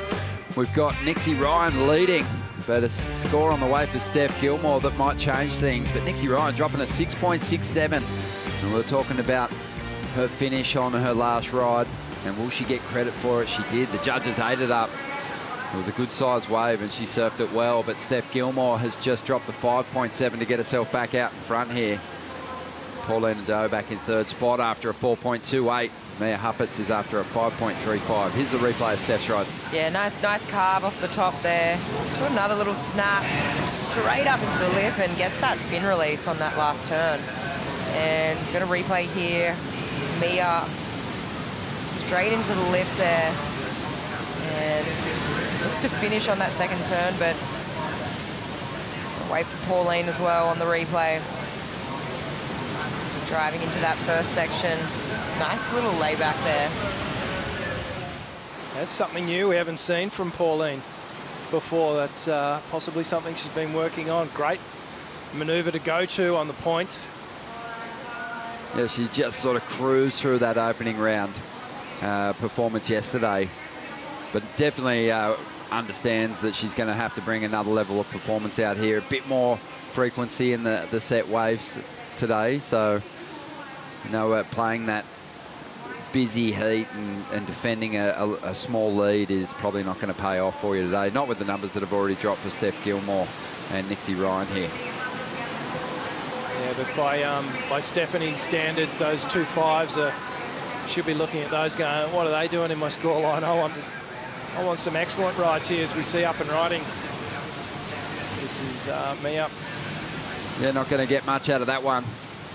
Yeah, Steph really has had waves that are half the size of what her rivals have ridden out here, and she's still been able to match and exceed them with some of her turns. Yeah, I think, and it's just the way she surfs the wave with so much flow. It's so beautiful to watch, and so much style as well. And there's so much that is to be said about that. I mean, yeah, her waves have been so much smaller. Well, not so much smaller, but noticeably smaller. But yeah, look out if she gets a set wave, because I think she'll be dropping some big scores. She's the queen. It's a regal surfing. It's just so complete and tidy. Just under 11 minutes to go. A lot of action happening out there in the lineup, but also plenty happening around the side here at the Boost Mobile Gold Coast Pro. Kaipo's on the move once again. I'm here on site at the Bond University tent where we're offering free surfer health checks. I got the physio, James. And James, what do you do here? Yeah, so we're doing a surfer health check, and basically we're looking at mobility. So we're looking at your ankle range of motion and your hip range of motion, which are crucial for surfing. And then we're doing some functional tests on these force plates. So what we're looking at on the force plates is the symmetry between your front and your back leg. We know surfing, you've got a sideways stance, so we want to know if there's any imbalances there. And then we're also looking at balance between your front and your back leg. And then finally, we're looking at vertical jump height. So getting you to a certain jump test, see how high you can jump. So that's mobility. Now we're going to talk to Monique about diet. So here we've got the veggie meter. So what it is, it measures the carotenoids stored in your skin from the last 6 to 8 weeks. And so they're found in a lot of your orange and your red fruits and vegetables. And that's important because that contributes to like your skin health, your eye health and your immune health. And then over here, we're running our body composition. And so we're looking at fat-free mass and your lean body mass to see how that affects your performance. So there you go. We got diet, we got mobility, we got body composition. Check them all out here at the Bond University tent. And guess what? It's free, 90 free. Come on over. Wow, thank you, Kipes. That's not something I'll be looking to do this week. But I probably should. The vegetable intake needs to definitely go up. Oh, man. The range of motion. I've got hip joints like a Lego character. They only go one way. Oh, no movement there. Ankle at the moment. Tidak bagus. Okay, Nixie Ryan up, trying to get rid of a 3.07 here. A 4.53 will see her into the lead. Just sort of chasing the sections down on that ride. But she's in a grand position against a stacked heat. She's got a 6.67. It's still the high water marker in this heat. That could change at some point. Really feels like Nixie needs to settle into this priority order and get herself a shot at another quality set wave here. Yeah, I hope that she can realise this, and you know, her backup wave right now, I mean, this is a replay of her last one, but she's sitting there with her backup of 3. I mean, she really needs to improve on that now and only take off on waves that are really going to do that. Would have been great to finish that one off. Would have definitely improved on a 3.07. Nixie Ryan, she's taking the next step, Rich. She's won at the qualifying series level here in our region, had a few victories in those minor QS events, but breaking through for a bigger win this year to shore up a place on the Challenger Series this season. Yeah, and it's the natural pathway, obviously, and she needs to raise the bar a little bit, though. You know, this is a daunting prospect coming up against Stephanie Gilmore in the first round of the Challenger Series, and it's, you know, she needs to lift and take this experience. And well, she started well, you know, having that 6.67 against Steph right now. That's a huge confidence builder, just in the situation that we have in front of us here. But when you think about events, this one must be one that she's ticked off and just gone, yeah, this is right in my wheelhouse. Coming from Lennox Head, you know, an hour and a bit down the road, and very similar setup to what we have here at Snapper. Are the three other competitors in this heat going into it? You know, obviously you're going to put your best surfing on show, but tactically, is it smarter to shoot for second place? Look, I don't think you should ever go out there shooting for second. That's been the story of my life. Because, I mean, Nixie's sitting out there with a 6.67. It's the highest wave of the heat so far, and if she can be smart and get herself at the top of this priority rotation, it's open for her. But, you know, when you look at the stats and you look at the facts, Steph Gilmore, you know, one of the most winningest females, her track record out here, 8-time world champion, you got to be thinking, you know, I've really got to get my stuff together if I want to get a win or get a second in this heat. It's not like facing her in a head-to-head heat, though. This is, you know, a good opportunity to match yourself up against Steph, get maybe a huge confidence-building performance together, and even, you know, eclipse her in this exchange. But yeah, you're right. Not a smart tactic, shooting for second. But I guess the game plan changes, Rich, once you're out there in the lineup. You know, if you do put yourself in Nixie's position where you've got the best number of the heat, then you can start thinking about looking after that 4.53 and getting yourself out in front. Yeah, no, absolutely. She just feels like those last couple of waves that she's ridden, to me, looks like it's a bit forced. She's trying to make things happen where perhaps they shouldn't be happening. Where she should just be settling into the rhythm of it and just going back to what she knows. Stop perhaps thinking about Steph and the other competitors. Just, come on, let's get that backup score on the board and let's put this thing to bed. I thought the 6.67 would settle her down or settle her nerves a little bit, but she still looked nervous so far. So, yeah, you know, it's a tough situation to overcome. We've got 5 minutes remaining here. Let's dive into the Harvey Norman heat recap, get another look at what Steph Gilmore did to establish this lead. Yeah, some great surfing here from Steph. You know, nothing sort of out of the ordinary for her. Feels like she's just warming up, going through the gears. Third, maybe hitting fourth. There's still plenty more to give here. And really, in the scheme of things, two very sort of lackluster waves in terms of size, but the surfing has been amazing. She's been able to get some scores out of it. This is that good point scorer for Nixie Ryan. She's got this all the way down the point. Started to really tag it down the line here. Finishing move was the real money turn. Got to the end, and this is Steph's backup wave. Again, just that beautiful, smooth, flowing stop. There's a difference. When you look at Steph's rides compared to the other competitors, there's just a difference in speed and flow and just how deep she's engaging the rail through her calves. That was Paulina Doe just trying to get herself up into second spot. Only needs a 4.28. And really, even though Nixie doesn't need a lot to get to the lead, she wants to consolidate. She wants to get rid of this 3.07. She hasn't been able to do it yet. And Paulina and Mia are still well within reach. Maybe this is the way for her. Draws off the bottom. Nice line through that first section, which wasn't really standing up, and now getting a bit more aggressive. Some well-timed hits here. Remember, she only needs a 4.53 to get into the lead. There's a good chance she's already done that as she looks to gather speed and momentum again for a finish here on the inside. Just banking away nicely in the pocket of this wave. That's more like it. That was good. That was really good surfing, and I'm calling her. I reckon she's going to get the score, and I think she's going to get up into that first place. That wave was really nicely surfed and some really critical manoeuvres. Rich, she really settled into the ride by slowing down that first bottom turn. Yep, it all started with that initial acceleration off the bottom. Timed it perfectly for the first turn, and that just set that rhythm of that wave up all the way down the line. Slowing down probably isn't the right word. She drew the bottom turn out longer. Yeah, and then this carve here, she extended that, came off the bottom really nicely, set up that more acute turn. And again, more pivot on the third. And then she got some really nice work done down the line. Just stuck with it all the way to the end, just milking it for every last little bit of points. And I tell you what, her thighs must be burning now. That's 2 really long waves all the way down into the bay. And I think she is doing the runaround. Yeah, the numbers coming through. 6.17. Nixie Ryan has jumped up ahead of Stephanie Gilmore now.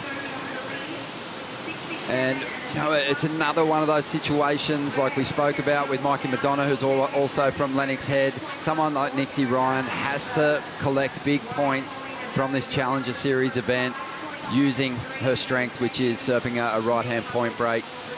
And she's making good use of that opportunity at the moment. Gosh, she's miles down the beach.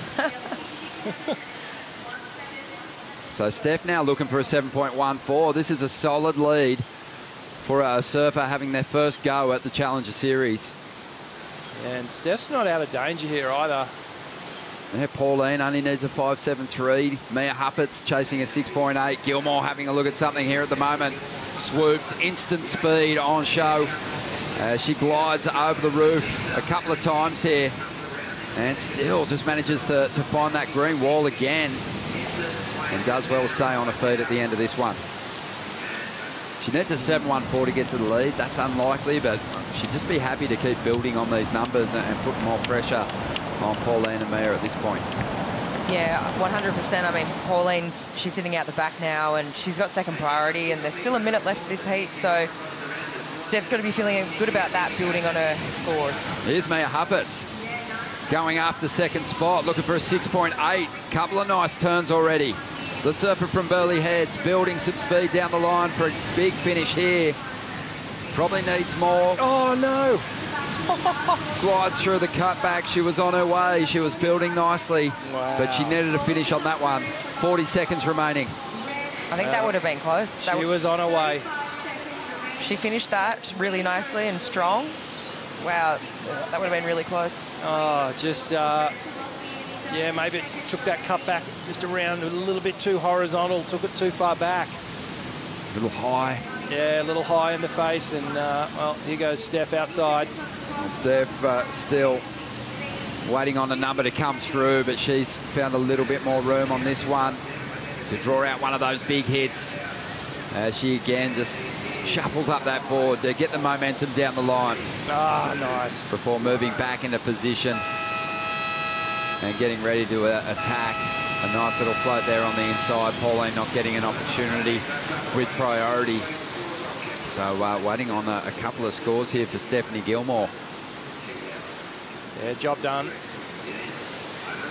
In my opinion, that's Steph at about half pace, really. She never really got that set wave to open up. Some amazing surfing and looked really strong through the manoeuvres. But she'll come in going, yeah, I could have done more there. I wouldn't even say she got to 50% then, and she still managed to do some pretty decent surfing. 6.3 for her previous ride, and she's got another number on the way. She needs a 6.55 out of it to get to the lead. Oh, I don't know if she's going to get the 6.55. I don't know. What do you think? I just think there's a difference, a clear difference to how Steph attacks the wave to the other competitors in this heat. Every turn was deeper. It was cutting a deeper line in the face. Here we go. It was her waves. That was the only thing that will keep the score down. Well, it was a mid-range 6, but not quite enough. 6.33. Gilmore survives. She's through to the next round. But the big story is Nixie Ryan surfing in her first Challenger Series event and getting a win over Stephanie Gilmore here in the round of 32. Both surfers progressing through to that next round. Pauline Ado, Mia Huppert's out of the mix here at the Boost Mobile Gold Coast Pro. We've still got another heat to come your way. Don't go anywhere. We'll be back in just a moment.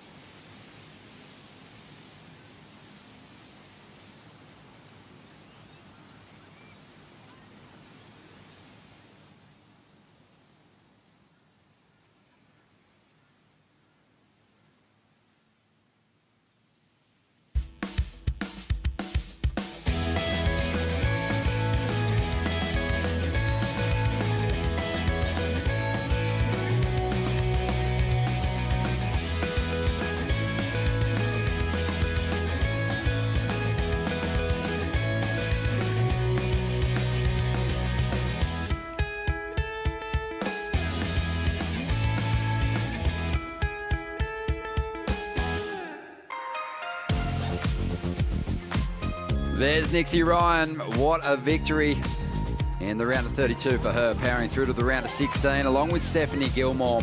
But anytime you can get a win over Steph Gilmore at Snapper Rocks, it's something you can hang on to for the rest of your life. Oh yeah, that's something you talk about when you're 80 years old. Remember that time I beat Steph at Snapper Rocks? Steph's still queen. What a day for Nixie Ryan. That's huge. Well done. And Steph, I mean, just coasted her way to a couple of sixes in that heat too. She's going to be so deadly when she gets back out here. She always is.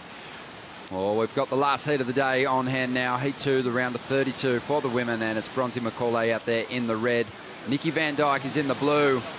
Ariana Choa of the Basque Country is going to be in the white, and Sierra Kerr got her opportunity in the draw. She's not wasting it and getting started nicely here. She's out there in that green jersey. It was a really nice opening wave. I really like that. Finished super strong and good wave selection. And good pairing with the wetsuit too. Very sharp outfit this afternoon. As we see Bronte on the backhand. I've been looking forward to this too. Obviously, Bronte's backhand, it's one of the best. And she'll get a chance to really flex it here today. Nikki Van Dyke.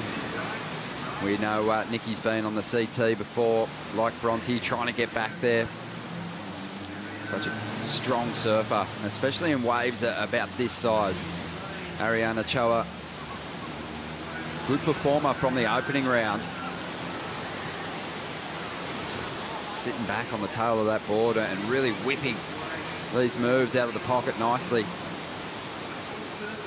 A bit of a battle of the lower numbers, you'd think, from the opening exchange. Maybe Sierra finding a bit of an edge with the size of her rod. Yeah, I think so, and just the combination and how she moved from one turn to the next without losing any speed. Oh, here we go. Love a paddle battle. Yeah, well, Bronte McCauley, she's got that inside track, but can she hang on to it? Look at the motor. Oh, wow. Hey, on a Choa. She's absolutely going for it. She's powering. Oh, Bronte's looking up, just wondering if maybe they've given her priority yet. Not yet. No, the race is still on. Ariane, she rode the last wave, so it needs to be a convincing lead in the paddle battle for them to hand it over. They did. Wow. So the hard work paid off there. And why not put in? It's the last heat of the day. You may as well give it everything you've got, but you just don't know how important those little turning point moments can be, Felicity. Oh, they can be so pivotal to her. Here's the replay of Sierra's opening ride. Nice carve to start off, and just surfing at a really nice pace here. Just jabs it up in the lip and comes through to the inside and finishes really strong. I like that wave of Sierra's, and getting a look at Bronte's opening ride on her backhand. Nice and tight in the pocket. Gets it up there for a second here. Brings it back around through to the inside here, and just to string together a series of nice backhand snaps. Yeah. And we've got Nikki on her opening ride.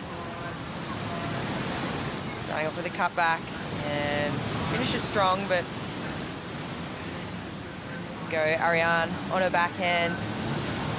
And she was looking really good yesterday.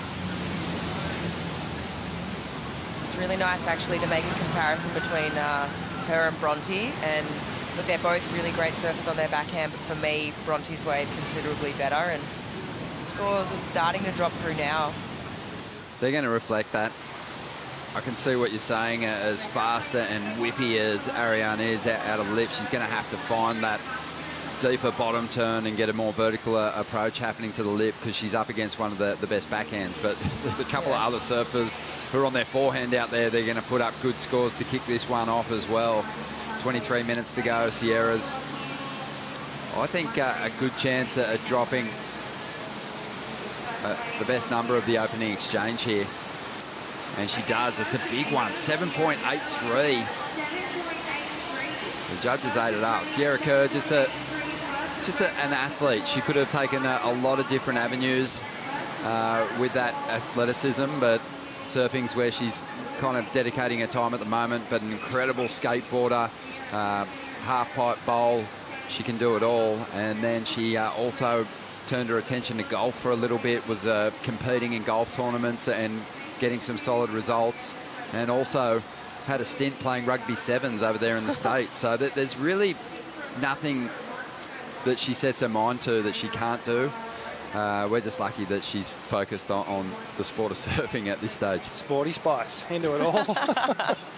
Wow. What a start, though. That's a big number, 7.83. But I can see why. You can see why they dropped that number, because it was full tilt surfing. There was a critical element to it. The variety was there.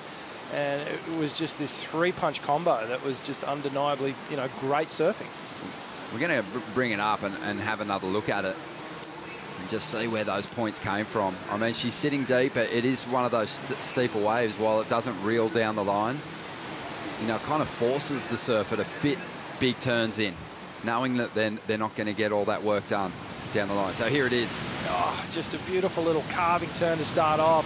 Gets the tail release. The second one tags the lip, and right here, that was a really critical turn there, coming down right before the lip explodes behind her. But just how fast the transitions were from one turn to the next. Didn't lose any speed at all. It's a different heat, and obviously now it's going to be a different scale, but from one heat to the next, you know, that score kind of came from nowhere. It was solid, but I think with Bronte McCauley and Nikki Van Dyke out there, two surfers who've been to the CT before, that was a big number to throw out so early in the exchange. Yeah, it is, and it's a massive number, 783. I mean, it's the highest one we've seen for the women so far, and I mean, Bronte and Nikki and Ariana got a bit of work to do, I guess, and you know, I think right now, I mean, Bronte and Ariana, their backhand, what I was saying before is when you sort of analyse both their styles, I think Bronte at the moment, to me, has sort of a bit of an advantage. When I watch her technique on her backhand, she really brings it back around really tight. And when I look at Ariane, she's surfing well, but she is more sort of like a down-the-line approach right now. And I think that's why Bronte's sort of, you know, sitting there with that 5.63 or 5.67. Yeah, there's still plenty of time to go here, though, and with the big number coming through for Sierra, I think it's going to be a pretty high-scoring heat as we roll into the last 20 minutes. But what a beautiful afternoon. It's absolutely sparkling out there at the moment. Sierra Kerr finds one down the line. Not going to get much out of that one. Let's feel the buzz from Nixie Ryan. She's with Stace. That's right. Thanks, Ron. Nixie, was that a bit of a wobble boot or the sun setting? Yeah, it was a bit wobbly at the start. I couldn't really see much on the wave just because of the sun, but finally found a couple waves and then landed them. Absolutely. You smashed them once you found them. Yeah, it was fun out there just to pick a couple down the end, and yeah, fortunately the girls let that one go, so yeah, I was happy to get a good score on it. Good bit of buzz for Lennox around this event. You and Mikey doing very well. Yeah, I'm stoked to do the series with Mikey. Yeah, doing it proud for Lennox, and thanks to all the guys back home for supporting us. And of course, it'd be remiss of me to not say that you just got one over the 8-time world champ. Yeah, it's always been my dream to surf against Steph, so having a heat-out snapper with her and beating her is just like, I don't know what else you could ask for, but yeah, stoked to get the win, and yeah, just stoked to be out there with her. Congratulations. Thank you, Stace. Nixie Ryan, super humble there, and knows that it, you know, a win over Steph is something to celebrate.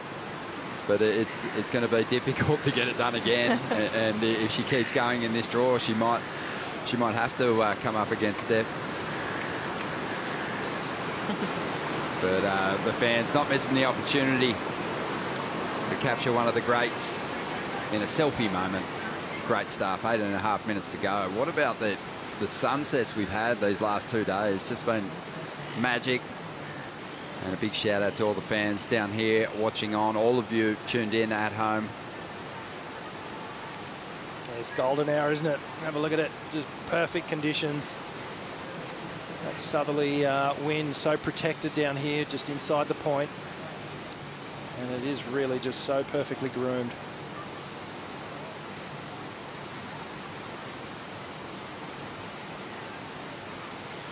$18 minutes to go here. And Sierra Kerr just establishing a healthy lead at the moment. Bit of movement in the lineup and sizing this one up down the line. Our competitors opt not to go. Just over 17.5 minutes to go. We're going to take a Bonsai Brew break.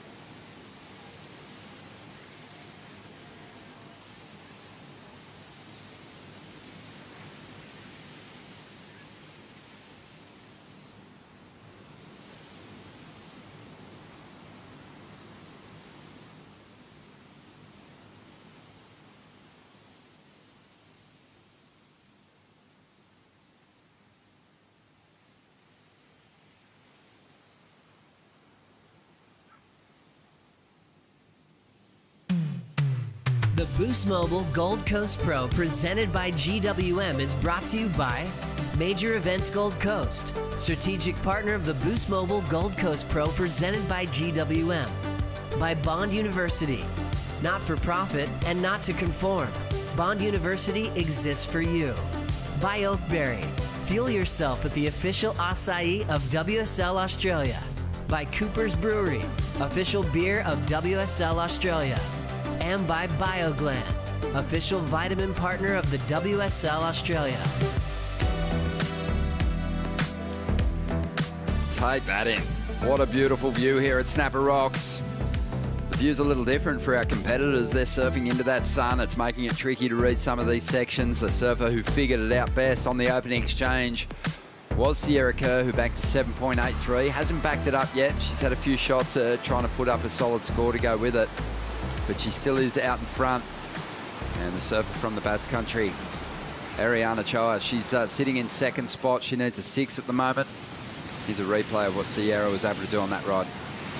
Yeah, straight up into the lip on the first turn, but she's out of there. She knows that that isn't the backup she wants. Bronte McCauley in third spot. Doesn't need a lot to get into second at the moment. Nikki Van Dyke also just chasing a low number.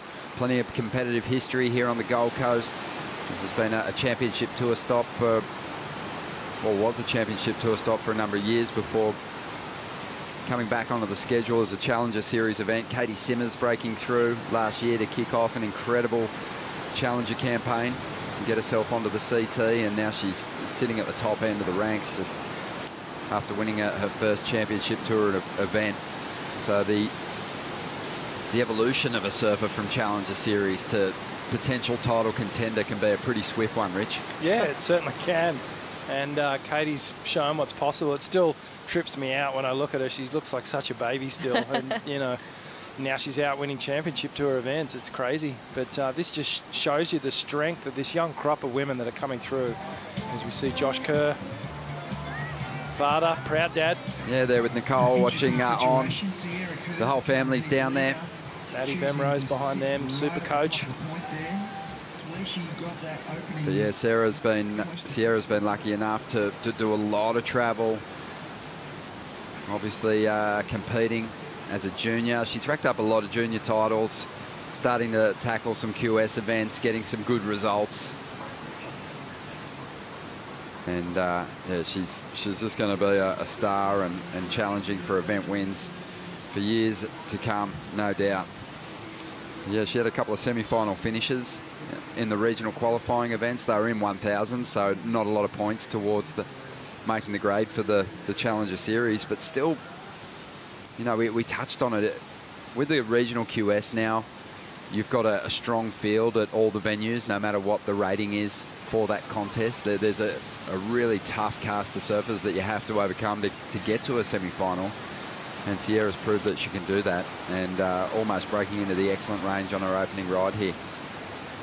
Yeah, you just get the feeling she's not going to be, you know, one of those competitors that's just chipping away year on year. She's going to have a pretty steep trajectory right onto the tour in the next couple of years, and she'll do well when she finds herself on there. And she's been less focused on working on her competitive results, but more focused on working on her surfing. And we've seen a lot of quick evolution in her performance in recent times, including over in WA, Flick. Yeah, look, over the last few years, I mean, there was that massive air rotation that she did in Indonesia, and that was incredible. It broke the internet. She went to Western Australia and, you know, during the Margaret River Pro, and we'll get back to that in a second, but live action. Nikki Van Dyke hammering down the line here, a lot of speed. And Nikki knows this break so well, spending a lot of time here during the pandemic years. And she found a groove with this wave. This is a really small wall, but she's doing incredibly well to attack these smaller sections. Yeah, it was good surfing for a small wave. Well, she didn't need a whole lot to get herself up in a second, only a 2, so she's done that. She'll head back out there, likely with a score on the way that's going to take her to second spot. Yeah, nice carve out of the lip there, and just generating a bit of speed to make it through this section. Lip line floater into a nice carve. Kind of draws it a bit short there because she knows that there's something further down the line. And Just a little bit in cruise mode here, but tags it again. Yeah, she's out of there. She's easily got the 2. Yeah, had the look, the read of a surfer that spent a lot of time in this lineup. Sierra got one as well, just behind her, and kicked that tail free. And they're just those little details that Sierra can add to her performance, even on a wave that doesn't have a lot of space. Yeah. And even though that there's not much in the wave, just that extra push on the tail still gets the judges' attention, and she might dump the 2.23 and replace it with something a little taller. Yeah, just that little extra bit of pizzazz and spice on the end of the ride. I really like her technique, how she tucks that back leg in, gets nice and low to the board when she's doing those final turns. Really progressive.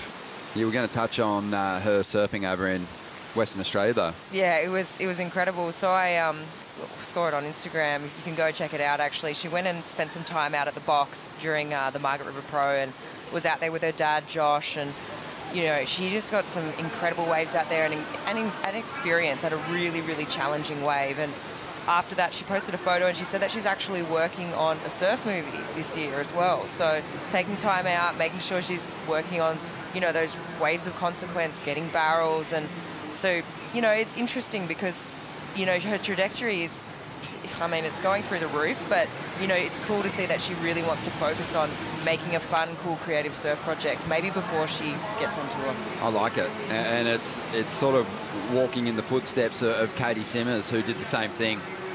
Actually qualified for the CT, turned the spot down, went and created a surf film that featured Sierra in it, and Molly Picklum, an incredible cast of great surfers. And it just, I don't know, I think you need to have the freedom of falling to push your performance to that next level, and you're not able to do that sometimes in heats. So yeah, I like the move. Yeah, you can almost get sort of accustomed to just competitive surfing, can't you? But it's almost what her dad did as well. Like, Josh was regarded as one of the most craziest free surfers in the world for many years and chasing the free surf tour. You know, some of those air shows and that tour that was established, and then he found his way onto the tour as well. So really fine-tuning those progressive turns and all elements to his game. So she's being tutored by the best. Well, her positioning's been on point throughout this heat so far. And she's able to find some space, sitting deep on the rock, and she throws the frontside air. And I wouldn't be surprised if the judges throw a big number at this. They want to encourage the younger surfers and the women on the championship tour even to start throwing these kind of moves out. So, you know, she's got a high strike rate with those moves. You could feel it, couldn't you? You could feel it coming. It's a nice little wrap to start things off, and then already she's looking down the line going, yep, I'm going to go for the air, just building speed. Perfect little fluffy section, great feathery little landing. Got a clean little grab in there too, I think. And Sierra Kerr is likely going to drop a really good score to go with that 7.83. And this is going to really tell you, you know, where the panel wants to take women surfing and what they want to encourage here. Well, if this score goes into the excellent range, I think we can look forward to seeing some more moves like that throughout this event. Have we seen an air out of the women's draw this event yet? I don't think so. So it wasn't a huge version of that turn, but you still got to give it props. I actually was lucky enough, I was down here the day of the trials when Sierra won, and she was even going for progressive manoeuvres then. She busted the fins out into reverse, so pretty impressive that she's feeling confident enough to do that in this heat. All right, well, yeah, 5.5. Maybe the judges don't want to see airs. Look, there wasn't much before it, and it was a smaller section, but I still love it. You know, I just love the fact that she has that and is able to bring it to the party. But they're liking the work that she did on her first wave. For all there might have been a little bit more credit there, but maybe they wanted a bit more height. You weren't vibing it. Not that I wasn't vibing it, but I think it's great. And I want to see progressive manoeuvres like that. I thought probably the score that she got, maybe 6, I was thinking, and it came through at that 5.5. So Look, yeah, I wasn't thinking as big as you guys. Still impressed by it completely, but... Yeah, I thought it was going to go a bit higher, Rich. I really did. Just based on all the fives that we've seen throughout this contest, for me, that's a really good 5.5. How many other, with all due respect, how many other women in this entire draw can actually do what she just did there? Probably. There's not many. Yeah, no, it's true, but this is the ride that really set up the strong lead for Sierra. 7.83. This was in the opening minute of the heat. Yeah, really well surfed. That last turn was just really nice. And here's the wave that we've all been debating over, and nice carve to start. And you can just see her lining up this end section here. And I love that she's choosing to be so progressive and just makes that with ease. Should have been higher than a 5.5. You're not letting go of that, are you, mate? I loved it. I did. You know, we've seen a lot of the same thing just because of the size of the walls at the event so far. You know, it's only been 2 days of competition, but there's, you know, been a lot of just solid end section hits. No one's taken it to the air like that. 5.5, I mean, it just helps reinforce this strong lead. But I yeah. just like the creativity of it all, and her way of thinking and approach to the wave. It's different to everyone else. Yeah, it was also the fact that she went deep when she didn't have priority and found space to get that done. Yeah. Yeah, she's parked herself right up there. Everyone's down the line, and she's just going, I'm going to just play my own game up here. And I know they've obviously been watching for the last couple of hours and seeing what's been happening right at the rock there. There has been some fantastic waves up high. I wonder if now, you know, she's got a bit of confidence, she's made that one air, if her tactic is now, you know what, I'm going to go even bigger on the next one. Because she is sitting so far up the point, it kind of gives her that little... if you're not quick enough, that wave is going to shut down and you are going to get that end section to try and air. So yeah. And, you know, the panel is so aware of what the surfers are capable of. They know that Sierra can do a much bigger air than that. So that might have held the number back. Yeah. But, yeah, with 3.5 minutes to go, it doesn't really matter to Sierra at the moment because it's sort of turned into a bit of a battle for second spot. Bronte McCauley needs a 4.43 to get the second. Ariana Choa, she's after a 6.1. Nikki Van Dyke's nervously sitting there with in second place, but she's in fourth priority and she's hanging on to a 4.67. There's just been nothing down the line in this heat, and in the last heat, Nixie Ryan got all her good scores down the end there. I mean, Bronte's probably willing the ocean to give her another wave right now. It'd be nice if there's one more set come through and we can see all the girls catch one more wave. That'd be awesome. Yeah, it would. I mean, Bronte's only needing a 4.43. Ariane, she needs a 6.1. Yeah, Bronte's sort of in the box seat, isn't she, with 2:45 on the clock. Just willing something, a little swell line just to come halfway down the point here. Give it the opportunity. She's only ridden that one wave, and it's been a pretty good wave. 5.67, strong backhand surfing.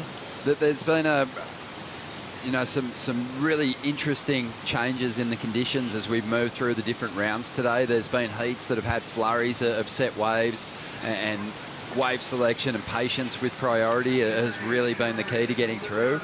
And then there's been others where, you know, it's slowed up.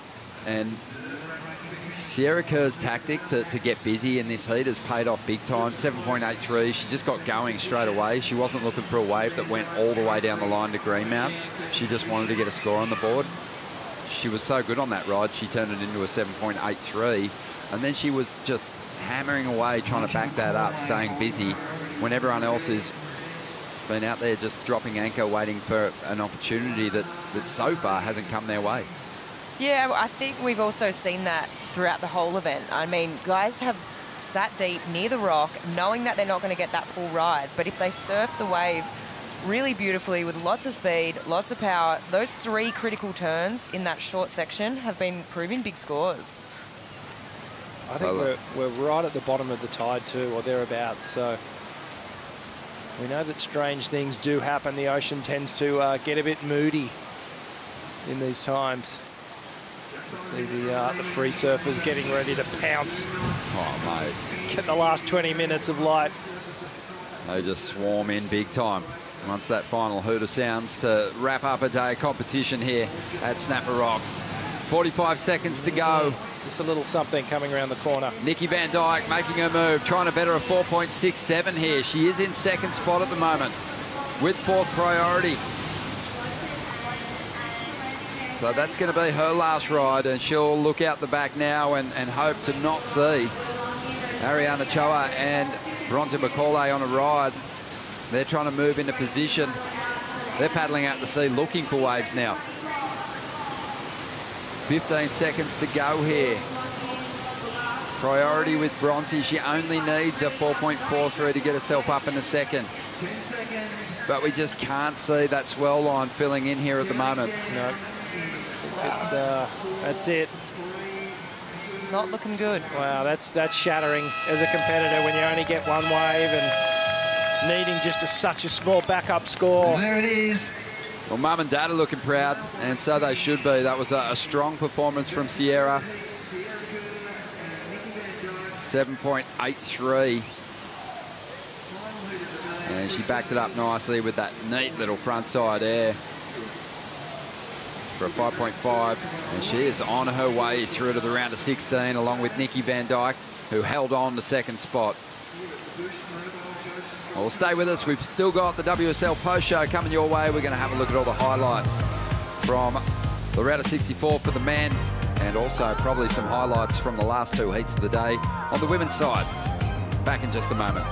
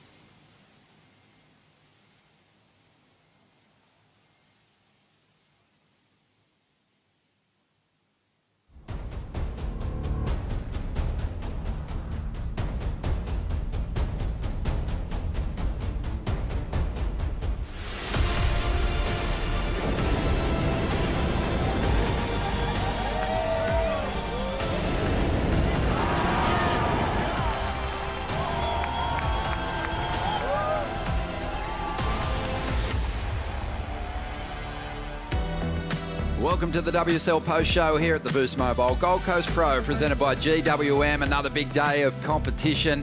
Some real highlights for some of our competitors and some really tough results and close heats for some of those that lost out. Ronnie Blakey here on the Harvey Norman host set, sitting alongside big wave surfer Felicity Parmentier. Hey, Flick. Hello, Ronnie. Did you have a good day? I had a great day, mate. It was super exciting, really sleepy in some parts. It was really challenging in some heats, but we saw some really, really big performances throughout the day. So We sure did. yeah, I'm pretty happy. Also got Richie Lovett with us. Rich, another Hey, mate. big day, mate. A sensational sunset and, yeah, a big finish there from Sierra. Yeah, that was incredible. Future of women's surfing on show. Took it to the air. We've been debating the score ever since. It was funny. It was funny. We were debating scores from the start of that heat. Sierra dropped to 7.83. We're like, oh, that's a bit high. And then she got a 5.5 for an air. And we're like, oh, that's a bit low. But, you know, that's just our point of view. But, you know, I can see why the judges were maybe just trying to balance that heat out a little bit. Yeah. She definitely won. That's the point. They got the result right. The result was right, and you know, there was some amazing surfing on the men's side, and then in those two heats that we ran of the women, it was great to see Steph get through. Nixie Ryan, you know, that was a big heat. Oh, huge heat, yeah. But Bronte McCauley, that's another one of those big names that we had slated just based on the form that she's been showing on the regional QS, in the CT event at Margaret River, and in her free surfing performances that, you know, you think that she would be up for a big finish here at Snapper Rocks, but, you know, the conditions really worked against her. Yeah, she had that 1 5-point ride, and she didn't need much to get up into second. It just... her tactic, I guess, I mean, she was waiting for the wave that just never really came, and it's so unfortunate for her because I feel like she just had all this momentum in Margaret River. Her backhand is so strong out here. She's had good performances out here when it's been a CT in the past, made finals day. So she was definitely a pick for me for this event. So pretty shocking, actually. It was a tough heat. Nikki Van Dyke hanging on to second spot. Sierra Kerr getting the win, and Sierra's with Stace. Sierra, that was like a Snapper Club round out there. Yeah, pretty much. So fun just catching so many waves. I didn't catch really any yesterday, and I was like, I'm not doing that again. I get to surf with 3 other people, and I'm not catching waves. Like, what am I doing? So, yeah, I just wanted to go out and have some fun. How hard is it to contain the froth, but then also put a couple of good rides together? Yeah, for sure. I was like down at Rainbow, and usually I'm like, end up down there, and there's 2 million people. I'm like, I just want to catch everything that's coming through, and it's like so fast. I'm like, all right, let's go back up the point and get a couple. You've been on such a good roll lately. What do you put it down to? I don't know, just been surfing a lot, and yeah, just going out and doing a bunch of trips with my dad, and yeah, just having a lot of fun. Certainly are. Well done, and I will see you likely tomorrow. A great result there for Sierra. She's moving on through to that round of 16, and she'll be a force if she keeps surfing the way she did this afternoon.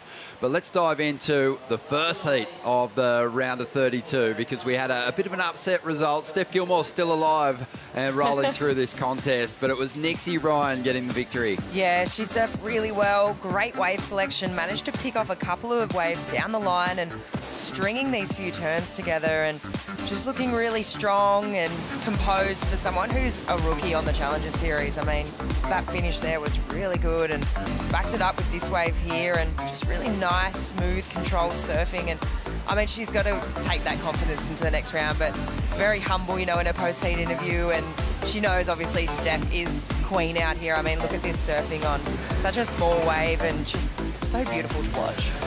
Yeah, Steph really just only found medium-sized rides, Rich, but still performed so well on them to bag a couple of sixes herself. Yeah, absolutely. The form was there, no doubt about it, and it's going to be danger signs if Steph actually connects with a couple of those set waves, and if this swell fills in, it's going to be very, very hard to wrestle that trophy and steal it off her mantle. Nixie Ryan's going to have to just stay composed. Don't go out and celebrate yet, Nixie. You've still got another big heat coming your way. But, yeah, it was a magic performance. There was nerves on show at times. But, like we said, you know, if you beat an immortal of the sport, it's something that you'll remember forever. And Nixie's done that today.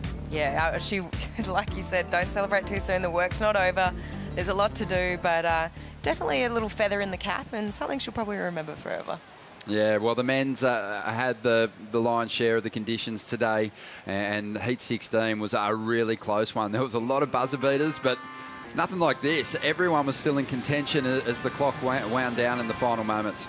Yeah, we saw all the riders getting a really good wave too at the end, so it was up to the judges, and all the surfers were on the sand at this point. But Matthias Hurdy, he got a couple of leg burners all the way down into the bay, past the spectators, and he said in that post-heat interview he was really nervous. This was Keanu Singh, so he ended up holding on. And again, Matthias Hurdy, just been one of the Brazilians we've really watched mature and come of age. Some big airs in this guy's repertoire, so he'll be happy to get the win in this heat.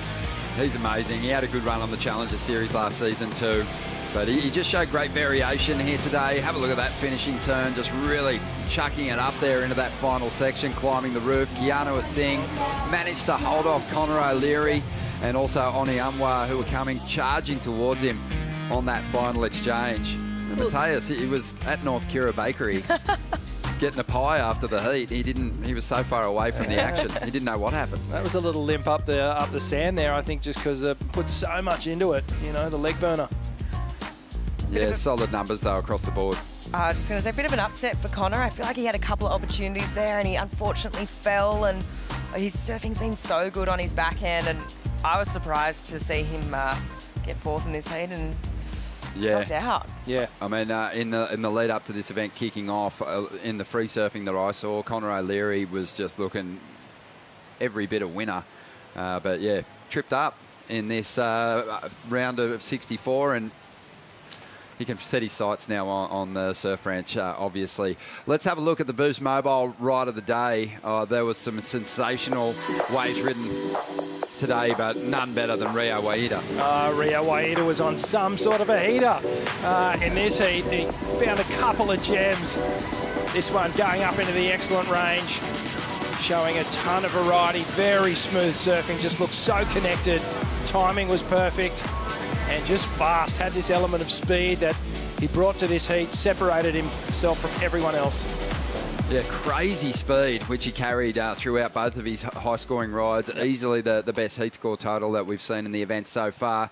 And I've got a feeling we're going to see it in our top 5. Let's get into it right now. We'll kick off at number 5. We had Crosby Colapinto flare up when he needed a number. Felicity, he delivered. Yeah, when the pressure was on, he got to work, and streaking down the line here, nice floater, straight up into that next section, and this was the manoeuvre that I like, just putting it all on the line there when he really needed it. Super critical.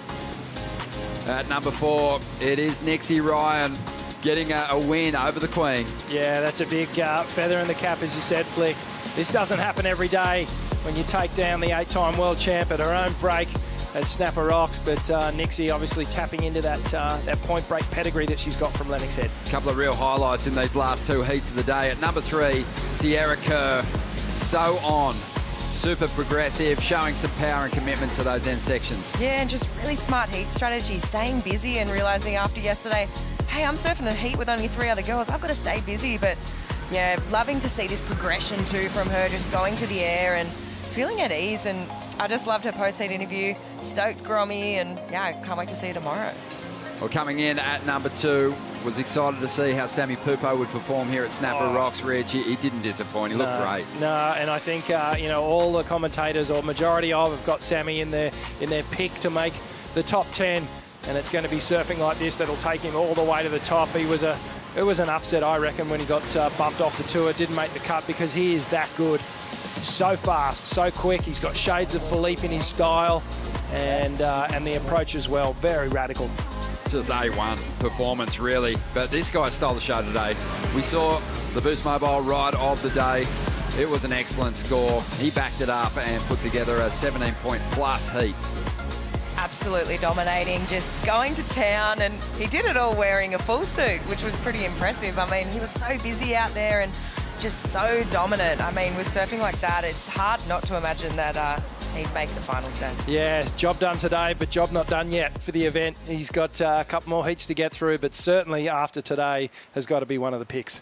Rich, what's your vibe on the men's side? Do you see a new campaigner, a surfer that hasn't won before on the Challenger Series breaking through for a win, or do you think a CT surfer who's here performing like Rio or one that hasn't made the cut is likely going to go on and get the victory? Oh, I feel like we're going to see a new name on the trophy this year. Maybe a Crosby or someone like that is going to come through for a breakthrough win. Yeah, what about you, Felicity? Oh, it's still so hard to make a call, but look, I don't know about a new. Oh, I don't know. I'm just really liking Rio, and I'm liking Sammy Pupo. What I'm seeing from them so far is pretty amazing. So you're thinking CT kind of experience is going to get the job done on the men's side. What about the women's? It's just, how do you go past Stephanie Gilmore? I just don't know how you do. She, you know, on the smaller to medium-sized waves that she had in that heat, and like you said, she was surfing probably at about 50%, and she's still making heats, so... Getting sixes too. It's going to be a hard one to say anyone else but Steph. Yeah, I have to agree with you there. We've got a couple more days to break it all down, Rich, so I'll get your thoughts some other time. Yeah, no dramas. But right now, we'll leave you with the highlights from today and tune in bright and early tomorrow because we will be getting competition back underway.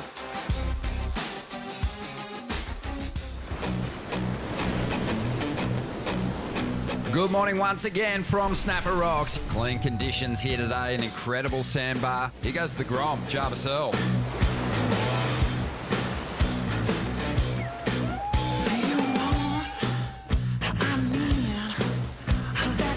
5.2, not enough. It's like a drug, your moves. Just really critical.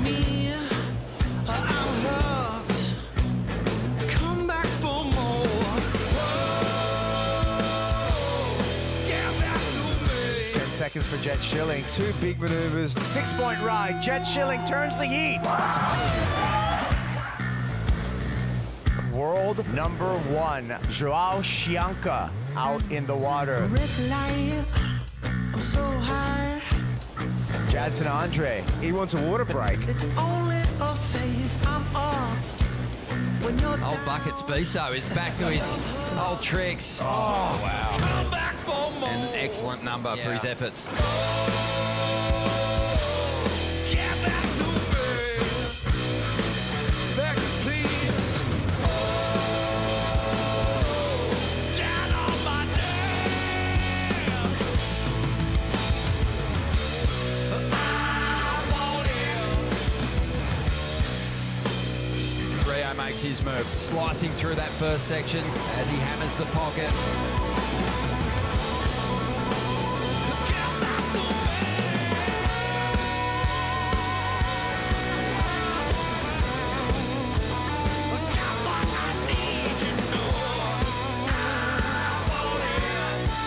And Michael Rodriguez looking sharp on this one. This copyrighted event broadcast is produced by the World Surf League for broadcast around the world and may not be retransmitted, reproduced, rebroadcast, or otherwise distributed or used in any form without the written consent of the World Surf League.